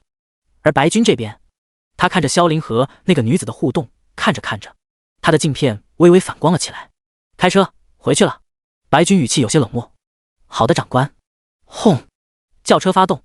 白军深吸一口气，脑海里想着萧凌和那个女子的互动，他不屑一笑。这就是当代龙王殿的少主吗？还真是不怎么样啊。老爸也是糊涂了，居然想要让小妹嫁给他。自己这个当哥的是怎么也不可能让自家小妹嫁给一个这样的男人的。对了，说起来，小妹之前说过自己被人欺负了来着。他对前方的男子问道：当初欺负我小妹的人查到了吗？查到了，都是群小混混，带头的人叫沈天，是沈家大小姐沈婉儿的弟弟，之前和顾家大少爷有许多经济上的来往，但据调查，顾言已经和沈婉儿闹掰了，当初也正是顾言出手救了小姐。听到这里，白军的眼中露出了一丝杀意。沈天，沈家，可惜自己身为武者是不可以做出插手世俗界的事情的。还有顾家大少爷吗？之前有所耳闻，好像说是沈家大小姐的舔狗。不过既然对方救了自己的小妹，那么便是自己的朋友了，这份恩情我白军也会还给你的。看来得找个日子抽空见一面这个顾言了。第58章治疗伤势，不愧是主人。顾言这边，他站在自己大别墅的落地窗前，眼神戏谑地看着院子最外面的那两个人影。当看见萧凌搀扶着沈婉进了车里之后，他才满意一笑。很好，计划已经完成了一半。萧凌会来这里本来就是计划之外的事情，不过没想到效果意外的不错。还有那辆载着萧凌的轿车，看起来里面那人应该就是原著中白家长子白军了。很好很好，剧情有序推动着呢。兴许萧凌会出现在这里，也是因为世界之力的修正。毕竟一个悲伤哭泣的女主趴在车头上，这时候不正是需要一个男主出现来安慰提升好感度吗？结，还真是不错。不过顾言可是知道的，两人的好感度再次提升的一个关键节点，那便是沈天之死。只有沈天死了，沈婉儿才会因为心神崩溃。这时候萧凌在安慰关心，就能够打入对方的内心。当然，这沈天死是可以死，但一定不能够让冷灵儿扯上关系，毕竟那样就又回到原剧情了。接着悲伤哭泣的沈婉儿和安慰她的萧凌，到时候两人一来二去，哈哈，想到那时候的情况，顾言都差点忍不住要笑出声。没错，那瓶灭宫水他已经让沈婉儿服下了，正是对方一饮而尽的红酒，其实只需要喝一口就有效果了。但没想到对方全喝光了，借着酒意趴在那哭的时候，正好又赶上被释放的萧凌，真是不错的发展。顾言之前考虑过许多计划用来削弱萧凌的实力，其中一个就简单明了的干掉汪玉兰等女主。这个干掉是字面意思，就是直接暗杀掉对方，但他很快便抛弃了这个想法。第一，这些女主毕竟算是气运之女，即便杀死对方，说不定她们就会突然出来个什么奇遇，起死回生。第二，很多女主都是有许多深厚背景的，凭借她目前的手段和实力，根本无法做到心中想的那样。第三，冷清秋还是发育阶段，她平白无故树立那么多敌人，简直是嫌自己死得太慢。而且光靠击杀女主，并不能完全给萧凌带来自身实力上的削弱，她该强还是强。要知道，萧凌被选中成为龙王殿少主，并是不因为对方那适配龙王玉快速修炼的体质，而是对方那纯真热血、永不放弃的内心。所以攻人要攻心，顾言打算利用这些原著女主来对萧凌造成不可修补的攻心之损。想完这一切，顾言脑海里也有了下一步的思路和计划。不过在那之前，他看了看时间，9点半。时间刚刚好。哎嘿，小青青，3，红星我来找你来了。顾言理了理衣服，随后蹦跶地朝着地下车库走去。冷家书房内，梅雪脸色微微泛起了不自然的红晕，她平躺在沙发上，周身都被一阵黑雾所覆盖。冷清秋站在她的面前，睁着眼睛露出了那对诡异的眼眸，手中那本翻开的名为的书籍散发着渗人的黑色光晕，源源不断的黑雾从那书本上覆盖在梅雪身上。主人。梅雪努力睁开眼，微微喘气，看向冷清秋。对方神色平静，似乎是一边在想事情，一边替他治疗，所以用的力度好像大了些。梅雪好像能在自己体内感受到源源不断的力量，这种一次性进入他体内的力量让他既舒爽又难受。忍着点，梅雪，治疗很快就结束了。冷清秋平静地说道。治疗的时间很短，差不多只需要1分钟左右。可梅雪却觉得仿佛已经过了半个世纪那么久。她紧咬牙关，身躯不自然地颤抖了起来。体内两股力量不断的冲撞，把他搅得天翻地覆。终于在最后时刻，一道气息更加凶恶的黑色真气吞噬了那道金色真气。治疗结束。梅雪已是香汗淋漓，而她也感觉到自身的瓶颈居然松动了一点。梅雪明白这是主人的手笔，哈哈，她微微喘气，眼神有些迷离地看着冷清秋，多谢主人的恩赐。虽然这个治疗手段有点奇怪，但毕竟有任务要交给梅雪，所以力度大了些，也赐予了对方一些业之力。相信不久后梅雪就能突破境界了。冷清秋重新闭上了眼，幸好这里没人，否则不知道的还以为他在做什么呢。听着梅雪的话，冷清秋微微点头道：这里有个隐秘的任务要安排给你。梅雪回过心神，连忙站起身，单膝跪地：主人请吩咐。冷清秋微微点头，表情也有些许不自然，道：为了组织的大计，我们需要顾家的力量，所以身为下一任继承人的顾言是我们组织的抓在手中的对象。即日起，你暗中跟在顾言身边，保护他的安全。说到这，顿了顿，冷清秋加重了语气：即便是你死了，顾言也不能死。梅雪心头猛地颤抖，她低下头，脸上已是布满了冷汗。是，主人为什么会突然说到顾言？是因为发现了我和顾言的秘密？不可能，如果发现了我和顾言暗中做的事情，那恐怕在我爬到夜组织门口的时候就被绞杀了。所以主人这只是给了我一个正常的任务安排。想到这里，梅雪心中也有些恍然，怪不得主人会和顾言在一起，原来是为了掌控顾家。原来如此，可顾言并不像表面上那么简单。思来想去，梅雪还是忍不住提了一嘴，道：主人顾言身边有个实力强劲的老者。言外之意，梅雪是想提醒冷清秋，其实顾家背景也不一般，希望主人要小心。冷清秋点了点头，平静道：我自然知道。听到这话，梅雪心中震惊，同时也感到自己无比的丢人。主人是何其人也，怎么会不知道这种事情呢？想必主人早就知道了顾言的真实嘴脸，只是为了得到对方的信任，以便夺取顾家，所以才会派出他来保护顾言。这一定是主人的计中之计。顾言以为主人不知道他的真实嘴脸，但见到对方做出如此保护他的手段，定然会十分感动。主人在最后时刻露出雷霆手段，一举吞并顾家，不愧是主人。梅雪看着冷清秋，只觉得自惭形秽。主人不愧是主人，心中的想法根本不是他们这种手底下人好揣摩的。他再次点头：是主人，我保证完成任务。冷清秋心中有些疑惑，梅雪为何如此激动，不过他表面上还是淡定点头：你先去洗漱一番，然后在暗中保护顾言。是。第59章。可这是我闺蜜，因为害怕萧凌报复顾言，所以才会想让梅雪在暗中保护顾言。当对方身陷危险的时候，梅雪立刻出手保护住顾言。完事后留下一句：你不需要知道是谁要保护你。想想就觉得应该是个完美的计划才对。本来应该是这样的，只是冷家1楼餐桌上，3个神情各异的人坐在一起。所以为什么顾言会突然过来啊？你不是喊你阿姨今天过来送菜吗？那不应该还是阿姨来烧饭吗？不行，自己可不能暴露了。想着，冷清秋干咳一声，镇定自若地介绍道：这是我亲戚家的孩子，名字叫梅雪，今天正巧过来看望我。梅雪听着，脸上的表情也十分不对劲，她强忍着那股心慌慌的感觉，头发丝上还有着水珠没有吹干，咽了咽口水，有些不敢去看顾言的表情。你好，我叫梅雪，是主冷清秋的闺蜜。我居然直呼主人的名讳，完了，我要以死谢罪。梅雪不知道发生了什么事，她只知道现在自己脑子很混乱。在洗完澡穿上衣服后，本来想吹干头发，结果就从镜子内看到了顾言正一脸古怪地站在了她的背后，然后楼上就传来了急匆匆的奔跑声，然后就变成了现在这样了。顾言看了看冷清秋，又看了看一脸慌乱的梅雪，这在搞什么？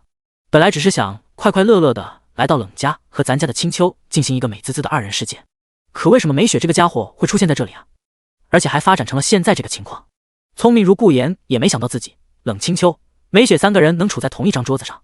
毕竟按照顾言的想法，最好的情况便是他私底下解决梅雪在原著中会背叛冷清秋的那个剧情，可没想过搬到明面上来啊。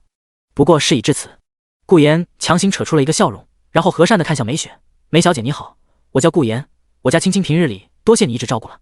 此话一出，梅雪脸色一变：青青？这个家伙称呼我家主人为青青，太无礼了，他不怕死吗？他连忙看向冷清秋，结果却只见冷清秋面色毫无变化。梅雪心中恍然，这样啊，为了夺取顾家，所以自家主人才会装作一脸不在乎的样子。毕竟他又不是真的喜欢顾言，即便心中再怎么厌烦和不满，但脸上也不会表现出来什么。不愧是主人。想到这，梅雪也是扯出一个笑容，对顾言回道：我这边才是谢谢你一直照顾青秋。梅小姐才是。顾先生才是井号34。当然，两人都没发现的是，冷清秋虽然表情没有丝毫变化，可是放在桌下的手却已经紧紧地攥在了一起。他的心中感到无比的羞耻。该死！可恶！怎么能在我手下面前用那种称呼喊我？这样让他们怎么看我啊？可恶！可恶！太丢人了！冷清秋心中羞耻无比，他真想现在就把自己关进书房里，再也不出来了。叮咚，这时候整点报时声响起。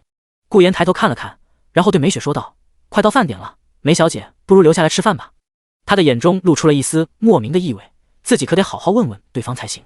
梅雪闻言有些纠结，她能不能留下来可不是自己说了算，而是自家主人说了算。再者，她身为仆人，怎么可能和主人一起吃饭？然而冷清秋却出声微笑道：“顾言说的对，梅雪你就留下来吃饭吧。”冷清秋可不想让顾言认为自己是个很小气的人，虽然这样会有点影响自己在手下心目中的形象。听到这话，梅雪才连连点头：“是啊，我是说好。”顾言无语地看着神色慌乱的梅雪：“拜托，麻烦演得像一点好不好？还好这里坐着的是我，要是别人，恐怕早就看出来端倪了，真是个蠢货。不行不行，我和青秋的独处时间本来就少，可不能够让这个蠢货来搅局。”想着，顾言微笑道：“梅小姐，先去厨房帮我准备下中午要用到的配菜吧，我已经让阿姨送过来了，洗一下切一下这些你应该会做的吧。”听到这话，梅雪心头有些不舒服：“拜托，我的主人又不是你，虽然我有求于你，可你也别指望我什么都听你的好吗？”然后梅雪站起身，微笑的回应道：“好的，这些我最擅长做了。算了，待在这里让我的内心实在太受煎熬了，去厨房一个人待着倒是能减轻不少压力。”见梅雪离去后，冷清秋的心头其实也是松了口气的，毕竟梅雪是他手下，而他又是夜组织夜王这件事，他是万万不想让顾言知道的。现在和顾言独处，他倒是也能放松些心情。刚这么想着的时候，下一秒，一道炽热的身体便贴了上来。冷清秋只觉得自己被什么给抱住了。青秋，家里有客人，怎么也不和我说一声啊，弄得我紧张的要死。还是个女人，你是不知道我刚来看到她在吹头发的时候有多么的震惊。只见顾言站起身，走到了冷清秋身边，并直接抱住了对方，不断的嘶哈嘶哈的吸着冷清秋身上的香韵。喂，你给我多少注意点，有人在呢。她是我闺蜜，来看看我不是很正常。冷清秋脸色微微泛起了一层红晕，要知道梅雪可还是在厨房呢。她使劲的推着顾言，想把对方推开，但顾言却像是牛皮糖一样，怎么都甩不开。熊抱纯爱对象，积分加10，持续熊抱纯爱对象，积分加30，纯爱对象感到羞耻，积分加100。开什么玩笑，现在可正是补充纯爱能量的好时机。不过也不能让青秋太困扰，于是顾言挪了张椅子过来，坐在了冷清秋旁边，然后伸出手搭在了对方的肩膀上，并把对方往自己怀里靠，后者十分抗拒的往外拉，于是两人进行了一个拉锯战。青秋，我们这么久不见，你难道不想我吗？明明才1个晚上不见，是吗？华夏有句古话叫做时隔3日如同30日不见，1个晚上不见也如同10天不见了。你这是什么奇怪的比喻？话说回来，应该是士别3日吧。好老婆你真聪明，奖励你1个香吻。滚！第60章前期反派阎王殿。就这样拉扯了一段时间后，顾言发现自己实在没办法把冷清秋拉进自己怀里，再加上冷清秋说要上楼看书了，于是无奈之下，顾言只好放弃。清秋，饭好了我喊你啊。知道了，你快滚吧。司清秋，你骂人的样子也好美。咔嚓，书房门关闭。啪！冷清秋猛地捂住了脸，羞恼的神情自他的脸上浮现。他睁开了眼睛，虽然那对眼睛没有色泽和光彩，可是搭配着脸上的红晕，却显得有种别样的妖冶美感。真是无理的家伙，不知道我不但是冷家的实际掌控人，还是夜之王吗？居然在手下面前对我做出那种事情，这让我在他们面前的形象都毁了。可恶的混蛋！冷清秋咬牙切齿，他闭上了眼睛，深吸一口气。不行不行，自己可不能让顾言扰乱他的心神以及计划。既然龙王殿少主比较难对付，那么便把目光放在别的弱势势力身上。虽然很想这么说，但是最近公司那边似乎出了些事情。冷清秋摸索着表面上的冷家家主冷心安传来的书信，上面说大侄女不好了，公司内部出现了内鬼，带着我们的科研成果逃走了。据调查，对方是严星集团派过来的人，这下该怎么办？唉，冷清秋轻叹口气，脑海里似乎出现了冷心安那手足无措的模样。冷家没有我可怎么办啊？不过严星集团吗？冷清秋想了想，眼底露出了一丝杀意。其实当初君子兰递来的资料中便有提到过阎王殿插手了世俗界的事情，其中严星集团便是阎王殿在世俗界建立的一个大型房地产公司。江海市一半以上的房子都是他们建的，可谓实力雄厚。其扎根江海这么多年，想必早就渗透进江海的每个角落了。不知道对方有多少武者。冷清秋的脸色有些凝重，自己目前的实力还是太弱了，贸然对阎王殿出手的风险实在是太大了。而且有件事他很不理解，严兴集团一个房地产公司来拿他们冷家的医疗科技资料做什么？冷清秋紧皱眉头，咬着指甲。片刻后，他眼神微微一冷，让梅雪他们去调查一下吧，把阎王殿的资料全部挖一遍。此时厨房内气氛稍显诡异，顾言洗着菜，梅雪切着菜。前者和善地问道：你在我家洗澡做什么？你家？梅雪皱了皱眉，她说道：是主人让我在这里洗漱的。哦。顾言点了点头，他又问道：青秋是要你做什么吗？和我说说呗。反正两人之间在暗中有着特别的交际，所以顾言也无所谓表不表演。听到这话，梅雪沉默了一会，要说吗？说了算不算透露出了这件主人交代给他的隐秘任务？可是这件事本来就和顾言有关，想了想，梅雪还是选择说出来，并且这样说不定能让顾言更加信任主人，为此感动。昨天被萧凌打伤之后，主人让我过来疗伤，治疗结束后，主人让我在暗中保护你。顾言一听，他的脸上一喜，洗菜都洗得更勤快了，哈哈，这样吗？不愧是咱家青秋啊。哎呀，没想到青秋对我这么好，还想着要暗中派人保护我，明明表面上还一副傲娇喊我去死的模样，真是口是心非的女人。梅雪见效果拔群，心中也是冷笑不已。哼，白痴男人，你恐怕不知道主人的真实目的，就是为了让你如此感动，好到最后夺取你的顾家吧。你现在也就高兴这一时了，等我完成剩下4件事，得到弟弟的消息之后，我会立刻禀报主人你的真实嘴脸。梅雪心中暗想着，顾言可不知道梅雪心中在想什么，他高兴之余脑海里则是想着关于原著中的一个剧情节点。如果不出他所料的话，原著中一个江海市的前期反派阎王殿就要出来了。这个组织算是江海市规模最大的武者组织了，他们染指了各行各业，还建立了严兴集团这个房地产公司，和他们顾家也有许多合作。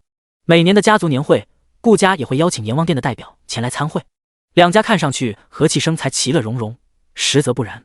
阎王殿的店主有个很大的野心，那便是吞并江海市的所有家族，他要成为江海市的皇帝。阎王殿店主的名字叫阎皇，是一个宗师中期的高手，在原著中算是作为一个前期大反派。因为对方想要吞并的家族正好就有沈家，所以作为主角的萧凌才会和对方碰上。在经历了一系列殊死搏斗之后，萧凌成功突破了宗师初期巅峰，正式踏入宗师中期，然后击杀了阎王殿店主阎皇，并接管了阎王殿名下的所有产业，使自己的势力再次扩张，并以此跻身成为江海市的风云人物。总之是个很麻烦的组织，但也不用太过于担心。按照剧情发展，这个阎王殿最后是被主角团消灭掉了。至于为什么会和主角团扯上联系，那是因为阎王殿想要吞并的其中一个家族就有沈家。身为沈婉的新晋舔狗，萧凌自然是义不容辞地肩负起了消灭坏蛋的责任，不仅解决了沈家的危机，还赢得了沈婉的好感。所以顾言表示自己只需要在幕后安稳发育就行了，这什么阎王殿就让主角萧凌去头疼拉倒。顾言刚想着，他顿了顿，表情有些怪异。等一下，按照原著中的细节描述来看，阎王殿会想要吞并江海市所有家族，好像是受冷清秋指使的。阎王殿会卖力的对抗萧凌，也还是因为冷清秋指使的。毕竟原著中阎皇死的时候可是说了这么一段话的。哈哈，你们以为杀了我就能安心了吗？真正可怕的存在可还没出来啊！当年那些人全都会死，魔鬼从地狱里爬出来了，同样背上因果的萧凌你也一样，无论是你或是你朋友战友，他们全都会死。哈哈，老夫会在地狱里等着你们的。回忆结束，顾言嘴角一抽，这闹半天全是青秋你做的。第61章，和善的青秋，你没发烧啊？好消息，银之池子，红发，强大，智识。坏消息，角色叫姬子。作者一点也没有那种开本铁道文然后狠狠虐里面角色的想法。如果幕后主谋是冷清秋的话，那是不是可以说明自己根本不需要去担心阎王殿之类的反派？毕竟原著的剧情算是个标准的王道热血剧情，主角团自认为已经打败了最强的敌人，可实际上这个敌人背后还有一个更强的敌人。根据每个反派死后透露的信息来看，其实那个控制他们的最大反派就是冷清秋呀，不愧是咱家青秋。顾言想着想着，突然他表情一僵，不对，等会。根据原著中的各种剧情表明，主角团遇到的每个反派背后其实都是冷清秋在操控着一切，也就是说那个时期的冷清秋就已经处于举世无敌的阶段了。至于为什么不直接杀了主角，原著中冷清秋也说过，是为了让主角一步步感受自己身边人死亡的绝望感，让对方也体会到自己因为妹妹死亡而感受到的痛楚。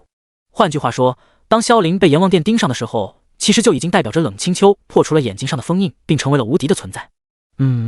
按照原著来说的话是这样。原著来说，顾言嘴角抽搐，他发现了一个意外状况。虽然原著中没有明确说明冷清秋是如何变得举世无敌的，但根据作者写的各种细节，顾言也能够猜测出来，大概就是需要靠冷灵儿的心头血来使冷清秋的眼睛恢复光明，然后就能举世无敌。根据原著剧情，沈婉儿的弟弟沈天被冷清秋杀了，所以沈婉儿伤心欲绝，和萧凌透露了心声。萧凌为了给沈婉儿报仇，于是杀了冷灵儿。冷清秋因为妹妹的死彻底崩溃黑化，并用冷灵儿的心头血恢复了眼睛的光明，从此举世无敌。可这都是原著的情节，目前来看，沈天没死，冷灵儿顾言也不会让对方死。那青秋怎么恢复光明变无敌啊？不能无敌，那怎么控制阎王殿？靠目前的夜组织？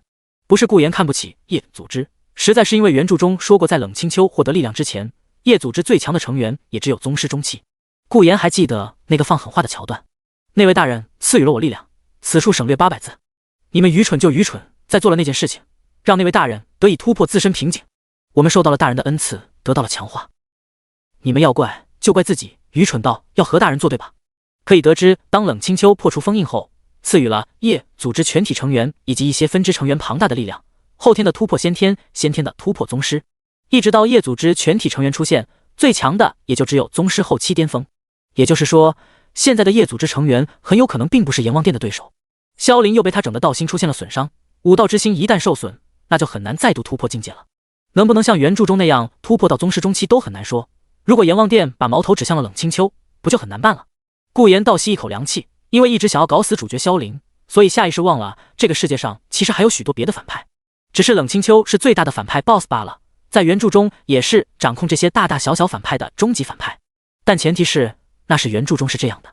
而这下冷清秋实力不能成为最强，那不说他，就连冷清秋自己的安全都得不到保障，肯定还有别的办法。顾言想了想，哦对了，还有那半块龙王玉，传闻龙王玉一旦合在一起，此处省略800字。总之，一块完整的龙王玉佩就能率领整个龙王殿，而半块则会失去这个效果。前任老店主正是因为使得玉佩受损，所以才不能命令龙王殿。看起来自己有了个新的思路，融合玉佩得到龙王殿，接着利用这股力量来抵御一些潜在风险问题。他可不信冷清秋就只能靠冷灵儿的心头血来恢复眼睛的视力。再者，为什么非得冷灵儿的心头血啊？这两者之间除了血脉，还有别的什么联系吗？要说血脉，那用那个表面上的冷家家主冷心安的心头血不也一样？算了，目前还是不要想那么多了，自己最主要的对手还是主角萧凌。毕竟在原著中，对方的实力足以和冷清秋同归于尽。但这下又牵扯到一个问题，已知原著中冷清秋实力很强，阎王殿一统江海的野心是冷清秋操控指使的，又因为目前冷清秋实力恢复不了，所以无法控制阎王殿，所以阎王殿是不是就不会有想要一统江海的野心？这样是不是就不会招惹到主角团了？这样的话剧情又会变成什么样？顾言感到有些头疼了，即便世界之力再怎么修正，也不至于在冷清秋还没有无敌的前提下，让剧情重新接上去吧。即便接上去，谁来接？总不能让他来接上去吧？想的脑子有点乱。事已至此，顾言关闭水龙头，轻轻一笑，就先吃饭吧。一旁的美雪感到身体泛起一阵凉意，她瞥了眼从刚才开始表情就像个调色盘变来变去的顾言，这个家伙不会是有人格分裂症吧？午饭时间，美雪低着头扒着饭，她一边吃饭一边悄悄地抬头看向前方。只见顾言坐在自家主人身边，一边夹菜一边投喂。他笑问道：青秋，好久没吃我做的菜了，有没有想念这个味道啊？身边有下属在的冷清秋自然是不会暴露出自己的真实想法，他并不希望自己属下认为自己是个多么矫情的女人，于是他温和一笑，如同旭日般温暖。如果是你做的，那一定都好吃。顾言看着这模样的冷清秋，当即小鹿乱撞。不是吧，这是什么版本的冷清秋？怎么还会对我露出这种温和柔美的笑容呢？不对，往往都说女人对你微笑的时候，就代表你做了什么错事。难道说是我做了什么被青秋发现了？顾言陷入了沉思。梅雪也看得心惊胆战，原来如此，主人为了得到顾言的好感和信任，所以一直装作一副贤妻良母的模样，对吗？看顾言那呆住的表情就知道了，主人平日里一定十分的温柔。哼，只可惜顾言你千算万算没算到主人做的这一切都只是为了夺走顾家。结，不愧是主人。冷清秋可不知道外界两人的头脑风暴，鼻尖那的香味早就让他食指大动。他轻轻张开嘴尝了口顾言递过来的菜，心头一跳，呼吸都微微加快了许多。冷清秋的身体都不自禁地绷紧了起来。士别3日，真是士别3日。冷清秋觉得自己都快哭出来了。好吃，就是这个味道。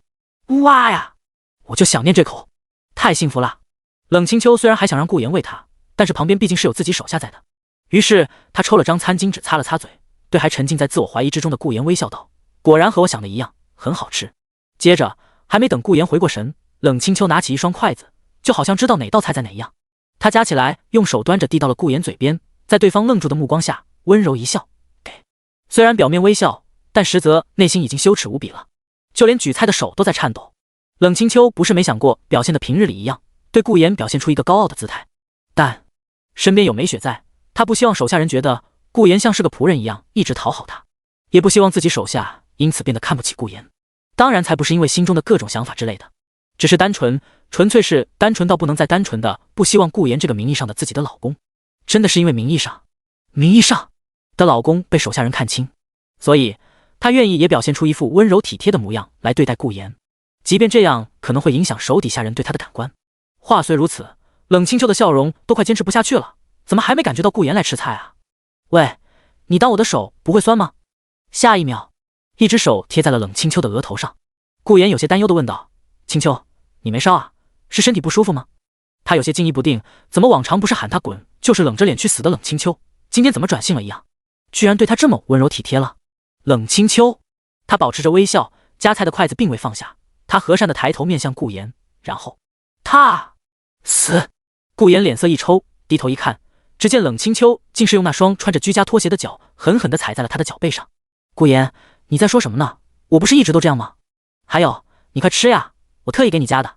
冷清秋一边扭动右脚，一边和善地说道。顾言再怎么样，到现在也能读懂了，他强忍疼痛重新坐下，直接咬在了冷清秋递来的筷子上。被纯爱对象隔着鞋子踩踏，积分加50，不顾脚上的疼痛，他心中则感到无比的幸福。虽然不知道发生了什么事，但这样的清秋实在是太棒了。第62章，做这种事情很害羞好吗？女主冷清秋形象图。梅雪看着幸福不已的顾言，止不住的冷笑。呵呵，你也就高兴这一时了，等到主人夺走顾家，到时候你可别痛哭流涕。似乎是感受到了梅雪的目光，顾言撇过头，给了个看什么你羡慕吗的表情。梅雪，他脸皮一抽，不生气，反正这一切都是主人为他编织的美好假象，等到时候你就笑不出来了。不过该说不说，顾言做的菜的确好吃，怪不得当时在茶餐厅的时候会说那个蛋炒饭没他做的好。梅雪想着，又看到了在那边和自家主人互动的顾言，看着，不知道为什么吗，他总觉得浑身都不舒服了起来。可恶的家伙，不要得寸进尺了呀！他怎么还敢上手？梅雪脸色微微变红，似乎是觉得在这边看下去就快绷不住了，于是连忙站起身，说了声我吃饱了，便端着碗进厨房了。顾言瞥了眼离开的对方，心中一笑，还真是懂得察言观色，知道我接下来要和青秋好好恩爱。想着，他一脸笑意的看向冷青秋，青秋这次换我来喂。只是说着，顾言便说不下去了。只见冷青秋本来那副温柔体贴的模样，就像是气温一样急剧下转，变成了一副平日里冷冰冰的模样。前者听着顾言的话，心中羞恼不已，表面上冷声道：走开，谁要你喂，我自己会吃，刚才还让我举了那么久的筷子你。话音未落，那个洗洁精在哪？这时梅雪从厨房走了出来，然后在柜子下面。来，顾言张嘴啊！冷清秋露出了一副温柔的嘴脸，贴心的夹着菜举在顾言嘴边。顾言看得一愣的。等一下，冷清秋原来是有人格分裂症的吗？哦，好。梅雪有些奇怪的看着自家主人，好奇怪，总觉得有种说不出的感觉。她摇了摇头，又转身进了厨房。而冷清秋则是松了口气。到这时候，顾言总算是看明白了，他恍然大悟，原来如此。因为冷清秋现在还没完全黑化，所以在手下人面前定然是个温柔体贴的样子，所以才会在梅雪面前表现出温柔的模样。原来是这样啊！顾言看着柔和的表情逐渐收敛的冷清秋，他失落的叹了口气。原来是这样。顾言看着近在咫尺的筷子，他摇了摇头，道：清秋，梅雪走了。话语间透露出了一股失落之意。冷清秋听得心底一怔，顾言好像很失望，他突然变得有些内疚。是了，因为自己故作温柔的样子，让顾言误认为自己是演给梅雪看的。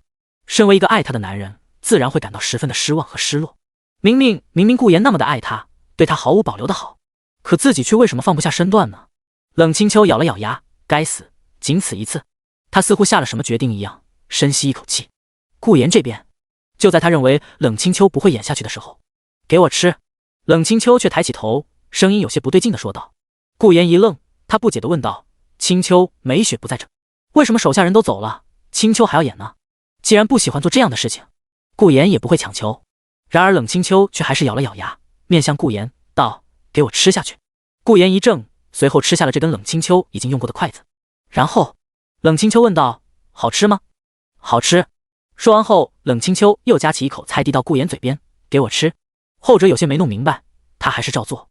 好吃吗？好吃。紧接着冷清秋又夹起一口菜递给顾言，这次没有说话，但顾言却愣住了，因为冷清秋的小脸微微泛起了红晕，就连手上都在微微颤抖。顾言忍不住问道：清秋。但话音未落，冷清秋便低声打断道：不要说话好吗？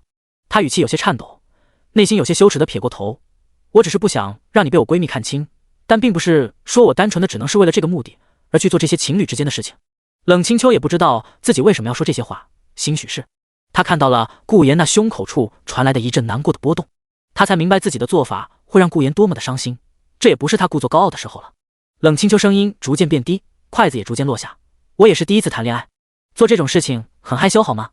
扑通扑通，顾言眼神一震，小心脏疯狂乱跳，砰砰砰，他按在胸口处使劲的捶打。喂，你干嘛？冷清秋顿时一愣，他站起身刚想阻止顾言，可对方却伸出手按住了冷清秋。哈！顾言深吸一口气，即便胸口处被自己捶得疼痛也没办法阻止他那不断上扬差点就要裂开的嘴角。我好爱你啊，清秋，爱死你了！哈哈哈哈！顾言大笑着握住冷清秋夹菜的手，然后一口吃掉。好吃，清秋你亲手喂我就更好吃了。是吗？冷清秋松了口气，他还当顾言怎么了呢？明明不想继续的，可听着顾言那开心的声音，他自己不知道为什么也高兴了起来。那再尝尝这个呢？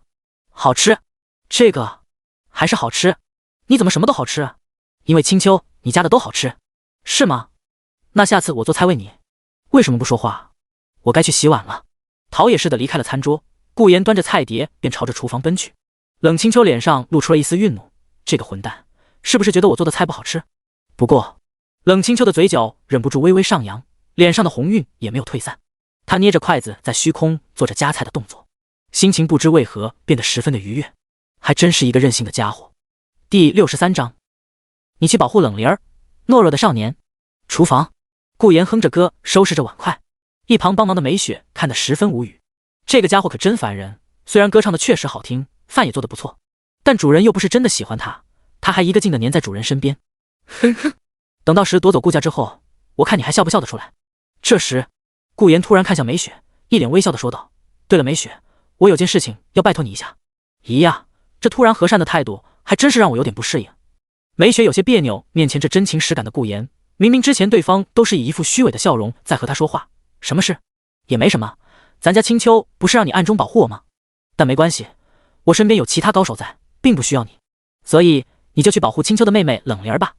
为了以防万一，虽然顾言已经派了许多人守候在冷灵儿的学校附近，但不怕一万就怕万一，让擅长隐藏在暗处的梅雪来保护冷灵儿，几重保险下来，冷灵儿的安全应该就不用担心了。即便梅雪打不过来袭的敌人，但带着冷灵儿逃跑还是没问题的。梅雪闻言皱了皱眉，可主人的命令是让我保护你。虽然冷灵儿是冷清秋的妹妹，但是主人的命令是保护顾言，他当然是以冷清秋的命令为主。顾言闻言微微一笑，道：那就当做这是你为我做的第二件事，而且说不定这对你来说是件好事。好事？梅雪微微皱了皱眉头，表情陷入了纠结。再三思索之下，她点了点头，好，不过你真要把机会用在这种事情上？梅雪有些不明白顾言的脑回路，他人的安危和他又有什么关系？顾言微微点头，梅雪不说话了，紧接着心情便变得有些激动了起来。快了就快了，弟弟，你再等等姐姐，就快要找到你了。而梅雪不知道的是，顾言的眼神微微变得莫名了起来，之前让老高去调查过梅雪的弟弟，没想到竟是他。呵呵，有意思，难道说这就是缘分吗？江海高中一间厕所内，砰！我不是说了让你不要一直盯着灵儿看的吗？一个染着一头黄毛的少年一拳打在了一个眼神软弱、身体瘦小的男生脸上。后者被一拳打倒在湿哒哒的地上，他捂着被打的侧脸，一脸恐慌地缩在墙角，颤颤巍巍地道歉道：“对不起。”喂，这家伙居然哭了，你是不是男人啊？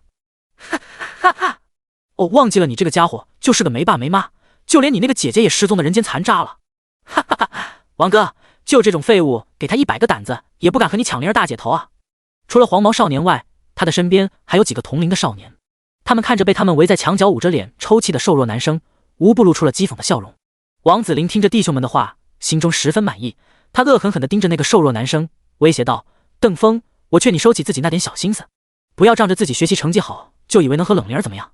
灵儿只是因为现在快要高考了，所以才会来找你问问题，你可千万不要自以为人家是喜欢你。”说这话的时候，王子林心中也十分郁闷，最近冷灵儿不是怎么回事，突然说要好好学习，还说要考上大学，帮会活动都不参加了。哎，本来自己还问爸妈要到了2张电影票，寻思着周末请冷灵儿去看电影来着。哦，不对，听说灵儿找了个有钱的男朋友，不过又说是他姐夫。真的是，灵儿明明喜欢的人是我，怎么可能会去找别的男人呢？真该把那群造谣的人全都打一顿。邓峰听到王子林侮辱自己和家人的言语，他死死地握紧了拳头，脑海中恨不得立刻冲上去一拳打在这个侮辱自己家人的人脸上，可他却又无力地松了开来，眼中无比的愧疚以及绝望。我好废物，我为什么这么废物？明明侮辱我父母和姐姐的人就站在我的面前，可我为什么就连站起来反驳他们的勇气都没有？为什么我这么没用啊？像我这种人，还不如死了算了。邓峰眼中的光芒越来越少，他觉得自己已经没有活下去的意义了。辱骂自己家人的人就站在他面前，可他自己却连出手的勇气也没有，太废物了，太窝囊了。而就在这时，王子林，给我住手！一道充满怒意的娇斥声从厕所门口传来。王子林脸色一变，他和一帮弟兄们扭头看去，只见冷灵儿拿着一本笔记，一脸怒意地看着王子林等人。跟在冷灵儿身边的白琼兰不清楚是谁的，可以返回第21章，也嘲笑道：“真是一群废物，居然这么多人欺负一个人，你们是不是男人？”王子林顿时被噎得脸色有点难看，但又不敢说什么，毕竟冷灵儿是他喜欢的人，而人家白琼兰又是白家大小姐，更不是他能惹的，于是只好露出了一副谄媚的笑容：“灵儿，你干什么呢？我只是教训一下不懂事的废物罢了。”冷灵儿听到这话，眉头一皱，她冷冷地看向王子林：“灵儿是你教的？我跟你很熟吗？还有，你教训的是我的朋友，快点给我道歉。”朋友，这个废物！王子林脸皮一抽，他保持的笑容好像都快支撑不住了。身边的弟兄们都移开视线，他们总觉得现在的氛围变得很沉重。道歉？你让我给这个废物道歉？冷灵儿，你没开玩笑吧？王子林深吸一口气，让他给这种比低人一等的废物道歉，那简直是比杀了他还难受。废物的，你是吃了屎吗？嘴巴这么臭！冷灵儿把笔记递给一旁的白琼兰，然后走到王子林面前，毫不掩饰眼中的怒意：“给我道歉！”王子林使劲捏紧了拳头，他死死地咬着牙，看着眼前维护别人的冷灵儿，他最终还是闷声道：“对不起。”说完后，似乎是觉得太过于丢人了，于是咬牙恶狠狠地瞪了眼身后缩在墙角的邓峰：“你给我记住！”说罢，便一脸不爽地离开了。事情结束，冷灵儿走到邓峰面前，伸出手，担忧地问道：“你没事吧？”冷灵儿。邓峰怔怔地看着向他伸出援手的冷灵儿，眼中的光芒微微闪烁。他下意识地刚想伸出手，但脑海里却突然出现了那天那个来接冷灵儿的身影，那个男人才是冷灵儿的男朋友。我这种人，没事。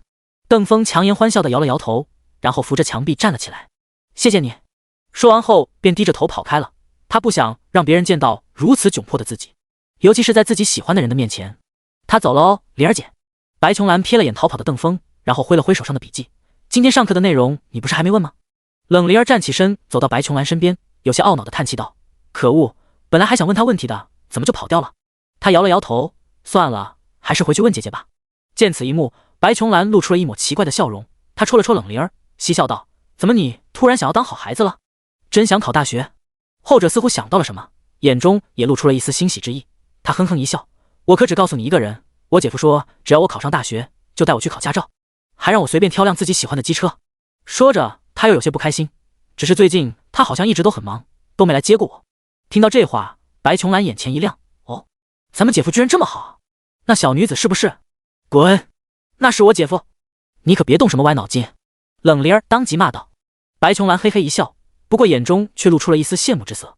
两人打打闹闹的离开了，可两人都没发现的是，在两人走后，一个戴着眼镜、抱着一本物理书的中年男子走了过来。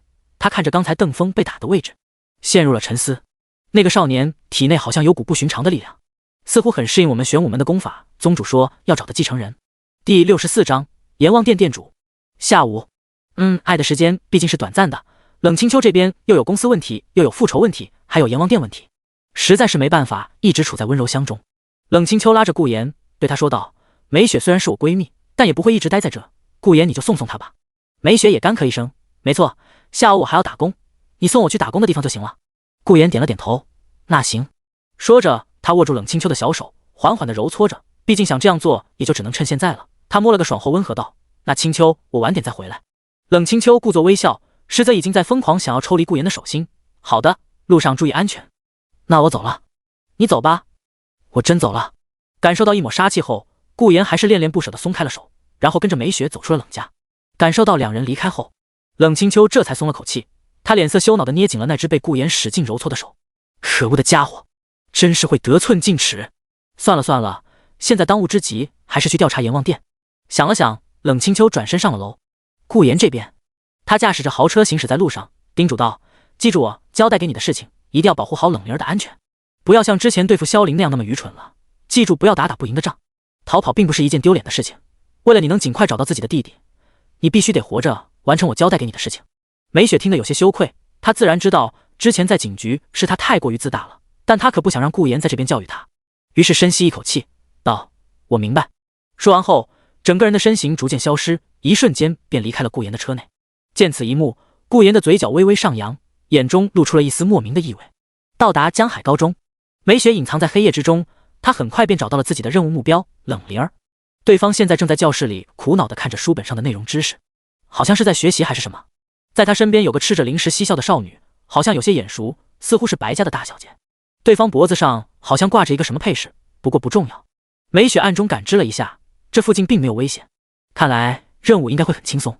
而就在这时，他眉头一皱，因为他观察到在一个角落里有个瘦弱的男生一直在盯着冷灵儿看。是敌人吗？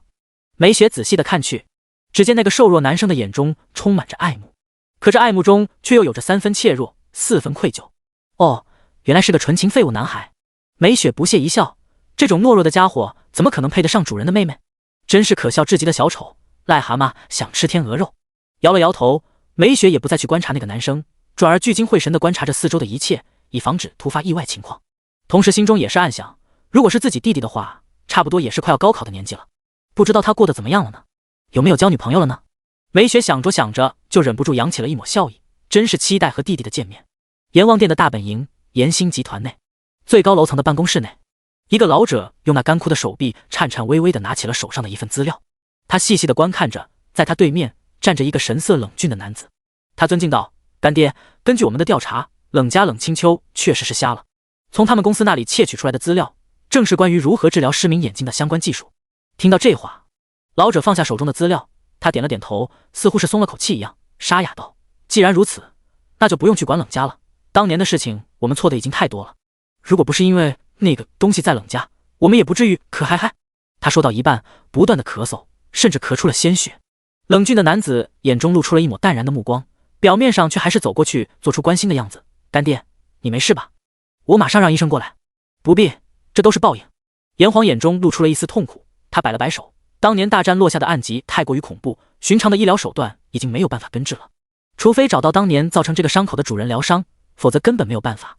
冷峻的男子闻言顿了顿，然后莫名说道：“传闻龙王殿之中就有一个生死人而肉白骨的神医，要是让对方来。”听到这话，炎黄眼神一怔，不过还是摇了摇头，惨笑道：“当年的事情让龙王玉破碎，老店主都不知所踪了，更别提隐藏起来的龙王殿了。这都是命啊！”他认真地看向身旁的冷峻男子：“龙儿，你是我最器重的义子，所以干爹想和你说句真心话，冷家已经不是当年的冷家了。我们为了斩杀魔道，已经做了许多的错事，殃及了太多的无辜的人，所以冷家，你万不可再去。”话音未落，龙在天便郑重地点了点头：“好的，干爹，我答应你。”炎黄满意的点了点头，欣慰地闭上了眼，依靠在椅子上：“龙儿，让我休息会，集团的事情还是交给你来做，但你要记着，我们不能做对不起平民百姓的事情，我们的目的只有斩杀魔道。”龙在天闻言道：“好的，干爹，我全听你的。”只是令炎黄怎么也想不到的是，当他闭上眼休息的时候，龙在天的眼中却露出了一抹不屑，他嘲笑地看着早就半只脚踏入棺材的炎黄，心中耻笑：老东西，你的时代已经过去了，明明有着如此强大的实力以及势力，居然只想着蜷缩在江海。你放心，等你死后，我必定让阎王殿一统整个世界。第一个下手的目标就是你那愧疚了这么多年的冷家。暗处，一只蝴蝶悄悄飞舞，转瞬即逝。第65章，少爷，你可以依靠家族的力量。时间缓缓推移，在梅雪离开之后，一直跟在顾妍身后的老高也重新担当起了司机的职责。顾妍坐在后方，眼中充满着恶趣味。梅雪差不多也应该见到自己的弟弟了吧，只是他大概率是认不出来的，毕竟那个叫邓峰的人目前还是个软弱无能的废物。顾妍的脑海里也回想起了第一次和这个叫邓峰见面时候的场景，对方一副怯弱的模样，告诉了他冷灵儿去市里唱歌了，只能说是缘分。顾妍轻轻一笑，如果不出他所料，邓峰很快就要被玄武门的人看中并传授功法，从此打开修行之路的大门。他也将作为主角团之一的战力陪伴主角左右，成为对方坚不可摧的肉盾。只不过嘛，顾妍脑海里闪过了对方那抹对冷灵儿那胆小的爱慕之意，他不屑一笑。真可惜，如果是女主还好，他还能凭借自己的魅力来让对方厌恶主角，从而不给对方提供帮助。而男配角之类的抱歉，他既没有龙阳之好，也没有让自己身边人来捆绑对方的想法，更别提邓峰可是在后期让梅雪背叛的关键因素。顾妍的眼中泛起冷光，虽然很抱歉，但你不得不死啊，邓峰。老高开着车，见自家少爷似乎从沉思的状态中出来了，便开口说道：少爷，延兴集团的资料我已经调查清楚了，这家企业明面上是个经常募捐的慈善房地产公司，但背地里却又和当地许多黑恶势力勾结，专门让那群地痞流氓隔三差五的去威胁其余房地产公司以及建材公司，甚至于为了得到某块地段不错的楼盘，还会用些见不得人的手段。建筑工地上也发生过许多的安全事故，造成了许多人员的伤亡，但很可惜，这些事情都没办法出现在网络上。死者家属多次讨要说法，可都没用，别说赔偿款了，连道歉也得不到。许多因为安全事故乃至于被黑恶势力牵连的死者家属，因为看不到希望的曙光，选择自杀。还有，根据我们的调查，虽然江海市一半以上的建筑虽然都是这家房地产公司建造，可其中却也出现了大量的烂尾楼。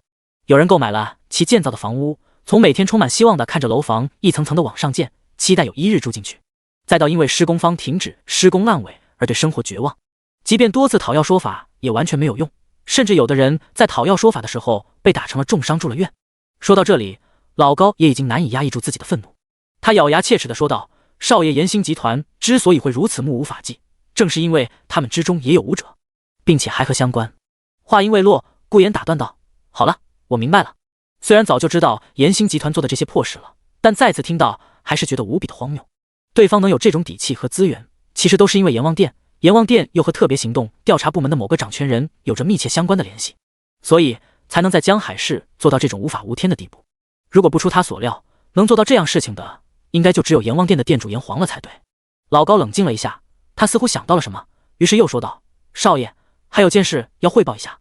延兴集团开了个宴会，邀请了我们顾家，老爷的意思是派你过去，正好和延兴集团的年轻一辈们认识认识。夫人叮嘱少爷，你要懂礼貌，见到长辈要问好。宴会？顾妍一愣，他有些不明所以，他们突然开宴会做什么？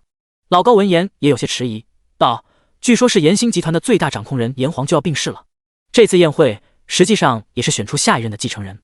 病逝？顾妍一愣，等会意思是阎黄快死了啊？不对啊，原著中对方还活蹦乱跳的呀，如果死了，怎么和人主角萧凌撞在一起的？顾妍觉得有些奇怪，心中涌出了个猜测，不会是冷清秋的能力还能够让人起死回生，或是延长寿命？文里也没说啊，没说不就是没有吗？顾妍有些头疼，这事情一桩又一桩，最主要是和他记忆中的还完全都不一样。唉，算了，走一步看一步。什么时候？我去参加一下。顾妍揉了揉眉心。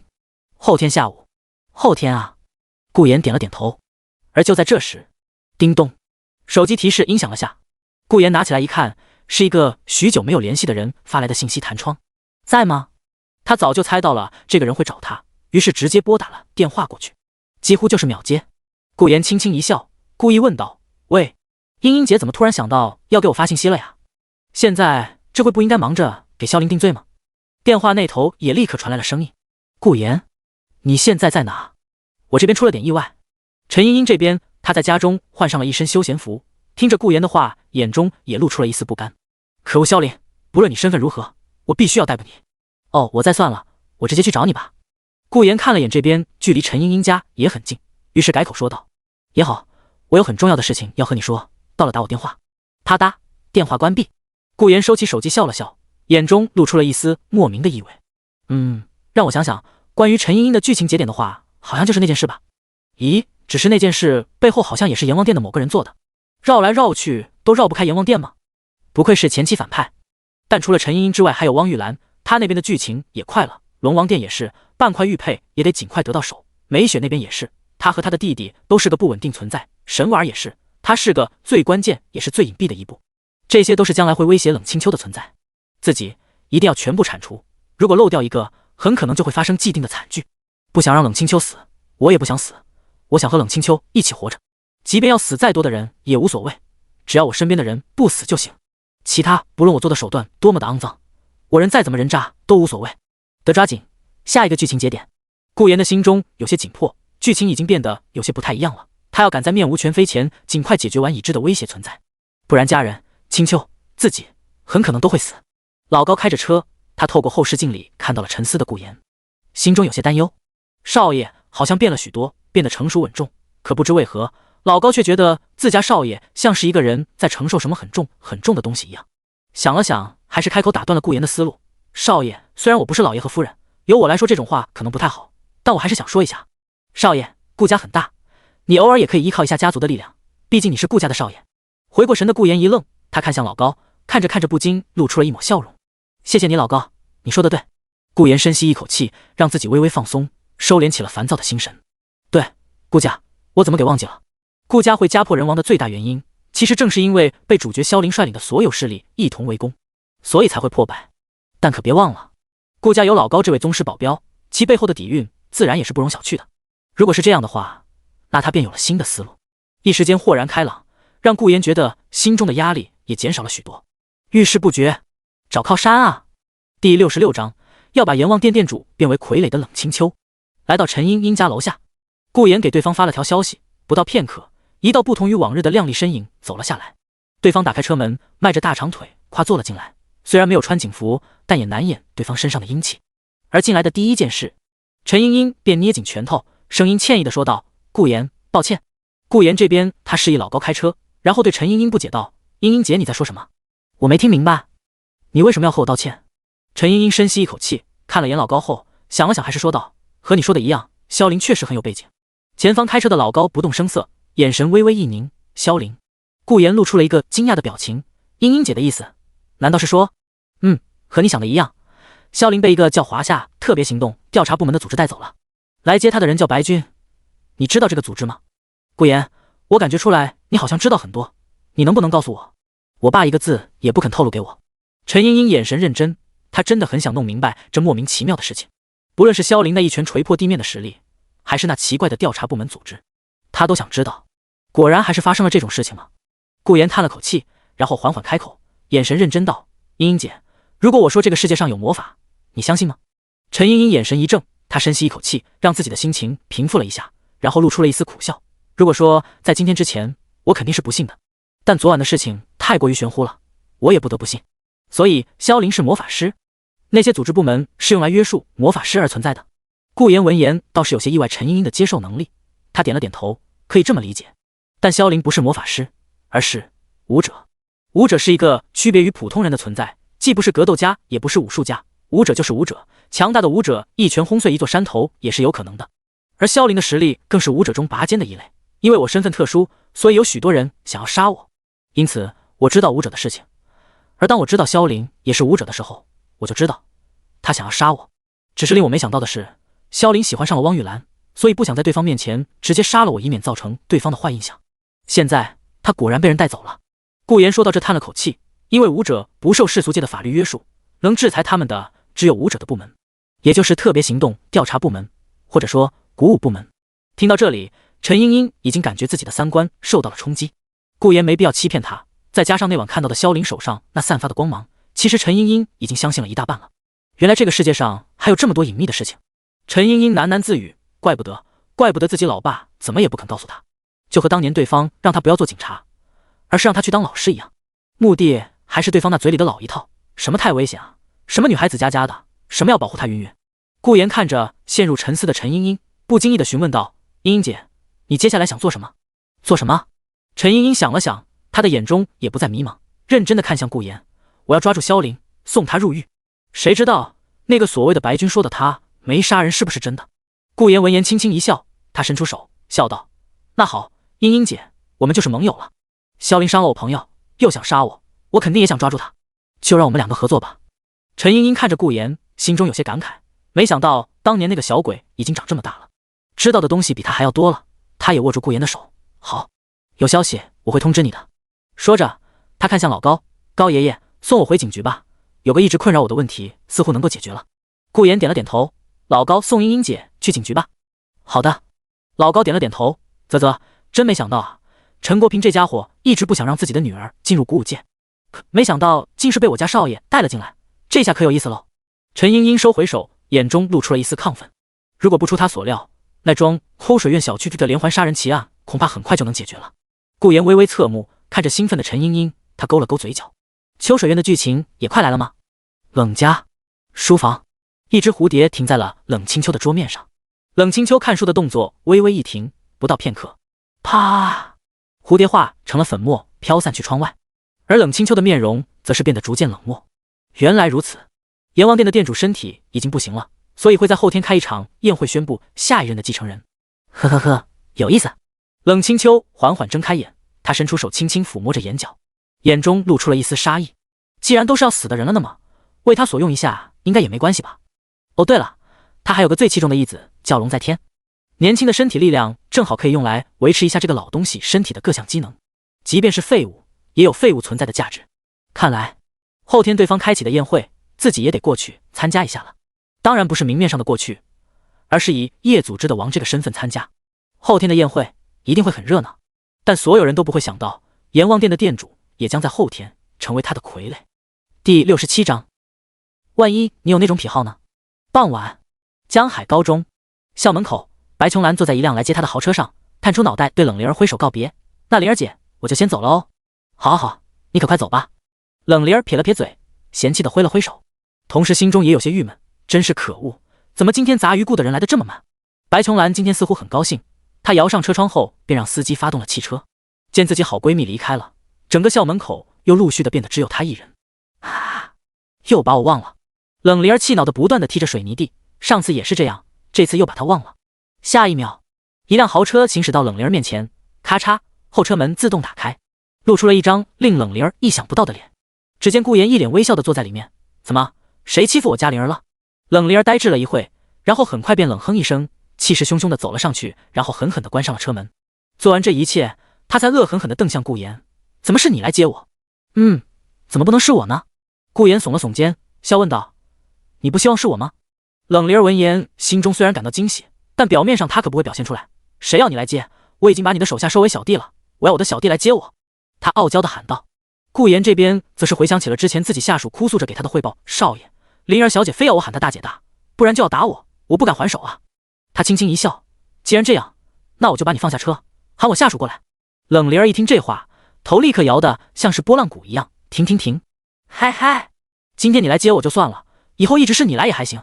他干咳一声，强调道：“别误会，只是我和杂鱼顾你熟一点嘛。”说这话的时候，冷灵儿心中其实是有些紧张的，生怕顾言真的听了他的话，把他放下来，然后喊别人来接他。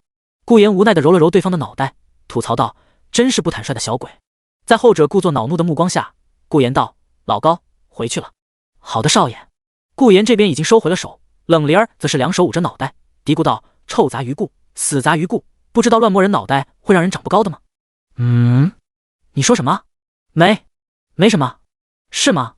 顾言说了句，眼神有意无意地看向窗外的某个方向，道：“灵儿最近校园生活如何？据说你有几个好朋友都转学了，有觉得寂寞吗？”听到这话，冷灵儿本来开心的眼中顿时露出了一丝黯淡，他叹了口气，有些失落地说道：“之前 KTV 的事情被小薇他们的父母知道了，在强烈要求下替他们转了学，寂寞是有了，不过没关系，我还有琼兰陪着我。”听到这个名字，顾言收回看向窗外的目光，不经意地问道：“白琼兰？”冷灵儿一愣，随后点了点头，略带一丝恼怒地说道：“对，不过杂鱼顾你倒是记得很清楚吗？你不会真想当人姐夫吧？没想到你是这种人。”顾言听后无奈地叹了口气：“我很佩服你的脑回路。人白家大小姐除了她本人外，就只有她的一个叫白君的哥哥。你说我给谁去当姐夫啊？冷灵儿听后自知说错话了，不过还是倔强道：谁说不能男了？万一你有那种癖好？死！这小鬼！顾言深吸一口气，啪，一把掐住冷灵儿的两个脸颊，使得后者不断的挣扎。那呀，臭杂鱼，你放开我！然而顾言却不管不顾，一脸和善的看着冷灵儿，道：臭小鬼，我告诉你，你姐夫我的审美以及性取向可都是很正常的。你……不过说着说着，顾言就发现冷灵儿的脸颊有些红彤彤的，眼神都有些不敢看他。无奈之下，顾言放下了手，他摇头无情的说道：我要没收你藏在床头柜的所有的言情小说。你怎么能这样？冷灵儿本来还因为心中的羞耻低着头不敢去看顾言，可一听这话就瞬间不开心了。等你高考结束后再还给你。顾言一脸无情：你这个恶魔！哼，说自己姐夫是男的人没资格说这句话。怎么这样？冷灵儿一脸绝望的闭上了眼，觉得生活都没了希望。而顾言则是感到有些头疼，有个麻烦的小姨子在还真是个麻烦事。不过嘛，还真没想到那个主角团之一的家伙这么喜欢灵儿，这都有点像是变态了好吗？每天躲在一个地方看着冷灵儿，想想还真是执着。顾言撇了撇嘴：没学你好好看看你弟弟吧，反正之后就见不着了。算了，不想了，该考虑晚上吃什么。片刻后，他好像想到了什么，嘴角不禁微微上扬。记忆中青丘似乎是比较爱吃甜食的来着，毕竟有描写过对方一边喝咖啡一边疯狂加糖的桥段。另一边，一个墙角下，邓峰站在那直勾勾地看着远去的豪车。每个放学的时候，他都会站在这看着冷灵儿回家。之前来接冷灵儿的都是那个男人的下属，所以他心中十分的幸福以及轻松，能这样看着冷灵儿，对他来说就已经是件很美好的事情了。可今天，邓峰心中涌现出了一阵不甘心以及失落。灵儿的男朋友来接灵儿了。邓峰的眼中充斥着难过以及失落，他想了想，走到了校门口，环顾了一下四周，然后蹲下身，伸出手把散落在地上的石子一颗颗的捡了起来，嘴里呢喃道：这样就不会让灵儿被石子绊倒摔跤了。远处，一个眼镜男对着身边的一个矮小的老者说道：宗主，您觉得如何？老者沉默不语，他浑浊的目光在看向邓峰的时候露出了一丝满意。如此为他人着想，愿意奉献自我的人，很符合我们玄武门的宗旨。让这孩子来修炼玄武门的功法，绝对能重现玄武门的光辉。去找他谈谈吧，他体内有股精纯的玄武之力，大概率便是当年预言中拯救世界的天命之人之一。好的，宗主。只是刚说完，眼镜男便见到有一伙人朝着邓峰走了过去，正是王子林等人。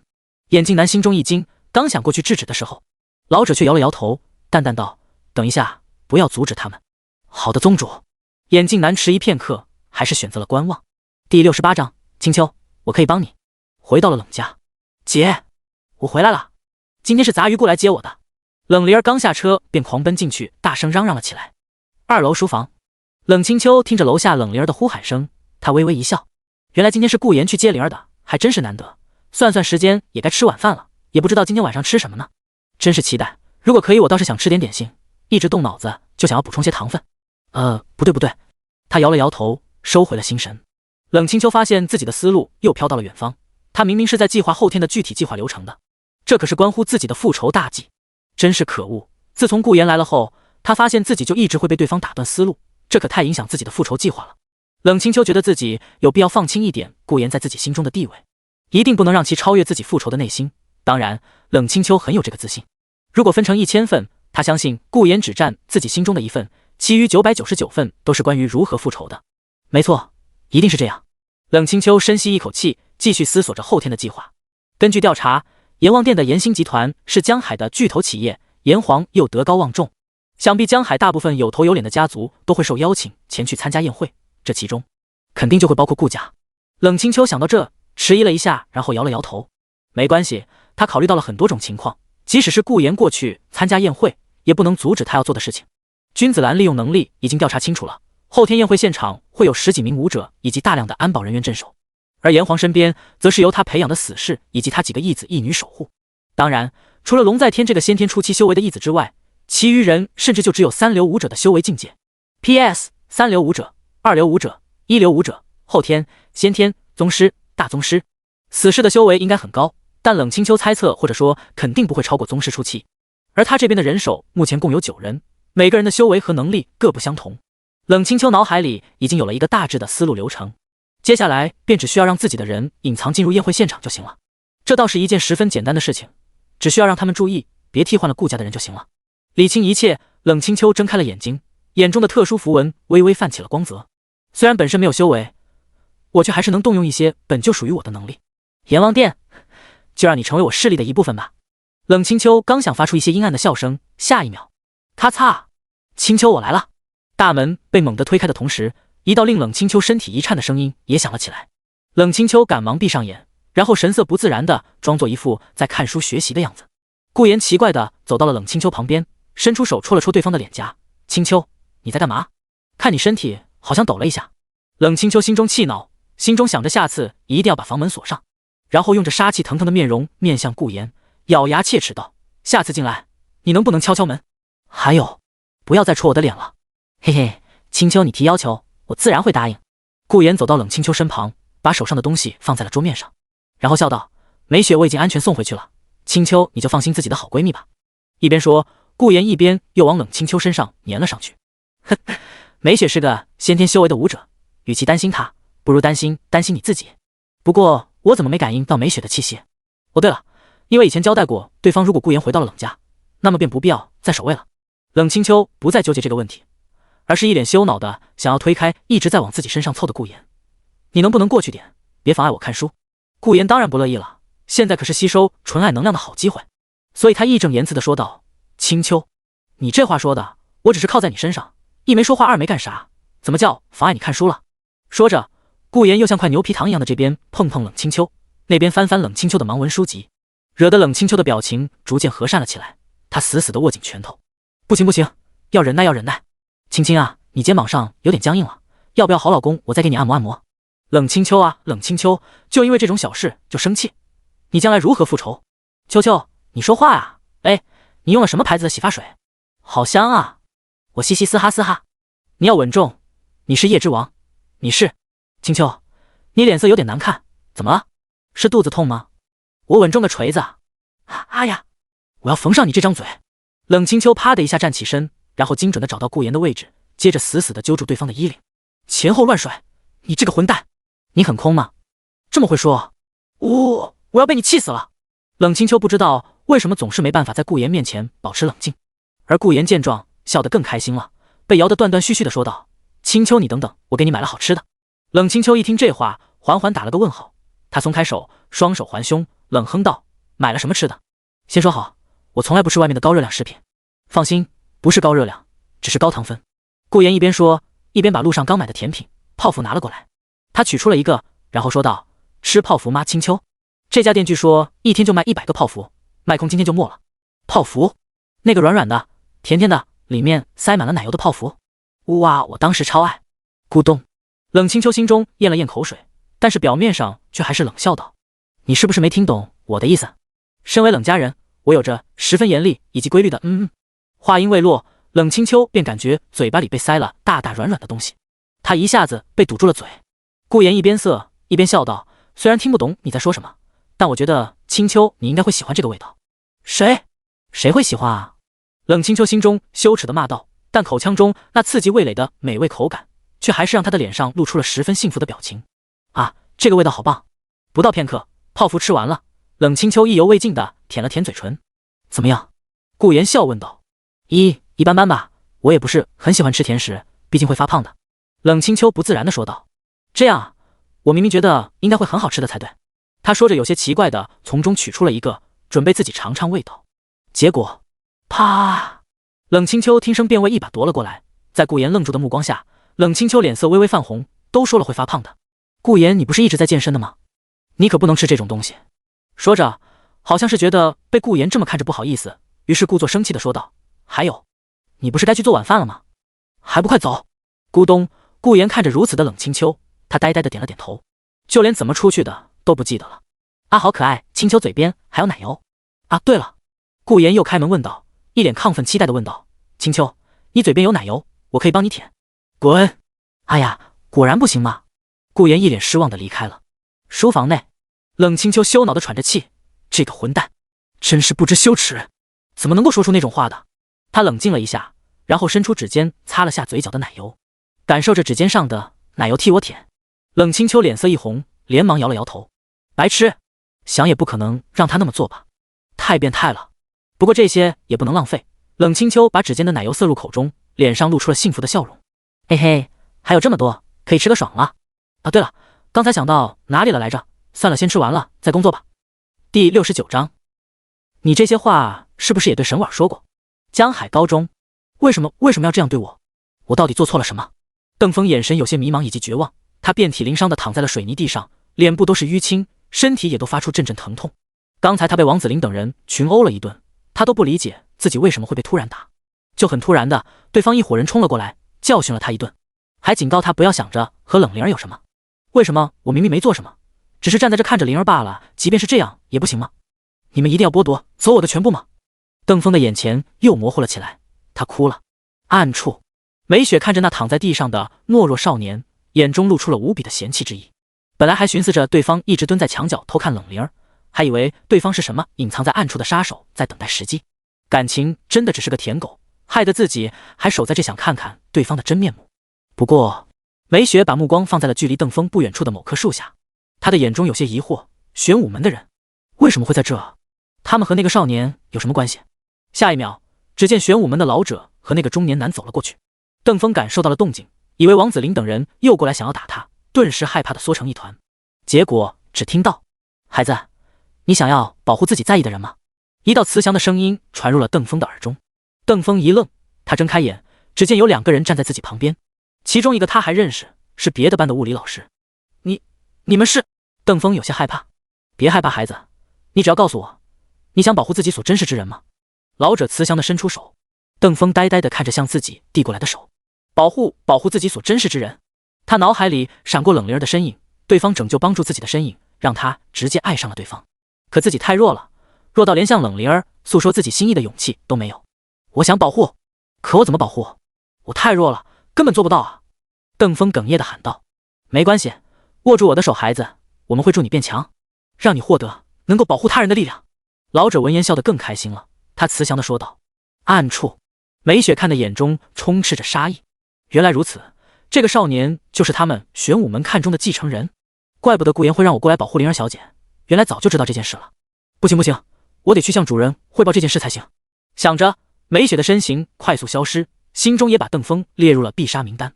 冷家餐桌上，气氛稍显焦灼，冷灵儿脸色紧张的使劲扒饭，她嘴巴吃得鼓鼓的，不敢去看顾言。哇，姐夫好可怕！只见顾言一脸和善的看向神色闪躲的冷清秋，他和善的看着对方微微鼓起的小腹，道：所以你把那些泡芙都吃完了？冷清秋有些心虚，他低着头狡辩道：才没吃完。是吗？顾言语气微微抬高，然后走上前伸出手，直接按在了冷清秋那微微鼓起的小腹上，使劲蹂躏。这是什么？这里面是什么？不要那么用力啊！冷清秋浑身一僵，他抓住顾言的手臂，脸上微微有些难受。是吗？明明知道难受，为什么要全吃完？到现在晚饭也吃不下，我就不该给你买。顾言一边按一边威胁道：快说，你是不是全吃完了？冷清秋被按得浑身无力，因为吃太多，他有种又难受又想吐的感觉。为了让顾言放手，但又觉得这样被顾言教训很没面子，于是干笑一声，也不能说全吃完了，只能说是一不小心就吃完了。这有什么区别吗？顾言嘴角一抽，他松开手，后者的表情这才缓解了一点。还莫等冷清秋松口气，便听到顾言冷冷地说道：以后不会给你买甜食了。冷清秋一愣，随后表情都呆滞住了。不会再给我买了？也就是说我再也吃不到甜食了？不要啊，那种事情。冷灵儿看着表情呆滞的姐姐，有点于心不忍。好可怕的姐夫，居然能教训的姐姐说不出话。他咽了咽口水，讪笑道：姐夫，姐姐已经知道错了，你就不要疑。话音未落，冷灵儿便看到顾言甩过来的冷眼，吓得他发出了鸡叫，立刻低着头扒着饭不说话了。冷清秋这边，他心中感到无比的羞愤以及委屈。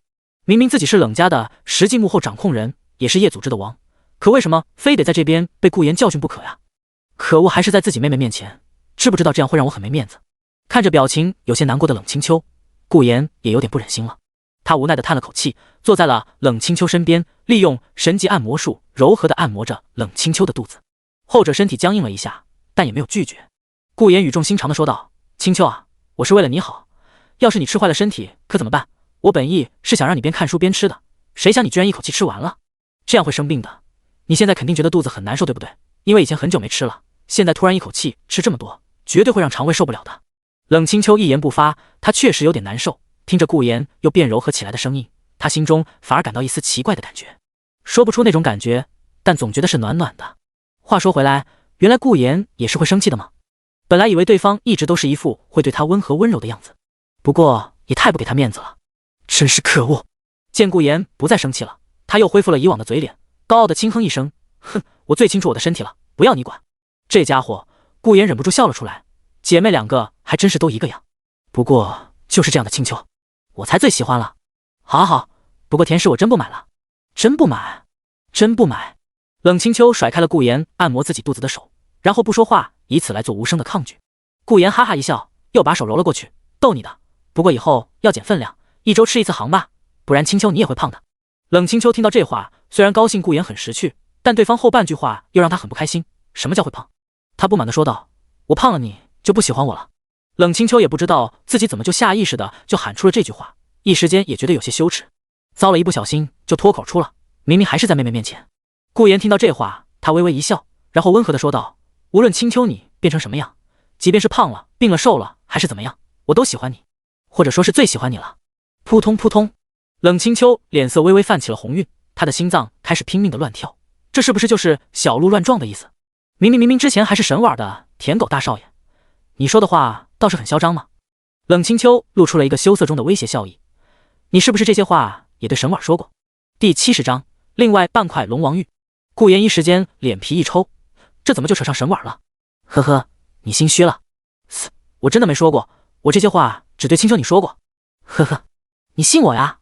感受到顾言的慌乱，冷清秋心中的心情都好了许多。很好，这个节奏才是对的。不过无论我变成什么样，都会喜欢我吗？冷清秋心情有些复杂，即便知道我在幕后做些什么，也会喜欢我吗？即便知道我是如何修炼的，也会喜欢我吗？即便我双手沾满鲜血，也会喜欢我吗？冷清秋不清楚，他也不敢去想顾言在知道他的真实面目后会露出什么样的表情，会不会因此……冷清秋不知为何，一想到那个场景，心中就无比的疼痛。冷灵儿这边，他看着打闹温馨的两人，眼中的光芒也愈发闪亮。我姐姐和姐夫两人的温馨互动，实在是太下饭了。嗨嗨，当然前提是姐夫别再生气了，太可怕了。话说姐夫没提到我的言情小说，难道这件事就已经过去了？嘻嘻，虽然嘴上说着要没收，但果然只是吓吓我的，对吧？真是个口是心非的姐夫捏。下一秒，就好像是听到了冷灵儿的心声一样，顾言说道：对了，青秋，和你商量件事，再不久就要高考了，灵儿床头柜里的那些言情小说太影响学习了，所以我准备先没收，等他考完试再还给他，你觉得怎么样？冷清秋回过神，听到这话有些不解，言情小说？言情小说？他和善的面相，脸色发白，瑟瑟发抖的冷灵儿，灵儿，什么言情小说？我怎么没听你说过？冷灵儿看到顾言那抹恶魔般的微笑，只觉得两眼一黑。完了，姐夫你也太记仇了，这离高考还有好几个月，你这不是要我命吗？简单的清理完碗筷，顾言便离开了。回去的路上，他的眼中也露出了一丝笑意。这样的生活还挺有趣。后天就要去参加阎王殿举办的宴会了，按照他的猜测，江海市大半个家族代表恐怕都会过去，安保人员准备的肯定十分充足，该不会遇到只有小说里面才会遇到的那种情节吧？主角装逼打脸的桥段，顾言心中感到了一丝趣味。虽然按照情节来说，应该是由他们这种反派不长眼的对主角发动嘲讽攻击，然后主角直接显露实力爆锤反派富二代。杰还真想亲眼看看这种桥段。沈家，沈婉对着依依柜的衣服陷入了沉思。后天就要去参加延兴集团举办的宴会了吗？该穿哪套礼服过去呢？他有些紧张以及亢奋，这是个机会。虽然沈家的医药企业已经恢复了正常的运转，但因为顾言的操作，也流失了一大批的合作伙伴以及市场信用。而后天延兴集团举办的宴会，则是他的一个重要的机会。毕竟到时候参与宴会的人肯定非富即贵，自己肯定的在那里找到新的合作伙伴，以此让公司再更上一层楼。不过，沈婉眼中露出了一丝迟疑，顾言也会去吗？想了想，他摇了摇头，不，就算顾言去了也没关系，反正他们两个也已经没什么了，自己不要多想。而这时，嗡嗡，他的手机震动了一下，沈婉掏出来一看，沈总，你睡了吗？只见是萧凌发过来的信息，他眼中露出了一丝无奈。自己之前因为顾言给他的酒喝醉了，冲昏了头，让萧凌送他回到了公司，还给了对方一台手机，顺便加了好友。结果对方就以为自己好像对他有意思还是什么的，动不动就给他发消息。他也不想想，就那么一个保安，自己怎么可能会喜欢上他？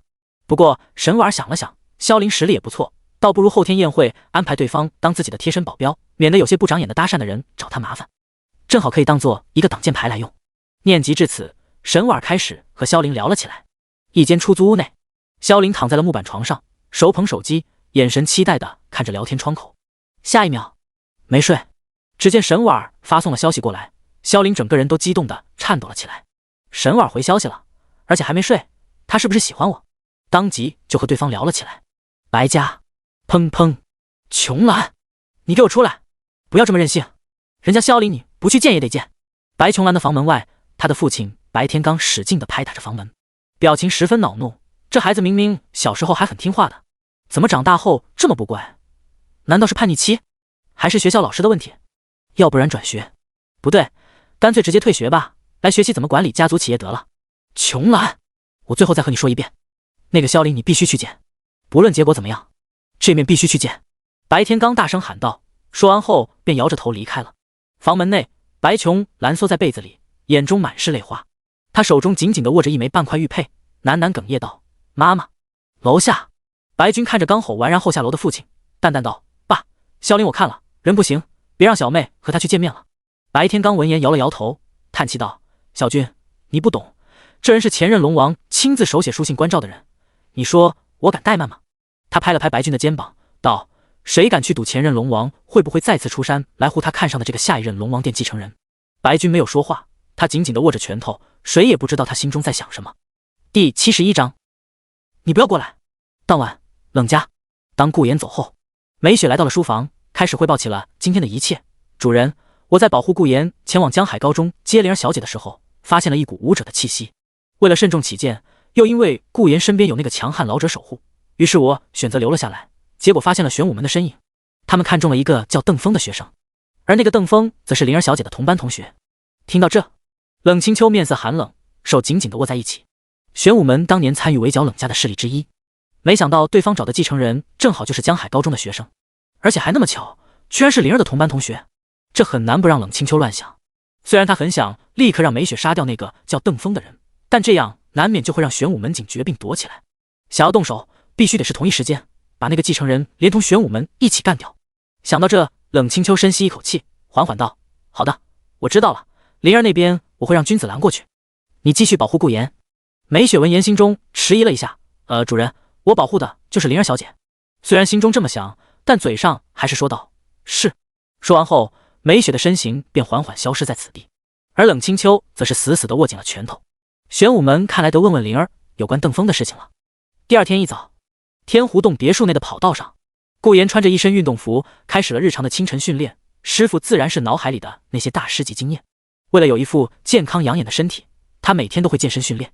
边跑他也边戴着耳机听着歌，一句句动听的女歌音传来，爱的旋律如潮水般涌动，心灵的和谐缱绻悠扬，相守一生不离不弃，你是我心中永恒的彩虹。这个世界的歌曲吗？顾言心中一笑，别看这个世界有什么武者宗师的，但本质上和他前世所在的世界并没什么太大的区别，都是有音乐啊、综艺啊、动漫、电视剧等，而他们顾家名下的企业也正好涉及到了娱乐圈，圈内许多知名的明星导演都是他们企业名下的。而就在这时，两道身影跑到了顾言的前面，其中一个亮影戴着墨镜和檐帽，头发盘在了脑后，身穿一套紧身的黑色运动服，另一个则是个男性，边跑好像边在和身旁之人在说什么。之前好像没见过对方，毕竟晨跑这么久，顾言也多少认识了一些同样跑步的跑友。不过顾言也没多想，在这别墅区的跑道上晨跑的人实在是太多了，有时候今天有事不跑没遇到都是很正常的，还是尽快锻炼结束后去找青秋吧。前方，男子无奈地对身边的女子小声说道：严青青，你能不能别一声不响跑回家？要是让狗仔拍到你知道了，你家可怎么办？我知道你因为自己看中的一部剧的女主被人抢了很不爽，但那不是没办法吗？那可是严星集团投资硬塞进去的人，严星集团又和顾家集团投资的娱乐企业有合作关系，我们星空娱乐实在没办法和人家比啊。严青青一边跑一边不满地喊道，整得谁没有背景一样。严星集团很牛吗？我不开心的原因是我唱的歌居然被一个不知名的网络歌手比了下去。他一说到这就十分的不爽，非常的不爽。演员只是顺便，歌手才是他的主业。本来他的新歌《爱的旋律》一直稳居第一，结果却被一首不知道谁唱的《告白气球》这种网络歌曲给比了下去，真是气人。最主要是这首歌听上去就像是旁边人录出来的一样，真是气死本小姐了。旁边的经纪人汗颜，一山更比一山高，严青青你不要这么大声，万一被人认出来就不好了。哼，严青青冷哼一声，不过也没有反驳，要是被人认出来了，恐怕又得围着他拍照合影了。不过真是气人，别让我知道是谁唱的。冷家2楼冷玲卧室内，冷玲偷偷的从床垫下面翻出来了一台手机，她捧着手机笑开了花，嘻嘻嘻。幸好杂鱼顾没发现我最大的秘密，言情小说只是个幌子，手机才是我真正要藏的东西。杂鱼顾也不想想，现在这年头谁还看纸质书，我直接手机看不行吗？还能刷斗虎、逛小红书、看微博。最近被推荐去下载一个叫结巴的软件，据说里面的人说话都很好听，内容也很丰富。当然这都不是最重要的，最重要的是冷玲儿美滋滋的点开了全国音乐平台软件，当看到本月新歌排行的时候，她的眼神更是闪闪发光，因为排在第一的正是无名氏告白气球。嘿嘿嘿，我就知道会火，可惜啊可惜，因为之前是偷偷录的，所以音质差了点。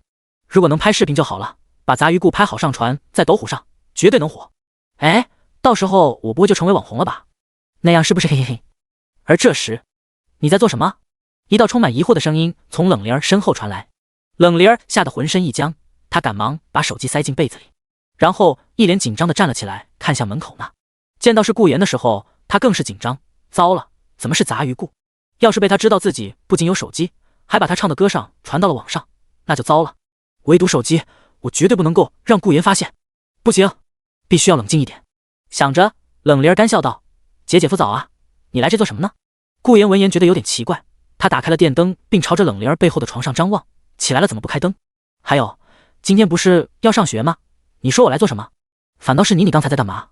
顾言说着想要走过去，可冷玲儿却显得十分的激动，他连忙站起身，大声喊道：“等等等，不行，不行，你不能过来，这样就让我更好奇了。”顾言缓缓打了个问号，似乎是看到了什么，脚步也走得更快了。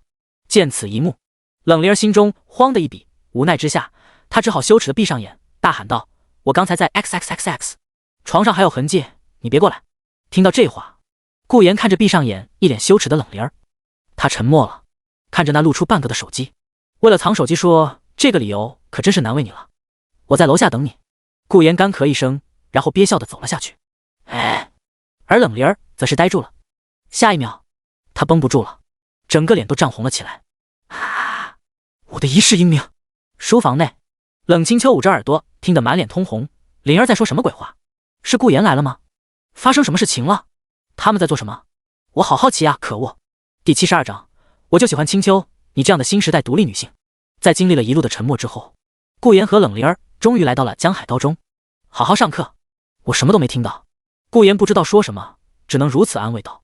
但这话却让冷灵儿心中羞耻的把脑袋埋得更低了。她一言不发的颤抖的拎着书包，颤颤巍巍的下了车，就连关门的时候用的力气都轻飘飘的。看着如同丢了魂一样走进校园的冷灵儿，顾言无奈一笑，这就是青春期躁动的少女啊。老高回去吧。顾言轻轻笑道。好的，少爷。老高有些疑惑，平日里总是杂鱼的灵儿小姐，为何今日这么乖巧？但也不去多想，毕竟以前少爷也经常会这样，就是那个吧，偶尔的中二时期，装作深沉是个大人的模样。回到冷家，顾言开始了一天的工作，打扫一下卫生，收拾一下散落在沙发上的衣服，然后就到了最重要的时刻。他左看右看，发现冷清秋还默下来之后，他向着卫生间走去，四处张望。当看到一篮筐的衣服后，他嘴角微微上扬。清秋啊，清秋，这些脏衣服叠放在这里可不太好啊，还是让我来帮你清理一下吧。想着，他走上去，理所应当的朝篮筐伸出手。下一秒，你在做什么？一道冰冷中透露着羞恼的声音从顾言身后传来。顾言身体一僵，他尴尬的扭头，只见冷清秋一脸冰冷的靠在了门沿呢，表情似乎充满着杀意。哎呀完蛋，不过还好清秋她看不见，只要自己装作是为了打扫卫生，那么就没问题了吧。于是顾言故作镇定地解释道：你是不是想要对我和灵儿的衣服做什么？然而还莫等顾言解释，冷清秋便一语戳穿道：你是什么？这都知道。不过才不是，我只对青秋你的贴身衣服在意，其他人的我根本不在意。青秋你要相信我，可别侮辱他的人品啊。顾言急忙解释道，他当然只会对青丘的衣服充满兴趣。听到这话，冷清秋羞恼地捏紧了拳头。以前顾言做的变态事情还历历在目，此时听到对方这逆天的言论，更是让他羞耻地捏紧了拳头。给我闭嘴！你这个变态！说着，他快步走向顾言，一把挡在篮筐前，冷声道：“给我走开，衣服我会自己洗。”啊，真可惜。顾言讪讪一笑：“好好好，青秋你自己洗，有什么事喊我啊。”说着便心虚地离开了。不过在出去的时候，顾言有些疑惑：“青秋明明闭着眼睛，怎么能这么精准地走过来的？哦，对了，青秋是高智商人才，又加上功法加持，能记住房间的布局也是一件很正常的事情。不愧是青秋。”感受到顾言离开了，冷清秋这才松了口气。他拿起一件衣服，叹气道：“只是衣服罢了，自己这么激动做什么？再怎么变态，也不可能会有人对一件脏衣服动什么歪脑筋才对。”只是一想到这，冷清秋脑海里便弹出了顾言之前做的种种变态之事。应该不会吧？不至于吧？真的不至于吧？吃过早饭后，顾言、冷清秋两人坐在客厅沙发上，电视机打开，播放着早间新闻。各位市民大家好，如各位所见，在我身后的便是今早的案发现场。算上之前的，这已经是秋水苑小区的第5起命案了。本次死者是一名土木建材坊的老板，目前法医已经进去调查情况。顾言一边看着电视，一边对身边陷入沉思的冷清秋说道：“清秋，你听听，现在这世道还真危险。秋水苑都发生第5起命案了，听说每个死者胸口都有像是爪痕一样的伤口，也不知道是不是动物园的猛兽逃脱出笼了。”冷清秋闻言退出了刚才在思考的问题，简单思索了片刻后回道：“不会是人类所认知中的物种？如果是那么，凶手早就抓到了。不过你也别太过于担心，反正秋水苑离我们这边远得很，这种事情不会发生在我们身上。关于秋水苑的事情，他也听手下人汇报过，说是探查到了类似真气的气息。不过他并不在意，毕竟其他人死了和他有什么关系？不过现在听顾言这么一说，冷清秋还当对方是担心凶手会来到他们这边附近。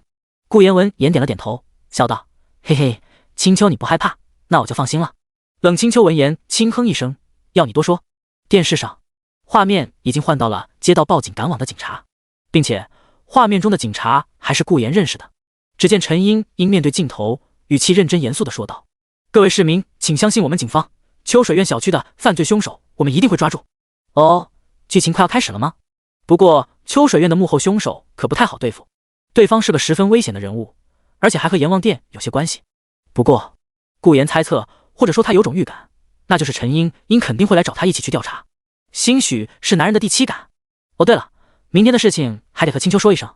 想到这，顾言换了个台道：“对了，青秋，明天我要去参加一个什么宴会，所以不在。”冷清秋这边，他闻言沉默了一会，随后淡淡道：“是严兴集团的宴会吗？”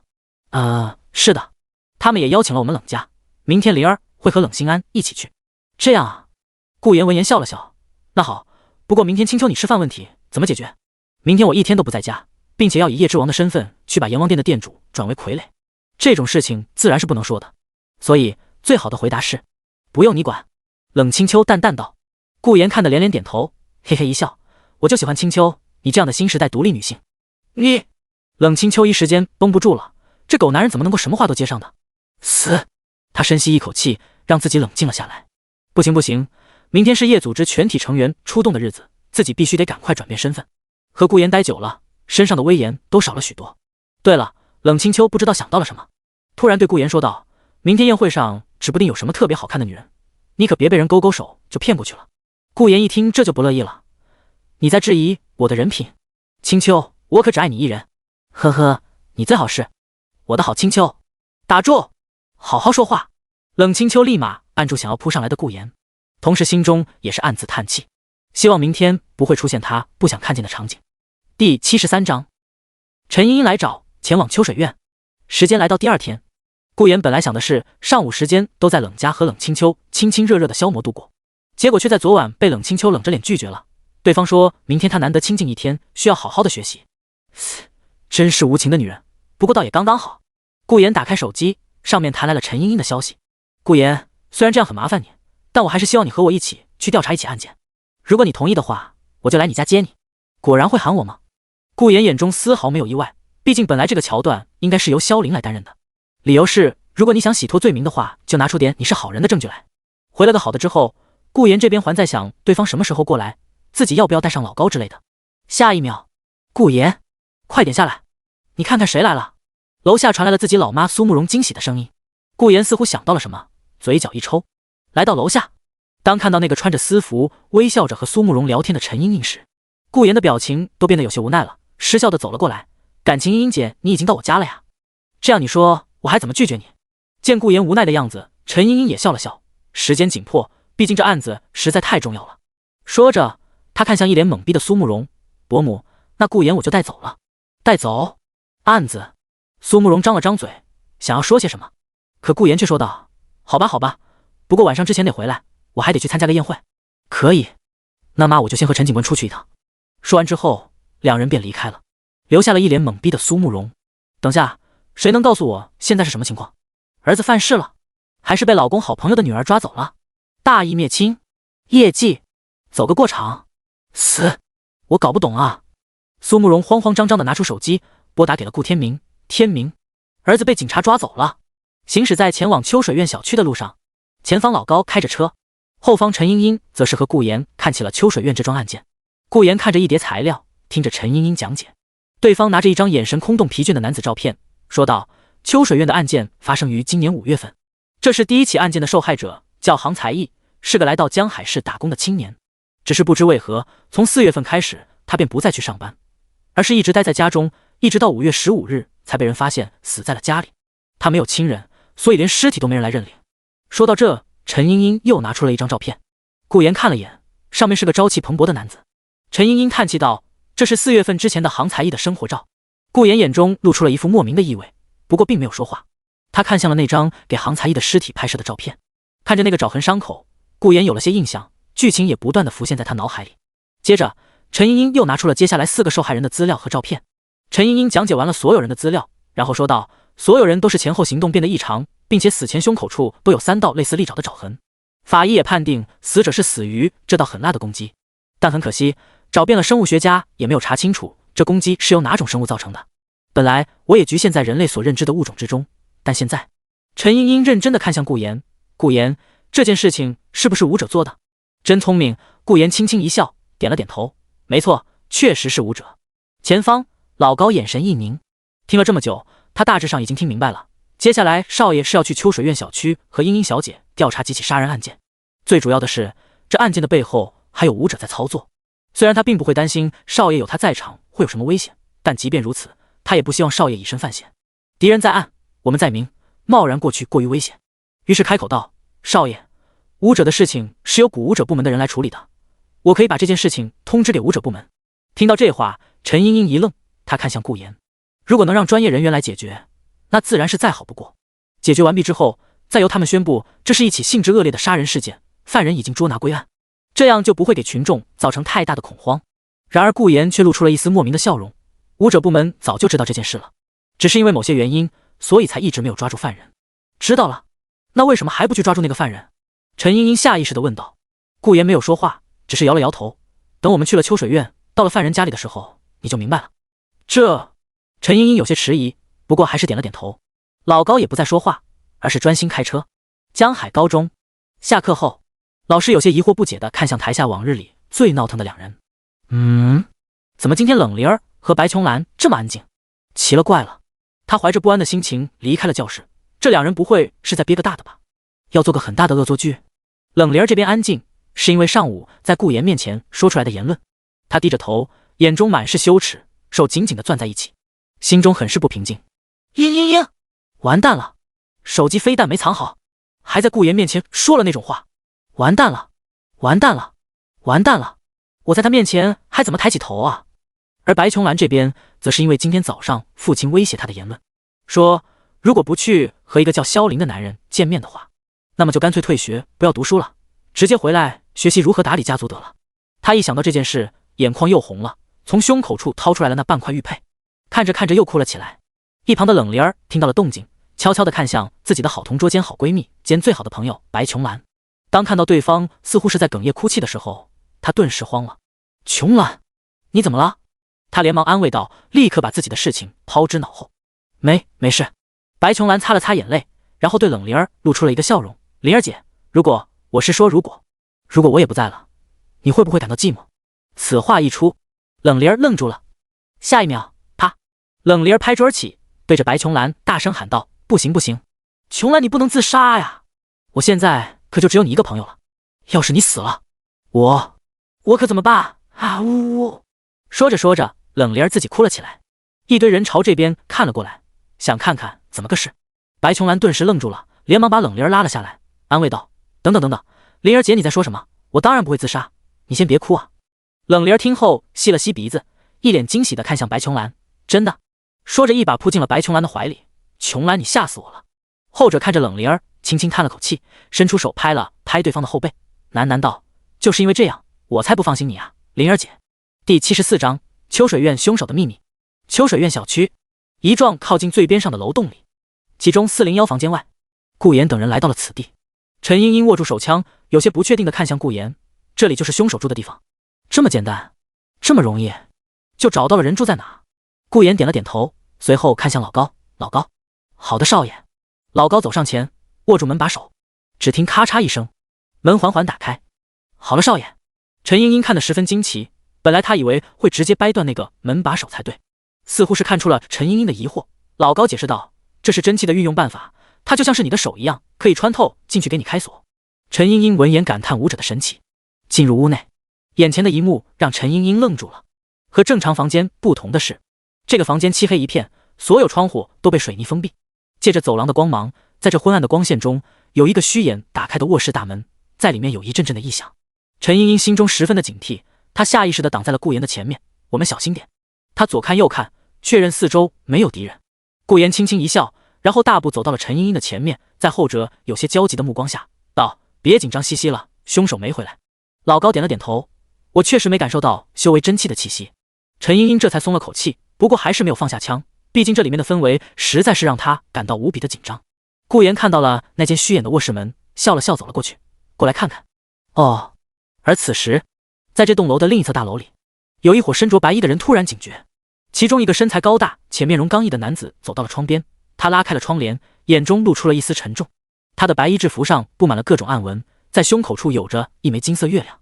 他看了会，眼中一凝，然后低声道：“不好，有人进房间了。”此话一出，在场的其余3人快速起身，一个男子走到了一台仪器那里，那是一个401房屋无死角全方位的监控。当看到顾言等人走进了401房间的卧室之后，他脸色一变：“他们是谁？便衣警察？”其他人也看了过来，脸上都露出了难看的表情。那个调仪器的男子头疼地捂住了脸，早就让他们去和世俗界的组织说明原因，让他们不要再调查秋水院小区的事情了。怎么通知还是没有到位？另一个女子叹气道：“别说那么多了，卧室里面的东西很危险，而且要是田芳回来就不好了，这些人绝对会被他杀人灭口的。”而那个面容刚毅的男子则是摇了摇头：“会被杀的人是田芳，他们有一个人很强，大概是宗师。”几人一惊，女子惊讶地喊了出来：“宗师？你开玩笑的吧？”“没开玩笑，我感应到的气息就是这样。”刚毅男子沉重道：“对方可能不是便衣警察，而是隐藏在民间的武者。可那个女子明明就是之前电视上的江海市警察，什么时候世俗界的组织也能使唤武者了？无论如何，我们不能让他们打乱我们这么久以来的布局计划。已经到收尾工作了，只差一点，我们就能找到田芳和阎王殿勾结的证据了。”说到这里，几人互相对视了一眼，那只好过去了。希望那个宗师能好说话一点。顾言这边进入卧室后，老高伸出手，哗，手中真气涌动，一抹白色亮光照亮了整个房间的全貌。这些都是什么？陈茵茵愣住了。只见卧室墙壁上布满了邪术的图案，它们以深黑红色调绘成，仿佛是一种古老的文字和禁忌的符号。这些图案交错在一起，形成令人费解的几何图形，散发着一种强烈的异域气息，让人不禁生出一种战栗。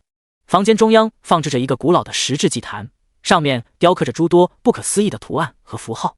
祭坛周围点燃着幽暗的蜡烛，烛光摇曳坚硬，照出祭坛上的图案，让它们如同在梦境中般幻化出奇异的形态。角落里散布着几只长着霉般的肉块以及眼珠子，似乎是用于神秘仪式的道具。地板上铺着沉闷的黑色地毯，上面刺绣着奇异的纹路。空气中弥漫着一种令人窒息的气息。陈茵茵发誓自己这辈子都没看见过这种场景，她捂住嘴，强忍着呕吐的心理：“顾言，我们得呼叫支援。”她觉得这件事已经不是件普通的案件了。而顾言则是捏着鼻子，嫌弃地看了眼四周：“不用呼叫了，凶手是一名魔道，来再多普通人都是送人头用的。而且没关系，相关部门就快来了。”相关部门？陈茵茵一愣，下一秒，几个声音自卧室门口传来。第75章，顾言，你知道该怎么加入武者部门吗？你们好。声音一出，陈茵茵身体猛地绷紧，她握住手枪，迅速对准门口。当见到是4个穿着统一白色制服的人之后，她有些迟疑，因为之前那个叫白军的人穿的就是这种衣服。老高则是认识这伙人，或者说认识他们穿的衣服，对身边的顾言轻声说道：“少爷，是鼓舞者部门。”听到这话，4人都没有感到意外，毕竟鼓舞者部门对大部分武者来说并不是秘密。他们看向老高的时候充满了敬意，对方是个宗师，自己等人自然不能骄傲。不过更令他们在意的是待在老高身旁的那个笑眯眯的年轻人，对方难不成是什么隐世家族的少爷，带了家族的强者出来了？不过为什么看上去那么眼熟呢？算了，现在还是先稳定住局面吧。想着，身材高大，有着一头黑色短发的刚毅男子友好道：“你们好，我叫李岩，和前辈说的一样，我们就是鼓舞者部门的成员。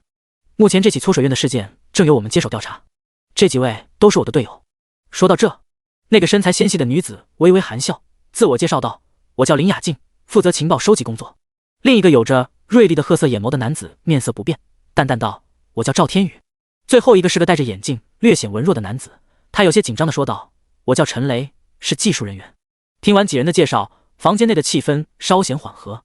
陈茵茵放下枪，有些不解地询问道：“既然你们已经知道凶手的房间位置，那为什么不直接抓住对方？”这是陈茵茵不理解的。她一开始以为鼓舞者部门只是找不到凶手躲在了呢，但现在看来显然不是这样。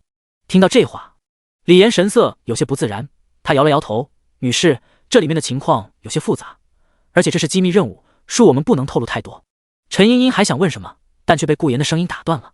既然这样，顾言耸了耸肩，对陈茵茵笑道：“那我们就走吧，这里交给专业人员去恢复现场吧。”毕竟，他充满意味地看向面色巨变的几人：“你们也不想让房屋主人知道有人进入过他的房间吧？”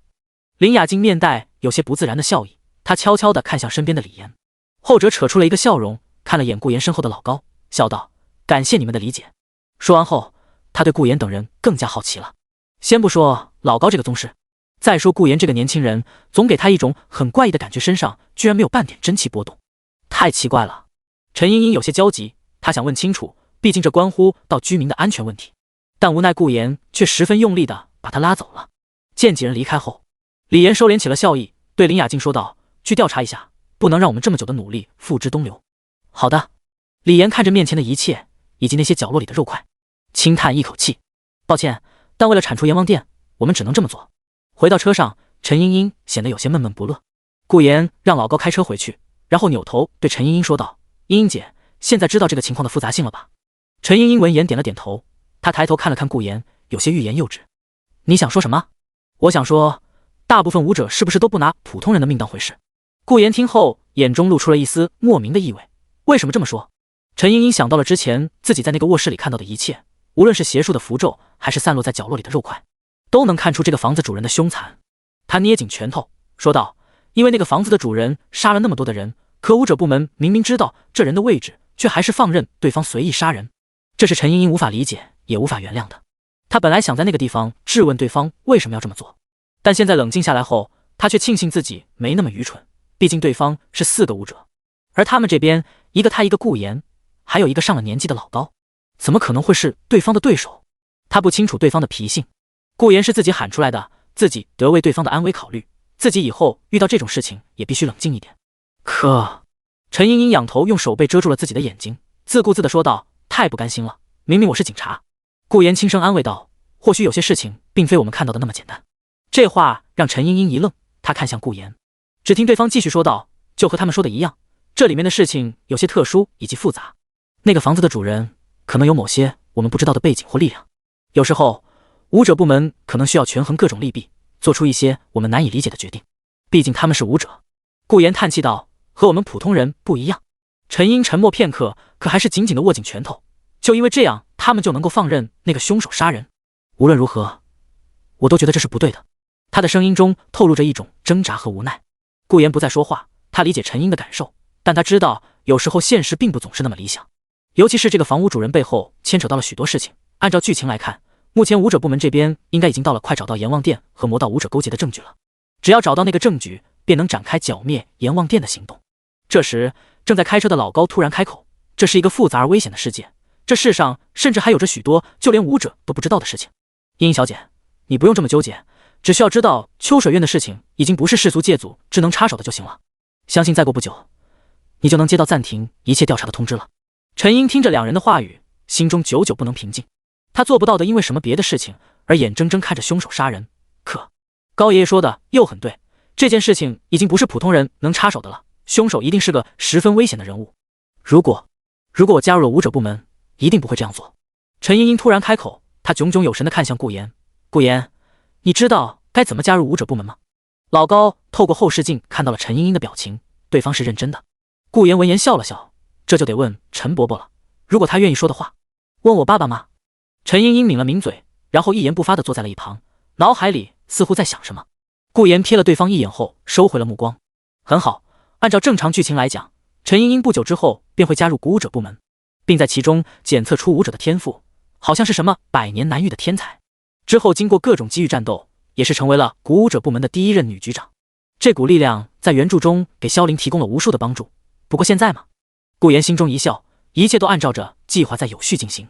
当然晚上的宴会也一定非常有意思。阎王殿嘛，让我想想，原著中和那个魔道勾结在一起的人是谁来着？哦对了，好像是炎黄的一个义子，叫龙在天。顾言似乎想到了什么有意思的事情，嘴角微微上扬了起来。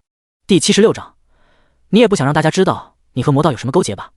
当晚，碧湖山庄酒店门前已是豪车迭起。今天是个特殊的日子，延兴集团向江海市一半以上的家族发送了邀请函，邀请他们参加这场宴会。但实际上所有人都心知肚明，这是一场延兴集团宣布下一任继承人的宴会。大厅站着一些宾客，他们不是没想进宴会厅，只是想待在这看看都有谁来到了这里。几个宾客互相交换名片，一边聊天也一边猜测今晚会来这里的家族。依我看，今晚江海市的顶级家族都会来，像顾家、严家这种肯定会来，还有一些延兴集团旗下的明星也肯定会来。嘿嘿，你说顾家谁会来？那个顾大少吗？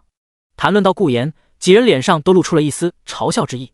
如果顾大少会来的话，那就说明沈家沈婉儿也会来，毕竟谁不知道他最喜欢人沈婉儿了呢？哈哈，可惜顾天明精明一生，却生了这么个舔狗儿子。下一秒，喂，你们几个混蛋在背后说别人什么坏话？一道压抑着怒气的娇斥声从他们身后传来。几人一愣，随后扭头一看，只见一个染着一头黄毛，穿着明显不符合宴会服饰的太妹装的一个少女，叉着腰，怒气冲冲地站在他们身后。几人对视了一眼，皆拿不定主意。如此打扮，明显和他们这个宴会格格不入。如果不是小家族不懂礼数，那恐怕就是人身份背景很大，所以十分随心所欲。于是几人都干笑一声，四散而去。气死我了！冷离儿见逃走的几人，顿时气得牙痒痒，他恨不得直接上去给那几人来上个几拳。居然在背后说杂鱼顾的坏话，还说对方是什么舔狗。你妈谁舔狗呢？我姐夫早就不喜欢那个沈婉了，好不好？冷离儿气冲冲的样子让走进来的冷心安吓了一大跳，他连忙走过去安慰道：我的小祖宗，你又怎么了？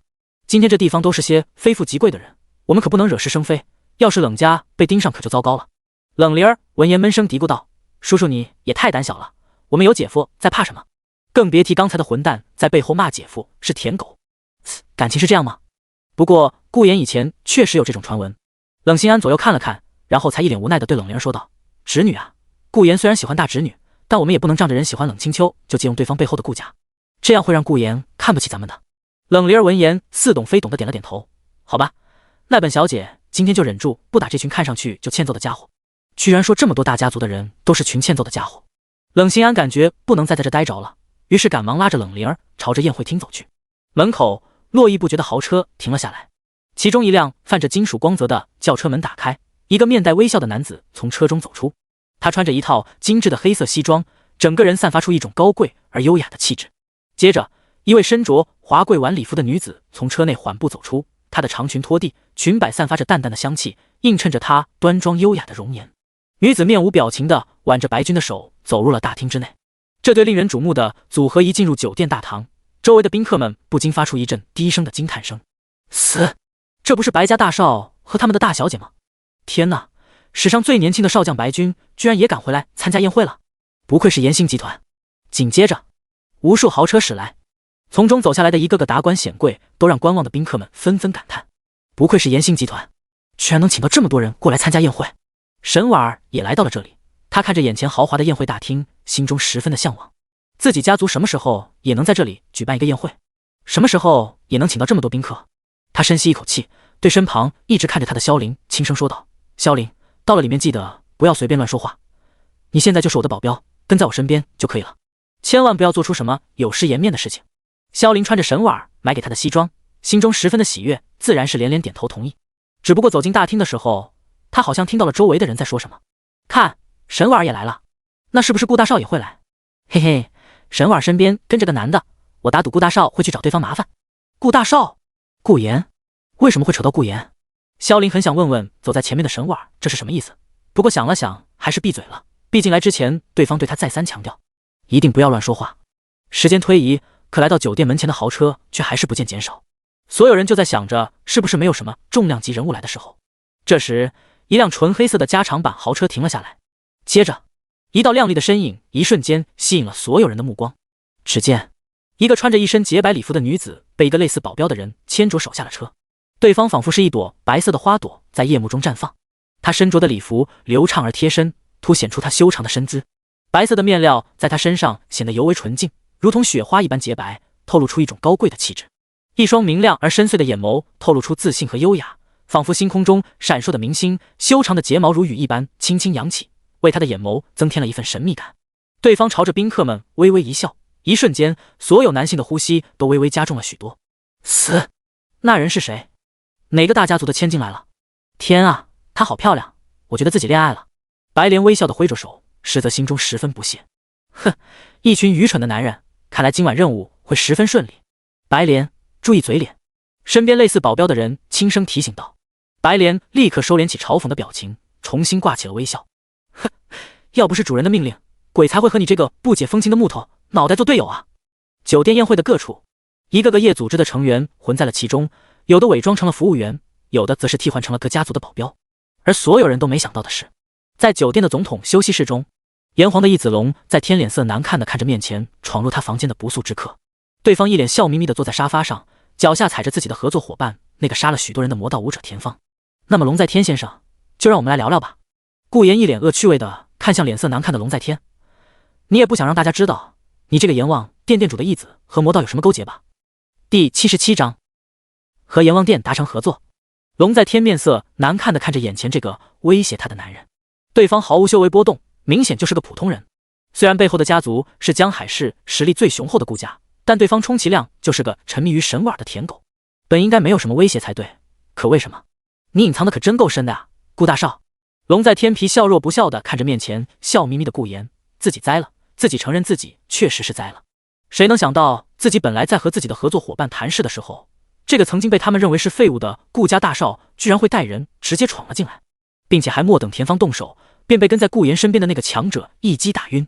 顾言踩在田芳的身上，身体放松的倚靠在沙发上，他眼神冲嘲弄的看向龙在天。龙在天，你不也一样？谁能想到堂堂阎王殿店主的义子居然会和这种下三滥的魔道勾结？听到这话，龙在天眼底一凝，果然知道吗？他咬了咬牙，该死，为什么会这样？为什么会被对方抓到线索的？明明那群官方武者都没调查出来，我做的应该已经够隐蔽了才对。可恶，顾言只是个普通人，现在这个距离，我有自信能把对方一击毙命。但他看了眼一旁随时准备动手的老高，心头一沉。经过之前的调查，顾家的这个老头很有可能是个接近宗师实力的强者，自己义父现在不在这，死士都在保护义父，也就是说自己不可能在一个接近宗师实力的强者面前杀死顾言，即便能杀也肯定是一换一，但自己还有远大抱负和理想，所以怎么可能送死？可恶，现在打也打不过，难道只能听眼前这个家伙？龙在天死死的捏紧拳头，脑海里思绪纷飞，最后他像是认命了一样，眼神死死的盯着顾言。你到底想做什么？见龙在天认命般的样子，顾言笑了笑，很简单。他伸出手指向龙在天，我要你和我达成合作关系。龙在天表情一愣，他有些不明所以。你说的是什么合作？要是商业上的合作的话，我们炎星集团和你们顾家本就是合作伙伴。然而顾言却摇了摇头，不是炎星集团，而是阎王殿。阎王殿？龙在天心头一沉，阎王殿可就牵扯到武者了。对方想要做什么？顾言笑而不语，等待着对方的回复。其实他考虑到了很多地方，因为按照原著剧情来讲，龙在天根本没活过几章。原因是因为他被炎黄发现对方和魔道勾结，所以一气之下杀了对方。阎王殿也就此解除了被武者部门围剿的危机。所以当得知今天这场宴会是用来宣布龙在天是下一任炎星集团继承人的时候，顾炎就有种不妙的感觉，尤其是当回过神，发现本该死的冷灵儿没死，所以冷清秋也没办法借助冷灵儿的死黑化变成此世最强的时候，他就感觉更不妙了。可以说剧情从冷灵儿没死的时候就开始变得不对劲了。沈婉儿甚至还会跑到他面前哭着说能不能回到以前。顾炎一想到这些异常的剧情就感到头疼，所以为了挽回一点本该有的剧情，所以他选择直接找到龙在天。至于为什么会这么做，那是因为他思考了很久，所以得出了一个结论，仅仅是猜想，但大概率就是这么个情况。原著中的炎黄没死，是因为冷清秋的能力帮对方续上了命，也就是说现在没了冷清秋的帮助，炎黄必死无疑。今天宴会也会宣布龙在天成为继承人，所以现在要做的便是找到龙在天，把对方把控在手中。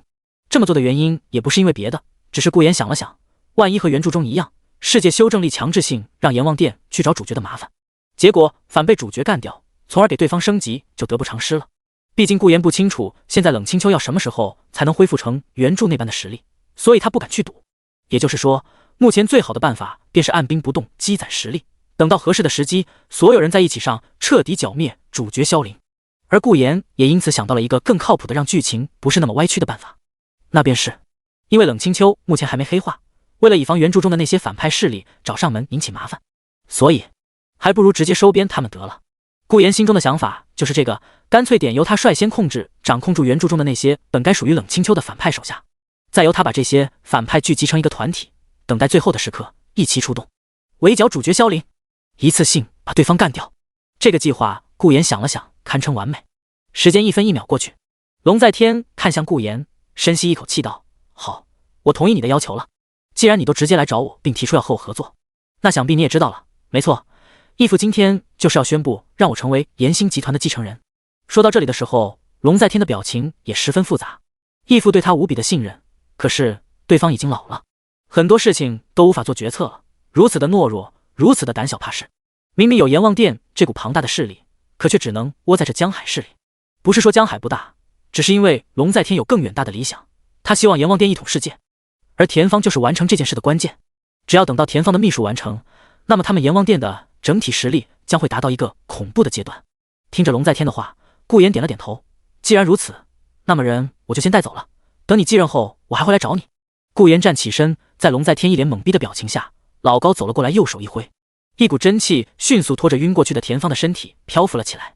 看着这一幕，龙在天顿时急了，他站起身，等一下，我都答应你了，为什么还要把人带走？听到这话，顾炎用像是看白痴一样的目光看向对方。白痴，把人留在你这，那我还怎么威胁你？这么直接？此话一出，龙在天傻眼了，他伸出手等，但话到嘴边他又咽了下去，脑海里一时间想了许多，最后还是无奈的做了下去，捂住脸。为什么会这样？第78章宴会惨案。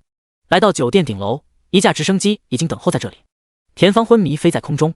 老高看向顾炎，少爷，这个家伙怎么处理？顾炎瞥了对方一眼，淡淡道：废调修围观起来，以后有用得到他的地方。按照原著剧情来看，田方警觉性很高，并且行迹隐蔽诡异，所以武者部门根本找不到对方的行踪轨迹，他们也不敢太过于靠近田方，生怕对方隐藏在暗中躲起来。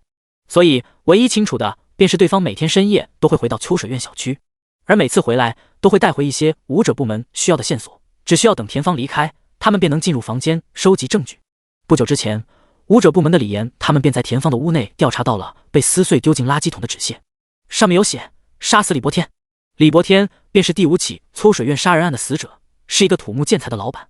而根据李岩等人的调查，他们发现炎星集团不久之前便和李伯天的公司有一段小摩擦，只要再深入调查一下，等待时机，他们便能找到阎王殿和田方这个魔道勾结的关键性证据。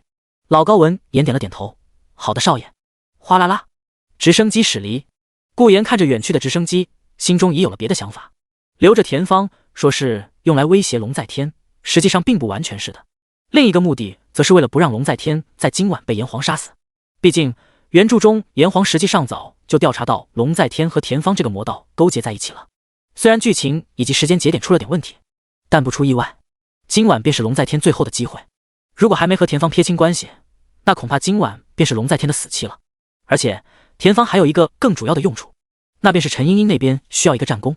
田芳这个魔道便是一个不小的战功。要知道，武者部门也是分很多种派系的，保守派、激进派、共处派。陈茵茵杀死田芳的战功，刚好能够引起对方原著中师傅的注意。虽然现在就相遇算是早了点，但这样剧情也算能慢慢圆回去了。想到这里，顾言转身离去。好了，去看看宴会如何了。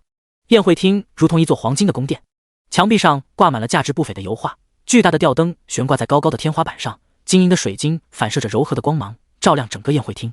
地板由大理石拼成，镶嵌着精致的纹饰。宴会厅中央是一张巨大的长桌，桌上摆满了精美的银器和瓷器，华丽的花卉装饰点缀其中，香槟金的桌布与银色餐具相得益彰。沿着墙边设有一系列供应美味佳肴的自助餐台，各种色香味俱佳的美食琳琅满目，从传统的家族招牌菜到国际化的美食应有尽有。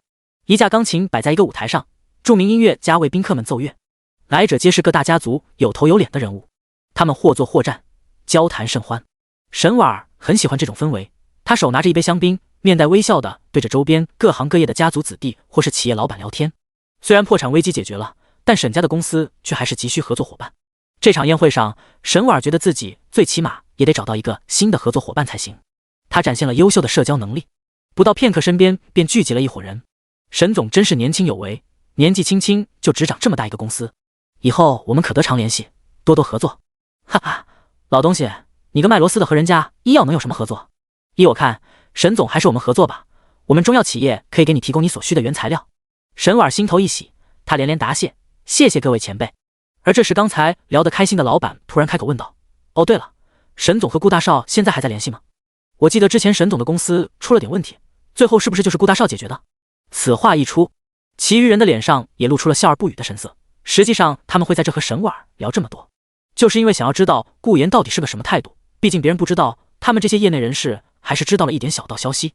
比如曾经那个江海市和顾家齐名的冷家似乎收到了顾家集团的资金支持，如果顾言还是喜欢沈婉，那么他们自然愿意和沈婉交好，毕竟大家谁都知道顾言不会亏待任何一个和沈婉合作的企业。听到这话，沈婉的表情都变得有些不自然了起来，他自然听出也看出了这些人表情的变化，他心中有些不甘心，到头来这些人都是看在顾言的面子上吗？哦不，是看在顾家的面子上。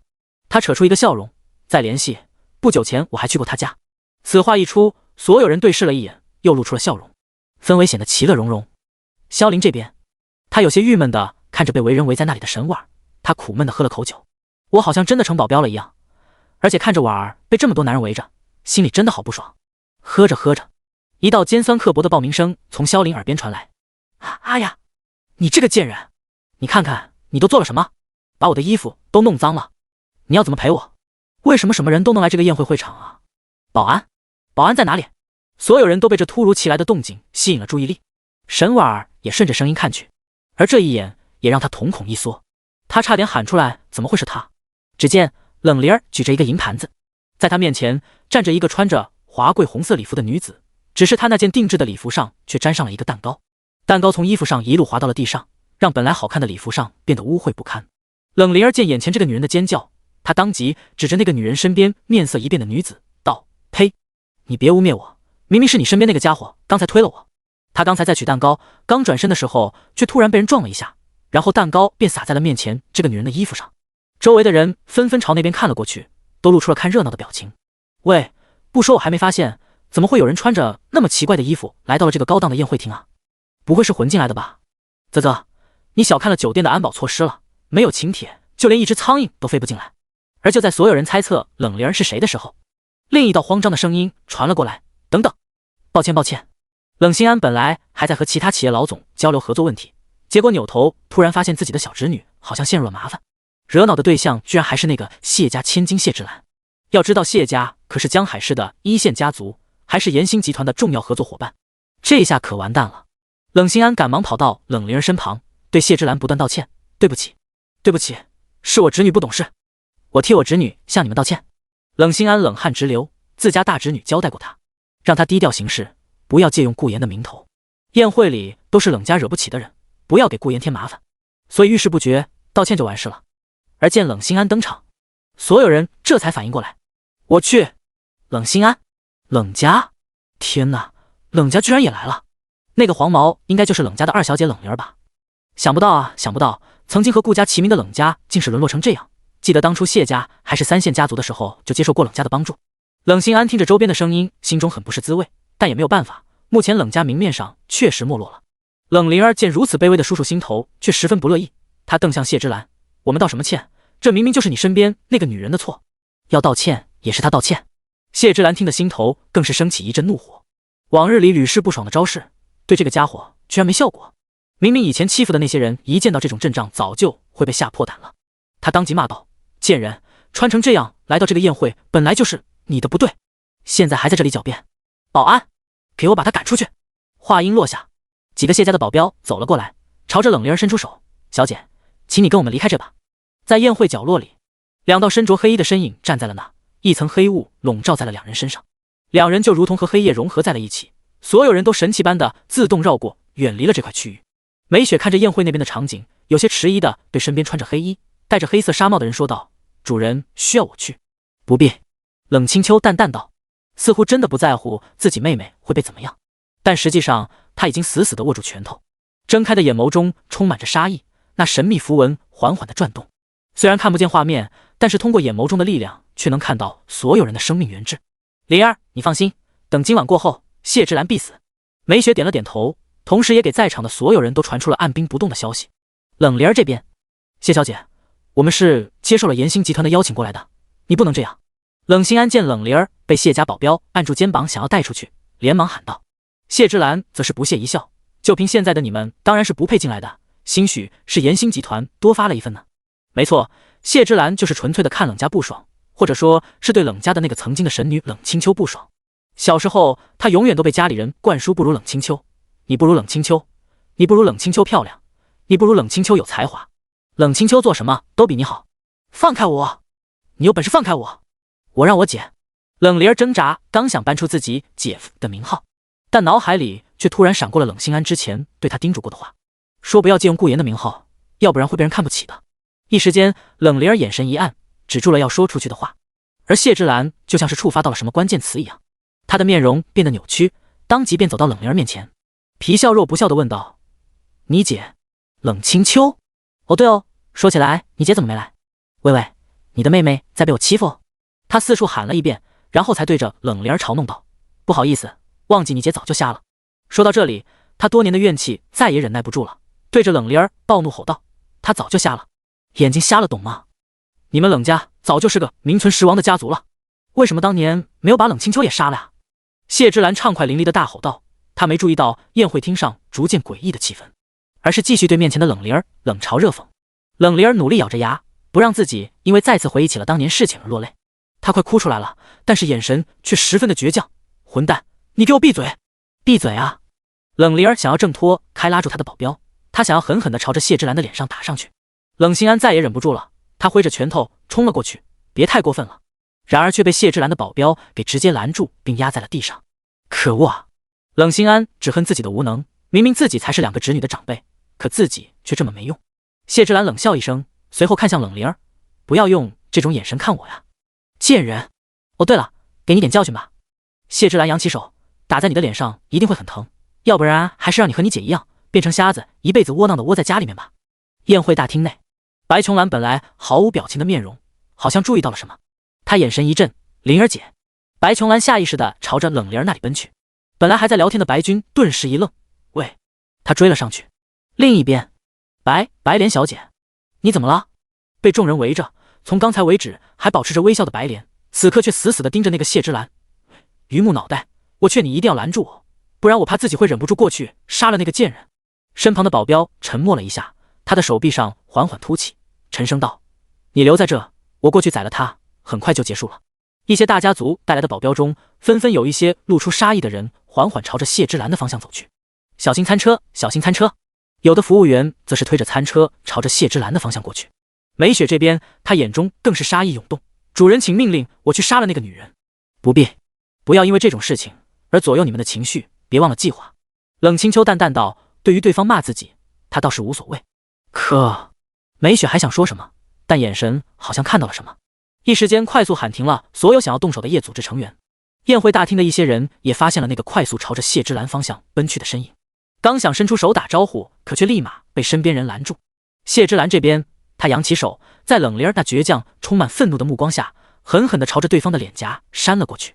然而，就在即将扇在冷灵儿脸上的那一刹那，一道夹杂着杀意的声音从谢之兰背后响起：“喂，你刚才在说什么？”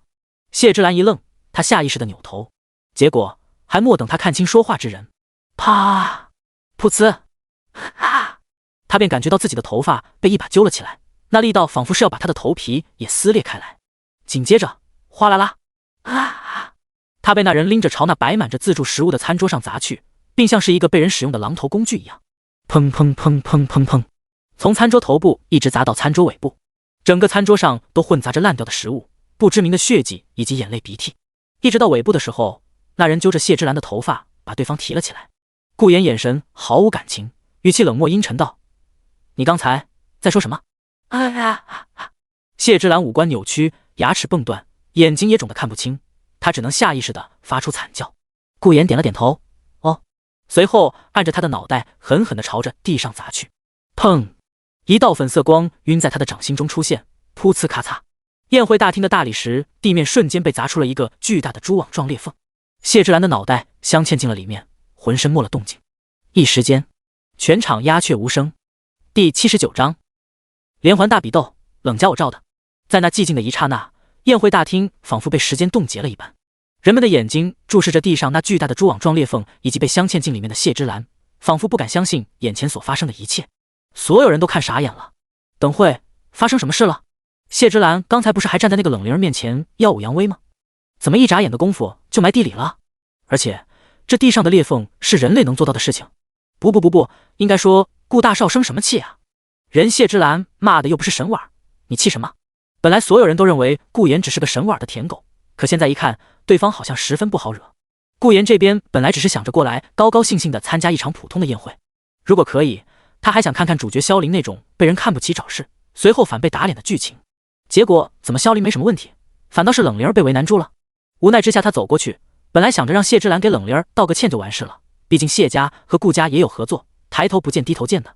结果谁知道刚走两步，谢之兰便又说出了几句让他瞬间失去了理智的言语。他看着被埋入大理石地面的谢之兰，沉默了。首先声明一点，他没有任何修为波动，这是得到老高证实过的。平时他也没觉得自己的力气有多大，那眼下这个情况是怎么回事？总不可能是自己修炼的那本宇宙纯爱功法的效果吧？不会吧。可他也没感觉到有什么特别的感觉啊。而就在这时，谢家的保镖们这才反应过来，当看到被镶嵌进宴会厅地面里的大小姐后，一个个都惊恐地喊道：“小姐！”他们惊恐地跑过去，努力地把谢之兰从地里拉了出来，而后者也面目全非，出气比进气多。看到这个模样的谢之兰，一些正义人士看不下去了，有的是没见过顾言的年轻一辈，这些人大多是根本无法接触到顾言这类人的，还没经历过社会毒打的年轻小辈。你太过分了！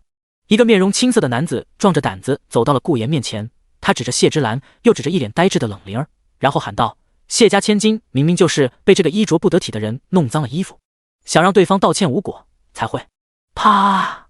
扑通！话音未落，全场倒吸一口凉气。只见说话之人直接被一巴掌抽在了地上，男子只觉得左脸火辣辣的疼痛，不敢置信地看着眼前突然给了他一个大比斗的顾言。你居然打我！顾言冷冷地看着对方，滚！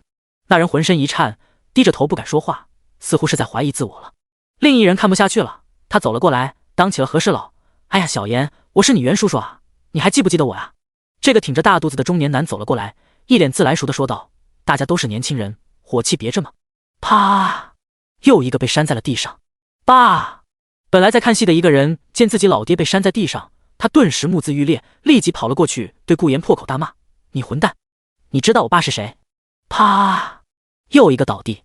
一个女子又跑了过来，骂道：“你居然敢打江海林家的家主，你疯了是不是？你知不知道我是？”啪！秀儿，你居然敢打我女儿，你可知我是江海王家？啪！好了，顾哥，给我个面子，别这样。啪！你怎么能这么做？实在是太过分。啪！在扇完最后一个之后，顾言都觉得有点累了，他甚至觉得有些离谱和好笑。这群人在冷灵儿被欺负的时候不站出来说话，可偏偏在谢之兰被打的时候才站出来，甚至还想道德绑架他，真是活该被打。顾大少，好凶残！在场所有人只觉得脸颊一疼，不敢置信地看着一而再再而三给人吃大笔豆的顾言。他们都咽了咽口水，只觉得今天这些事情实在是太过于荒谬了。顾言这个年轻一辈居然打了这么多人，而且大多都是江海市有头有脸的人物。好了好了，大家都消消气嘛。这时一个元气满满的声音传了过来，众人看去，只见一个穿着紫色晚礼服，有着一头柔顺黑发如同夜之精灵的女子走了过来。她充满兴趣地朝着顾言的方向走去。死！严家大小姐严青青，她不是在禁军娱乐圈吗？怎么有空来这里？嘿嘿，严家可是和顾家齐名的顶级家族，严大小姐发话，谅她顾言也不敢再动手了。没错没错，这场闹剧总算是能结束了。严青青优雅地走到了面无表情的顾言面前，她充满兴趣地看着对方，这个男人还真有意思，本来宴会无聊透顶，对方倒是给他演出了一场好戏。你叫顾言对吧？严青青如同往常一样露出了温和的微笑，给我个面子，此事就算了，大家都是受邀请过来参加宴会的，给人东道主添麻烦就不好了。说完之后，他对顾言微微一笑，你觉得怎么？啪！严青青倒在了地上。哎！全场呆住了，严青青也呆住了，她愣愣地捂着脸，抬头看向冷脸看着他的顾言。你打我！闭嘴丑女！顾言冷冷道。这都什么人？怎么谁都要过来喊一句给他个面子？你面子值几个钱？还给你个面子！丑女！严青青呆滞住了，这句话的杀伤力甚至比他被打脸的威力都要大。一时间他眼眶一红，一脸不服气地看向顾言，哭着喊道：谁是丑女？谁是丑女？你混蛋！我要让我的粉丝网暴你！啊！严青青顿时形象全无，坐在地上哇哇大哭了起来。大小姐！严家保镖立刻飞奔过来，他们怒视顾言：顾少，您做的实在是太过分了，再怎么样也不能动手打我们家小姐啊！顾言听得头有些疼了，所以选择无视对方，接着他环顾一圈，大声喊道：还有谁要我给他面子的？被顾言视线扫到的人或低下头或移开目光，全场无人回应。顾言见此一幕，这才露出了一丝笑意，他说道：很好。接着他走到了从刚才开始就呆滞在原地的冷灵儿，伸出手按在了对方的脑袋上，对所有人宣布道：你们都给我听好了，冷家我罩的，为难别人之前，你们想想有没有胆子站我面前和我谈条件？此话一出，所有人再次倒吸一口凉气，他们不敢置信地抬起头看向顾言身边眼神呆滞住的冷灵儿。死！冷家和顾家合作了！天啊，这消息果然是真的，冷家要东山再起了！冷心安也震惊住了，这大侄女真不是我想借用顾言的名号，实在是因为对方已经当着所有人的面官宣了呀。这下江海市的格局又要改变了。他看了眼某个坐在地上不肯起来哇哇大哭的严家千金，以及满地捂着脸怀疑自我的大大小小的家族家主或是子弟。顾家家主大概率有的头疼了。第80章，慌张的美雪。怎么了？不过去了？白君有些疑惑不解地看向突然停下来的白琼兰，他又看了看顾言，尤其是在看到那蛛网状的裂缝的时候，眼中更是充满着兴趣。那就是顾言吗？顾家大少明明身上没有一点修为波动，可这明显又不是正常人的力量，真是有趣。白琼兰看向得救的冷灵儿，心中松了口气，然后对白君露出了这些天最真心的笑容。不去了，臭老哥。白君一愣，他有些不好意思地移开了视线，想了想，他伸出手揉了揉白琼兰的脑袋，道：小李你不喜欢就不要去见了，爸那边由我来说。此话一出，白琼兰顿时睁大了眼睛，一把抱住白君：哥，我最喜欢你了。呵呵呵。白君宠溺地笑了笑，然后又看向顾言，真有意思的男人，看来等会得去找对方聊聊才行。白莲有些意外地看向顾言那边，他心中的杀意缓缓消失，对身边的男人说道：真是想不到，一个身上毫无修为的普通人居然能造成这么大的威力。话说回来，慕容次，那货就是我上次说的和你一样不懂风情的男人。慕容次没有说话，他看着顾言，逐渐地松开了手，淡淡的声音中带着些许羞涩，道：我喜欢他。白莲一愣，猛地扭过头，震惊地看向对方：哈，哎呀，真没想到顾家大少还有这种魄力呢。话说他力气是不是太大了点？是啊，都能砸穿大理石地面了。沈总，顾大少是什么时候找上的冷家啊？你知不知道啊？沈婉这边，一群老总脸色苍白后怕地交流着，他们都看向沈婉，想要问个明白。沈婉则没有回复他们，而是呆呆地看着站在人群中温柔地关心着冷灵儿的顾言。为什么是冷家？沈婉心中很痛，非常的痛。当他看见冷灵儿的时候，就已经认出来了对方，那是之前 KTV 里的那个女孩，没想到居然是冷家的二小姐。结合顾言之前彻底和他断绝关系时候说的那个要结婚的事情，所以顾言喜欢的人是冷灵儿，那个毛头小姑娘。沈婉心中有种挫败感，顾言喜欢的人是冷灵儿，不对。沈婉突然瞳孔一缩，拿着香槟的手都开始颤抖了起来。不对不对不对！沈婉似乎想到了什么，之前 KTV 冷灵儿喊顾言的称呼可是姐夫。姐夫，冷灵儿的姐姐，冷冷清秋。沈婉感觉自己的呼吸都快骤停了，她死死地握紧拳头，眼神盯着顾言。冷清秋，冷清秋是他的结婚对象？不可能，我不信，我不信！冷清秋都已经变成那样了，他怎么会喜欢对方？怎么会？不可能，一定不可能！如果顾言和对方结婚，那我这么多年坚持不谈恋爱的意义又是什么？沈婉脸色苍白，她无法接受这个现实。而这时，婉儿，你没事吧？萧凌察觉到了沈婉的不对劲，他走上前扶住身形站不稳的沈婉。没事。沈婉感受到了萧凌的关切之意，他牵扯出了一个微笑。不行不行，今晚必须找到合作伙伴才行，这才是自己来这里的目的。想着，他深吸一口气，再次提起了精神。另一处角落里，梅雪低着头，神情有些不安，因为她感受到了自己身边主人不断涌现出的异常情绪。太糟糕了，虽然知道顾言隐藏了实力，但没想到对方会在宴会上展现出来，可偏偏还是感受不到对方的修为波动，这究竟是为什么？当然，最主要的是，他悄悄地看向一旁的冷清秋，主人是不是已经在怀疑顾言了？不然为什么情绪如此的令人感到恐惧？冷清秋这边，他浑身颤抖，死死地咬住牙，用指尖掐在手心中，防止他笑出声。居然说什么冷家是他照的这种话，这样子不就是在对所有人说他们冷家和顾家有着不一般的关系吗？可恶的男人，这样会毁掉我很多隐蔽的计划的。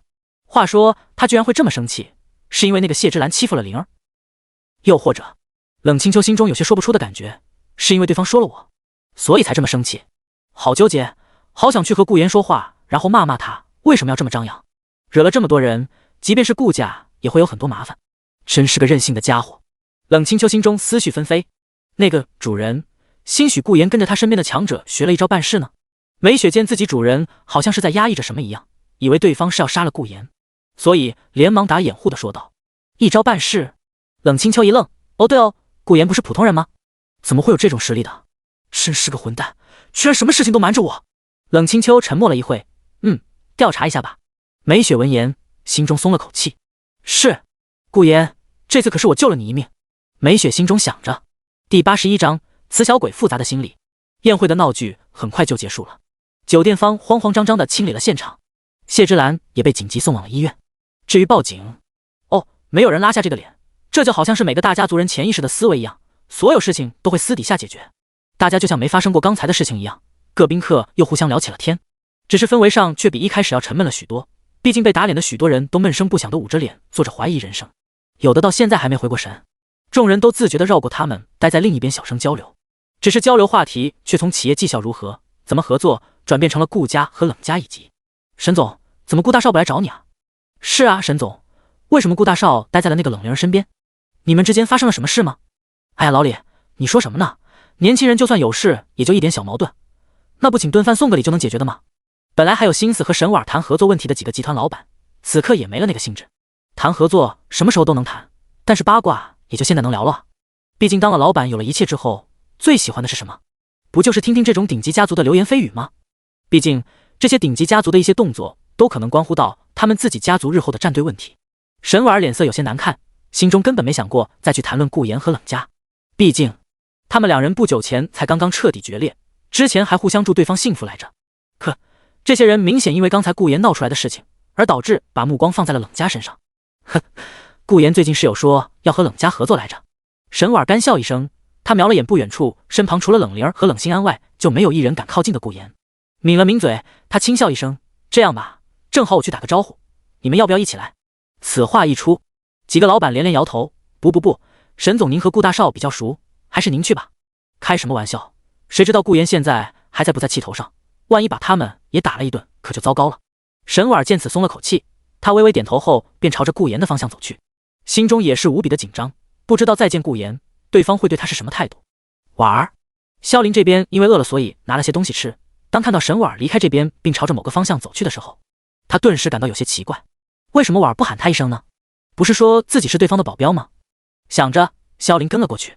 另一边，白君望着顾言那边，有意无意地问道：“对了，琼兰，我记得你和冷家的冷灵儿是好朋友对吧？”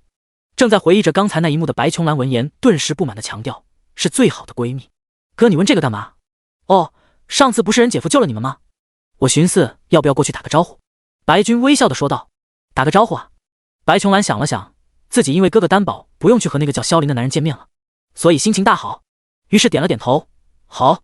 另外一边，喂，慕容次，你去哪？白莲利用能力打发掉了围在他们身边嗡嗡叫的苍蝇，然后就看到慕容次一言不发的朝着一个方向走去。慕容次停顿了一下，回道：“找真啊？你来真的啊？”白莲顿时无语住了，也震惊住了。他左看右看，生怕对方扰乱了计划，无奈之下一跺脚也跟了过去。都是一群什么队友啊？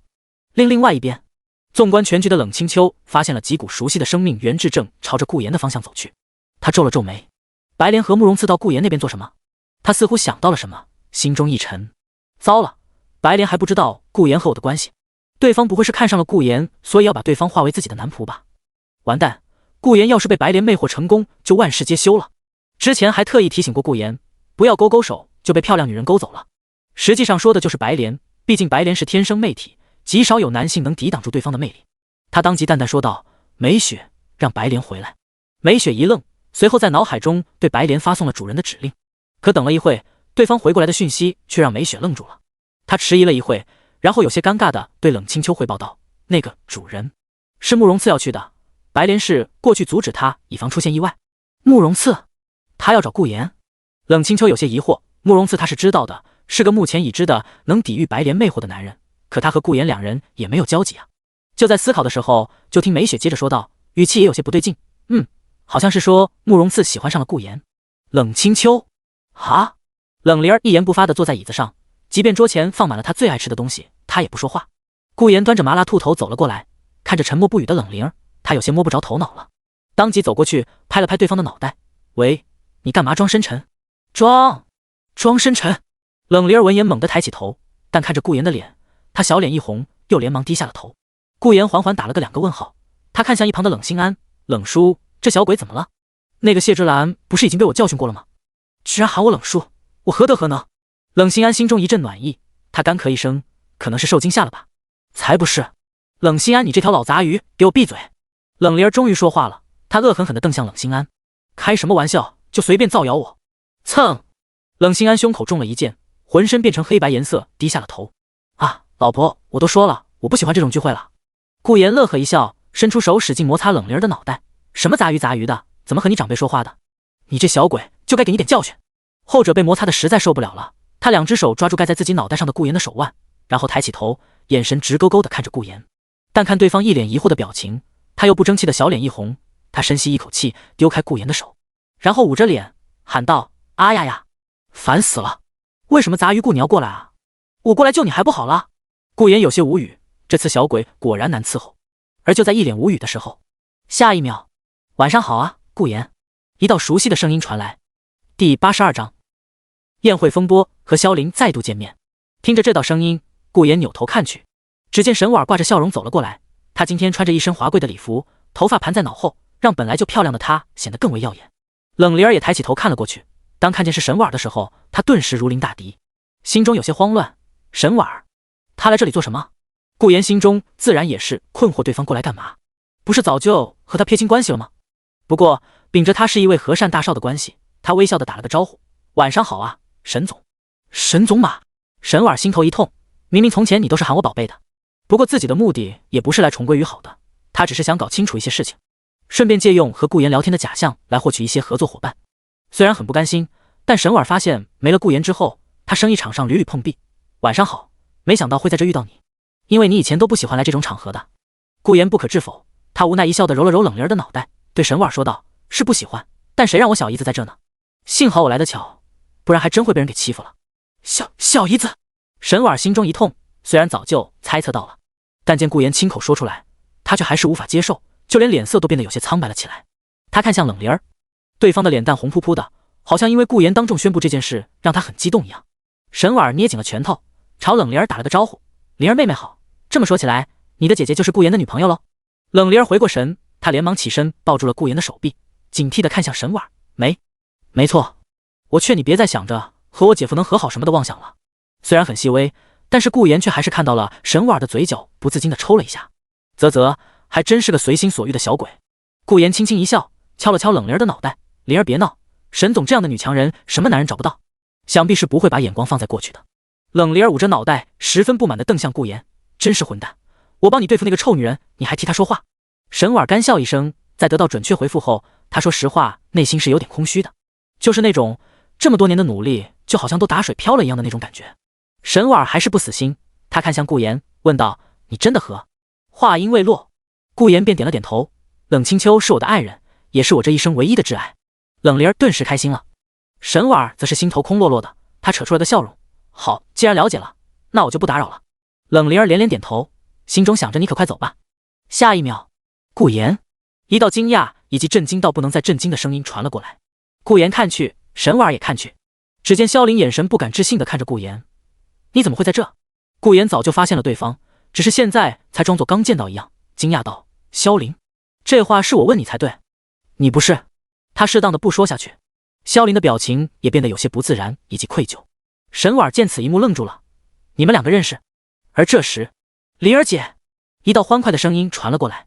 冷灵儿看去，当看到穿着华丽的白琼兰的时候，她一脸震惊：琼兰，你怎么穿得这么奇怪？喂，这话是我说的才对。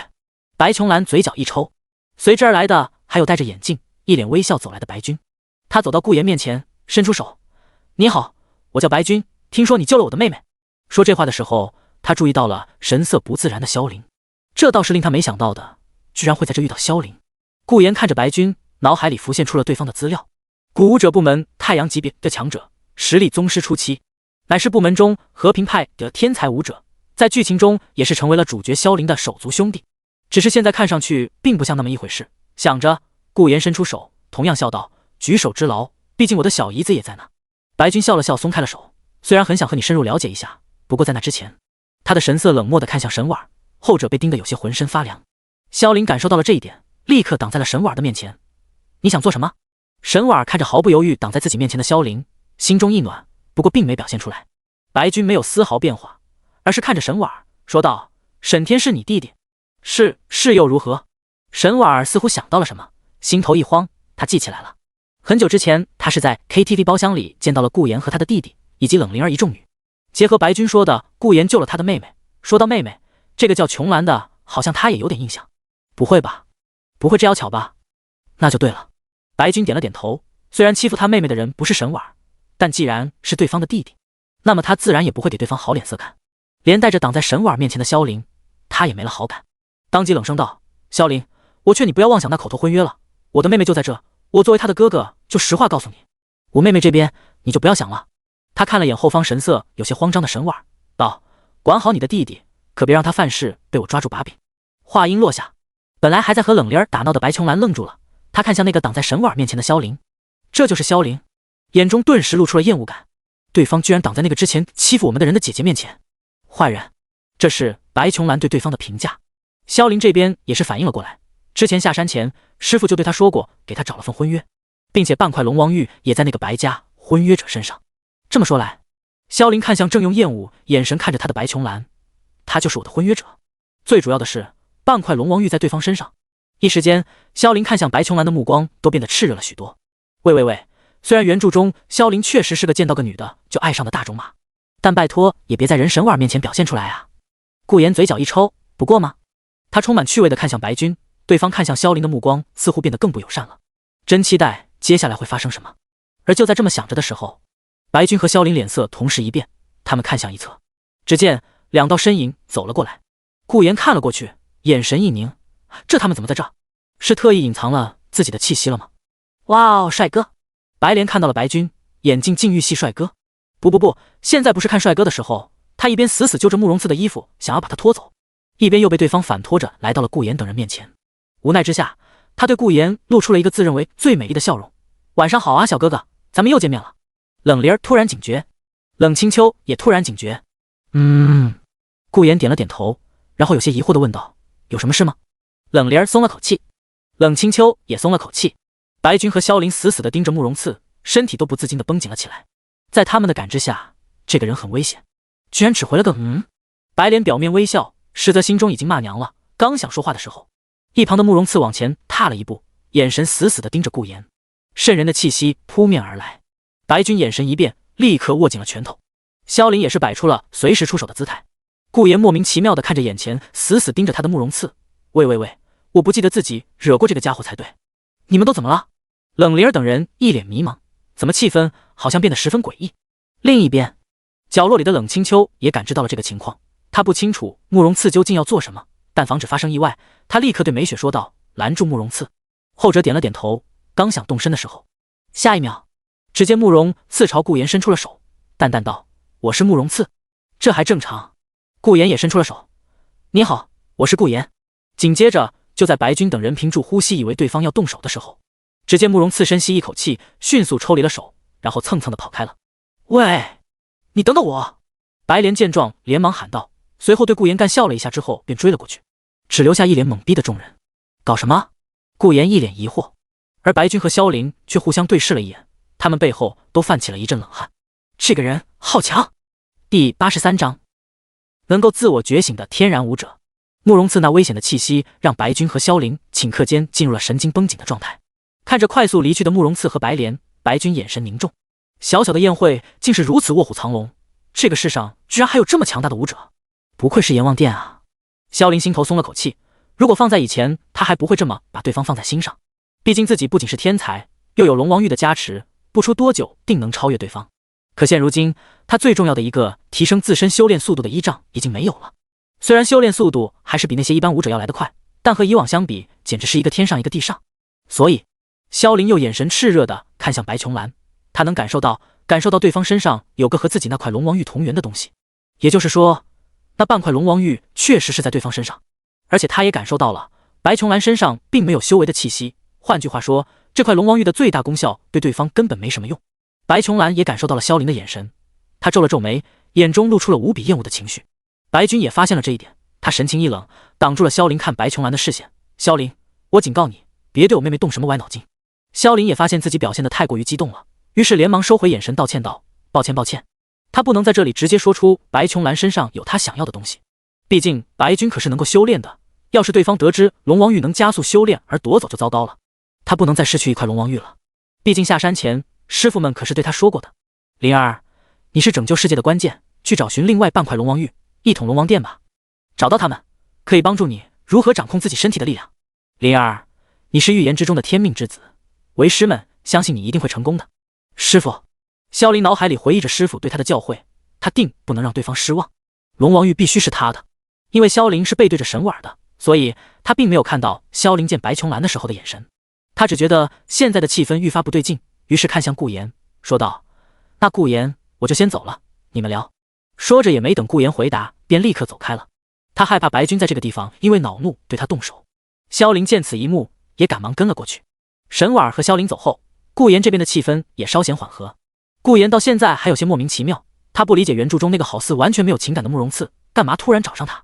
不过奇怪归奇怪，不可置否的是，对方的实力也是组织里最强的一个，而且也是最忠心最稳定发挥的一员猛将。突然顾言想到了什么，他心中一沉，白莲一个人出现在宴会现场，那大概率是因为对方魅惑了别的男人，从而跟进来蹭饭的。但如果是慕容次也在这，那情况就不一样了。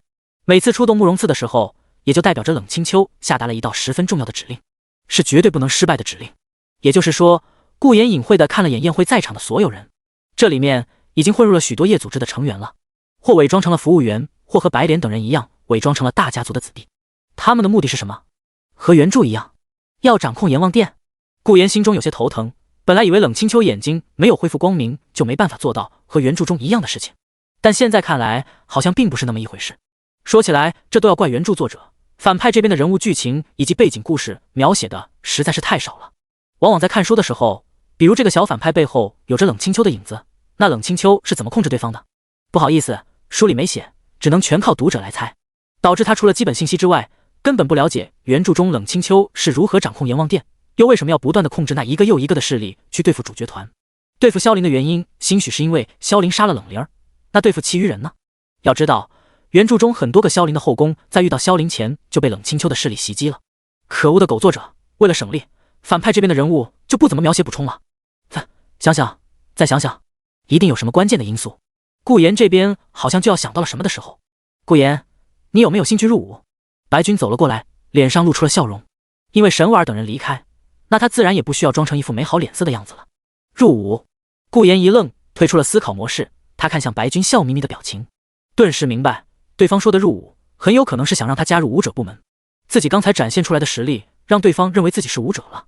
刚想拒绝，但顾言似乎想到了什么，于是既不拒绝也不同意，只是模糊的说道：入伍啊，我考虑一下吧。冷灵儿一听这还得了，顾言去当兵了，那家里都没男人了。不行不行，姐夫你不能去当兵啊，你去了姐姐和我可怎么办？冷灵儿当即就嚷嚷道，随后他瞪向白君，喂，杂鱼眼镜男，你干嘛给我姐夫出这种馊主意？灵儿姐我哥哥就是这种坏人了，以前回来一趟就带一个人回去当兵，别人都拒绝了，他还硬要拉着人走。白琼兰这时候也抱着冷灵儿的手臂，把自己的老哥给出卖了。白君嘴角一抽，这个家伙明明刚才还在喊什么最喜欢哥哥了，哎，还是小时候可爱啊。不过出来一趟，难得遇到个顺眼的人才，他可不想放弃，于是对顾言说道：顾言，我们借一步说话。顾言闻言点了点头，可以。来到宴会的一个角落处，白君开门见山的说道：顾言，你知不知道这个世上其实除了普通人之外，还有一种名为武者的存在？他直接这么说也是有自己的考究的，毕竟他认为顾家身为江海顶级家族，顾言这个独子不至于不被告知这世上有武者，或者说是了解到一点关于武者的讯息。当然白君这是想错了，因为原著中的顾言确实被保护得很好，所以并不清楚武者的相关信息，也就导致了顾言到死都是个没有修为的废物。知道，不过这和你拉我入伍有什么联系？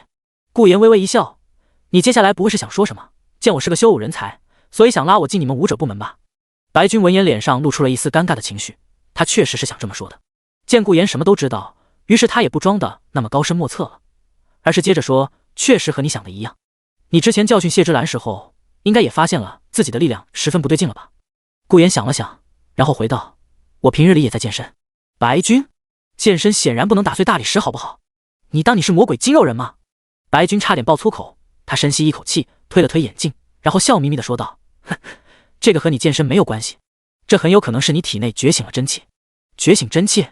顾言故作疑惑不解的样子。白君见状耐心解释道，这是我们古武者部门在最近几十年内发现的一种现象，或者说得出的一种结论。在很久以前，我们一直认为如果想要成为武者，就必须要按部就班的学习先人留下的古籍，才能修炼出真气。但近几十年，这个想法被推翻了，因为……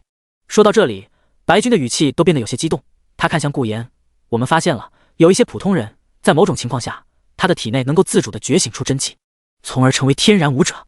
我们目前部门的主要任务之一，便是找寻这些自主觉醒出真气的天然武者，并带回部门加以训练，成为维护社会稳定的英雄。顾言听到这，他点了点头，然后我就是你们说的纯天然武者。第84章，你好，我们是不是在哪见过？见顾言有意愿，白君眼中一喜，笑道，对，你能理解真是太好了，所以你同意加入我们吗？他期待地看着顾言，而后者则陷入了沉思之中。武者部门吗？里面的派系很多，在原著中的剧情也非常的重要，更主要的是里面还有某个特殊的存在。想了想，顾言还是给出了个模糊的答案，目前还没考虑好，毕竟如你所见。顾言朝某个一直往这边看的小鬼那笑了笑，我都快结婚了，要以家庭为主。结婚？白君顺着顾言的目光看了过去，他顿时有些恍然。冷家的大小姐冷清秋，真是想不到这两家竟是能凑到一块。白君笑了笑，表示理解，我这边随时欢迎你，只要你有这个意愿，可以打电话给我。说着，白君掏出手机，打开 VX， 对顾言笑道，加个好友方便联系。好。回到冷灵儿这边，姐夫，你怎么说，真要去当兵？冷灵儿一脸紧张地看向顾言，生怕对方点点头。顾言听后摇了摇头，调侃道，不去，你姐夫我有你那么漂亮的姐姐在，我可舍不得走。冷灵儿见顾言夸奖自己的姐姐，就好像是在夸她自己一样，她乐呵呵笑了起来，心中也是放松了许多，嘿嘿，就知道姐夫你舍不得我们。白君看着眼前这一幕，也会心一笑，家人吗？他看向旁边目光中透露着羡慕的白琼兰，心中一叹，自从母亲死后，不仅是父亲，就连小妹也变了许多。不过正是因为如此，白君捏紧了拳头，我一定会保护好我的家人，然后找出当年那个杀害我母亲的魔道武者。而就在这时，宴会的灯光开始变化闪烁，全场的灯光开始变暗，伴随着音乐声的转变，一束束灯光聚集在了宴会厅的幕台之上。一个优雅得体的女子举着话筒走了上去，她试了下音。众人也反应过来，这是要开始了。严董事长是不是要露面登场了？真是期待啊！上次见严董事长还是上次，据说是要宣布下一任继承人，也不知道是不是真的。顾言也看了过去，他眼中露出了一丝莫名的意味。本来按照他的思路，应该是炎黄死，然后龙在天继任阎王殿，再由他掌控阎王殿。但现在看来，显然不是那么一回事，似乎目前这个发展就要变得和原著中一样了。只是不知道青丘会如何操作。哦，对了，说到青丘，青丘也会在这个宴会上吗？顾言一想到这一点，心中就涌出了一股莫名的喜悦感。不知道为什么，一想到青丘可能也在这里，他就会感到很高兴。于是他环顾四周，希望能找到对方。而这时，宴会的主持人也开始了自己的开场白。各位来宾，大家晚上好，我是本次宴会的主持人，大家可以叫我小红。首先感谢各位老板在百忙之中抽空来参加。冷灵儿被白琼兰抱着臂膀一起坐在宴会椅上，两人听着听着就觉得无聊了起来。前者吐槽道，这女人说话的模板怎么和我们校长开幕式说的一模一样？他们是不是请的一个人写的稿子？白琼兰听后笑了笑，兴许是一个工作室提供的呢。白君默默地听着，阎王殿要换主人了呀。那个被称为阎王的男人，终究是抵不过岁月的侵蚀吗？也不一定，传闻是当年那场战斗受了伤。白君瞥了眼冷灵儿，眼中露出了一丝怜悯。可怜的孩子，从小就经历了当年那件事情，也不知道顾言知不知道这件事。不过他记得当年顾家并没有参与进那场剿灭魔道的灭族之战当中。想到顾言，白君左看右看，顿时愣住了。只见原本顾言站着的那个位置，此刻已经空无一人。顾言呢？冷清秋这边，美雪看着主持人的登场，灯光的熄灭，她也明白了此刻的黑夜正是他们行动的时候，于是对身边的冷清秋说道：“主人，我们可以开始行动了。距离阎王殿殿主登台还有一段时间，在这段所有人观看演讲表演的空档期，就是我们行动的最佳时机。”听到这话，冷清秋默默点头。本次宴会分为2部分，前半部分会有一些演员明星的表演，一直到后半部分，阎王殿的殿主才会登台露面，而他们要做的便是在阎王登台之前控制对方，并转变为夜组织的傀儡。而方法也很简单。冷清秋睁开眼，眼中的符文缓缓转动，墨绿色的眼眸出现在了这个黑夜当中，利用邪眼的能力吸收他人的生命原质，反哺给阎王殿的殿主。反哺的同时，不仅能够延续对方的生命，也能够达成操纵对方的目的。这是这对眼睛的能力之一，是一份等价交换的能力，而且还是强制性的。准备行动。冷清秋淡淡的下达了指令。对于此次行动，冷清秋表示出无比的自信。在黑夜之中，美雪的能力得到了显著的增强，对方的能力可以掩盖他们所有成员的气息，只要行动开始，那么所有人都会和黑夜融为一体，任何人都没办法发现他们，就连自己和美雪此刻所处的位置也是经过特殊手段遮掩的，所有人都不会发现他们，甚至不会靠近这里。美雪点了点头，刚想下达主人的命令的时候，突然，你好，我们是不是在哪里见过？一道声音传入了两人耳中。冷清秋一愣，美雪更是感到离谱。两人扭头看去，只见顾言走了过来，他有些好奇地看向冷清秋。不是，你看得到我们？美雪震惊了，冷清秋也震惊了。一时间，三人都沉默了。第85章，我是清秋的姐姐，叫冷冰凝。昏暗的宴会厅中，3个人大眼瞪小眼。美雪表示很慌，等一下，这人是顾言没错吧？我能力也开启了，没错吧？那为什么顾言能看见他们，甚至还能靠近走过来？这是为什么？冷清秋虽然外表十分平静，但实际上内心已经非常慌张了。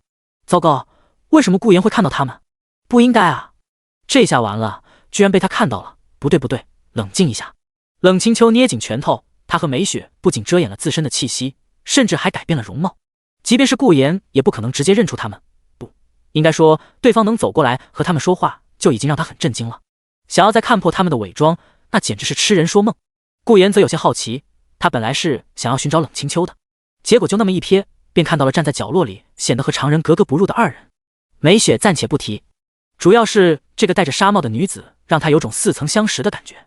走近之后，这种熟悉的感觉更加的浓烈。感受到顾言怀疑的视线，冷清秋平复了一下心情，冷静一下，反正容貌改变了，声线也不是不能改，这时候只要注意别做出来会让顾言看出来端倪的事情就行了。于是冷清秋开口，转变为了一种充满韵味的声音，似乎要比冷清秋自己大上几岁这样。他莫名的看向顾言，眼中露出了趣味之意，似乎是在想这是哪家的家族子弟不知好歹的跑了过来。小弟弟，我们有在哪里见过吗？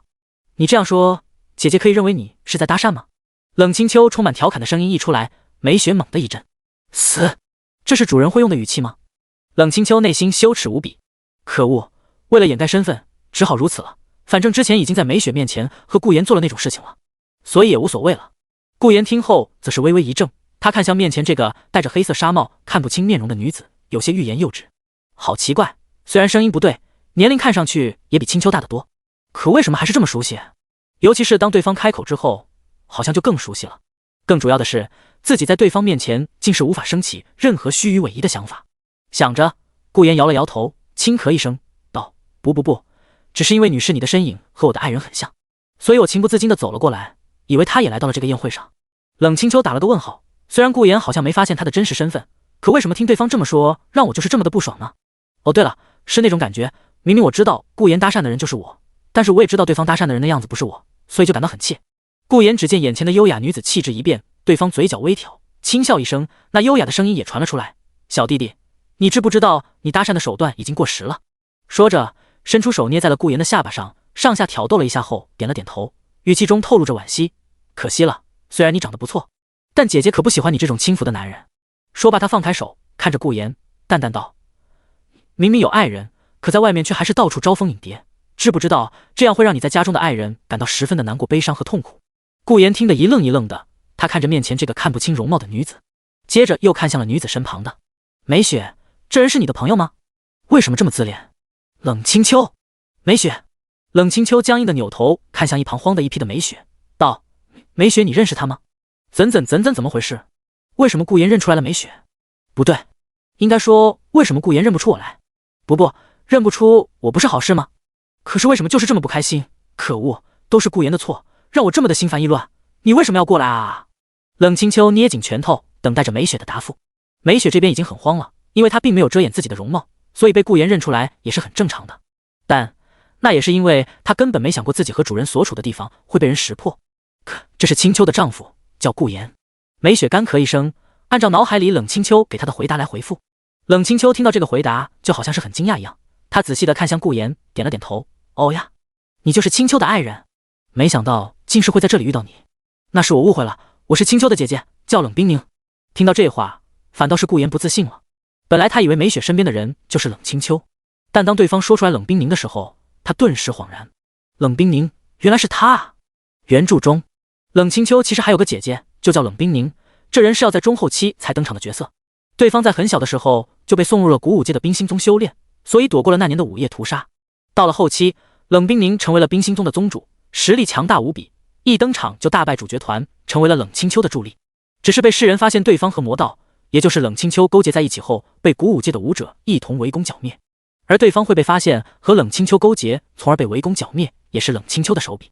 因为冷冰凝这个人出现的时候，冷清秋已经因为家人的死、妹妹的死，早就黑化的不能再黑化了。即便知道冷冰凝是他的姐姐，可与他毫无感情基础的冷清秋，对他自然只有利用心理。为了利用冷冰凝，或者说得到对方的全部修为，所以与对方相认。冷清秋已经疯了，他只有复仇这一个心思。在后面利用完冷冰凝的一切之后，他选择出卖了冷冰凝，并吸收了对方全部的修为，任由对方被正义人士剿灭。总之，十分可怜的一个人，从小被家人送往冰心宗修炼冰心诀，长大后修炼有成，可却得知家族之人全部死光，只有自己的妹妹冷清秋还活着。当找到冷清秋后，又被对方背叛，吸收完了全部实力。而当冷清秋吸收完冷冰凝的修为之后，顺便也学会了冰心诀，并且也把冰心诀修炼至圆满级别，彻底变为无情无心之人。可以说，那时的冷清秋已经成为了被复仇这个念头驱使的躯壳了。不过顾言倒是没想到，冷冰凝这么早就和冷清秋相认了。看来原著中冷冰凝便是冷清秋的一个隐藏的手笔，亦或者是现在剧情已经面无全非了。顾言有些不自信了。不过在那之前，他对冷清秋扮演的冷冰凝微笑道：“你好，我是顾言。我也没想到清秋居然还有个姐姐，不过你们两个给我的感觉很像，所以我才会误会，实在是不好意思。我当然没有姐姐了。”这个家伙怎么态度突然就变好了许多？冷清秋心中有些闷闷不乐，表面上咯咯一笑：“谁让我们是姐妹呢？说起来，清秋和我从小两小无猜，就连东西都是共享的。”你……冷清秋身体微微前倾，朝着顾言缓缓凑了上去。当一直到两者凑到极近距离面对面的时候，冷清秋轻笑道：“觉得姐姐如何？如果你想，姐姐可以摘下纱帽给你看看我的真容哦。”第86章，姐姐请自重，行动开始。就当冷清秋以为顾言会因为他的操作而面红耳赤的时候，只见顾言往后倒退了几步，露出了个不失礼貌的微笑。姐姐请自重，我只爱青秋一人。既然知道青秋不在这，那我便先走了，小姨子要等着急了。说着，也没等冷清秋有什么反应，顾言便快步离去。主人您没事吧？梅雪见身体僵硬在那的冷清秋，一时间不知道该说什么才好。无碍，他很好的通过了我对他的考验。冷清秋在短暂的僵硬后便恢复如初，他淡淡说道。梅雪一震，随后眼中露出了崇拜之情。原来是这样，主人就是为了测试顾言的忠诚度，所以才会用这种办法，既打发走了顾言，又测试了对方的忠诚度。不愧是主人。然而实际上，冷清秋内心已经感到无比的羞耻以及郁闷和不甘心了。可恶，虽然我扮演的人是一个被我假想出来的人物，可听到顾言拒绝我，我为什么又会这么的失落呢？不，如果顾言同意了也不行，可他居然拒绝我。不对，我这样就好像是扮演另一个人来绿我自己一样，太离谱了。冷清秋心中烦躁至极，可恶，这都要怪顾言，为什么会识破他们并走过来啊？说到识破，梅雪听到这和善的声音，梅雪身体一颤，为什么你的能力会失效？又为什么你没给自己做遮掩？梅雪欲哭无泪，可恶的顾言，你害惨我了，明明之前我还在主人面前救了你一命。回到冷灵儿这边，顾言怔怔地捂着胸口，刚才那一幕还萦绕在他的脑海里，他眼中无比的纠结，不知道为什么，在当时虽然直接拒绝了冷冰凝，可是他的内心却无比的痛苦，但如果他同意了，那肯定也不会原谅自己。究竟是怎么一回事？顾言轻叹一口气，这就像是那种我扮演了个角色去和自己喜欢的人告白，结果还成功了一样，那么的郁闷。但他又不知道为什么自己会有那种感觉。不过事已至此，他瞥了眼从刚才开始就一直瞪着他的臭小鬼，你又怎么了？冷灵儿一听，顿时不满地嚷嚷道：谁是臭小鬼？杂鱼顾，你去哪里了？琼兰和那个眼镜男被一堆人簇拥着拖走了，我好无聊啊。这就不叫姐夫了。顾言嘴角一抽，感情只有在自己朋友面前才会喊自己姐夫啊。他想了想，还是没有说出其实冷灵儿你还有个大姐冷冰凝的事实，而是道：上厕所。你上的厕所要这么久？冷灵儿表示很怀疑，不过还是兴高采烈的拿起了一盘泡芙递给了顾言。这是最后一点了，有个不知好歹的杂鱼想和我抢，结果被我当场吓退。说这话的时候，冷灵儿的脸蛋有些不好意思，他看着有些惊讶的顾言，慌张喊道：喂，我不是那个意思，只是想着你上次不是也买了点泡芙吗？我记得姐姐也爱吃这个，所以想让你打包带回去给姐姐。这种宴会上的食物，这些大人都不怎么吃，浪费，还不如让我们带回去。顾言听后轻轻一笑，不是，我是在想，原来臭小鬼你人还怪好的嘞。冷灵儿听着皱了皱眉，不满道：我怎么觉得你在嘲讽我？不过算了，谁让你之前帮了我？说到这里，冷灵儿似乎注意到了什么，眼前一亮，蹭的一下站起了身，他眼神放光的看向舞台上，居然是蓝子珍。蓝子珍。顾言听到这个名字，迅速在脑海里过了一遍，确认对方不是主角团之一或是任何一个主要角色之后，他顺着冷灵儿的目光看了过去，只见台上站着一个身着西装、举着话筒、颜值出众的男子。他举着话筒，微笑道：大家好，我是蓝子珍。此话一出，引起了下方一大堆女子的欢呼声。冷灵儿也在其列，他拉着顾言的手：杂鱼顾，快，我们到前面去看。后者见对方既不是主角团之一的人，又不是什么原著中的重要角色后，顿时没了兴趣。这人在原著中就是个被主角打脸，用来提升女主好感度的低级配角，说实话对于剧情推动毫无作用，但又拗不过冷灵儿一直拽着他，无奈之下，他对好不容易才从冷灵儿辱骂中缓过神的冷心安打了个招呼：冷叔，我陪灵儿过去看看。哦，没事，你们去吧，不用管我。冷心安点头回道：快走啦，杂鱼顾。行吧。顾言只好被拖着走了过去。而与此同时，昏暗的宴会厅中，几道身影快速的穿梭，他们有的是服务员，有的是保镖，有的又穿着宴会礼服，但他们都有一个特点，那便是没有一个人能够发现他们。他们所有人都朝着宴会厅外穿梭而去。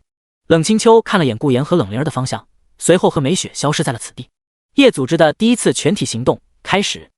第87章，颜青青的秘密。我姐夫唱歌可好听了。来到了最佳的观看地点之后，顾言坐在了一张宴会椅上，他右手撑着脸，一边看台上的当红歌星蓝子珍唱歌，一边无聊地打着哈欠。他瞥了眼在那边两眼放光看着蓝子珍唱歌的冷灵儿，轻轻一笑。这才是这个年纪正常的女孩，喜欢追星追剧，一股干劲，对什么事情都感觉不到害怕。兴许一个膀大腰圆的大汉站冷灵儿面前，他指不定也会来句滚开点杂鱼。还真是年轻啊。不对，我也不是很老。顾言笑了笑，他伸出手摸向桌子上的果盘，想要拿些小零嘴尝尝并听听这个世界的音乐水平，结果似乎碰到了同样伸过来的手。你！一道惊讶以及恼怒的声音响起，顾言看去，只见一个脸颊红肿，正由手底下人敷着冰袋的女子坐在了那。严小姐，又是你啊！顾言看着对方，心中轻轻一笑。脸颊还肿痛的严青青恼怒地瞪向顾言，对方挤开自己的保镖坐过来也就算了，居然还若无其事地吃自己的零食，更主要的是，对方说的话就好像是本小姐在他之后才坐在这里的一样。别误会，我家小姨子要过来听歌。我被拉过来，见到一张空位置，自然就坐了过来。其实顾言早就看到严青青坐在此处，所以他特意引导着冷灵儿拉着她来到这附近。哼！严青青对此只是冷哼一声，没想到顾家大少居然会为了个女孩子打了这么多家族子弟，甚至还有许多长辈也被你抽在了地上。不过那都不是重点，重点是严青青一脸恼怒地指着自己肿起来的左脸，你居然打了本小姐这个劝家的美女的脸！你知不知道我们两家的长辈都是要好的朋友？如果不想让我爸知道你打了我的话，就给我道歉。顾言看向严青青，他一脸关我什么事的表情。谁看到了我打了你？明明是你自己往我手上凑过来的。说着，顾言抬起手，一脸恶劣的说道：瞧瞧，我这只手叫小右，他最讨厌听到的就是给我个面子这种话了。你！严青青脸色不自然的捂住脸往后靠了靠。你混蛋，鬼才会信啊！顾言收起手，换了个舒服的姿势，瞥了眼严青青，信不信随你，谁让你过来当和事佬的？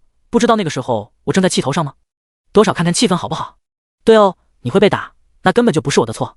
顾言义正言辞的说道，都是因为你非要过来阻止我，所以才会发生这种事情。换而言之，这一切的错权都归咎于你。说到这，顾言想到了什么，开口道：要知道，我打你不等于我错了。严青青当场愣住，她脸色不自然的指着顾言，支支吾吾的就是说不出话来，好像还真如顾言说的那样，对方的朋友被侮辱，所以他过去教训那个人，而自己却在对方气头上的时候跑过去，就好像是在告诉对方来打自己一样。严青青身后的保镖们都看不下去了，纷纷沉声道：顾少，您太过分了。话音刚落，顾言便冷眼扫了过去，闭嘴，这轮得到你们插话。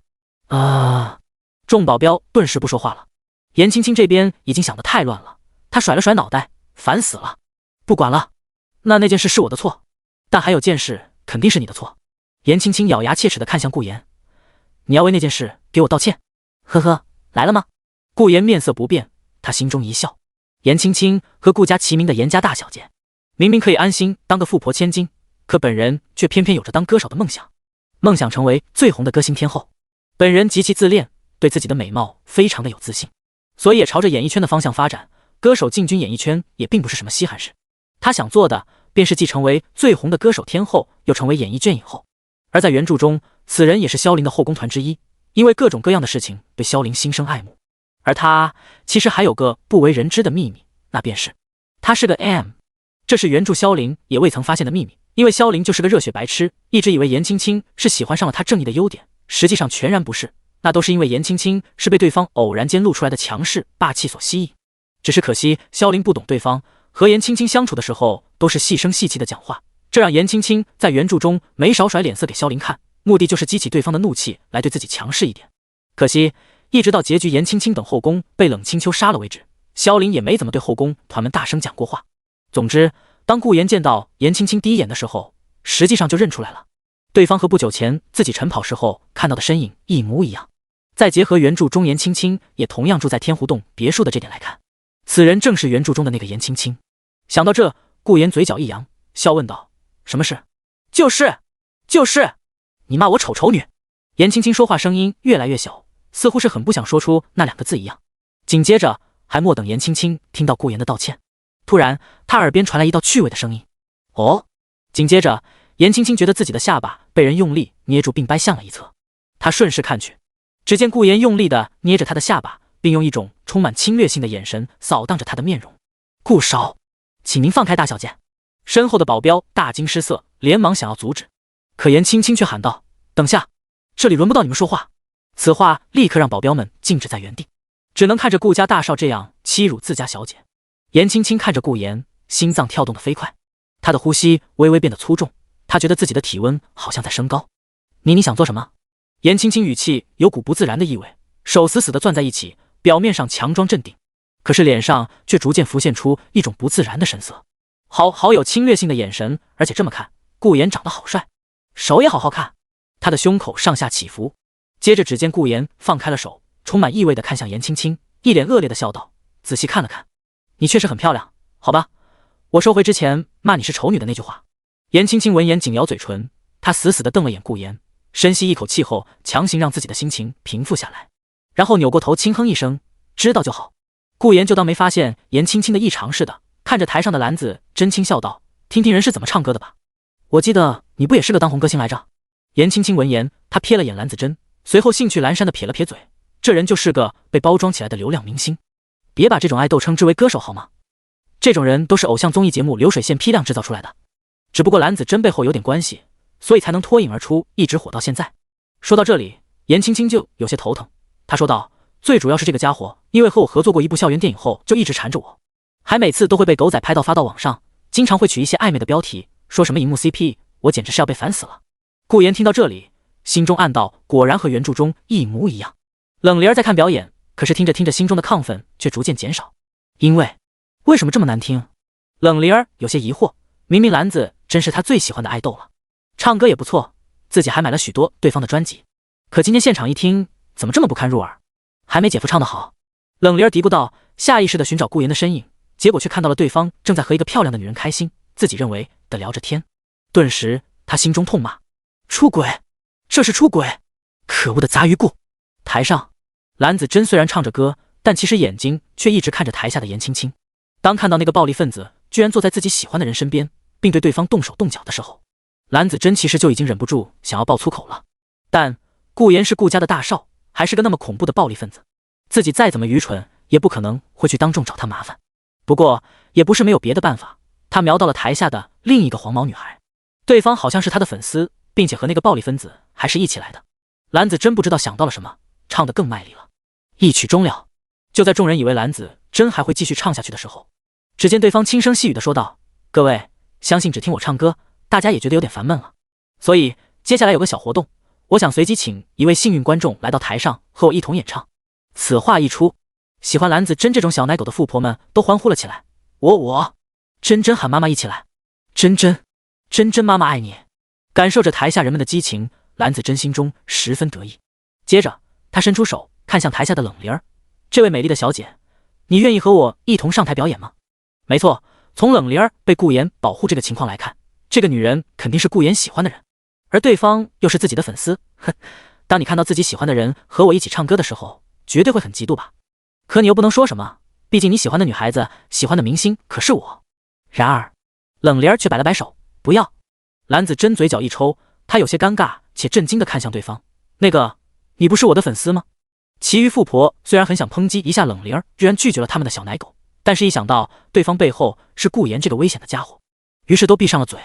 接着只听冷灵儿一脸不好意思地说道：“因为我唱歌不好听。”什么啊？这样啊？没事，唱不好也没关系，主要是互动。兰子真松了口气笑道：“不，还是算了。”这样，冷灵儿还是摇头。她想了想，连忙跑到顾言旁边，然后在对方一脸懵的表情下把他拽了起来，并喊道：“我姐夫唱歌可好听了，让他来唱。”本来还在想着下一步该如何攻略颜青青的顾言，顿时无语住了。你这个小鬼！他和善地看向冷灵儿，而后者也是计谋得逞地对他嘲笑，叫你要和别的女孩子讲话。颜青青则是意外地看向顾言：“你还会唱歌？会一点点吧？”顾言耸了耸肩：“来吧，姐夫。”冷灵儿这边已经拉着顾言上了台。第88章，这是送给我爱人的歌曲。此时，宴会酒店的总统套房内，阎王殿的店主阎黄清听着手底下人的汇报。店主龙在天少爷不知道和顾家的少爷达成了什么共识和交易，那个魔道武者田芳已经被顾家的那位宗师带走了。阎王殿的死士尊敬地对阎黄会报道，他们死士虽然大多只有先天修为，但却有着极强的隐蔽自身气息的手段。他们很自信，即便是顾言身旁的那个宗师也不可能发现他们。阎黄沙哑地回应道，他的心头感到无尽的疑惑。其实很早之前，他就发现了自己的义子龙在天和那个田芳勾结在了一起，但念及旧情，所以一直没有动手大义灭亲，等的就是看对方能不能及时醒悟回头。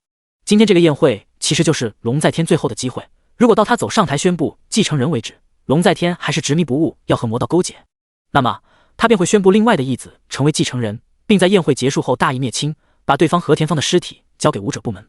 可现在经过顾岩的插手，倒是让他一时间不知道该如何判断了。听手底下人的汇报，顾岩好像是用田芳威胁了龙在天，从而让对方成为阎王殿店主后和他顾岩进行什么合作。但根据底下人所说，田芳已经被那个宗师武者废掉了修为，这没了修为，田芳无法使用功法秘籍，又如何为他们提供帮助？一时间，阎王也弄不清楚顾岩究竟想要做什么了。这个顾天明的儿子，顾家大少，似乎并不像是传闻中那么简单。唉，阎王轻叹了一口气，事已至此，他还用得着考虑那么多吗？他身受重伤，可能不久就要撒手人寰。他现在只想尽快挑选出一个能够担任阎王殿店主的角色。龙在天是他最看好的义子，修为天赋都不错，但心性太过于急躁，如果潜下心来修炼，未来必将达到他同样的高度。其余义子心性都不错，但天赋终究是太过于不堪。想到这里，他又因为身上的暗疾咳嗽了起来。阎王紧紧地扶着椅子把手，眼中露出了纠结之色。他不清楚，也不明白顾岩究竟要做什么，但有一点他是知道的，那便是他相信顾家。当年顾家和白家是唯二两个没有参与那场纷争的武者家族，他相信顾天明的儿子是不会做出危害世界的事情的。相反，由顾岩来约束龙在天，说不定还是件好事罢了。阎王已经想通了，他活得已经够久了，当年也做了许多的错事，这个未来就交给年轻人吧。他闭上了眼，脑海里思索起了把阎王殿交给龙在天后的一切事项。而他没发现的是，在房间内的一个阴暗角落里，一个身影正死死地盯着对方。发现阎王殿店主了，他身边一共有6条杂鱼，5条先天初期修为，1条先天巅峰修为。阎王殿店主实力忽略不计，即便爆发出来，也最多只有宗师初期巅峰。怎么说？要不要行动？他在脑海里和其他成员沟通道。紧呼吸间，美雪的声音传了过来：獠牙，不要冲动行事，等待主人的指令。被称作獠牙的人闻言强忍住心中杀光眼前一切的冲动，回道：好的。美雪这边，他看向冷清秋：主人，獠牙找到目标了。冷清秋微微点头，只不过目光却是望向了舞台那边，他皱眉望向被冷灵儿拉上台的顾岩。本来想着立即行动的，可冷清秋淡淡道：再等等，宴会节目单里面有邀请台下观众上台互动这一项吗？为什么会喊顾岩和灵儿？莫非是有什么阴谋？冷清秋心中有些警惕。美雪一愣，随后摇了摇头，并没有，这一场应该是台上那个叫蓝子珍的个人秀时间。不过偶尔也会有那种明星为了炒热气氛而与台下观众互动的情况。主人您不用太过于……话音未落，冷清秋便打断道：不，节目都是固定的。他望着蓝子珍那边，一口咬定道：这里面有蹊跷。美雪一听，身体一颤，随后脸上露出了崇敬的目光。原来如此，因为这是阎王殿举办的宴会，所以这些节目都是固定内容、固定时间的。一旦这里面有人做出奇怪的举动，那就说明这背后就有着阎王殿的指使，这说不定会对他们的计划造成影响。居然能仅凭这种细节就考虑到这些，不愧是主人。想到这，美雪立刻把情况反映给了所有人。所有人，计划有变，除了獠牙之外的全体注意台上情况，主人的妹妹可能会有危险。收到。是。好的。话说回来，为什么这个叫顾岩的木头脑袋会和主人的妹妹在一起啊？喜欢？喂，你够了。一时间，所有夜组织成员全部警惕地看向台上，并死死地盯死蓝子珍，就怕对方露出杀心伤害冷灵儿。台上的蓝子珍浑身一冷，他奇怪地看了看周围，明明开着暖气的自己怎么会这么冷？不过无所谓了，他看着上台的顾岩，心中感到了一阵激动。纨绔子弟怎能唱出什么好听的歌？被这个小黄毛拉上来出丑，简直正合他意。想着，他一脸微笑地对走上台的顾岩说道：你好，等会我唱一句，你唱一句如何？选一首你比较熟练的歌怎么样？闻言，顾岩看了对方一眼，随后摇了摇头：不必。说着，在对方有些僵硬的目光下，顾岩走到了宴会厅内的国际伴奏乐队那，和对方交流了一会之后，又走到了请来的国际钢琴家那，和对方交流了几句之后，钢琴师起身退到一旁，随后换上顾岩坐在那里。见此一幕，所有人都愣住了，纷纷窃窃私语了起来。什么情况？顾大少这是要做什么？他要自己唱？不会吧，没有蓝子珍，顾大少怎么跟着唱？而且他为什么自己坐在了钢琴呢？他还会弹钢琴？蓝子珍也被顾岩这种近乎无视的方式气得紧紧攥住着手中的麦克风。可恶的家伙，我等着看你等会出丑的样子。冷灵儿有些不解，随后似乎是想到了什么，他下台坐在一开始顾岩坐着的宴会椅上。颜青青也被这一幕弄得莫名其妙，他瞥了眼冷灵儿，道：喂，顾岩会唱歌吗？闻言，冷灵儿骄傲地抬起头，唱。唱的贼好听，是吗？颜青青才不信自己听多了这种话了，她不会信一个富二代唱的歌能有多好听。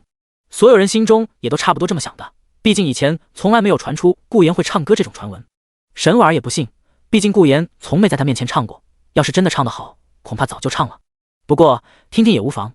这样想着，所有人都看向台上的顾妍。顾妍这边，她试了下音后，嘴角微挑，对着台下的一众人开口。她那略带低沉的声音传入了每个人的耳中。接下来我要唱一首自己的原创歌曲，也是送给我没有来到现场的爱人的歌曲，名字叫做《光年之外》。话音落下，顾妍弹奏钢琴音键，伴奏乐队也开始奏乐。一道所有人都没听过的奏乐响彻了宴会厅，所有人都有些始料未及。原创歌曲《光年之外》，顾大少居然会作曲作词？不会吧，不会是找人买的吧？等等，这歌的前奏说实话听上去还不错哎。所有人都面带亚色的交头接耳道。冷灵儿有些激动，哎，新歌？他连忙看向一旁同样愣住的颜青青，喂，你有没有手机？快借我！颜青青。另一边，冷清秋有些疑惑的望向顾妍那边，什么情况？他在说什么？没有来到现场的爱人。冷清秋心中一跳，纱帽下的表情逐渐有些不自然。这说的是我。下一秒，当前奏来到某个音节的那一刻，顾妍开口了。那神级的歌喉伴随着神级的歌曲传入了每个人的耳中。感受停在我发端的指尖，如何瞬间冻结时间？记住望着我坚定的双眼，也许已经没有明天。仅仅几句歌词，一瞬间，本来喧嚣交头接耳的宴会厅，顷刻间寂静无声。他们无不震惊地看着台上的顾妍，眼中露出了难以置信的神色。这是何等美丽的歌曲！冷清秋愣住了，他情不自禁地捂住了胸口。仅仅只是几句，可为什么竟是让他内心感到如此的心乱？脑海里想起来顾妍说这是送给他的歌曲。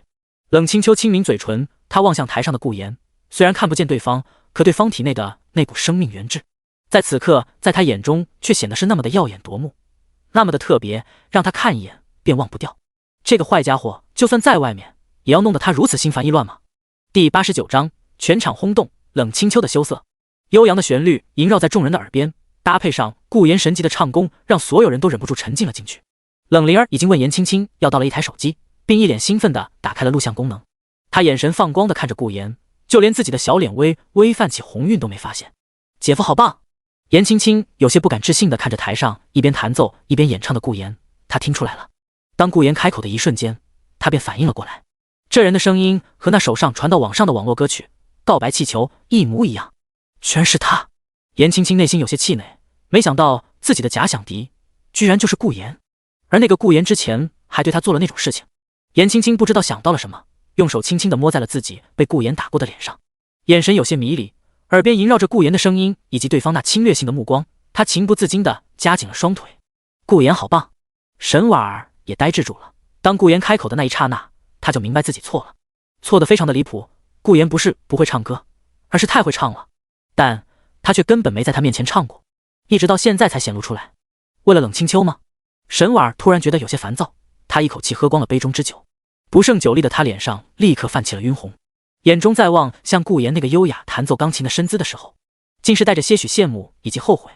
萧凌察觉到了沈婉儿的异常，他走过来安慰道：婉儿你没事吧？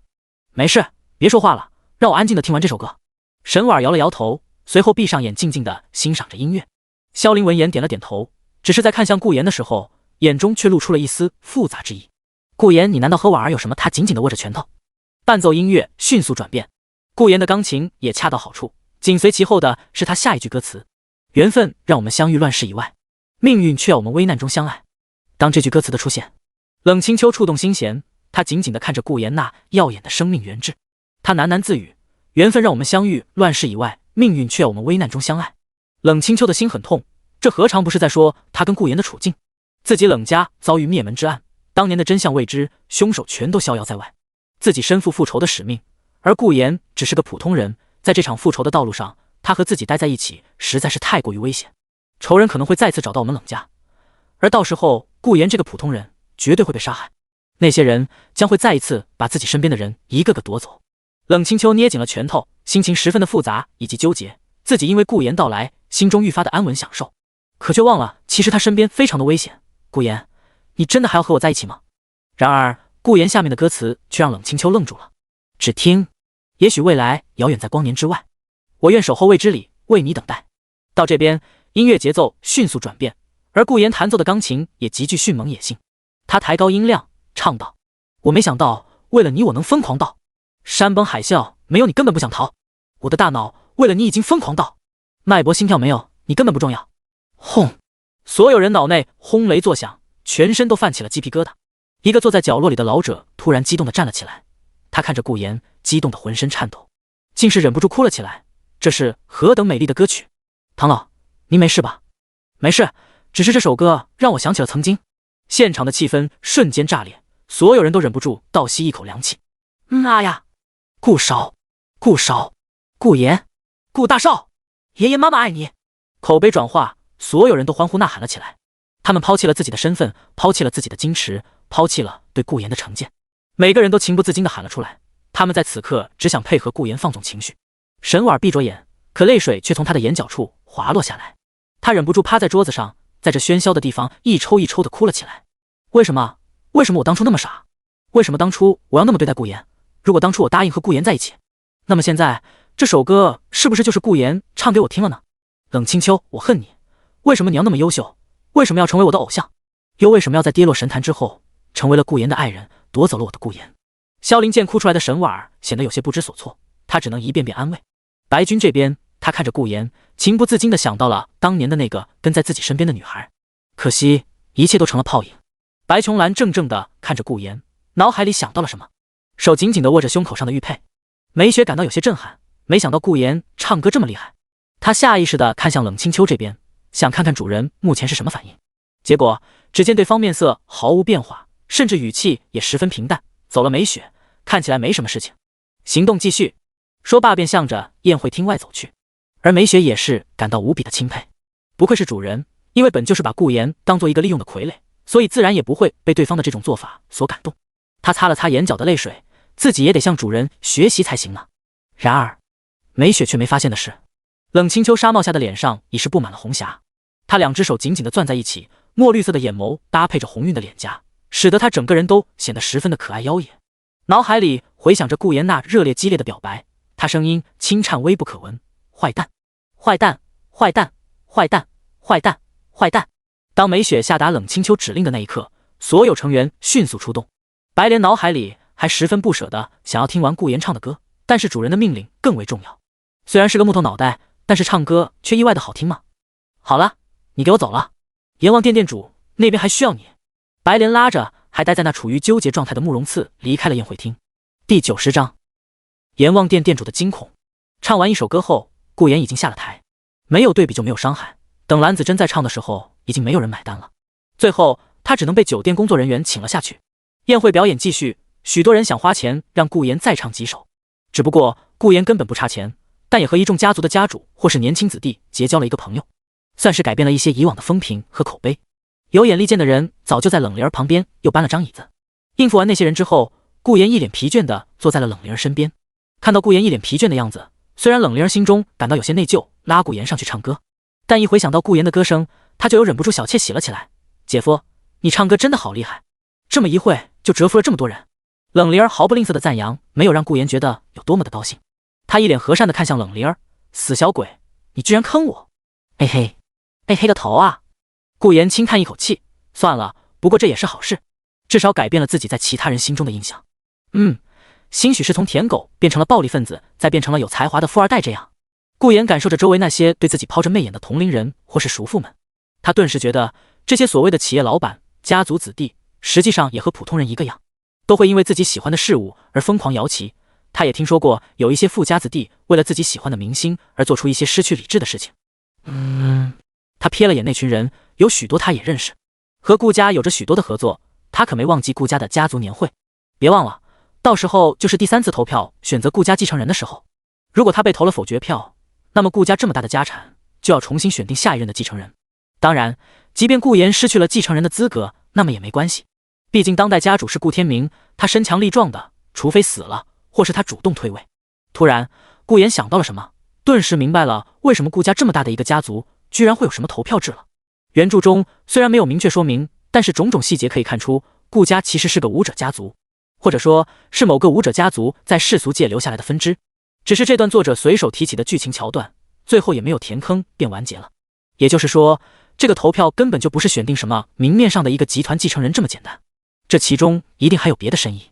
颜青青一直若有若无地朝着顾言这边张望，他想去和对方说说话，但无奈冷莲儿却挡住了他。真是可恶，居然还拿着我的手机！颜青青神色不满地看着攥着自己手机的冷莲儿。对方说自己的手机没带在身边，所以借用他的手机给顾言录像。哎，对了，我想到了一个好主意。颜青青不知道想到了什么，对冷莲儿干咳一声：“那个灵儿妹妹，我们不如加个好友怎么样？等你回去后，我把你录的视频发给你。”冷莲儿这边，他听到这话顿时一愣。哦对哦，他把手机还给颜青青，高兴的点点头。好啊，我回去就加你。反正手机的事情已经被顾言知道了，所以也无所谓当他面说出来。见计谋得逞，颜青青便又和冷莲儿聊起了天，途中有意无意的套起了他的话。顾言见状想了想也没阻止，毕竟颜青青这边也是条需要关注的暗线。对了，说到这个，也不知道叶组织行动的如何了。刚想着的时候，顾言，一道惊慌失措的声音在顾言耳边响了起来。借着昏暗的灯光，顾言看去，只见龙在天一脸惊恐的来到了他的旁边。龙在天？顾言有些意外，他看了看四周，并没看见对方的保镖，于是有些不解的问道：“你干嘛？”颜青青和冷莲儿听到动静也望过去，咦，怎么又来个杂鱼？肯定又是来奉承姐夫的。这不是颜兴集团颜董的义子吗？怎么会和顾言认识？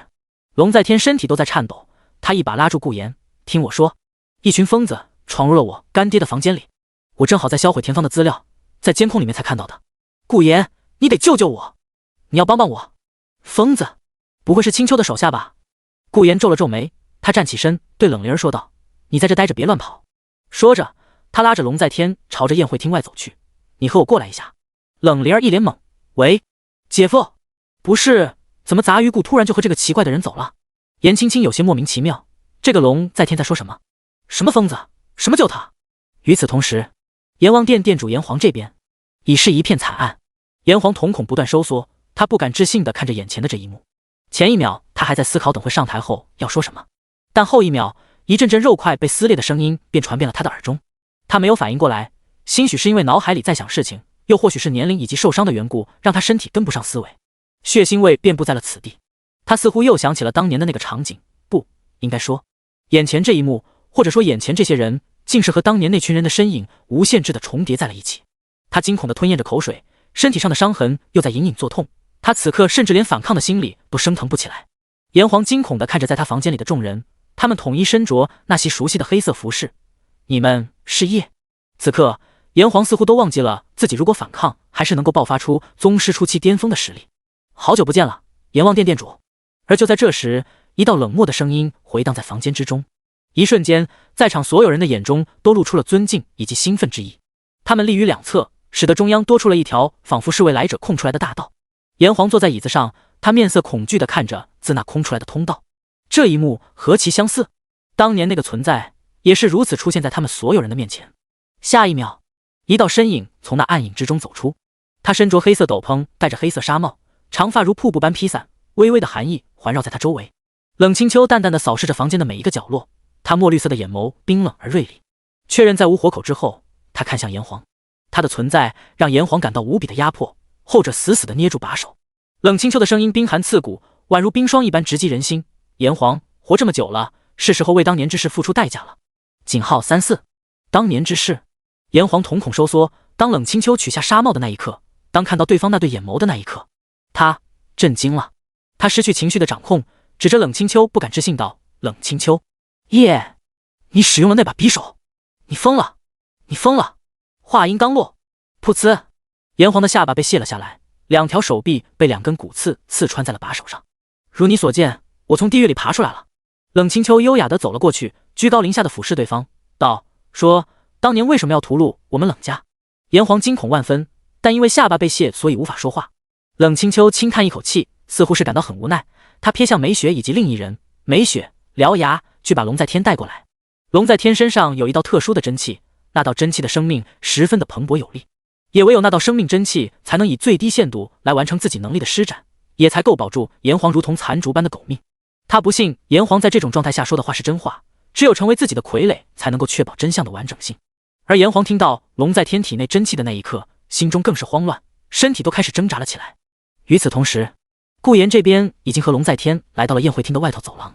顾岩对龙在天说道：“冷静一点，你把事情经过都说一遍。”龙在天眼神还是惊恐，他深吸一口气，缓缓开口道：“好的，事情是这样的。”第91章，那个男人是主人计划中不可或缺的一部分。顾岩这边已经了解完了情况，简单来说，便是龙在天一边销毁和那个魔道武者田方勾结的材料，一边用监控监视自己干爹的时候，突然间，一伙戴着诡异面具、穿着统一的黑色服饰的人闯入了他干爹的房间内，并且在眨眼之间杀光了场上除了炎黄外的所有人。结合龙在天的说法，那些人就像是突然从黑影中瞬移出现一样，十分恐怖。顾岩点了点头，是青丘的手下没错了。所以，顾岩一脸和善地拍了拍龙在天的肩膀，在对方一脸懵逼的表情下，笑道：“那就这样了，你自己好好加油吧。”开玩笑，本来以为冷清秋是没办法按照原来的剧情那样控制住阎王殿，所以他才会来这边做这做那的事情的。结果现在来看，世界修正力不愧是世界修正力，不论如何都会让冷清秋按照原著中的剧情来走。虽然但是不清楚对方如何控制阎王殿就是了。龙在天这边听到顾岩好像要抛弃他的言论，顿时吓得语无伦次。他脸色苍白地抓住顾岩的手：“什么？你不准备帮我？我们不是说好了，等我成了阎王殿的店主后就和你合作吗？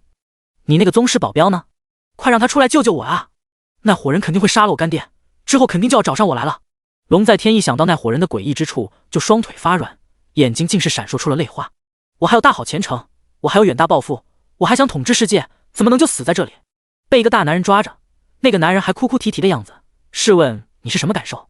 顾岩不动声色地移开了龙在天的手，一副安慰的模样道：“没关系的，龙兄。”龙在天听到这话，抬起头惊喜地看向顾岩：“你愿意帮我了？”刚说完，便见顾岩哈哈一笑地摇了摇头：“尊重他人命运是我们华夏人的传统美德，虽然很不想这么说，但之前和你说的合作……”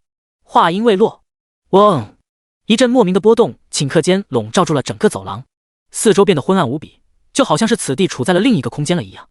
紧接着，去死！一道兴奋的嘶吼声突然在此地传出，蹭！一道迅猛的身影竟是从顾岩的影子里穿透了出来，他有着一双尖锐的利爪，直接朝着顾岩的后背刺去。獠牙看着顾岩，心中残忍一笑，虽然不知道小哥你是谁，但是抱歉了，因为主人的命令是带回龙在天，所以其他人都得死。然而还没等他得手，又一道身影从顾岩旁边的墙体里出现，砰！轰！那道身影出现的瞬间，利用匕首挡住了獠牙的必杀一击，随后鞭腿直接把獠牙踢飞到了走廊的墙壁上。可后者措手不及，被踢飞到了墙上，经过惯性反弹后撞在了地上，随后捂着胸口抬起头，用那不可思议的目光看向来者：“混蛋，你做什么？”来者收回腿，沉默了。梅雪心中一沉，糟糕，下意识的就出手救了顾岩。可恶！这一突变让顾岩一愣，等会什么情况？他下意识地看向来帮他的人以及被对方踢飞的对象，两人身着的服饰主要以深邃的黑色为主调，如果仔细看，可以看到衣服周边散发着无穷的阴霾黑气，银白色的神秘符文点缀在黑色服饰上，在黑夜中微微散发出诡异的光芒。除此之外，最醒目的是遮住两人面容的面具，说是面具，但要顾岩来说，那更像是正在流动的黑色漩涡，遮盖住了来人的全部面容。当然，最主要的不是这点，而是为什么青丘的手下要杀我？然后梅雪痛击了友军，还救了我。龙在天在看到梅雪两人的时候，顿时吓得脸色苍白，他发出了鸡叫声，并抱住脑袋缩在了顾岩背后。来了！此时此刻，因为监控里看到的一幕，让龙在天这个先天初期的武者根本生不起反抗的心理，只能寄托于顾岩背后那个无敌的保镖了。蹭！獠牙死死地把尖锐的利爪刺在了地面。见梅雪不做答复，他更是怒火冲天：“去死！”獠牙嘶吼着从地上冲了过去，只不过目标换成了梅雪，后者没有回答，只是也同样冲了上去。砰砰砰！梅雪面对獠牙的愤怒冲击，冷静而果断地闪躲着每一记攻击，她的身形灵活地躲避獠牙的利爪，没有给对方留下一点可乘之机。她一边闪躲一边看向顾岩，见对方毫无反应，还待在那里，心中怒骂对方真不懂自己的苦心。梅雪根本没想过顾岩居然会和龙在天待在一块，当他刚想把这个情况禀报给主人的时候，獠牙便动手了，甚至袭击的目标还是顾岩。无奈之下，知道顾岩和自家主人是何种关系的他只能出手相助，毕竟主人日后可是要掌控顾家的，所以顾岩现在还不能死。獠牙这边越大越烦躁，因为梅雪根本不和他打。为什么你要帮那个家伙？去死！砰砰砰砰砰砰！当！梅雪掏出匕首和对方的利爪碰撞在一起，激烈的战斗声在走廊中回响。每一次的碰撞都伴随着火花四溅。顾言在短暂的迷惑之后便反应了过来，原来是这样，那个有着尖锐利爪的应该就是夜里面的半兽人獠牙。对方生性残暴，喜爱杀戮，因为不认识他这个冷清秋的好老公，所以自然会对他出手。而美雪清楚自己和冷清秋的关系，所以才会出面帮助他，而又兴许是因为冷清秋并没有告知手底下人自己的存在，所以美雪只好沉默地抵挡对方的攻势。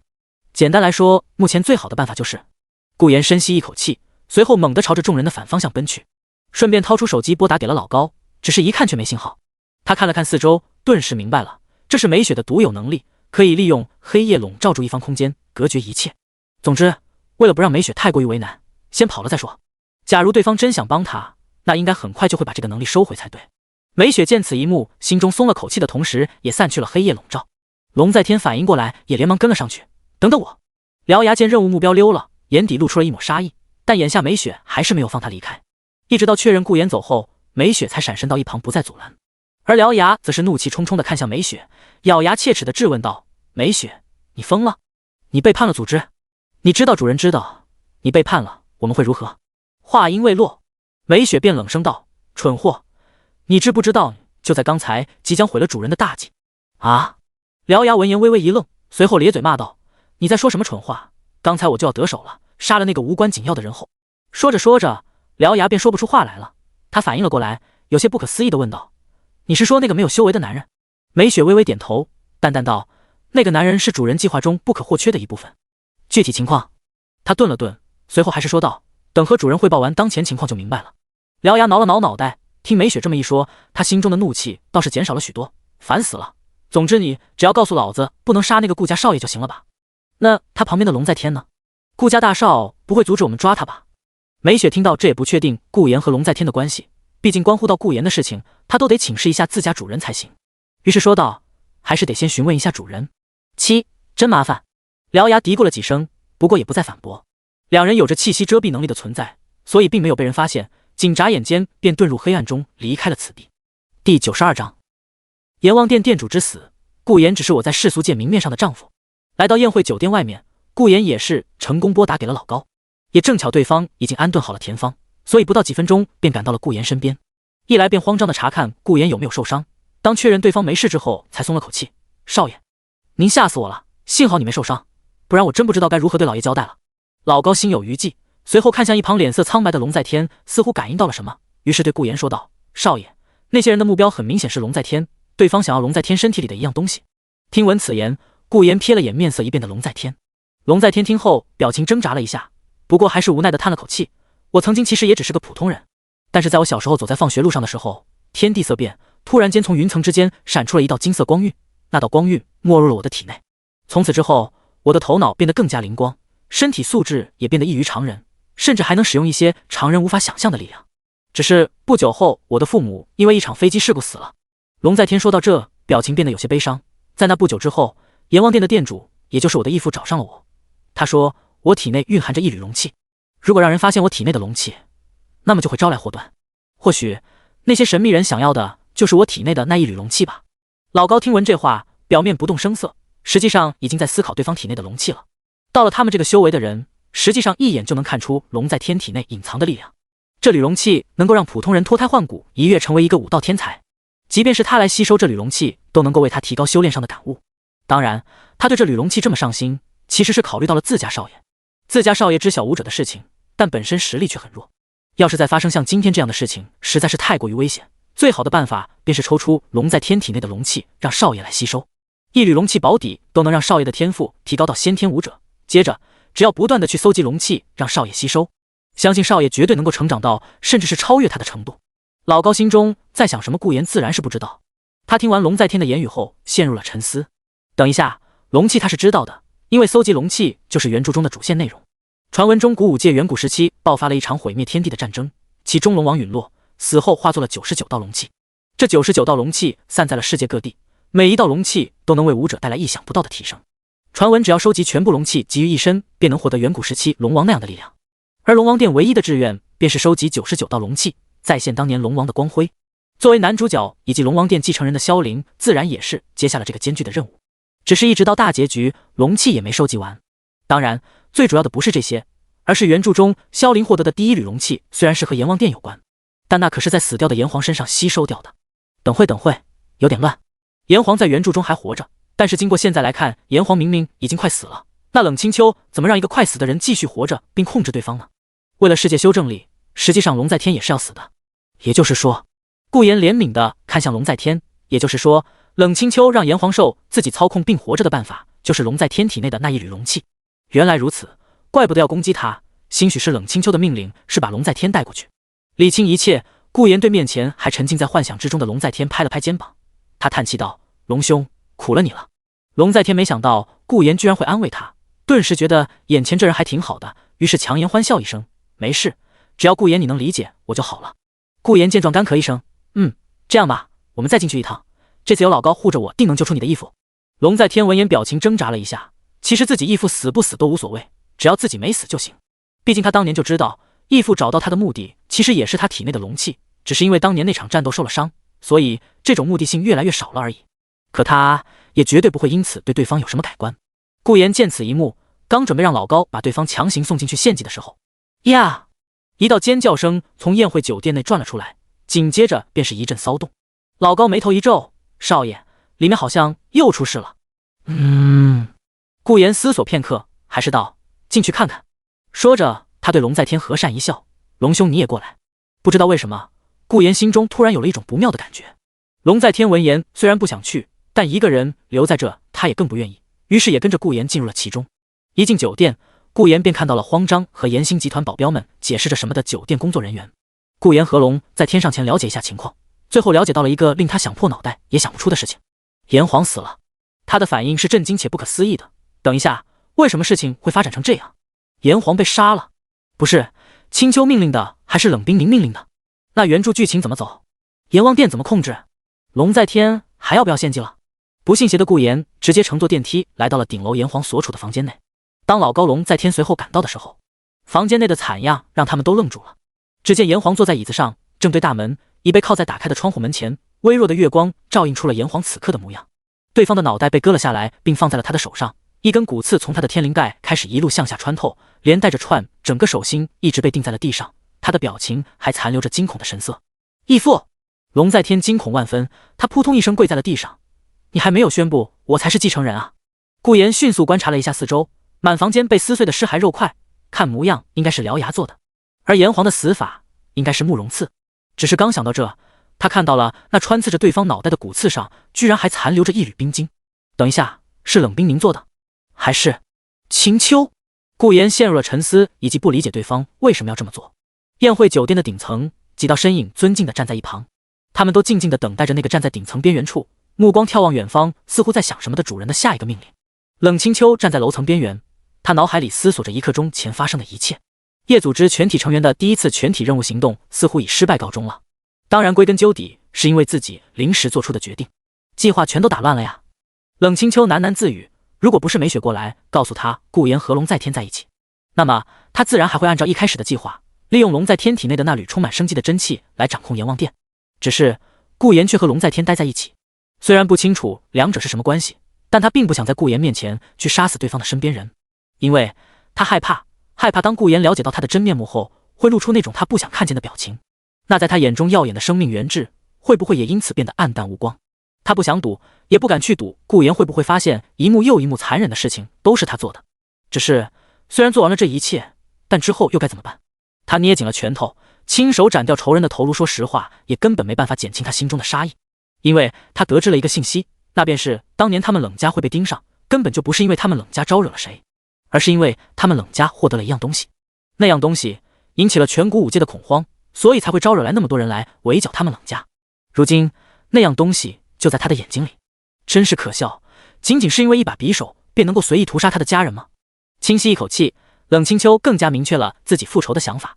他轻轻开口，声音传入了每个人的耳中：顾炎只是我在世俗界明面上的丈夫，为了利用顾家，他是一枚重要的棋子，所有人都不可对顾炎出手。说完后，冷清秋心中松了口气，这样和手底下人说明一下情况，那么便不会发生手下人误伤顾炎的事情了。而此话一出，除了梅雪之外的所有人都一震，随后表情震动。啊，主人居然结婚了！似乎是感受到了手底下人的反应，他淡淡道：这一切都只是为了计划，这样啊，所有人心情这才好受了些。不过随后也对那个顾言感到了一丝嘲笑。结，可怜的家伙，上辈子一定是拯救了世界，这辈子才能成为我们主人明面上的丈夫。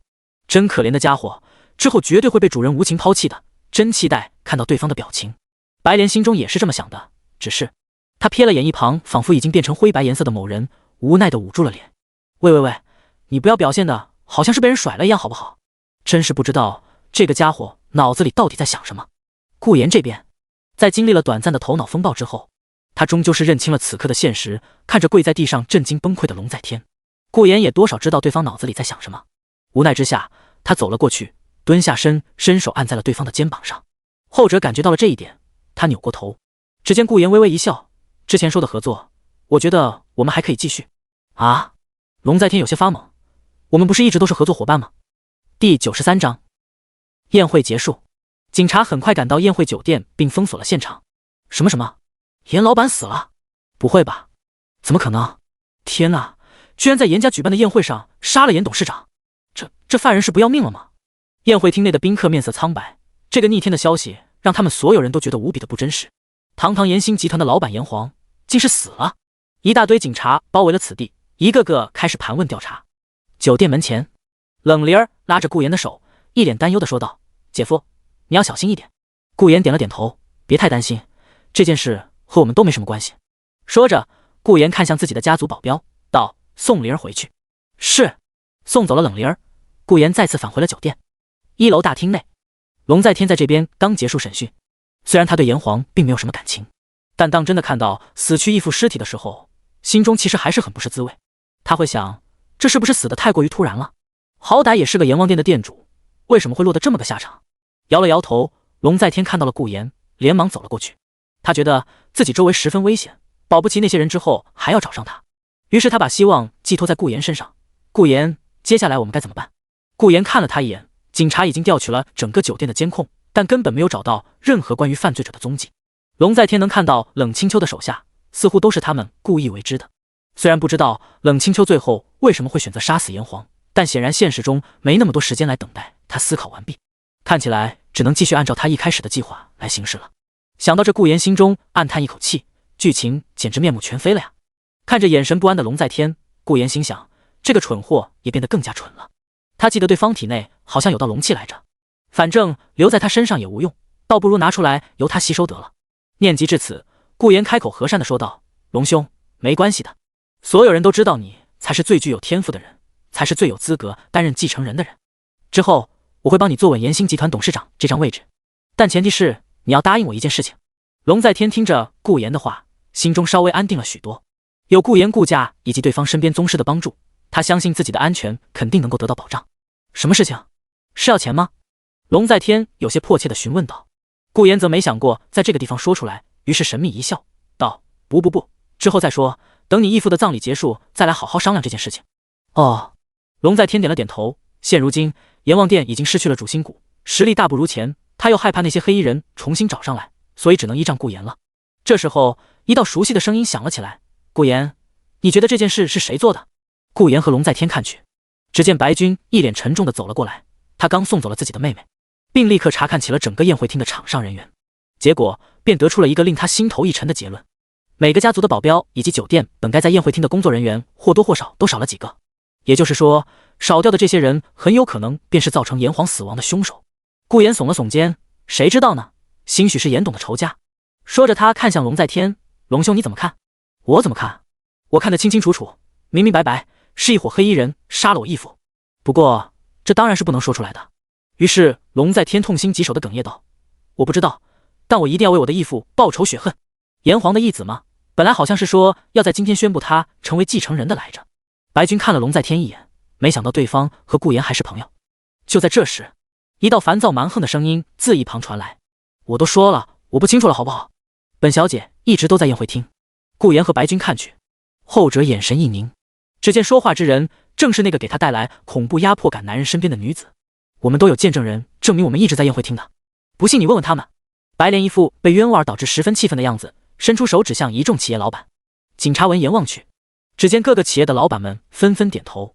没错，白小姐一直和我们在一起。是的，还有穆先生，我们都在宴会厅。就是啊，同志你别冤枉好人啊，我们怎么会是杀人凶手呢？能不能放我们离开了？年轻的警察闻言合上了调查本，严肃道：这都是流程所需，请各位稍安勿躁，等调查清楚，自然会让没有嫌疑的人离场。从始至终，慕容次都没说过一句话。白军收回了目光，心中对他们的疑虑打消了。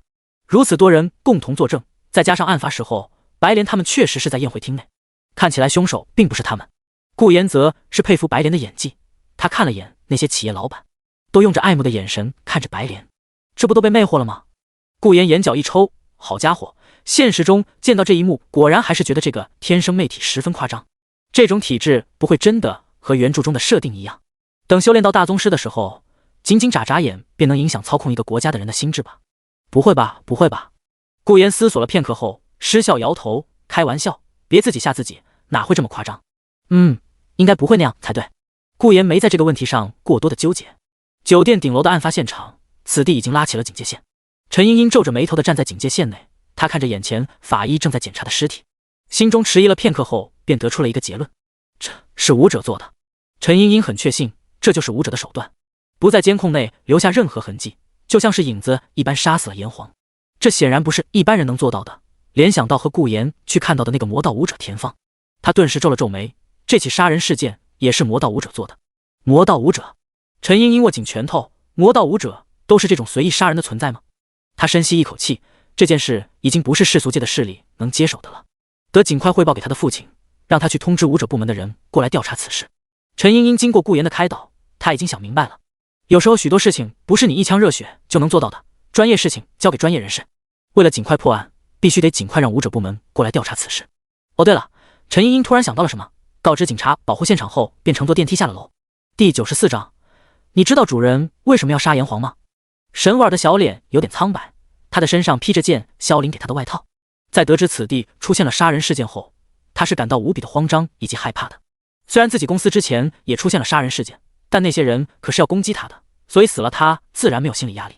可现在被杀的可是那个炎星集团的老板，那种存在都会被杀，说明这个酒店已经不安全了，凶手说不定就藏在他们人堆里。沈婉害怕地抓住了萧凌的手腕，眼神慌张地问道：萧凌，你会保护好我吗？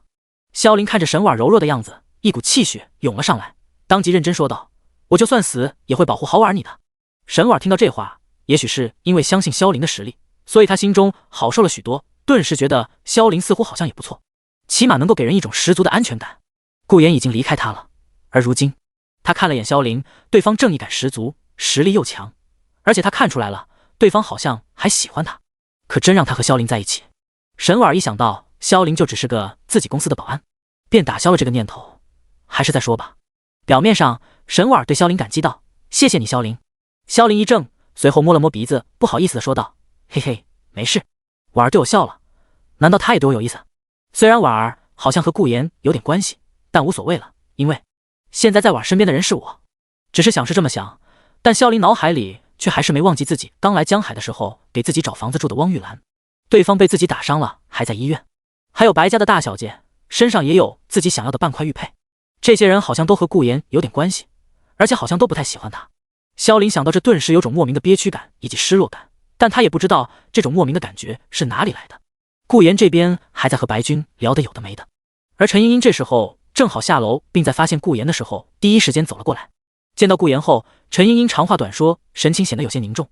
顾言，这件事情不是我们能解决的了，这伙人的手段太过于残忍，你消息多，对这种样子的杀人手段有没有点印象？白军也意外地看向顾言，没想到陈茵茵居然会问他，看来顾家大少果然和传闻中不一样。然而顾言则一脸疑惑，我可以很确信自己没见过这种流派的杀人手段。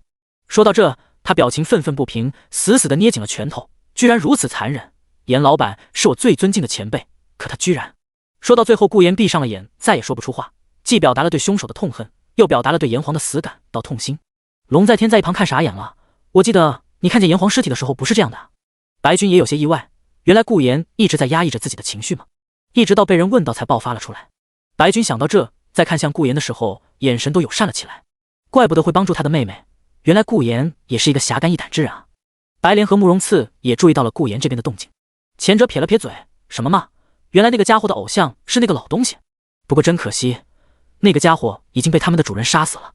真期待顾妍知道自己的偶像是被他主人杀死的时候是一副什么样的表情。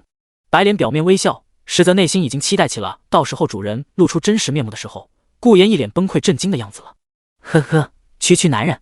慕容次则是看着顾妍，看着便低下了头，眼中暗淡无光。陈茵茵这边则觉得顾妍就是顾妍，果然还是这么的善良，像之前在看守所里痛骂萧凌的时候，陈茵茵就知道顾妍很善良，并且嫉恶如仇。她安慰道：顾妍你别难过了，我会立刻把这件事情汇报给局长，让他安排专员来处理这件事情。说到这的时候，陈茵茵有意无意地看向白君，意思不言而喻，而白君就当没看见。开玩笑，阎王殿的事情可是由那群保守派的家伙接手处理的，要是他贸然插足进来，那事情可就不得了了。两个派系的武者兴许就要争斗起来了。不过嘛，炎黄死掉的消息应该很快就会传到部门耳朵里了，到时候再看老大怎么安排吧。顾妍这边闻言后睁开了眼，眼眶已经通红无比，似乎是在强忍着心中的悲痛。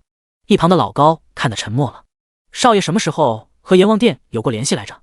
唯一一次的联系，不还是刚才踩着田芳的身体威胁龙在天要等炎黄死了接手阎王殿后与之合作吗？难不成？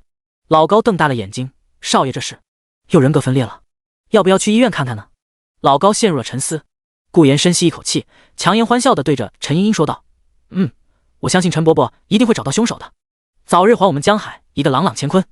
啪！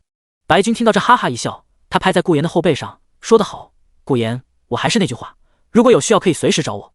说着他看向陈茵茵，我想去现场看看情况。后者知道对方的身份，于是点了点头，可以。顾妍这边则是干咳一声，那既然这边没我什么事情了。陈茵茵点了点头，安慰道：顾妍你先回去吧，别太担心，这件事和你没关系。好，那茵茵姐你们也当心，要是凶手还在现场就糟糕了。白莲。陈茵茵心中一暖，笑了笑表示知道了。来到外面，龙在天追了出去。顾妍，你就这么走了？我该怎么办？顾妍这时候已经退出了刚才的悲痛模式，揉了揉因为挤压变红而有点难受的眼睛，道：你该吃该喝，好好等着接下来继任延兴集团吧。说着，顾妍在看向龙在天的时候，眼中露出了一丝莫名的意味，道：别忘了开个记者发布会，在那之前就专心锻炼你的演技吧。说罢便坐上了豪车离开了酒店。龙在天站在风中凌乱，他看着离开自己视野的豪车，心中顿时有种不好的预感。他总觉得顾妍最后看他的那个眼神很不安好心。不，现在我们两人是一根绳上的蚂蚱，毕竟那伙黑衣人可也盯上了，还要杀了顾妍的。阎王殿和顾家联合起来，肯定比顾妍一个人单打独斗要强。龙在天猛地摇了摇头，眼神逐渐坚定，自己现在只需要考虑如何继承阎王殿就行了。他相信顾妍是不会在这种节骨眼上对他下黑手的。豪车行驶在路上，顾妍脑海里正在想着下一步计划的时候，突然一道熟悉的声音出现在了顾妍脑海中。你和阎王殿是什么关系？听到梅雪的声音，顾妍表面不动声色，闭上眼心中回道：没任何关系。听到这个回答，梅雪似乎沉默了，想了想继续问道：你知道主人为什么要杀炎黄吗？果然是青丘做的。顾妍心中一怔，可为什么？留下来掌控阎王殿不是更好吗？他下意识地在心中询问道：为什么？因为你。顾妍愣住了。什么？第95章。青丘，你喜不喜欢我？因为我……还莫等顾妍反应过来，梅雪便接着说道：主人在得知你和龙在天走在一起之后，他便放弃了控制炎黄的想法，在问清楚一些事情之后便斩杀了对方。即便一个活着的炎黄造就的价值会比一个死掉的炎黄提供价值要多得多。梅雪说到这里的时候，心情也是无比的复杂。没想到主人为了控制住顾家，竟会直接更改既定的计划。莫非顾家内部还有什么比阎王殿价值更高的东西？居然因为这样，顾妍脑海里想了所有的可能性，可唯独没有想过冷清秋仅仅是因为知道了龙在天在他旁边，所以放弃了原著中的计划。为什么？原著中的冷清秋冷血无情，手段残暴到让读者们都心生胆寒，是个不折不扣的万人血书求写死的大反派。可以说对方为了自己的复仇大计可以倾尽一切，放弃所有的情感。可为什么会？顾妍心头一震，等一下，不对，顾妍突然发现了一个盲点。他懊恼地睁开眼，对了，这一世因为有了自己的介入，剧情不但变得面目全非，冷清秋也没有黑化成功，反而还成了他的未婚妻。一想到脑海里那个傲娇的好老婆，就让顾妍忍不住嘴角逐渐上扬。死！不对，现在不是想老婆盛世容颜的时候。顾妍捂住脸，手指缝中露出了他本人那懊恼、震惊、惊喜、后悔以及纠结痛苦的扇形统计图。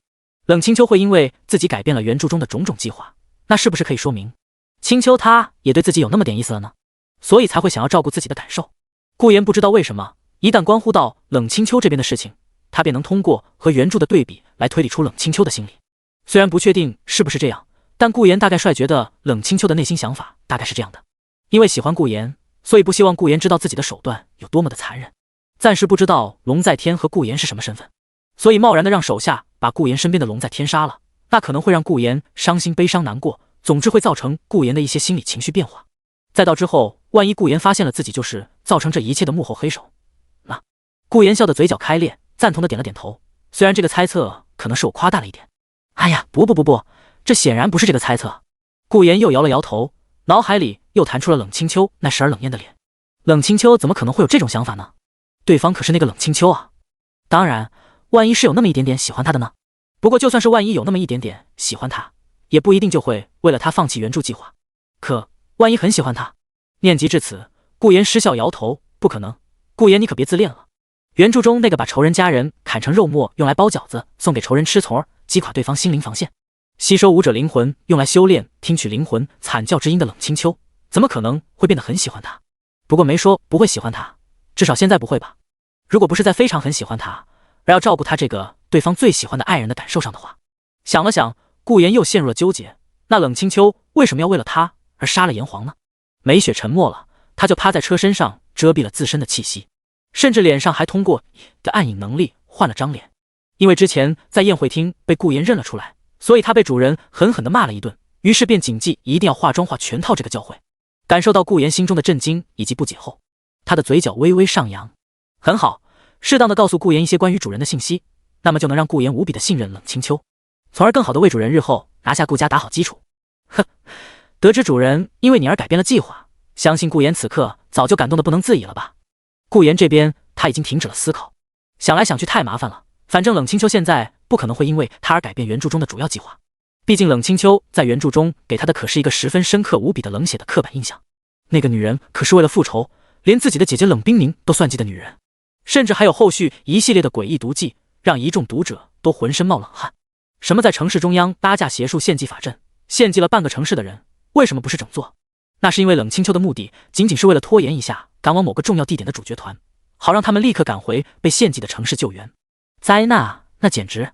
他左手撑着脸靠在车窗边，眼神看着外面不断闪过的车流，看着看着他又有些纠结了。不会吧，冷清秋不会真的喜欢上了我吧？冷家浴室门口，清秋，你是不是喜欢我？顾言壮着胆子站在了冷清秋面前，一口气的喊了出来。还有清秋，你身上好香啊！冷清秋穿着一身浴袍，显然是刚洗完澡。本来他还在用冷水让把自己那复杂的心情冲淡一些，他也一直在问自己，顾言对自己来说算是怎么样的一个存在？爱人？不，那只是表面。朋友？好像算是朋友，可又好像不仅仅是朋友。家人？那更不是了，自己的家人已经死了，现在也只有冷灵儿是他认为的家人。那顾言是什么？自己的奴隶吗？还是一个被靠大家族的奴隶？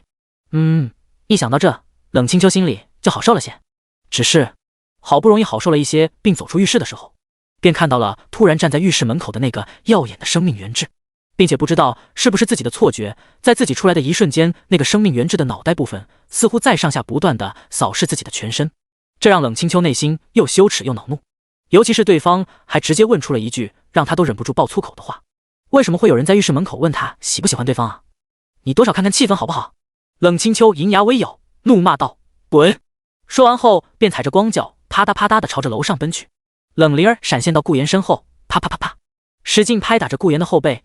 嘻嘻嘻，被骂了吧？杂鱼顾都和你说了，姐姐在洗澡，最讨厌别人打扰她了。喂，你怎么了？冷灵儿拍着拍着发现顾言没有说话，于是他走到旁边凑过去一看，然后只见顾言一脸亢奋，鼻子处还流着血。冷灵儿表情逐渐变得震惊了起来。你是变态吗？变态？不。顾言脑海里还在回放着冷清秋的出狱美人图，他就像是一个打完交进入贤者模式的圣人一般，一边流着鼻血，一边对冷灵儿和颜悦色的温和道：我只是因为看到了十分美丽的事物而感动罢了。我的爱意迸涌不息，心中的热血化作了感动的泪水，从我的鼻尖处流了下来，更像是个变态了，不，应该说是恶心了好不好？冷灵儿脸色羞红的大喊道：这都什么跟什么呀？杂鱼顾你能不能仰着头？你这出血量就像是漫画小说里一样夸张了。我们这里是3次元世界啊！他赶忙扶着好像一块面板一样僵硬在那的顾言，朝着客厅走去。第96章，喜欢。咔嚓，关上房门，背靠在上面。冷清秋捂住从刚才开始便跳得飞快的胸口，他轻咬嘴唇，脸上微微泛起了红晕，也不知道是刚洗过澡太热的缘故，还是什么。脑海里一边想着顾言在宴会厅上对他唱的表白情歌，一边又想着顾言刚才那直白的问题。一时间，冷清秋竟是不知道该如何回应。兴许是对方问的太过于突然，让他有些不知所措，所以只好骂了对方一句后，慌张地跑进了书房。也只有书房能让他稍微安心一些。他背靠着房门，缓缓地滑落在了地上，两腿并拢，把脸埋在了里面。喜欢吗？我喜欢顾言吗？我会喜欢顾言吗？不，应该说我能喜欢他吗？答应对方成为表面夫妻，可以说我的目的是为了夺走顾家而给对方的一点补偿，但这补偿里面可没包含什么我会喜欢上顾言之类的。想想也不可能吧，会喜欢上顾言什么的，对方也只是个能打碎大理石的普通人罢了。自己也感知过了，一点修为都没有。你总不能说顾言的实力比他还有他那一卷手下都要强吧？都察觉不出顾言的修为，而且因为极端紧张愤怒的情况，甚至有人两手掀翻重型卡车的，不是吗？冷清秋脑海里蹦出了顾言之前给他讲过的故事。曾经有一个体育生说过，我在极端愤怒的情况下曾掀翻了一辆冲着我来的重型卡车，完事后我全身发软，浑身发凉。那一次是我距离死亡最近的一次，后来因为一场大雨毁了我的体育梦，所以我颓废至今。虽然听上去有些夸大事实，不过确实有科学依据证明人体根本没有开发完全。人体构造真是奇妙。冷清秋赞叹。话说回来，顾言身材据灵儿说也不错，不知道体脂率是多少呢？然后又使劲地摇了摇头，不对，现在不是想这个的时候。自己真的喜欢顾言吗？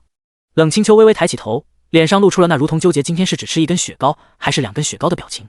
他抿起嘴唇，冷清秋自己也未曾发现他的小脸已经布满了红霞，手指紧紧地扣在手臂两侧，脑海里回想起了和顾言的点点滴滴，对方的一言一行都在他的脑海里回荡，对方充满狂野猛烈爱意的表白之歌也在他脑海里萦绕。他忍不住勾起了嘴角，喃喃自语喜欢。可很快他便摇了摇头，不喜欢。冷清秋站起身，他深吸一口气，让自己扬起的嘴角逐渐下压。他熟练地坐回书桌前，翻开一本书本。不喜欢，不喜欢，我怎么能够喜欢啊？冷清秋紧紧地攥紧拳头，自己这一生唯有复仇这条路可以选，根本没办法和普通女孩一样谈恋爱结婚的。冷清秋啊，冷清秋，你实在是太过于怠惰了。因为顾言这些天给你的生活带来了些许快乐，所以你就如此松懈了吗？因为顾言在宴会厅上维护你以及灵儿，你就会感到很感动吗？因为顾言当着大家的面说要送给你一首歌，你就开心了吗？这一切都是影响你心智的东西。冷清秋深呼吸，让自己的脑海里驱逐掉这些影响他心智的不该有的东西。几分钟过后，他的心已经变得心如磐石，表情也变得平静无比。刷刷刷，开始翻阅起了书籍。没错，冷清秋，你这一辈子都不能像普通女孩那样，你这一辈子只有一个目的，便是复仇，复仇，复仇。杀光当年那些毁了你家族的人，不仅是杀光，你要让他们也承受你所承受的痛苦，你要让他们身边的亲朋好友、爱人一个个都死在他们的面前。顾言是个影响他复仇计划的存在。冷清秋已经想明白了，对于顾言，他将封闭自己的内心，无论对方为他做什么，他都不可能再去感动，因为感情才是最没用的东西。刷，自己只要有灵儿就好。刷刷，只要灵儿没事，那么我一切都无所谓。刷刷刷，朋友爱情我都不需要，顾言我也不需要，我只是要他背后的顾家罢了。我一切都是为了复仇，只不过是为了利用你罢了。刷刷刷刷，只是为什么脑海里却不断地蹦出来顾言那张马赛克的脸？为什么？我只是为了利用你，别一直在待在我的脑子里了。刷刷刷刷刷，翻阅的速度越来越快，冷清秋心中越来越不平静。下一秒，清秋你没事吧？一道担忧的声音轰响在了冷清秋脑海里。我给你带了些吃的，你不是没去宴会厅吗？所以我给你打包了一些泡芙，想着你晚饭可能没好好吃。对了，这泡芙还是灵儿那个小鬼提醒我才拿的，没想到那个小鬼人还挺好的。顾言止住了鼻血，并把打包回来的高级泡芙放在了书桌上，同时有些担忧地看着冷清秋。对方好像是在想什么事情，不会是因为我说的话让对方感到苦恼了吧？不，冷清秋不是这种女人，对方大概率想的是接下来的复仇大计。听到这话，冷清秋深吸一口气，做出无奈的语气：你这个男人知不知道晚上吃泡芙会发胖的？顾言一听便搬了张椅子坐在了冷清秋旁边。哦，这倒是稀奇了，这话居然会从你这个甜食爱好者嘴里说出来？什么甜食爱好者？这是什么鬼称呼？冷清秋取了个泡芙放在口中，嘴里鼓囊的不满道。顾言趴在书桌上，眼神温柔地看着用两手吃着泡芙的冷清秋，他轻轻笑了笑，好像个仓鼠啊！你才像仓鼠！冷清秋吃完了一个后又拿了一个，听到顾言的话，表情更是不满。什么仓鼠？会不会说话？有我这么美的仓鼠？我果然不喜欢你这个狗男人。为了防止冷清秋吃太多，于是顾言提醒道：对了，晚上别吃太多，吃2个也就够了。看你吃完我就走了。听到这话，不知为何，冷清秋竟是下意识地放慢了吃泡芙的速度。他也不知道为什么要这么做，表面上则是轻哼一声，用得着你提醒吗？你说的就好像我是那种一口气会把放在眼前的零食全都吃掉的人一样。你不是吗？顾言会心一笑，不过也没说出口，这种时候就不抬杠了。哇，话说我的老婆大人真的好好看，安静吃东西的样子也好好看，真是太棒了。给你。这时候冷清秋抓起一个泡芙，侧着脸递给了顾言，你也吃。顾言一愣，随后拿了过来，一口咬下，眼前一喜，好吃，不愧是高级泡芙。冷清秋一听这话就有发言权了，他下意识开心地说道：拉倒，这种也算是高级泡芙？那你是没吃过我妈妈做。只是说着说着便沉默了。顾言也意识到了这一点，一时间房间陷入了沉默的气氛。时间1分1秒过去，顾言看着终于把泡芙吃完的冷清秋，他长舒了一口气，随后站起身，轻轻拍了拍冷清秋的肩膀，抱歉清秋，我先离开了。今天发生的事情太多，冷清秋的脑子里一定很乱，自己还是先离开，让对方自己一个人冷静一下吧。顾言相信也信任冷清秋，对方是一个能仅凭几个呼吸就能调理自己情绪的女人，如若不然也不能在原著中把冰心诀修炼到大圆满。见冷清秋没回应，顾言轻叹口气，便站起身朝着房门走去。走了？要走了吗？冷清秋后知后觉地捏了捏手，泡芙早就吃完，明明他已经尽量放缓了速度。舔了舔嘴唇，冷清秋也听到了顾言起身走到门口的动静，下意识的冷清秋那道极具特色的清冷嗓音传入了顾言的耳中。喜欢？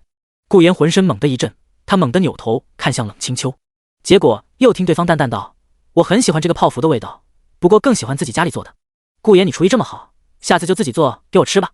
什么啊？这样啊？顾言不知为何竟是松了口气，他笑道：好啊。咔嚓，大门关闭，顾言离开了。他坐回豪车上，仰起头靠在汽车靠垫上，伸手按住了自己的胸口，脸上露出了幸福的表情。死！幸好清秋没说喜欢我，不然我真怕当场会因为心跳的飞快而猝死啊。只是让纯爱对象喜欢，积分加10W，喜欢个泡芙，积分也会加这么多吗？顾言有些不解，看起来清秋确实很喜欢吃甜食啊，那么下次就给他露一手吧。感受到宿主和冷清秋的浓厚纯爱能量，当当当，纯爱功法进化了，升级为纯爱功法2阶段，具体情况请宿主自行查看。顾言，这玩意还带进化的？你当你神奇宝贝吗？另一边，书房这边，冷清秋双手捂住了自己的脸，此刻他的脸上红彤彤的。说出来了。冷清秋声音颤抖，但幸好后面加上了别的术语，才没让顾言怀疑。再者，说一句喜欢不等于我真的喜欢顾言，补偿这只不过是为了夺走顾家而给顾言的补偿罢了。说句喜欢就能让他开心，这种省力的事情我自然愿意做。没错，我根本不会喜欢顾言的。冷清秋很自信这一点，轻哼着顾言唱给他的告白气球，冷清秋如往常那般愉快地翻阅着书籍。对了，光年之外也得让灵儿帮我拷贝一份过来。哼哼，虽然只是个被我利用的可怜虫，但是歌唱的还蛮不错的嘛。冷清秋摇晃着双腿，心情大好。第97章2阶段纯爱功法进化先天。顾家躺在一张价值200万的柔软大床上，顾言查看起了进化之后的纯爱功法。话说为什么要用进化这个字眼啊？你这个系统真的是正经的系统吗？顾言一边吐槽一边打开了纯爱功法的介绍栏。宇宙纯爱功2阶段。宇宙纯爱功法只需行纯爱之事，就能激发出纯爱能量，此能量可为功法主人洗涤脉络，不断的滋补身体，使其越来越强，学习其他任何事情都会事半功倍。1阶段纯爱功法的介绍到这边就结束了。那么2阶段又有什么别的改变呢？想着，顾言往下看去，纯爱能量值122353。2阶段功法的纯爱能量除了兑换商店物品外，还能够被功法主人主动使用，具体操作流程请宿主自己想。小贴士：本功法无法通过正常修炼手段进阶，只能通过宿主和纯爱对象的互动积攒纯爱能量条进阶。3阶段功法进度1%。啪！顾言捂脸，不是，你这要让我怎么用啊？身为系统，你当什么谜语人啊？顾言深吸一口气，他看到这边的时候已经快绷不住了。本来刚穿越的时候他就觉得这个系统有点不正经，但现在一看果然如此，这个系统果然很不正经。不行不行，自己要忍住，上了系统这条贼船已经下不去了。既然这辈子都只能靠着纯爱功法一路走到黑，那就接着往下看吧。不要小看我们的纯爱羁绊啊，难道就没有一点正常的介绍吗？顾言快速往下滑，他很想问问这个狗系统的精神状态。当滑完了一大堆中二的介绍之后，他终于看到了一些有用的东西。2阶段功法可以看到每个人的抗纯爱值，抗纯爱值越高，那么宿主作用在对方身上的纯爱能量就消耗的越高。顾言缓缓打了一个问号，抗纯爱值？这是个什么世界？抗纯爱值这种名词都出来了。不管了，顾言深吸一口气，然后从床上爬了起来。既然按照解释说自己可以主动使用纯爱能量，那么就来试试看吧。可他看着自己的手，又应该怎么主动使用呢？顾言想了想，突然想到了之前宴会厅上一拳打碎大理石的时候，摊开手握成拳。顾言失笑摇头，总不能我想着让我自己变强，然后我就会变强了吧。下一秒，一道提示音从他的脑海里出现，消耗10W 纯爱值，宿主获得了先天初期修为，先天中期修为所需的纯爱值不够，所以中断提升。顾言，喂，不是吧？不是吧？顾言有些不敢置信，他在原地跳了跳，发现身体好像变得更加轻盈了，再捏紧拳头，似乎也感觉到体内多出了一股其他的力量。他震惊了，这就升级了？这纯爱值还有这种功效？什么鬼啊？你丫的，这是第5世界该有的东西吗？你快点给那些辛辛苦苦修炼的武者道歉谢罪啊！呼，顾言深吸一口气，事已至此，他看向窗外，眼神跃跃欲试。总之先试试目前自己是个什么情况吧。于是天湖洞别墅区当晚流传出了一个怪谈传说，说有个黑影居然从他们家5楼窗户口一闪而过，但是调了监控却发现根本没有找到人员踪迹。第二天，顾言是被吵醒的，他揉着眼睛看着一脸无奈模样站在自己床边的人，有些不明所以。爸，你干嘛？你还不去公司上班？顾天明看着一副事不关己高高挂起模样的顾言，顿时气不打一处来。他沉声道，昨晚你是不是打了大半个江海市有头有脸的人？听到这话，顾言打了个哈欠，一脸无所谓的说道，哦，那个呀，我没打他们，只是他们自己凑到我手上来的。那这不还是打了？确认回复后，顾天明感到有些头疼了，打了其他小家族的人还无所谓，但最主要的是居然打了那个严家的大小姐，这可就有点问题了，对方可不比他们顾家来的差。现在严家带头聚集了江海市大半个家族来讨要说法，这让他十分的头疼。结果始作俑者反而睡得十分开心。顾天明看着顾言，不知道是不是想到了什么，叹气道，总之事情已经被我压下去了，他们还想着让你出面道歉的，但顾天明满脸自豪以及不屑，我顾天明的儿子打了人就打了，我看谁敢拿你怎么样。顾言闻言点了点头，哦，好，哎。顾天明嘴角一抽，觉得自己做的努力都白费了，于是坐在了顾言床头边，对他苦口婆心的说道，小言啊，爸不是在怪你打了人，真要怪你，那爸就不会管你了。说到这，顾言打断道，插一嘴，是他们侮辱我家青丘在先，要不是我顾虑到爸你的面子，我早就把全宴会那帮看戏的人都给打一顿了。看着顾言义正言辞，一副为了他好的样子，顾天明真是又气又想笑。他劝说道，知道你疼自己的心上人，但你有没有想过我们家族的年会？说着，顾天明眉头紧皱在一起，今年是小言你最后的机会，要是连续3次都被投了否决票，那么你就会失去继承顾家集团的资格，到时候这么大的一个顾家集团，等我死了可就要交给其他适合的人了。顾天明说到这里，突然察觉到了什么，他伸出手抓住顾言的手腕，不到片刻，他猛地一怔，有些不可思议地看向顾言，等下，你……顾言点了点头，似乎在说一件无关紧要的事情，我先添了，还有，爸你完全不用担心年会的投票问题。说到这，在顾天明有些愣神的目光下，顾言微笑道，继承人只会是我。顾天明表情有些怪，反复地握着顾言的手腕，嘴里还呢喃，不应该啊，不会啊，这种废柴天赋怎么还能练到先天呢？最主要的是，他有些不解地看向顾言，你知道武者？闻言，顾言理当然地说道，身为顾家长子，知道个武者不是很正常吗？对了爸，咱家有多少武者啊？不会就只有老高一个吧？顾天明发现自己好像都快不认识眼前这个儿子了，他摇了摇头，开玩笑，顾家的底蕴可以算得上是整个江海市最雄厚的了。说到这，顾天明也十分的傲气，可以这么说，只要不是江海市所有家族来围剿我们顾家，那么你这辈子都可以高枕无忧当你的顾家大少。喂，拜托不要立这种奇怪的 flag 好不好？第98章纯爱值的使用办法。顾言嘴角一抽，原著中的顾家还真是被主角萧凌率领着江海市全体家族势力围剿瓜分了。回到现实，顾言点了点头，笑问道：“那爸，能借我几个厉害点的保镖吗？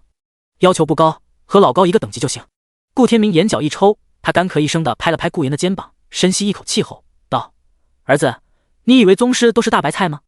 我最多可以给你提供10个先天中期的武者，你放心，都是顾家培养的死士，忠诚度绝对没有问题。虽然不知道你要做什么，但……”顾天明认真的看向顾言，要做就做干净些。顾言听后感叹，不愧是大家族，这一下子就让他的势力暴涨了好几倍，于是点了点头，谢谢爸。你明白爸是爱你的就好。顾天明说道，这似乎想到了什么，于是又叮嘱道：“对了，你可千万别想着让死士去帮你威胁我们家族中可以投票的那些人。顾家这个投票关系到很多事情，要是被人发现你从中作弊，那你可就麻烦了。”顾言点了点头，好的爸，我肯定不会让人发现的。顾天明欣慰的点了点头，你明白就好。突然他皱了皱眉，怎么总觉得话语中有点奇怪？算了，亮这小子也做不出那种事情。于是顾天明站起身，行了，既然和你说完了，那爸就去公司了，你自己随便找点吃的吧，人应该今天傍晚就能到。好的，谢谢爸。等顾天明离开后，顾言站起身准备洗漱，同时脑海里也在思考，不是，我这么大一个顾家，难道不该是那种摇个铃铛，然后就有一堆仆人涌进来为我穿衣洗漱的吗？什么衣服还得本少爷亲自穿？哦，是老妈一脸和善的威胁老爸不准弄什么女仆之类的云云，说是会带坏孩子的。家庭地位这一块啊，顾言感叹的摇了摇头，这么看来还得是自己啊，家庭地位这块在青丘面前永远是高出那么一头。冷家阿 T 书房内，冷清秋轻轻的打了个喷嚏，他觉得有些茫然的抬起头，奇怪，难道是生病了？冷清秋沉默了，不应该啊，自己自从修炼了邪术之后就再也没感冒过。对了，说到邪术，冷清秋立刻走到书房门口这，咔嚓一声锁上了大门，接着睁开眼，右手掌心朝上，轰，一本漆黑色的书籍出现在了他的手中，紧接着一道凄厉的惨叫从书中传出，啊呀，嗷嗷啊！冷清秋，你不得好死！冷清秋，你会后悔的。仔细听声音，那正是阎王殿殿主的声音。冷清秋面不改色，冷淡道：“死了还这么多废话，你就好好的成为我修炼路上的养料吧。”话音落下，凄厉声戛然而止，紧接着书籍中央出现了一阵黑烟，覆盖在了冷清秋的眼眸上。邪术的修炼还真是不想让顾言知道啊。简单吃过早饭之后，顾言坐在了豪车上。少爷，今天要去冷家吗？老高坐在主驾驶，有些奇怪的看着顾言。好奇怪，为什么今天少爷给人的感觉不太一样？顾言想了想，最后还是摇了摇头，不，最近几天应该都不会去冷家了，因为他还有别的计划，也关乎到年会的事情。于是道：“先带我去田芳那里。关于纯爱值的使用，这不正好就有个实验品在吗？”老高点了点头，好的，少爷。不到片刻，汽车行驶到了一个江海市偏远的地方，便停了下来。这个地方荒无人烟，硬要说的话就是个乱葬岗。顾家的地牢在这？顾言有些意外地看着这里。后面的路需要徒步。老高带领着顾言往前走着，边走边点头，是的，少爷，这个地方隐蔽又没有多少人会来，最主要是少爷，你日后遇到不爽的人时抛尸也方便。喂，拜托不要说出这么吓人的话好吗？我又不是什么魔鬼，不必要告诉我这里方便抛尸这种事的。顾言表示老高看人真不准。来到了一处被杂草覆盖的地方，老高朝地上有节奏的跺了跺脚，嗡，一个法阵凭空出现在地上，紧接着嗡，老高的身体陷了进去。他朝着顾言伸手，少爷。后者没有犹豫，拉着老高的手进入了顾家地牢。而当两人进入后，法阵便重新消失，此地也再次变成杂草丛生的样子。滴答滴答，阴暗潮湿的地牢里，有一个神色绝望的被捆住的男子躺在了里面，在他旁边还放着一具穿着破旧衣服的人体骷髅。田芳知道自己完了，修为被废，又被关在了这里，他知道一切都完了，自己栽了，以为那个阎王殿的龙在天是个十足的蠢货，结果没想到竟是和别人联手把他困在了这里。这时候啪嗒啪嗒，脚步声传来，田芳一愣，随后赶忙闭上了眼，装作睡觉的样子。脚步声？是谁？抓我过来的人吗？田芳心中警惕，说实话，他最后停留的记忆就是和龙在天商议事项的时候，然后就没有然后了。脚步声越来越近，一直到关押田芳监牢前才停了下来。少爷，田芳已经被我废了修为，现在就连个3岁小孩拿把刀也能捅死他。老高善意的提醒道。什么少爷？原来是你废了我修为，还3岁小孩？如果我能恢复修为，第一件事就是献祭你全家。顾言看着装睡的田芳，平静地点了点头，然后看着对方，淡淡道：田芳，告诉我你养的小宠物在哪里。说话之间，顾言的眼眸微微泛起了粉红色的光晕，仔细看竟是能发现顾言的瞳孔上竟然有个五芒星的形状。田芳这边他心中一凝，小宠物，他知道有那个东西，不过我死也不会说的。刚这么想的时候，田芳却发现自己不受控制地张开了嘴，他被我放在了自己的心脏里，只有我需要用到他的时候才会让他出来。田芳震惊地睁开了眼，惊悚地看向牢房外的两人。什么情况？为什么我会说出来？顾言闻言微微点头，很好，实验成功了，果然和他所想的一样。瞥了眼前的系统提示，他轻轻一笑，这个纯爱值可太棒了，短暂支配生命体田芳，消耗2000纯爱值，当前效果还有10分钟。第99章契约魔爪。看着系统的提示，顾言露出了一丝莫名的笑意。果然和他猜想的一样，这个纯爱值的用处很大，不仅可以帮助自己提升修为，甚至可以做到眼下的这种事情。在昨晚进阶成2阶段纯爱功法之后，他便开始尝试使用纯爱值了，并且一个个都试了过去。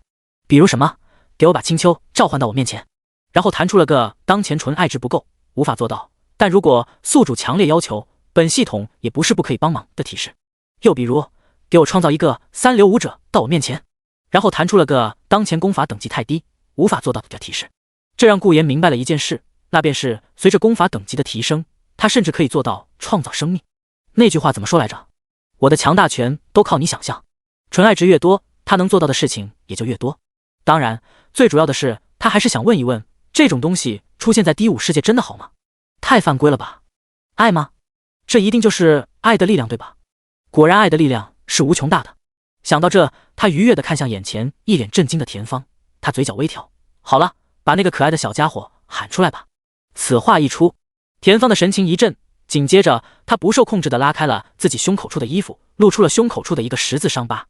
不！田芳心中呐喊，不行，不能再继续下去了。他心中惊恐，不行，那是我最宝贵的东西啊。老高在一旁沉默了，等会，什么情况？这是发生什么事了？少爷为什么能让田芳这么听话？下一秒，在老高警惕的目光下，咕噜噜，嘎叽嘎叽，一阵阵诡异的声音从田芳的胸口处传来，并且田芳的胸口越来越肿大。下一秒，噗呲，一根尖锐的黑色利爪从那10字伤疤处戳了出来，紧接着就像是花朵开花瓣一样，那10字伤疤向着四周缓缓散开。扑通扑通，鲜活的心脏在那胸口处跳动，也同样的露出了那趴在心脏处的东西。那是3根黑色的有着黑铁质感的尖锐利爪，看长度每根大约只有5厘米。老高眼神骤变，向前跨一步，低喝道：少爷小心，是魔物。他警惕地看向那3根暴露在外，逐渐从心脏部位向外爬出去的利爪，心中震惊，没见过的魔物，但是气息不会错的。